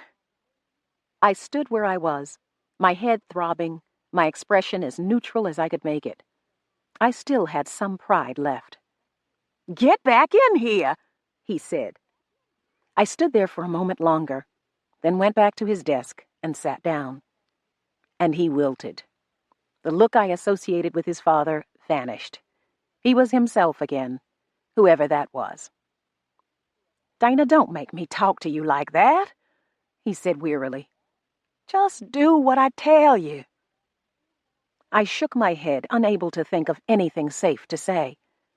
And I guess I wilted. To my shame, I realized I was almost crying. I needed desperately to be alone. Somehow I kept back the tears. If he noticed, he didn't say anything. I remembered I still had the Excedrin tablets in my hand, and I took them, swallowed them without water, hoping they'd work quickly, steady me a little. Then I looked at Rufus, saw that he'd lain back again. Was I supposed to stay and watch him sleep? "I don't see how you can swallow those things like that," he said, rubbing his throat. There was a long silence, then another command. "Say something. Talk to me." "Or what?" I asked. "Are you going to have me beaten for not talking to you?" He muttered something I didn't quite hear. "What?" Silence. Then a rush of bitterness from me. "I saved your life, Rufus. Over and over again." I stopped for a moment, caught my breath. "And I tried to save your father's life. You know I did. You know I didn't kill him or let him die." He moved uncomfortably, wincing a little. "Give me some of your medicine," he said. Somehow I didn't throw the bottle at him. I got up and handed it to him. "Open it," he said. "I don't want to be bothered with that damn top." I opened it, shook one tablet into his hand, and snapped the top back on. He looked at the tablet. "Only one?" These are stronger than the others, I said. And also I wanted to hang on to them for as long as I could. Who knew how many more times he would make me need them? The ones I had taken were beginning to help me already. You took 3, he said petulantly. I needed 3. No one has been beating you. He looked away from me, put one into his mouth. He still had to chew tablets before he could swallow them. This tastes worse than the others, he complained. I ignored him, put the bottle away in the desk. Dana? What? I know you tried to help, Daddy. I know. Then why did you send me to the field? Why did I have to go through all that, Ruf? He shrugged, winced, rubbed his shoulders. He still had plenty of sore muscles, apparently. I guess I just had to make somebody pay. And it seemed that, well, people don't die when you're taking care of them. I'm not a miracle worker. No. Daddy thought you were, though. He didn't like you, but he thought you could heal better than a doctor. Well, I can't. Sometimes I'm less likely to kill than the doctor, that's all. Kill? I don't bleed or purge away people's strength when they need it most, and I know enough to try to keep a wound clean. Is that all? That's enough to save a few lives around here, but no, it's not all. I know a little about some diseases. Only a little. Well, what do you know about a woman who's been hurt in childbearing? Been hurt how? I wondered whether he meant Alice. I don't know. The doctor said she wasn't to have any more, and she did. The babies died, and she almost died. She hasn't been well since. Now I knew who he was talking about. Your mother? Yes. She's coming home. I want you to take care of her. My God, Ruf, I don't know anything about problems like that. Believe me, nothing at all. What if the woman died in my care? He'd have me beaten to death. She wants to come home now that... She wants to come home. I can't care for her. I don't know how. I hesitated. Your mother doesn't like me anyway, Ruf. You know that as well as I do. She hated me. She'd make my life hell out of pure spite. There's no one else I'd trust, he said. Carrie's got her own family now. I'd have to take her out of her cabin away from Nigel and the boys. Why? Mama has to have someone with her through the night. And what if she needed something? You mean I'd have to sleep in her room? Yes. She'd never have a servant sleep in her room before. Now, though, she's gotten used to it. She won't get used to me. I'm telling you, she won't have me. Please, Heaven. I think she will. She's older now, not so full of fire. You give her laudanum when she needs it, and she won't give you much trouble. Laudanum? Her medicine. She doesn't need it so much for pain anymore, Aunt May says, but she still needs it. Since laudanum was an opium extract, I didn't doubt that she still needed it. I was going to have a drug addict on my hands. A drug addict who hated me. Ruf, couldn't Alice... No! A very sharp no. It occurred to me that Margaret Whalen had more reason to hate Alice than she did to hate me. Alice would be having another baby in a few months anyway, said Rufus. She will? Then maybe... I shut my mouth, but the thought went on. Maybe this one would be Hagar. Maybe for once I had something to gain by staying here. If only... Maybe what? Nothing. It doesn't matter, Ruf.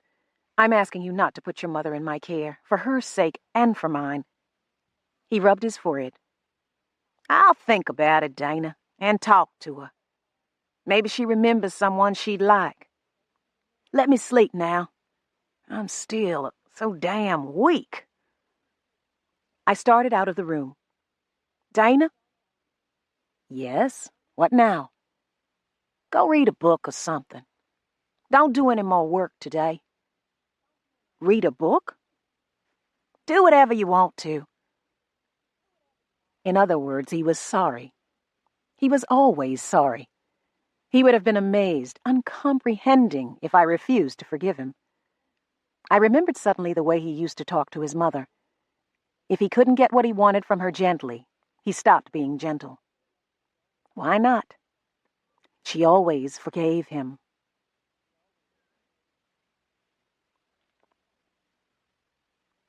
7. Margaret Whalen wanted me. She was thin and pale and weak and older than her years. Her beauty had gone to a kind of fragile gauntness. As I was reintroduced to her, she sipped at her little bottle of dark, brownish red liquid and smiled beneficently. Nigel carried her up to her room. She could walk a little, but she couldn't manage the stairs. Sometime later, she wanted to see Nigel's children. She was sugary sweet with them. I couldn't remember her being that way with anyone but Rufus before. Slave children hadn't interested her unless her husband had fathered them. Then her interest had been negative. But she gave Nigel's sons candy, and they loved her. She asked to see another slave, one I didn't know, and then wept a little when she heard that one had been sold. She was full of sweetness and charity. It scared me a little. I couldn't quite believe she'd changed that much. "Dana, can you still read the way you used to?" she asked me. "Yes, ma'am." "I wanted you because I remembered how well you read." I kept my expression neutral. If she didn't remember what she had thought of my reading, I did. "Read the Bible to me," she said. "Now?" She had just had her breakfast. I hadn't had anything yet, and I was hungry. "Now, yes. Read the Sermon on the Mount." That was the beginning of my first full day with her. When she was tired of hearing me read, she thought of other things for me to do. Her laundry, for instance. She wouldn't trust anyone else to do it. I wondered whether she had already found out that Alice generally did the laundry. And there was cleaning. She didn't believe her room had been swept and dusted until she saw me do it. She didn't believe Sarah understood how she wanted dinner prepared until I went down, got Sarah, and brought her back with me to receive instructions. She had to talk to Carrie and Nigel about the cleaning. She had to inspect the boy and girl who served at the table. In short, she had to prove that she was running her own house again. It had gone along without her for years, but she was back now. She decided to teach me to sew. I had an old singer at home, and I could sew well enough with it to take care of my needs and Kevin's. But I thought sewing by hand, especially sewing for pleasure, was slow torture. Margaret Whalen never asked me whether I wanted to learn, though. She had time to fill, and it was my job to help her fill it. So I spent long, tedious hours trying to imitate her tiny, straight, even stitches, and she spent minutes ripping out my work and lecturing me none too gently on how bad it was. As the days passed, I learned to take longer than necessary when she sent me on errands. I learned to tell lies to get away from her when I thought I was about to explode. I learned to listen silently while she talked and talked and talked, mostly about how much better things were in Baltimore than here. I never learned to like sleeping on the floor of her room, but she wouldn't permit the trundle bed to be brought in. She honestly didn't see that it was any hardship for me to sleep on the floor. Niggers always slept on the floor. Troublesome as she was, though, Margaret Whalen had mellowed. She didn't have the old bursts of temper anymore. Maybe it was the laudanum. "You're a good girl," she said to me once as I sat near her bed stitching at a slipcover. "Much better than you used to be. Someone must have taught you to behave." "Yes, ma'am." I didn't even look up. "Good. You were impudent before. There's nothing worse than an impudent nigger." "Yes, ma'am." She depressed me, bored me, angered me, drove me crazy. But my back healed completely while I was with her. The work wasn't hard, and she never complained about anything but my sewing. She never threatened me or tried to have me whipped. Rufus said she was pleased with me. That seemed to surprise even him. So I endured her quietly. By now I knew enough to realize when I was well off. Or I thought I did. "You ought to see yourself," Alice told me one day as I was hiding out in her cabin, the cabin Rufus had had Nigel build her just before the birth of her first child. "What do you mean?" I asked. Mas Ruf really put the fear of God in you, didn't he? Fear of... What are you talking about? You run around fetching and carrying for that woman like you love her. And half a day in the fields was all it took. Hell, Alice, leave me alone. I've been listening to nonsense all morning. I don't need yours. You don't want to hear me? Get out of here. The way you always sucking up to that woman is enough to make anybody sick. I got up and went to the cookhouse. There were times when it was stupid to expect reason from Alice, times when it did no good to point out the obvious. There were 2 field hands in the cookhouse. One young man who had a broken leg splinted and obviously healing crooked, and one old man who didn't do much work anymore. I could hear them before I went in. "I know Mas Ruf will get rid of me if he can," said the young man. "I ain't no good to him. His daddy would have got rid of me." "Won't nobody buy me," said the old man. "I was burnt out long time ago. It's you young ones got to worry." I went into the cookhouse, and the young man who had his mouth open to speak closed it quickly, looking at me with open hostility. The old man simply turned his back. I'd seen slaves do that to Alice. I hadn't noticed them doing it to me before. Suddenly the cookhouse was no more comfortable than Alice's cabin had been. It might have been different if Sarah or Carrie had been there, but they weren't. I left the cookhouse and went back toward the main house, feeling lonely. Once I was inside, though, I wondered why I had crept away like that. Why hadn't I fought back? Alice accusing me was ridiculous, and she knew it. But the field hands, they just didn't know me, didn't know how loyal I might be to Rufus or Margaret, didn't know what I might report. And if I told them, how likely would they be to believe me? But still, I went down the hall and toward the stairs slowly, wondering why I hadn't tried to defend myself. At least tried. Was I getting so used to being submissive? Upstairs, I could hear Margaret Whalen thumping on the floor with her cane. She didn't use the cane much for walking, because she hardly ever walked. She used it to call me. I turned and went back out of the house, out toward the woods. I had to think. I wasn't getting enough time to myself. Once, God knows how long ago, I had worried that I was keeping too much distance between myself and this alien time. Now there was no distance at all. When had I stopped acting? Why had I stopped? There were people coming toward me through the woods. Several people. They were on the road, and I was several feet off it. I crouched in the trees to wait for them to pass. I was in no mood to answer some white man's stupid, inevitable questions. What are you doing here? Who's your master? I could have answered without trouble. I was nowhere near the edge of Whalen land. But for just a while, I wanted to be my own master, before I forgot what it felt like. A white man went by on horseback, leading 24 black men, chained 2 by 2. Chained. They wore handcuffs and iron collars, with chains connecting the collars to a central chain that ran between the 2 lines. Behind the men walked several women roped together, neck to neck. A coffle. Slaves for sale. At the end of the procession rode a second white man with a gun in his belt. They were all headed for the Whalen house. I realized suddenly that the slaves in the cookhouse had not been speculating idly about the possibility of being sold. They had known that there was a sale coming. Field hands who never set foot in the main house, and they had known. I hadn't heard a thing. Lately, Rufus spent his time either straightening out his father's affairs or sleeping. The weakness left over from his illness was still with him, and he had no time for me. He barely had time for his mother. But he had time to sell slaves. He had time to make himself that much more like his father. I let the coffle reach the house far ahead of me.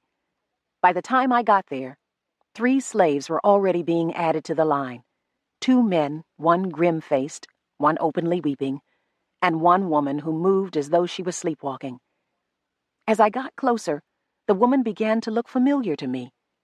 I stopped, almost not wanting to know who it was. A tall, strongly built, handsome woman. Tess. I'd seen her only 2 or 3 times this trip. She was still working in the fields, still serving the overseer at night. She'd had no children, and that may have been why she was being sold. Or maybe this was something Margaret Whalen had arranged. She might be that vindictive if she knew of her husband's temporary interest in Tess. I started toward Tess, and the white man who had just tied a rope around her neck, fastening her into the line, saw me. He turned to face me, gun drawn. I stopped, alarmed, confused. I had made no threatening move. "I just wanted to say goodbye to my friend," I told him. I was whispering for some reason. "Say it from there. She can hear you." "Tess?" She stood head down, shoulders rounded, a little red bundle hanging from one hand. She should have heard me, but I didn't think she had. "Tess, it's Dana." She never looked up. "Dana!"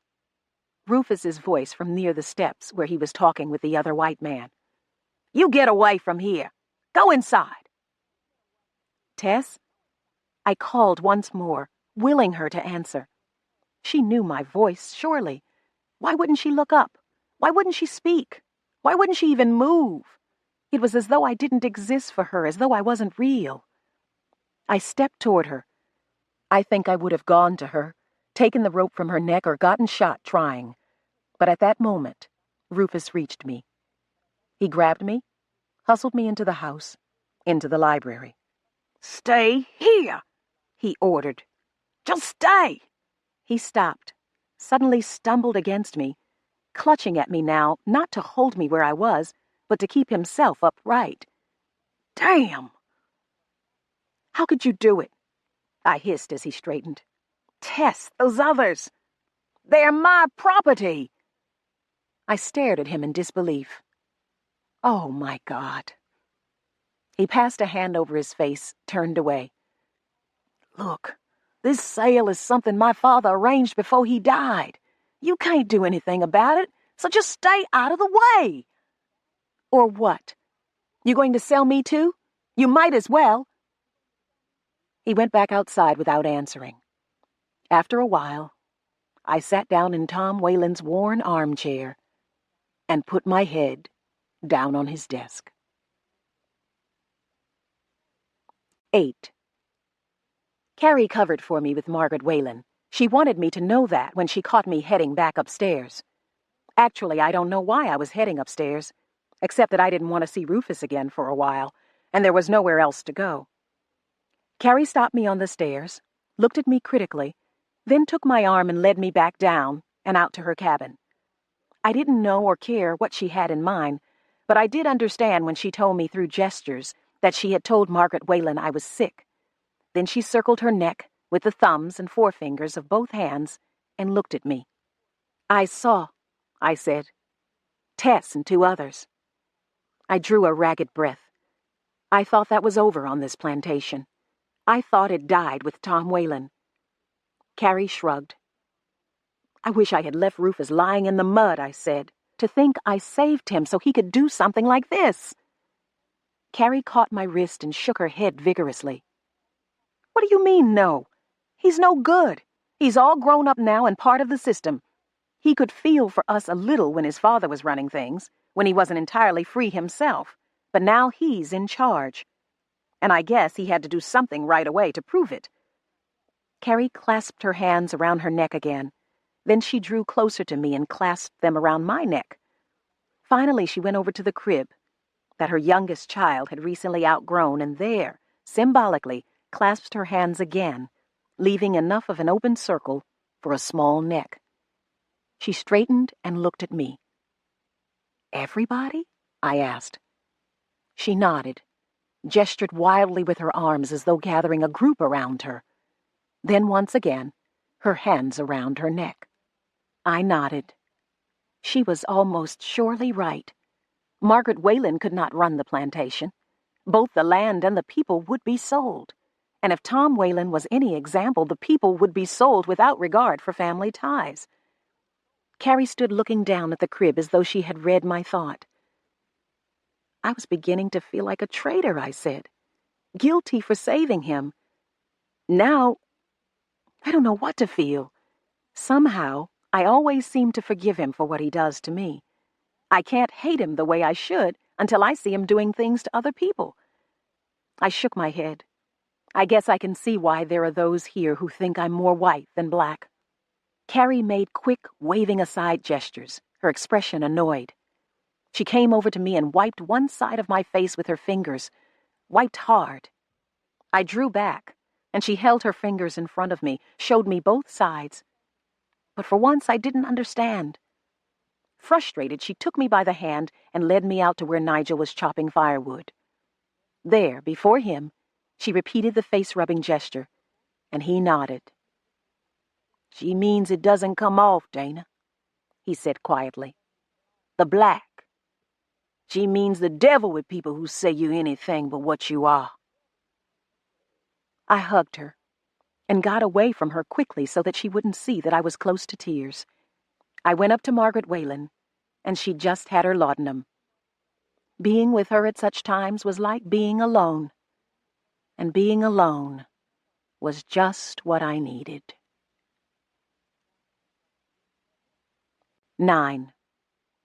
I avoided Rufus for 3 days after the sale. He made it easy for me. He avoided me, too. Then on the 4th day he came looking for me. He found me in his mother's room, yes-ma'aming her and changing her bed, while she sat looking thin and frail beside the window. She barely ate. I had actually caught myself coaxing her to eat. Then I realized that she enjoyed being coaxed. She could forget to be superior sometimes and just be someone's old mother. Rufus's mother, unfortunately. He came in and said, "Let Carrie finish that, Dana. I have something else for you to do." "Oh, do you have to take her now?" said Margaret. "She was just—" "I'll send her back later, Mama, and Carrie'll be up to finish your bed in a minute." I left the room silently, not looking forward to whatever he had in mind. "Down to the library," he said right behind me. I glanced back at him, trying to gauge his mood, but he only looked tired. He ate well and got twice the rest he should have needed, but he always looked tired. "Wait a minute," he said. I stopped. "Did you bring another of those pens with the ink inside?" "Yes." "Get it." I went up to the attic, where I still kept most of my things. I'd brought a packet of 3 pens this time, but I only took one back down with me, in case he still took as much pleasure as he had last trip in wasting ink. "You ever hear of dengue fever?" he asked as we went down the stairs. "No." "Well, according to the doc in town, that's what I had. I told him about it." He had been going back and forth to town often since his father's death. "Doc said he didn't see how I made it without bleeding and a good emetic. Says I'm still weak because I didn't get all the poisons out of my body." "Put yourself in his hands," I said quietly, "and with a little luck, that will solve both our problems." He frowned uncertainly. "What do you mean by that?" "Not a thing." He turned and caught me by the shoulders in a grip that he probably meant to be painful. It wasn't. "Are you trying to say you want me to die?" I sighed. "If I did, you would, wouldn't you?" Silence. He let go of me and we went into the library. He sat down in his father's old armchair and motioned me into a hard Windsor chair nearby, which was one step up from his father, who always had me stand before him like a school kid sent to the principal's office. "If you think that little sale was bad, and Daddy really had already arranged it, you better make sure nothing happens to me." Rufus leaned back and looked at me wearily. "Do you know what would happen to the people here if I died?" I nodded. "What bothers me," I said, "is what's going to happen to them if you live." "You don't think I'm going to do anything to them, do you?" "Of course you are. And I'll have to watch and remember and decide when you've gone too far. Believe me, I'm not looking forward to the job." "You take a lot on yourself." None of it was my idea. He muttered something inaudible and probably obscene. "You ought to be in the fields," he added. "God knows why I didn't leave you out there. You would have learned a few things." I would have been killed. You would have had to start taking very good care of yourself. I shrugged. I don't think you have the knack. Damn it, Dana. What's the good of sitting here trading threats? I don't believe you want to hurt me any more than I want to hurt you. I said nothing. I brought you down here to write a few letters for me, not fight with me. Letters? He nodded. I'll tell you, I hate to write. Don't mind reading so much, but I hate to write. You didn't hate it 6 years ago. I didn't have to do it then. I didn't have 8 or 9 people all wanting answers and wanting them now. I twisted the pen in my hands. You'll never know how hard I worked in my own time to avoid doing jobs like this. He grinned suddenly. Yes, I do. Kevin told me. He told me about the books you wrote, too. Your own books. That's how he and I earn our living. Yeah. Well, I thought you might miss it. Writing your own things, I mean. So I got enough paper for you to write for both of us. I looked at him, not quite sure I'd heard right. I had read that paper in this time was expensive, and I had seen that Wayland had never had very much of it. But here was Rufus offering. Offering what? A bribe? Another apology? What's the matter? He said. Seems to me this is better than any offer I've made you so far. No doubt. He got paper, made room for me at the desk. Ruf, are you going to sell anyone else? He hesitated. I hope not. I don't like it. What's to hope? Why can't you just not do it? Another hesitation. Daddy left debts, Dana. He was the most careful man I know with money, but he still left debts. But won't your crops pay them? Some of them. Oh. What are you going to do? Get somebody who makes her living by writing to write some very persuasive letters. 10. I wrote his letters. I had to read several of the letters he'd received first to pick up the stilted formal style of the day. I didn't want Rufus having to face some creditor that I had angered with my 20th century brevity, which could come across as 19th century abruptness, even discourtesy. Rufus gave me a general idea of what he wanted to say, and then approved or disapproved of the way I said it. Usually he approved. Then we started to go over his father's books together. I never did get back to Margaret Whalen. And I wasn't ever to get back to her full time. Rufus brought a young girl named Beth in from the fields to help with the housework. That eventually freed Carrie to spend more time with Margaret. I continued to sleep in Margaret's room because I agreed with Rufus that Carrie belonged with her family, at least at night. That meant I had to put up with Margaret waking me up when she couldn't sleep and complaining bitterly that Rufus had taken me away just when she and I were beginning to get on so well. "What does he have you doing?" she asked me several times, suspiciously. I told her. "Seems as though he could do that himself. Tom always did it himself." Rufus could have done it himself, too, I thought, though I never said it aloud. He just didn't like working alone. Actually, he didn't like working at all. But if he had to do it, he wanted company. I didn't realize how much he preferred my company in particular until he came in one night a little drunk and found Alice and I eating together in her cabin. He had been away eating with a family in town. "Some people with daughters they want to get rid of," Alice had told me. She had said it with no concern at all, even though she knew her life could become much harder if Rufus married. Rufus had property and slaves, and was apparently quite eligible. He came home, and not finding either of us in the house, came out to Alice's cabin. He opened the door and saw us both looking up at him from the table, and he smiled happily. "Behold the woman," he said, and he looked from one to the other of us. "You really are only one woman. Did you know that?" He tottered away. Alice and I looked at each other. I thought she would laugh because she took any opportunity she could to laugh at him, though not to his face because he would beat her when he decided she needed it. She didn't laugh. She shuddered, then got up, not too gracefully.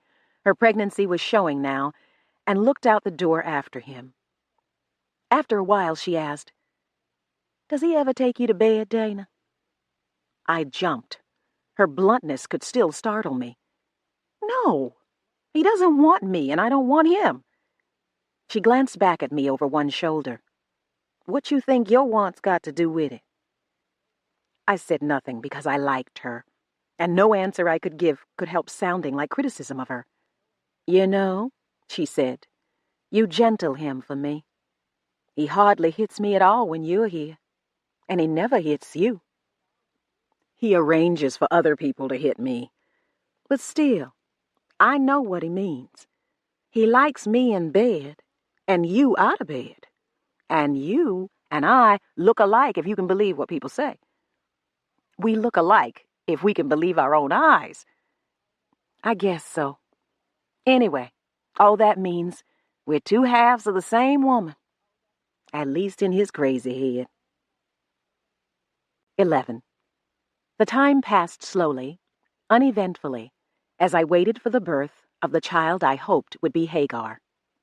I went on helping Rufus and his mother. I kept a journal in shorthand. "What the devil are these chicken marks?" Rufus asked me when he looked over my shoulder one day. It was such a relief to be able to say what I felt, even in writing, without worrying that I might get myself or someone else into trouble. One of my secretarial classes had finally come in handy. I tried husking corn and blistered my slow, clumsy hands while experienced field hands sped through the work effortlessly, enjoying themselves. There was no reason for me to join them, but they seemed to be making a party of the husking. Rufus gave them a little whiskey to help them along, and I needed a party, needed anything that would relieve my boredom, take my mind off myself. It was a party, all right. A wild, rough kind of party that nobody modified because the master's women, Alice and I, were there. People working near me, around the small mountain of corn, laughed at my blisters and told me I was being initiated. A jug went around, and I tasted it, choked, and drew more laughter. Surprisingly, companionable laughter. A man with huge muscles told me it was too bad I was already spoken for, and that earned me hostile looks from 3 women. After the work, there were great quantities of food: chicken, pork, vegetables, cornbread, fruit, better food than the herring and cornmeal field hands usually saw so much of. Rufus came out to play hero for providing such a good meal, and the people gave him the praise he wanted. Then they made gross jokes about him behind his back. Strangely, they seemed to like him, hold him in contempt, and fear him all at the same time. This confused me because I felt just the same mixture of emotions for him myself. I had thought my feelings were complicated because he and I had such a strange relationship. But then slavery of any kind fostered strange relationships. Only the overseer drew simple, unconflicting emotions of hatred and fear when he appeared briefly. But then it was a part of the overseer's job to be hated and feared while the master kept his hands clean. Young people began disappearing in pairs after a while, and some of the older ones stopped their eating or drinking or singing or talking long enough to give them looks of disapproval, or more understanding, wistful looks. I thought about Kevin, and missed him, and knew I wasn't going to sleep well that night. At Christmas, there was another party. Dancing, singing, 3 marriages. "Daddy used to make them wait until corn shucking or Christmas to marry," Rufus told me. "They like parties when they marry, and he made a few parties do." "Anything to pinch a few pennies," I said tactlessly. He glanced at me. "You'd better be glad he didn't waste money. You're the one who gets upset when some quick money has to be raised." My mind had caught up with my mouth by then, and I kept quiet. He hadn't sold anyone else. The harvest had been good and the creditors patient. "Found anybody you want to jump the broom with?" he asked me. I looked at him startled and saw that he wasn't serious. He was smiling and watching the slaves do a bowing partner-changing dance to the music of a banjo. "What would you do if I found someone?" I asked. "Sell him," he said. His smile was still in place, but there was no longer any humor in it. I noticed now that he was watching the big, muscular man who had tried to get me to dance, the same man who had spoken to me at the corn husking. I would have to ask Sarah to tell him not to speak to me again. He didn't mean anything, but that wouldn't save him if Rufus got angry. "One husband is enough for me," I said. "Kevin?" "Of course, Kevin. He's a long way off." There was something in his tone that shouldn't have been there. I turned to face him. "Don't talk stupid." He jumped and looked around quickly to see whether anyone had heard. "You watch your mouth," he said. "Watch yours." He stalked away angrily. We'd been working together too much lately, especially now that Alice was so advanced in her pregnancy. I was grateful when Alice herself created another job for me, a job that got me away from him regularly. Sometime during the week-long Christmas holiday, Alice persuaded him to let me teach their son Joe to read and write. "It was my Christmas present," she told me. "He asked me what I wanted, and I told him I wanted my son not to be ignorant. You know I had to fight with him all week to get him to say yes? But he had said it, finally. And the boy came to me every day to learn to draw big, clumsy letters on the slate Rufus bought him and read simple words and rhymes from the books Rufus himself had used. But unlike Rufus, Joe wasn't bored with what he was learning. He fastened onto the lessons as though they were puzzles arranged for his entertainment, puzzles he'd loved solving. He could get so intense, throw screaming, kicking tantrums when something seemed to be eluding him, but not all that much eluded him. "You've got a damn bright little kid there," I told Rufus. "You ought to be proud." Rufus looked surprised, as though it had never occurred to him that there might be anything special about the undersized, runny-nosed child. He had spent his life watching his father ignore, even sell the children he had with black women. Apparently, it had never occurred to Rufus to break that tradition. Until now. Now he began to take an interest in his son. Perhaps he was only curious at first, but the boy captured him. I caught them together once in the library, the boy sitting on one of Rufus's knees and studying a map that Rufus had just brought home. The map was spread on Rufus's desk. "Is that our river?" the boy was asking. "No, that's the Miles River, northeast of here. This map doesn't show our river." "Why not?" "It's too small." "What is?" The boy peered up at him. "Our river or this map?" "Both, I suspect." "Let's draw it then. Where does it go?" Rufus hesitated. "Just about here. But we don't have to draw it in." "Why? Don't you want the map to be right?" I made a noise and Rufus looked up at me. I thought he looked almost ashamed for a moment. He put the boy down quickly and shooed him away. "Nothing but questions," Rufus complained to me. "Enjoy it, Ruf. At least he's not out setting fire to the stable or trying to drown himself." He couldn't quite keep from laughing. "Alice said something like that." He frowned a little. "She wants me to free him." I nodded. Alice had already told me she meant to ask for the boy's freedom. "You put up to it, I guess." I stared at him. "Ruf, if there's a woman on the place who makes up her own mind, it's Alice. I didn't put her up to a thing." "Well, now she's got something else to make her mind up about." "What?" "Nothing. Nothing to you. I just mean to make her earn what she wants for a change," he said. I couldn't get any more out of him than that. Eventually, though, Alice told me what he wanted. "He wants me to like him," she said with heavy contempt. "Or maybe even love him. I think he wants me to be more like you." "I guarantee you he doesn't." She closed her eyes. "I don't care what he wants. If I thought it would make him free my children, I'd try to do it. But he lies, and he won't put it down on no paper." "He likes Joe," I said. "He ought to. Joe looks like a slightly darker version of him at that age. Anyway, he might decide on his own to free the boy." "And this one?" She patted her stomach. "And the others?" "He'll make sure they're others." "I don't know.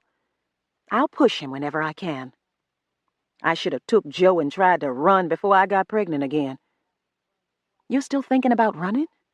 Wouldn't you be if you didn't have another way to get free? I nodded. I don't mean to spend my life here watching my children grow up as slaves and maybe get sold. He wouldn't. You don't know what he would do. He don't treat you the way he treats me. When I'm strong again after I have this baby, I'm going. With the baby? You don't think I'm gonna leave it here, do you? But I don't see how you can make it. I know more now than I did when Isaac and me left. I can make it. I drew a deep breath. When the time comes, if I can help you, I will. Get me a bottle of laudanum, she said. Laudanum? I'll have the baby to keep quiet. Old Mama won't let me near her, but she likes you. Get it. All right. I didn't like it. Didn't like the idea of her trying to run with a baby and a small child. Didn't like the idea of her trying to run at all. But she was right. In her place, I would have tried. I would have tried sooner and gotten killed sooner. But I would have done it alone. You think about this a while longer, I said. You'll get the laudanum and anything else I can supply. But you think. I've already thought. Not enough. I shouldn't say this, but think what's going to happen if the dogs catch Joe, or if they pull you down and get the baby. 12. The baby was a girl, born in the 2nd month of the new year. She was her mother's daughter, born darker skinned than Joe would probably ever be. About time I had a baby to look like me, said Alice when she saw her. You could have at least tried for red hair, said Rufus. He was there too, peering at the baby's wrinkled little face, peering with even more concern at Alice's face, sweat-streaked and weary. For the first time and only time I saw her smile at him. A real smile. No sarcasm, no ridicule. It silenced him for several seconds. Carrie and I had helped with the birth. Now we left quietly, both of us probably thinking the same thing, that if Alice and Rufus were going to make peace finally, neither of us wanted to break their mood. They called the baby Hagar. Rufus said that was the ugliest name he had ever heard, but it was Alice's choice, and he let it stand. I thought it was the most beautiful name I had ever heard. I felt almost free, half free, if such a thing was possible, halfway home. I was gleeful at first, secretly elated. I even kidded Alice about the name she chose for her children, Joseph and Hagar, and the 2 others whose names I thought silently, Miriam and Aaron. I said, someday Rufus is going to get religion and read enough of the Bible to wonder about those children's names. Alice shrugged. If Hagar had been a boy, I would have called her Ishmael. In the Bible, people might be slaves for a while, but they didn't have to stay slaves. My mood was so good, I almost laughed, but she wouldn't have understood that, and I couldn't have explained. I kept it all in somehow, and congratulated myself that the Bible wasn't the only place where slaves broke free. Her names were only symbolic, but I had more than symbols to remind me that freedom was possible, probable, and for me very near. Or was it? Slowly I began to calm down. The danger to my family was past, yes. Hagar had been born, but the danger to me personally still walked and talked and sometimes sat with Alice in her cabin in the evening as she nursed Hagar. I was there with them a couple of times, and I felt like an intruder. I was not free, not any more than Alice was, or her children with their names. In fact, it looked as though Alice might get free before I did. She caught me alone one evening and pulled me into her cabin. It was empty except for the sleeping Hagar. Joe was out collecting cuts and bruises from sturdier children. "Did you get the laudanum?" she demanded. I peered at her through the semi-darkness. Rufus kept her well supplied with candles, but at the moment the only light in the room came from the window and from a low fire over which 2 pots simmered. "Alice, are you sure you still want it?" I saw her frown. "Sure I want it. 'Course I want it. What's the matter with you?" I hedged a little. "It's so soon. The baby's only a few weeks old. You get me that stuff so I can leave when I want to." "I've got it. Give it to me. God damn it, Alice, will you slow down? Look, you keep working on him the way you have been, and you can get whatever you want and live to enjoy it. To my surprise, her stony expression crumbled, and she began to cry. He'll never let any of us go, she said. The more you give him, the more he wants.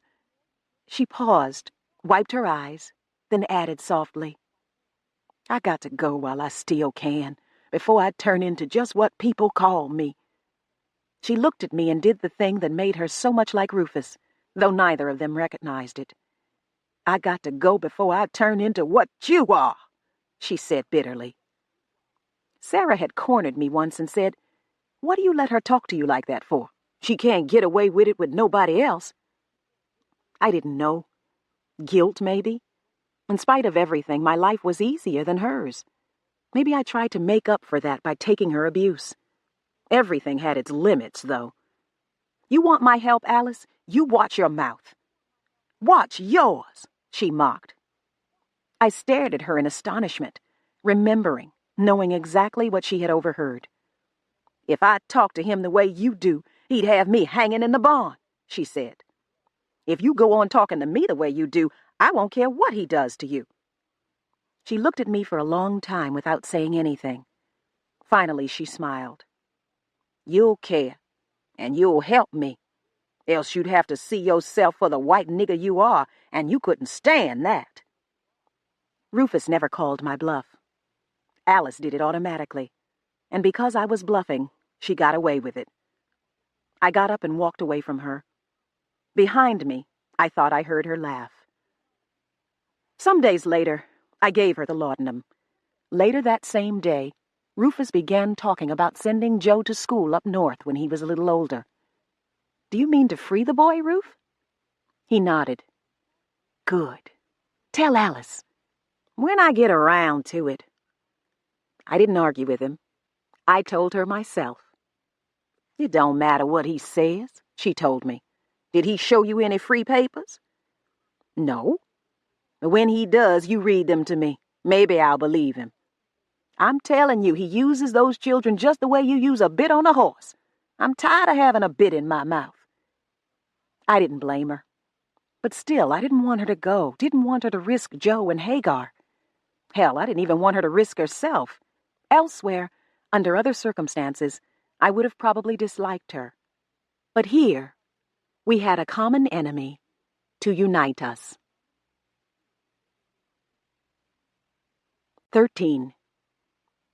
I planned to stay on the Wayland plantation long enough to see Alice leave, to find out whether she would be able to keep her freedom this time. I managed to talk her into waiting until early summer to go, and I was prepared to wait that long myself before I tried some dangerous trick that might get me home. I was homesick, and Kevin sick, and damn sick of Margaret Wayland's floor and Alice's mouth, but I could wait a few more months. I thought. I talked Rufus into letting me teach Nigel's 2 older sons and the 2 children who served at the table, along with Joe. Surprisingly, the children liked it. I couldn't recall having liked school much when I was their ages. Rufus liked it because Joe was as bright as I had said. Bright and competitive. He had a head start on the others, and he didn't intend to lose it. Why weren't you like that about learning? I asked Rufus. Don't bother me, he muttered. Some of his neighbors found out what I was doing and offered him fatherly advice. It was dangerous to educate slaves, they warned. Education made blacks dissatisfied with slavery. It spoiled them for field work. The Methodist minister said it made them disobedient, made them want more than the Lord intended them to have. Another man said educating slaves was illegal. When Rufus replied that he had checked, and that it wasn't illegal in Maryland, the man said it should have been. Talk. Rufus shrugged it off, without ever saying how much of it he believed. It was enough that he sided with me, and my school continued. I got the feeling that Alice was keeping him happy, and maybe finally enjoying herself a little in the process. I guessed from what she had told me that this was what was frightening her so, driving her away from the plantation, causing her to lash out at me. She was trying to deal with guilt of her own. But she was waiting and using some discretion. I relaxed, spent my spare moments trying to think of a way to get home. I didn't want to depend on someone else's chance violence again. Violence that, if it came, could be more effective than I wanted. Then Sam James stopped me out by the cookhouse, and my complacency was brought to an end. I saw him waiting for me beside the cookhouse door, a big young man. I mistook him for Nigel at first. Then I recognized him. Sarah had told me his name. He had spoken to me at the corn husking, and again at Christmas. Then Sarah had spoken to him for me, and he had said nothing else. Until now. "I'm Sam," he said. "Remember at Christmas?" "Yes, but I thought Sarah told you—" "She did. Look, it ain't that. I just wanted to see if maybe you'd teach my brother and sister to read." "You're... Oh, how old are they?" "Sister was born the year you came here, lass. Brother, the year before that." "I'll have to get permission. Ask Sarah about it in a few days, but don't come to me again." I thought of the expression I had seen on Rufus's face as he looked at this man. "Maybe I'm too cautious, but I don't want you getting into trouble because of me." He gave me a long, searching look. "You want to be with that white man, girl?" If I were anywhere else, no black child on the place would be learning anything. "That ain't what I mean." "Yes, it is. It's all part of the same thing." "Some folks say—" "Hold on." I was suddenly angry. "I don't want to hear what some folks say. Some folks let Fowler drive them into the fields every day and work them like mules." "Let him?" "Let him. They do it to keep the skin on their backs and breath in their bodies. Well, they're not the only ones who have to do things they don't like to stay alive and whole. Now you tell me why that should be so hard for some folks to understand." He sighed. "That's what I told them. But you better off than they are, so they get jealous." He gave me another of his long, searching looks. "I still say it's too bad you already spoke for." I grinned. "Get out of here, Sam. Field hands aren't the only ones who can be jealous." He went. That was all. Innocent. Completely innocent. But 3 days later, a traitor led Sam away in chains. Rufus never said a word to me. He didn't accuse me of anything. I wouldn't have known Sam had been sold if I hadn't glanced out the window of Margaret Whalen's room and seen the coffle. I told Margaret some hasty lie, then ran out of her room, down the stairs, and out the door. I ran headlong into Rufus and felt him steady me, hold me. The weakness that his dengue fever had left was finally gone. His grip was formidable. "Get back in the house," he hissed. I saw Sam beyond him being chained into line. There were people a few feet away from him crying loudly. 2 women, a boy, and a girl. His family. "Ruf," I pleaded desperately, "don't do this. There's no need." He pushed me back toward the door and I struggled against him. "Ruf, please. Listen, he came to ask me to teach his brother and sister to read. That's all." It was like talking to the wall of the house. I managed to break away from him for a moment just as the younger of the 2 weeping women spotted me. "You whore!" she screamed. She had not been permitted to approach the coffle, but she approached me. "You no-count nigger whore! Why couldn't you leave my brother alone?" She would have attacked me, and field hand that she was, strengthened by hard work, she would probably have given me the beating she thought I deserved. But Rufus stepped between us. "Get back to work, Sally." She didn't move, stood glaring at him until the older woman, probably her mother, reached her and pulled her away. I caught Rufus by the hand and spoke low to him. "Please, Ruf, if you do this, you'll destroy what you mean to preserve. Please, don't." He hit me. It was a first and so unexpected that I stumbled backward and fell. And it was a mistake. It was the breaking of an unspoken agreement between us, a very basic agreement, and he knew it. I got up slowly, watching him with anger and betrayal. "Get in the house and stay there," he said. I turned my back and went to the cookhouse, deliberately disobeying. I could hear one of the traders say, "You ought to sell that one, too. Troublemaker." At the cookhouse, I heated water, got it warm, not hot. Then I took a basin of it up to the attic. It was hot there, and empty except for the pallets and my bag in its corner. I went over to it, washed my knife in antiseptic, and hooked the drawstring of my bag over my shoulder. And in the warm water, I cut my wrists. The rope. 1. I awoke in darkness and lay still for several seconds trying to think where I was and when I had gone to sleep. I was lying on something unbelievably soft and comfortable. My bed. Home. Kevin? I could hear regular breathing beside me now. I sat up and reached out to turn on the lamp, or I tried to. Sitting up made me faint and dizzy. For a moment I thought Rufus was pulling me back to him before I could even see home. Then I became aware that my wrists were bandaged and throbbing, and I remembered what I had done. The lamp on Kevin's side of the bed went on, and I could see him beardless now, but with a thatch of gray hair uncut. I lay flat and looked up at him happily. "You're beautiful," I said. "You look a little like a heroic portrait I saw once of Andrew Jackson." "No way," he said. "Man was skinny as hell. I've seen him. But you haven't seen my heroic portrait." "Why the hell did you cut your wrists? You could have bled to death. Or did you cut them yourself?" "Yes. It got me home." "There must be a safer way." I rubbed my wrist gingerly. There isn't any safe way to almost kill yourself. I was afraid of the sleeping pills. I took them with me because I wanted to be able to die if I wanted to die. But I was afraid that if I used them to get home, I might die before you or some doctor figured out what was wrong with me. Or that if I didn't die, I'd have some grisly side effect like gangrene. "I see," he said after a while. "Did you bandage me?" "Me? No, I thought this was too serious for me to handle alone. I stopped the bleeding as best I could and called Lou George. He bandaged you." Lou George was a doctor friend Kevin had met through his writing. Kevin had interviewed George for an article once, and the two had taken a liking to each other. They wound up doing a non-fiction book together. "Lou said you managed to miss the main arteries in both arms," Kevin told me.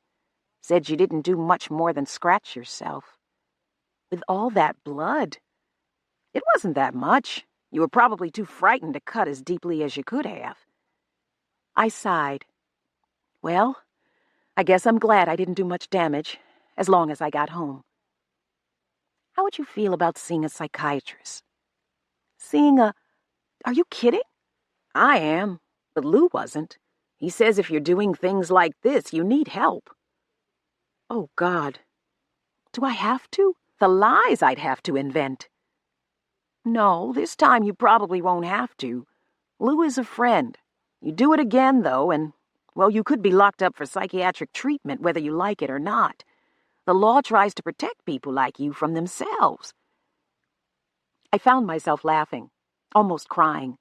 I put my head on his shoulder and wondered whether a little time in some sort of mental institution would be worse than several months of slavery. I doubted it. "How long was I gone this time?" I asked. "About 3 hours. How long was it for you?" 8 months. 8!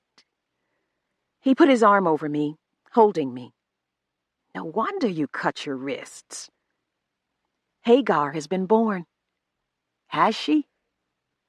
There was a silence for a moment. Then, "What's that going to mean?"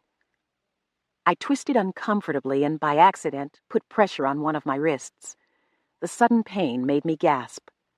"Be careful," he said. "Treat yourself gently for a change." "Where's my bag?" "Here."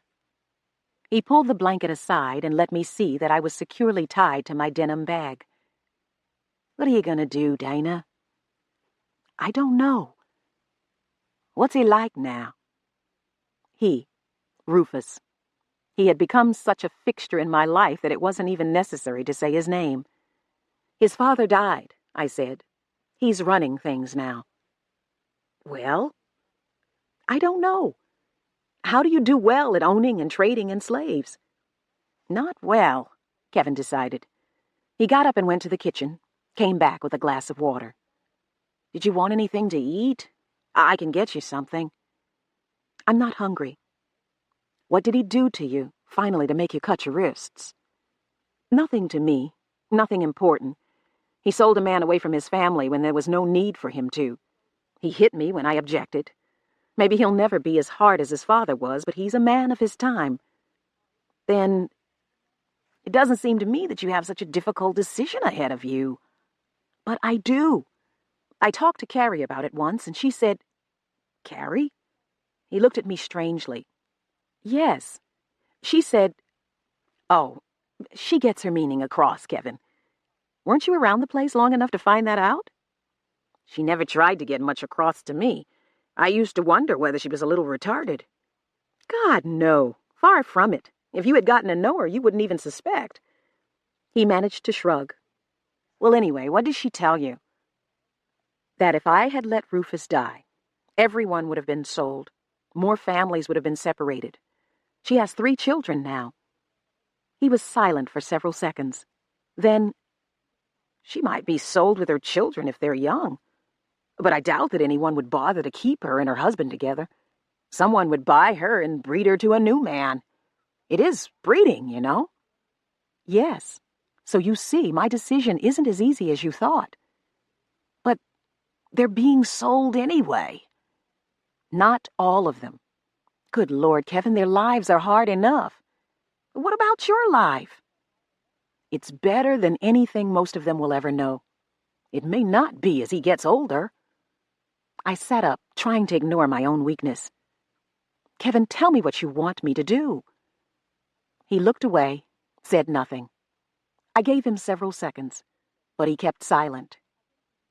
It's real now, isn't it? I said softly. We talked about it before. God knows how long ago, but somehow it was abstract then. Now, Kevin, if you can't even say it, how can you expect me to do it? 2. We had 15 full days together this time. I marked them off on the calendar. June 19th through July 3rd. With some kind of reverse symbolism, Rufus called me back on July 4th. But at least Kevin and I had a chance to grow back into the 20th century. We didn't seem to have to grow back into each other. The separations hadn't been good for us, but they hadn't hurt us that much either. It was easy for us to be together, knowing we shared experiences no one else would believe. It wasn't easy, though, for us to be with other people. My cousin came over, and when Kevin answered the door, she didn't recognize him. What's the matter with him? She whispered later when she and I were alone. He's been sick, I lied. With what? The doctor isn't sure what it was. Kevin is much better now, though. He looks just like my girlfriend's father did, and he had cancer. Julie, for God's sake. I'm sorry, but never mind. He hasn't hit you again, has he? No. Well, that's something. You better take care of yourself. You don't look so good either. Kevin tried driving. His first time after 5 years of horses and buggies. He said the traffic confused him, made him more nervous than he could see any reason for. He said he'd almost killed a couple of people. Then he put the car in the garage and left it there.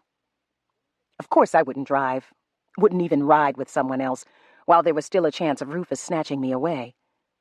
After the first week, though, Kevin began to doubt that I would be called again. I didn't doubt it. For the sake of the people whose lives Rufus controlled, I didn't wish him dead, but I wouldn't rest until I knew he was. As things stood now, sooner or later he would get himself into trouble again and call me. I kept my denim bag nearby.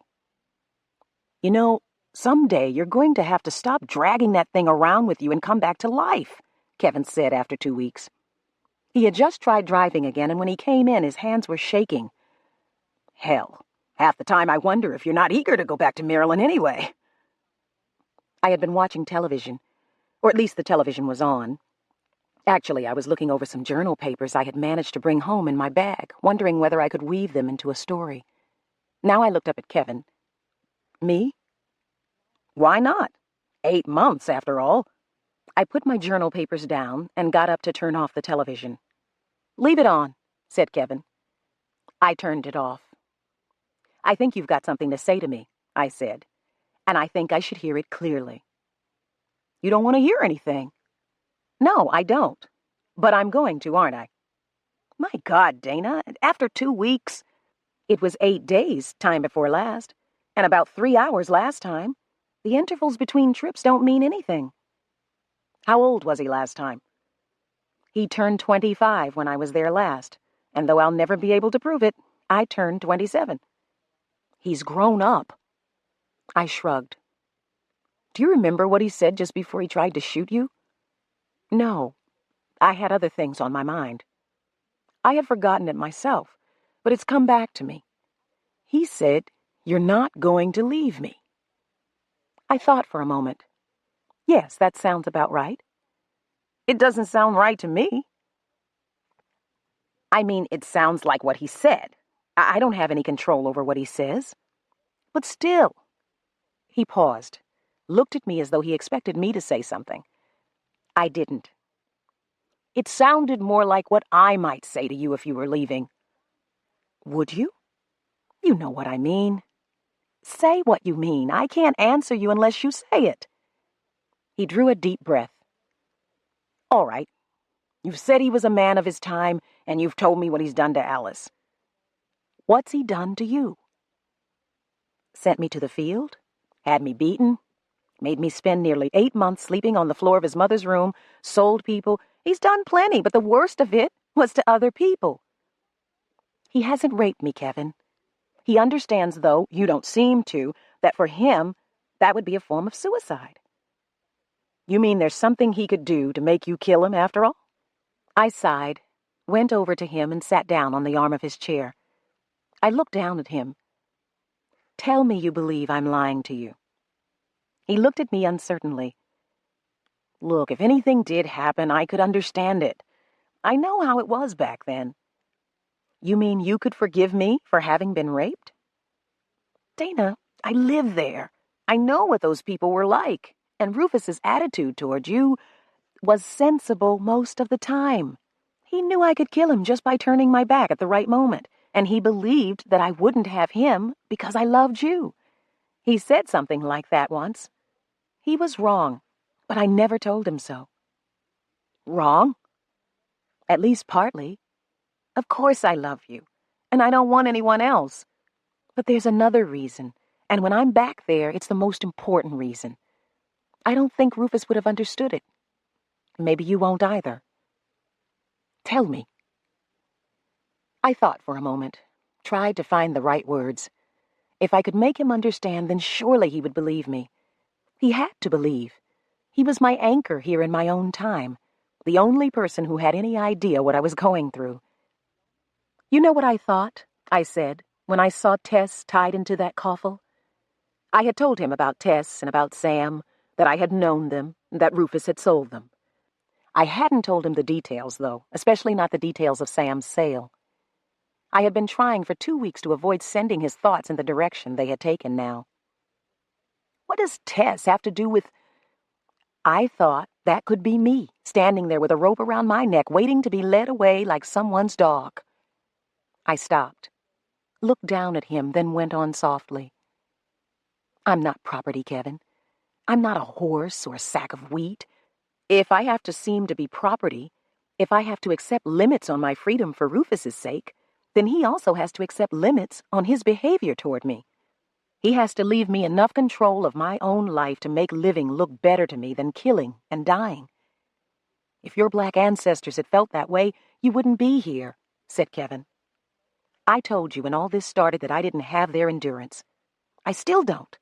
Some of them will go on struggling to survive no matter what. I'm not like that. He smiled a little. I suspect that you are. I shook my head. He thought I was being modest or something. He didn't understand. Then I realized that he had smiled. I looked down at him questioningly. He sobered. I had to know. And do you now? Yes. That felt like truth. It felt enough like truth for me not to mind that he had only half understood me. "Have you decided what you're going to do about Rufus?" he asked. I shook my head. "You know, it's not only what will happen to the slaves that worries me. If I turn my back on him, it's what might happen to me. You'll be finished with him." "I might be finished, period. I might not be able to get home. Your coming home has never had anything to do with him. You come home when your life is in danger." "But how do I come home? Is the power mine, or do I tap some power in him? All this started with him, after all. I don't know whether I need him or not, and I won't know until he's not around." 3. A couple of Kevin's friends came over on the 4th of July and tried to get us to go to the Rose Bowl with them for the fireworks. Kevin wanted to go more to get out of the house than for any other reason, I suspected. I told him to go ahead, but he wouldn't go without me. As it turned out, there was no chance for me to go anyway. As Kevin's friends left the house, I began to feel dizzy. I stumbled toward my bag, fell before I reached it, crawled toward it, grabbed it just as Kevin came in from saying goodbye to his friends. "Dana," he was saying, "we can't stay cooped up in this house any longer waiting for something that isn't—" He was gone. Instead of lying on the floor of my living room, I was lying on the ground in the sun, almost directly over a hill of large black ants. Before I could get up, someone kicked me, fell on me heavily. I had the breath knocked out of me for a moment. "Dana," said Rufus's voice, "what the hell are you doing here?" I looked up, saw him sprawled across me where he had fallen. We got up just as something began to bite me. The ants, probably. I brushed myself off quickly. "I said, what are you doing here?" He sounded angry. He looked no older than he had been when I'd seen him last, but something was wrong with him. He looked haggard and weary, looked as though it had been too long since he'd slept last, looked as though it would be even longer before he was able to sleep again. "I don't know what I'm doing here, Ruf. I never know until I find out what's wrong with you." He stared at me for a long moment. His eyes were red, and under them were dark smudges. Finally, he grabbed me by the arm and led me back the way he had come. We were on the plantation, not far from the house. Nothing looked changed. I saw two of Nigel's sons wrestling, rolling around on the ground. They were the two I had been teaching, and they were no bigger than they had been when I saw them last. "Ruf, how long have I been gone?" He didn't answer. He was leading me toward the barn, I saw, and apparently I wasn't going to learn anything until I got there. He stopped at the barn door and pushed me through it. He didn't follow me in. I looked around, seeing very little at first as my eyes became accustomed to the dimmer light. I turned to the place where I had been strung up and whipped, and jumped back in surprise when I saw that someone was hanging there. Hanging by the neck. A woman. Alice. I stared at her, not believing, not wanting to believe. I touched her, and her flesh was cold and hard. The dead gray face was ugly in death as it had never been in life. The mouth was open. The eyes were open and staring. Her head was bare and her hair loose and short like mine. She had never liked to tie it up the way other women did. It was one of the things that had made us look even more alike, the only two consistently bareheaded women on the place. Her dress was dark red and her apron clean and white. She wore shoes that Rufus had made specifically for her, not the rough, heavy shoes or boots other slaves wore. It was as though she had dressed up and combed her hair, and then... I wanted her down. I looked around, saw that the rope had been tied to a wall peg thrown over a beam. I broke my fingernails trying to untie it until I remembered my knife. I got it from my bag and cut Alice down. She fell stiffly like something that would break when it hit the floor, but she landed without breaking, and I took the rope from her neck and closed her eyes. For a time I just sat with her, holding her head and crying silently. Eventually Rufus came in. I looked up at him, and he looked away. Did she do this to herself, I asked. Yes, to herself. Why? He didn't answer. Ruf? He shook his head slowly from side to side. Where are her children? He turned and walked out of the barn. I straightened Alice's body and her dress and looked around for something to cover her with. There was nothing. I left the barn and went across an expanse of grass to the cookhouse. Sarah was there chopping meat with that frightening speed and coordination of hers. I had told her once that it always looked as though she was about to cut off a finger or two, and she had laughed. She still had all 10. Sarah? There was such a difference in our ages now that everyone else my age called her Aunt Sarah. I knew it was a title of respect in this culture, and I respected her, but I couldn't quite manage Aunt any more than I could have managed Mammy. She didn't seem to mind. She looked up. Dana? Girl, what are you doing back here? What Ma's Roof done now? I'm not sure. But Sarah, Alice is dead. Sarah put down her cleaver and sat on the bench next to the table. Oh, Lord. Poor child. He finally killed her. I don't know, I said. I went over and sat beside her. I think she did it to herself. Hung herself. I just took her down. He did it, she hissed. Even if he didn't put the rope on her, he drove her to it. He sold her babies. I frowned. Sarah had spoken clearly enough, loudly enough, but for a moment I didn't understand. Joe and Hagar? His children? What do he care about that? But he did care. He was going to... Why would he do such a thing? She run off. Sarah faced me. You must have known she was going. You and her was like sisters. I didn't need the reminder. I got up feeling that I had to move around, distract myself, or I would cry again. You sure fought like sisters, said Sarah. Always fussing at each other, stomping away from each other, coming back. Right after you left, she knocked the devil out of a field hand who was running you down. Had she? She would. Insulting me was her prerogative. No trespassing. I paced from the table to the hearth to a small work table. Back to Sarah. Dana, where is she? In the barn. He'll give her a big funeral. Sarah shook her head. It's funny. I thought she was finally settling down with him, getting not to mind so much. If she was, I don't think she could have forgiven herself for it. Sarah shrugged. When she ran, did he beat her? Not much. About much as old Moss Tom whipped you that time. That gentle spanking, yes. The whipping didn't matter much, but when he took away her children, I thought she was going to die right there. She was screaming and crying and carrying on. And then she got sick and I had to take care of her.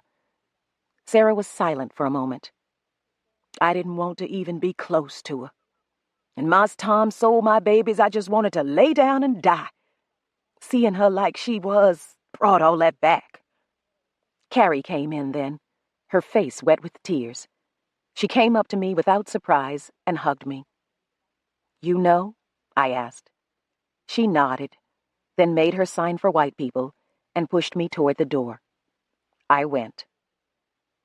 I found Rufus at his desk in the library fondling a handgun. He looked up and saw me just as I was about to withdraw.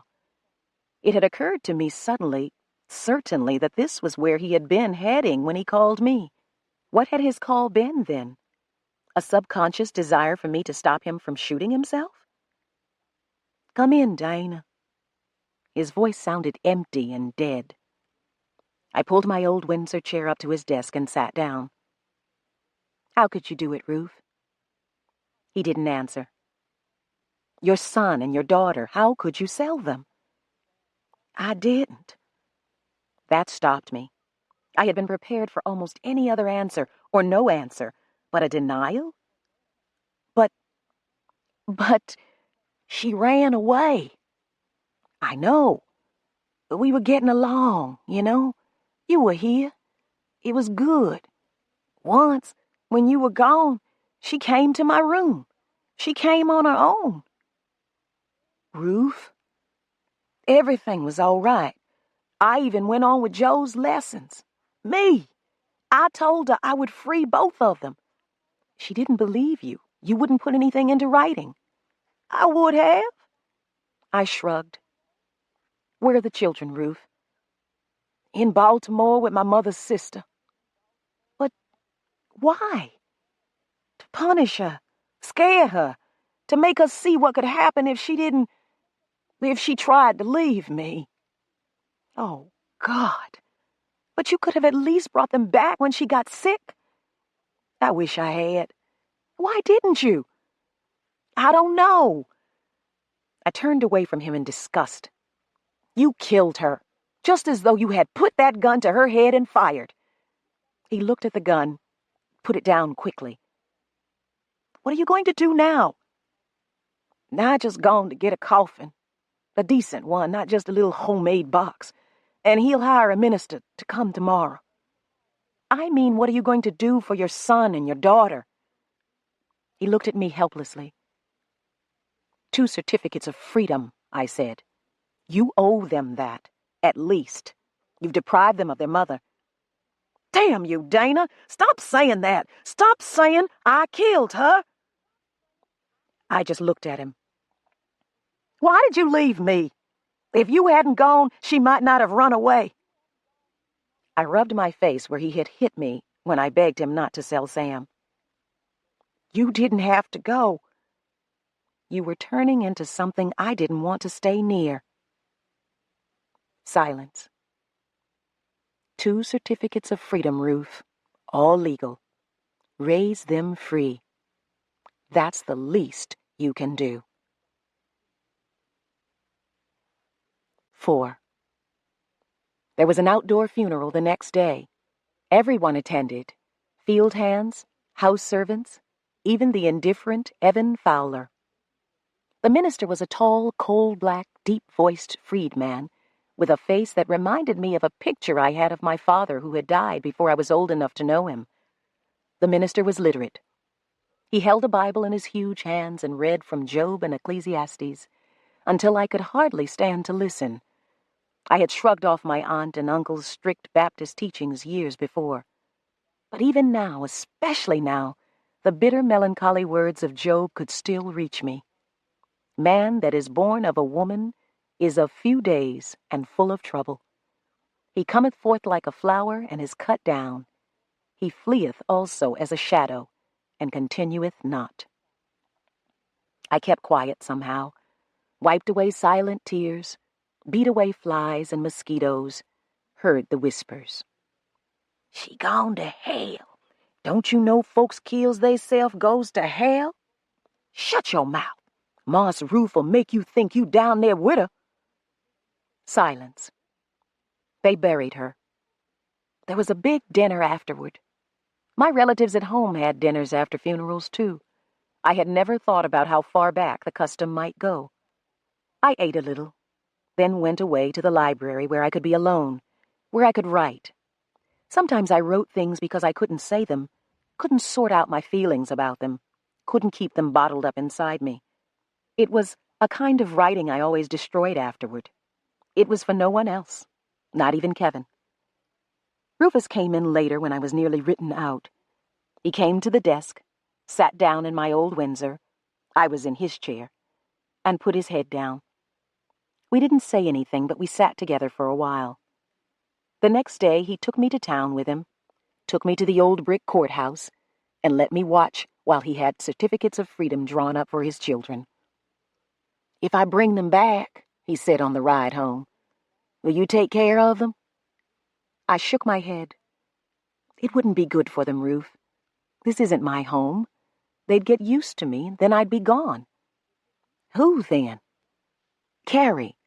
Sarah will help her. He nodded listlessly. Early one morning, a few days later, he left for Easton Point, where he could catch a steamboat to Baltimore. I offered to go with him to help with the children, but all that got me was a look of suspicion. a look I couldn't help understanding. "Ruf, I don't have to go to Baltimore to escape from you. I really want to help." "Just stay here," he said, and went out to talk to Evan Fowler before he left. He knew how I had gone home last. He had asked me, and I had told him. "But why?" he demanded. "You could have killed yourself." "There are worse things than being dead," I had said. He had turned and walked away from me. Now he watched me more than he had before. He couldn't watch me all the time, of course, and unless he wanted to keep me chained, he couldn't prevent me from taking one route or another out of his world, if that was what I wanted to do. He couldn't control me. That clearly bothered him. Evan Fowler was in the house more than he had to be while Rufus was gone. He said little to me, gave me no orders, but he was there. I took refuge in Margaret Whalen's room, and she was so pleased she talked endlessly. I found myself laughing and actually holding conversations with her as though we were just a couple of lonely people talking without the extra burden of stupid barriers. Rufus came back, came to the house carrying the dark little girl and leading the boy who seemed to look even more like him. Joe saw me in the hall and ran to me. "Aunt Dana! Aunt Dana!" And a hug later. "I can read better now. Daddy's been teaching me. Want to hear?" "Sure I do." I looked up at Rufus. "Daddy?" He glared at me tight-lipped as though daring me to speak. All I had wanted to say, though, was, "What took you so long?" The boy had spent his short life calling his father master. Well, now that he no longer had a mother, I suppose Rufus thought it was time he had a father. I managed to smile at Rufus. A real smile.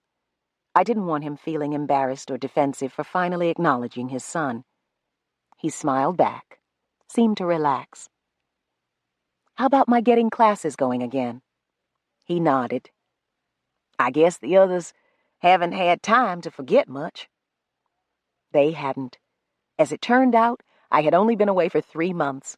The children had had a kind of early summer vacation. Now they went back to school. And I, slowly, delicately, went to work on Rufus. Began to push him toward freeing a few more of them, perhaps several more of them, perhaps in his will, all of them. I had heard of slaveholders doing such things. The Civil War was still 30 years away. I might be able to get some of the adult slaves freed while they were still young enough to build new lives. I might be able to do some good for everyone, finally. At least I felt secure enough to try, now that my own freedom was within reach. Rufus had been keeping me with him more than he needed me now. He called me to share his meals openly, and he seemed to listen when I talked to him about freeing the slaves. But he made no promises.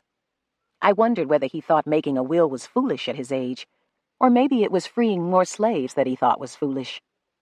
He didn't say anything, so I couldn't tell. Finally, though, he did answer me, told me much more than I had wanted to know. None of it should have surprised me at all. "Dana," he said one afternoon in the library, "I'd have to be crazy to make a will freeing these people and then tell you about it. I could die damn young for that kind of craziness." I had to look at him to see whether he was serious, but looking at him confused me even more. He was smiling, but I got the feeling he was completely serious. He believed I would kill him to free his slaves. Strangely, the idea had not occurred to me. My suggestion had been innocent, but he might have a point. Eventually, it would have occurred to me. "I used to have nightmares about you," he said. "They started when I was little, right after I set fire to the draperies. Remember the fire?" "Of course." "I'd dream about you and wake up in a cold sweat." "Dream? About me killing you?" "Not exactly." He paused, gave me a long, unreadable look. "I'd dream about you leaving me." I frowned. That was close to the thing Kevin had heard him say, the thing that had awakened Kevin's suspicions. "I leave," I said carefully. "I have to. I don't belong here." "Yes, you do. As far as I'm concerned, you do. But that's not what I mean. You leave, and sooner or later you come back. But in my nightmares, you leave without helping me. You walk away and leave me in trouble, hurting, maybe dying. Oh, are you sure those dreams started when you were little? They sound more like something you would have come up with after your fight with Isaac. They got worse then, he admitted. But they started way back at the fire, as soon as I realized you could help me or not, just as you chose. I had those nightmares for years. Then when Alice had been here a while, they went away. Now they've come back.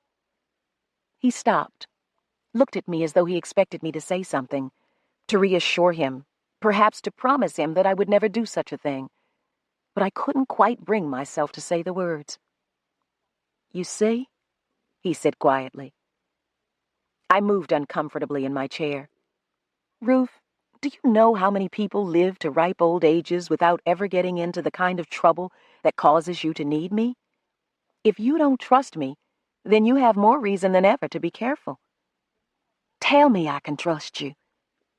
More discomfort. You keep doing things that make it impossible for me to trust you, even though you know it has to work both ways. He shook his head. I don't know. I never know how to treat you. You confuse everybody. You sound too white to the field hands, like some kind of traitor, I guess. I know what they think. Daddy always thought you were dangerous because you knew too many white ways, but you were black.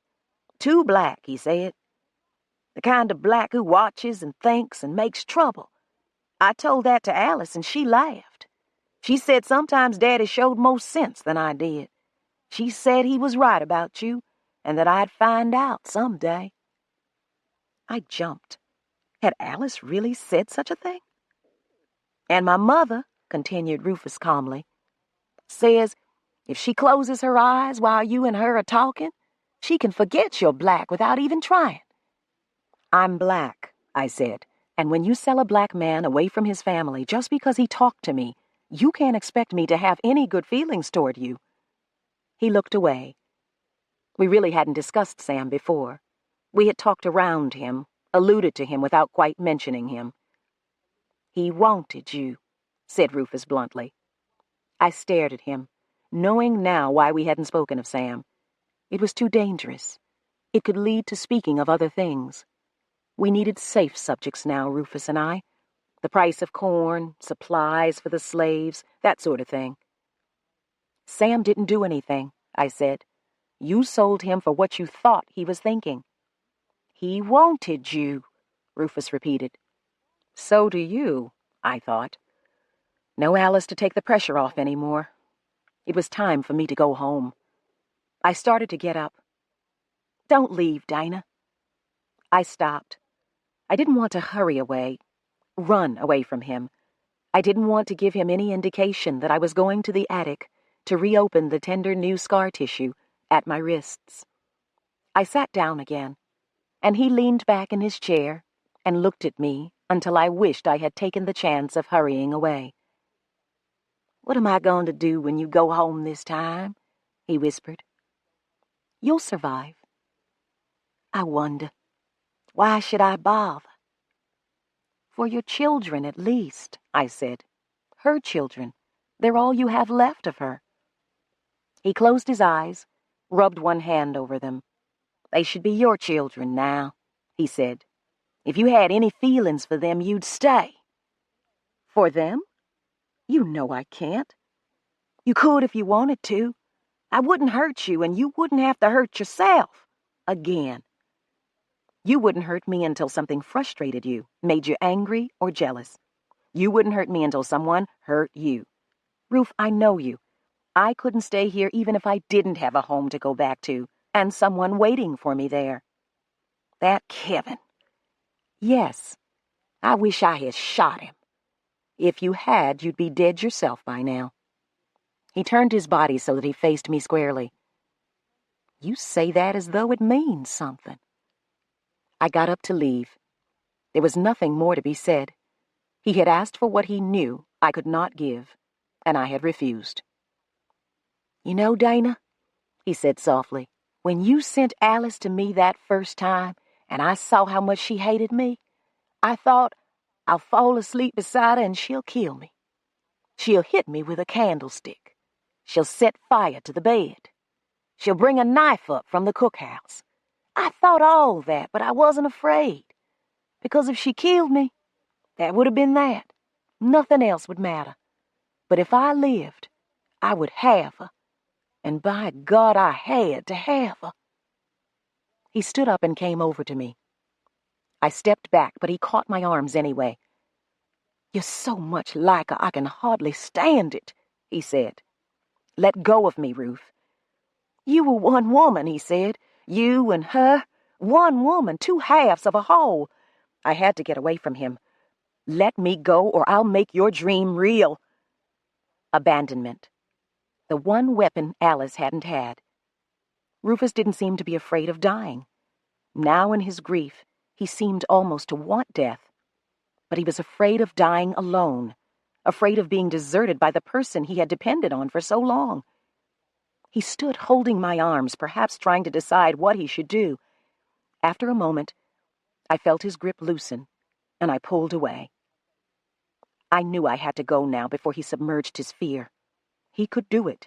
He could talk himself into anything. I left the library, went up the main stairs, then the attic stairs. Over to my bag. My knife. Footsteps on the stairs. The knife. I opened it, hesitated, then slipped the knife blade, still open, back into my bag. He opened the door, came in, looked around the big, hot, empty room. He saw me, but still he looked around to see whether we were alone. We were. He came over and sat next to me on my pallet. I'm sorry, Dana, he said. Sorry? For what he had nearly done, or for what he was about to do? Sorry. He had apologized to me many times in many ways before, but his apologies had always been oblique. Eat with me, Dana.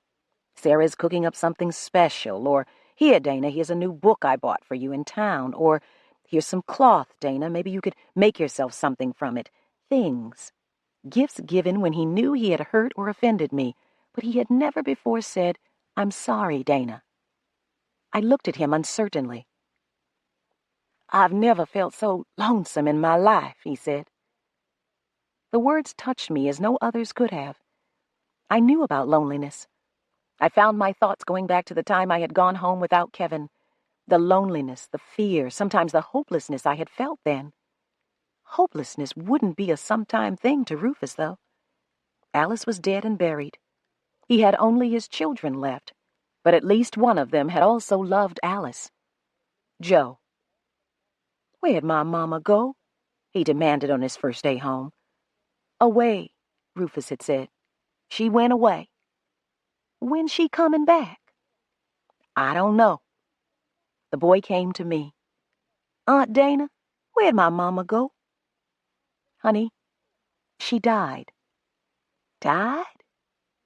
Yes, like old Aunt Mary, who at last had drifted the final distance to her reward. She had lived over 80 years, had come over from Africa, people said. Nigel had made a box, and Mary had been laid to rest near where Alice lay now. But Mama wasn't old. No, she was sick, Joe. Daddy says she went away. Well, to heaven. No! He had cried, and I had tried to comfort him. I remembered the pain of my own mother's death. Grief, loneliness, uncertainty in my aunt and uncle's house. I had held the boy and told him he still had his daddy, please God, and that Sarah and Carrie and Nigel loved him. They wouldn't let anything happen to him, as though they had the power to protect him or even themselves. I let Joe go to his mother's cabin to be alone for a while. He wanted to. Then I told Rufus what I had done. And Rufus hadn't known whether to hit me or thank me. He had glared at me, the skin of his face drawn tight and tense. Then finally he had relaxed, and nodded and gone out to find his son. Now he sat with me, being sorry and lonely and wanting me to take the place of the dead. You never hated me, did you? he asked. Never for long. I don't know why. You worked hard to earn my hatred, Ruf. She hated me from the first time I forced her. I don't blame her. Until just before she ran, she had stopped hating me. I wonder how long it'll take you. What? To stop hating. Oh, God. Almost against my will, I closed my fingers around the handle of the knife, still concealed in my bag. He took my other hand, held it between his own in a grip that I knew would only be gentle until I tried to pull away. Ruf, I said, your children. They are free, but they're young. They need you to protect their freedom. And it's up to you, isn't it? I twisted my hand, tried to get it away from him in sudden anger. At once, his hold went from caressing to imprisoning. My right hand had become wet and slippery on the knife. It's up to you, he repeated. No, goddammit, it isn't. Keeping you alive has been up to me for too long. Why didn't you shoot yourself when you started to? I wouldn't have stopped you. I know. The softness of his voice made me look up at him. So what else do I have to lose? He asked. He pushed me back on the pallet, and for a few moments we lay there, still. What was he waiting for? What was I waiting for? He lay with his head on my shoulder, his left arm around me, his right hand still holding my hand, and slowly I realized how easy it would be for me to continue to be still and forgive him even this. So easy, in spite of all my talk. But it would be so hard to raise the knife, drive it into the flesh I had saved so many times. So hard to kill. He was not hurting me, would not hurt me if I remained as I was. He was not his father, old and ugly, brutal and disgusting. He smelled of soap as though he had bathed recently. For me? The red hair was neatly combed and a little damp. I would never be to him what Tess had been to his father, a thing passed around like the whiskey jug at a husking. He wouldn't do that to me, or sell me, or... No. I could feel the knife in my hand, still slippery with perspiration. A slave was a slave. Anything could be done to her. And Rufus was Rufus, erratic, alternately generous and vicious. I could accept him as my ancestor, my younger brother, my friend, but not as my master, and not as my lover. He had understood that once. I twisted sharply, broke away from him. He caught me, trying not to hurt me. I was aware of him trying not to hurt me even as I raised the knife, even as I sank it into his side. He screamed. I had never heard anyone scream that way. An animal sound. He screamed again, a lower, ugly gurgle. He lost his hold on my hand for a moment, but caught my arm before I could get away. Then he brought up his fist of his free hand to punch me once and again as the patroller had done so long ago. I pulled the knife free of him somehow, raised it, and brought it down again into his back. This time he only grunted. He collapsed across me, somehow still alive, still holding my arm. I lay beneath him, half conscious from the blows and sick. My stomach seemed to twist, and I vomited on both of us. Dana? A voice. A man's voice. I managed to turn my head and see Nigel standing in the doorway. Dana, what? Oh, no. God, no. Nigel? Moaned Rufus, and he gave a long, shuddering sigh. His body went limp and leaden across me. I pushed him away somehow, everything but his hand still on my arm. Then I convulsed with terrible, wrenching sickness. Something harder and stronger than Rufus's hand clamped down on my arm, squeezing it, stiffening it, pressing into it, painlessly at first, melting into it, meshing with it as though somehow my arm were being absorbed into something cold and non-living. Something. Paint. Plaster. Wood. A wall. The wall of my living room. I was back at home in my own house, in my own time. But I was still caught somehow, joined to the wall as though my arm were growing out of it, or growing into it. From the elbow to the ends of the fingers, my left arm had become a part of the wall. I looked at the spot where flesh joined with plaster, stared at it uncomprehending. It was the exact spot Rufus's fingers had grasped.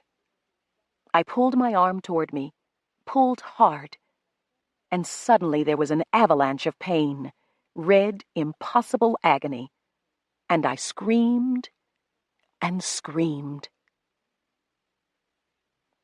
Epilogue. We flew to Maryland as soon as my arm was well enough. There we rented a car. Kevin was driving again, finally, and wandered around Baltimore and over to Easton. There was a bridge now, not the steamship Rufus had used, and at last I got a good look at the town I had lived so near and seen so little of. We found the courthouse and an old church, a few other buildings time had not worn away. And we found Burger King and Holiday Inn and Texaco and schools with black kids and white kids together and older people who looked at Kevin and me, then looked again. We went into the countryside, into what was still woods and farmland, and found a few of the old houses. A couple of them could have been the Whalen house. They were well kept and handsomer, but basically they were the same red-brick Georgian colonials. But Rufus's house was gone. As nearly as we could tell, its site was now covered by a broad field of corn. The house was dust, like Rufus. I was the one who insisted on trying to find his grave, questioning the farmer about it because Rufus, like his father, like old Mary and Alice, had probably been buried on the plantation. But the farmer knew nothing, or at least said nothing. The only clue we found, more than a clue really, was an old newspaper article, a notice that Mr. Rufus Whalen had been killed when his house caught fire and was partially destroyed, and in later papers, notice of the sale of the slaves from Mr. Rufus Whalen's estate. These slaves were listed by their first names, and their approximate ages, and their skills given. All three of Nigel's sons were listed, but Nigel and Carrie were not. Sarah was listed, but Joe and Hagar were not. Everyone else was listed. Everyone. I thought about that, put together as many pieces as I could. The fire, for instance. Nigel had probably set it to cover what I had done, and he had covered. Rufus was assumed to have burned to death. I could find nothing in the incomplete newspaper records to suggest that he had been murdered or even that the fire had been arson. Nigel must have done a good job. He must also have managed to get Margaret Whalen out of the house alive. There was no mention of her dying, and Margaret had relatives in Baltimore. Also, Hagar's home had been in Baltimore. Kevin and I went back to Baltimore to skim newspapers, legal records, anything we could find that might tie Margaret and Hagar together or mention them at all. Margaret might have taken both children. Perhaps with Alice dead, she had accepted them. They were her grandchildren, after all, the son and daughter of her only child. She might have cared for them. She might also have held them as slaves. But even if she had, Hagar, at least, lived long enough for the 14th Amendment to free her. He could have left a will, Kevin told me outside of one of our haunts, the Maryland Historical Society. He could have freed those people at least when he had no more use for them. But there was his mother to consider, I said, and he was only 25. He probably thought he had plenty of time to make a will. Stop defending him, muttered Kevin. I hesitated, then shook my head. I wasn't. I guess in a way I was defending myself. You see, I know why he wouldn't make that kind of will. I asked him, and he told me. Why? Because of me.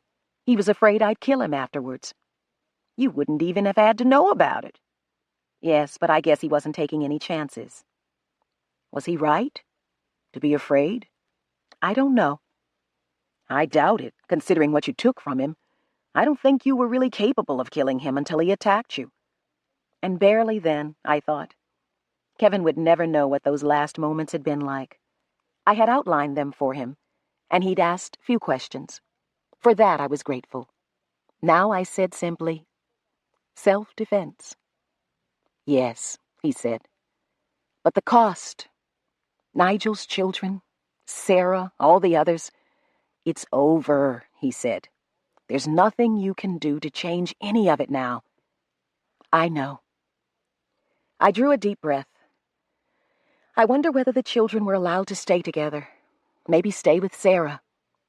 You've looked, he said, and you've found no records. You'll probably never know. I touched the scar Tom Whalen's boot had left on my face, touched my empty left sleeve. I know, I repeated. Why did I even want to come here? You think I would have had enough of the past? You probably needed to come for the same reason I did, he shrugged. To try to understand. To touch solid evidence that those people existed. To reassure yourself that you're sane. I looked back at the brick building of the Historical Society, itself a converted early mansion. If we told anyone else about this, anyone at all, they wouldn't think we were so sane. We are, he said. And now that the boy is dead, we have some chance of staying that way. The end.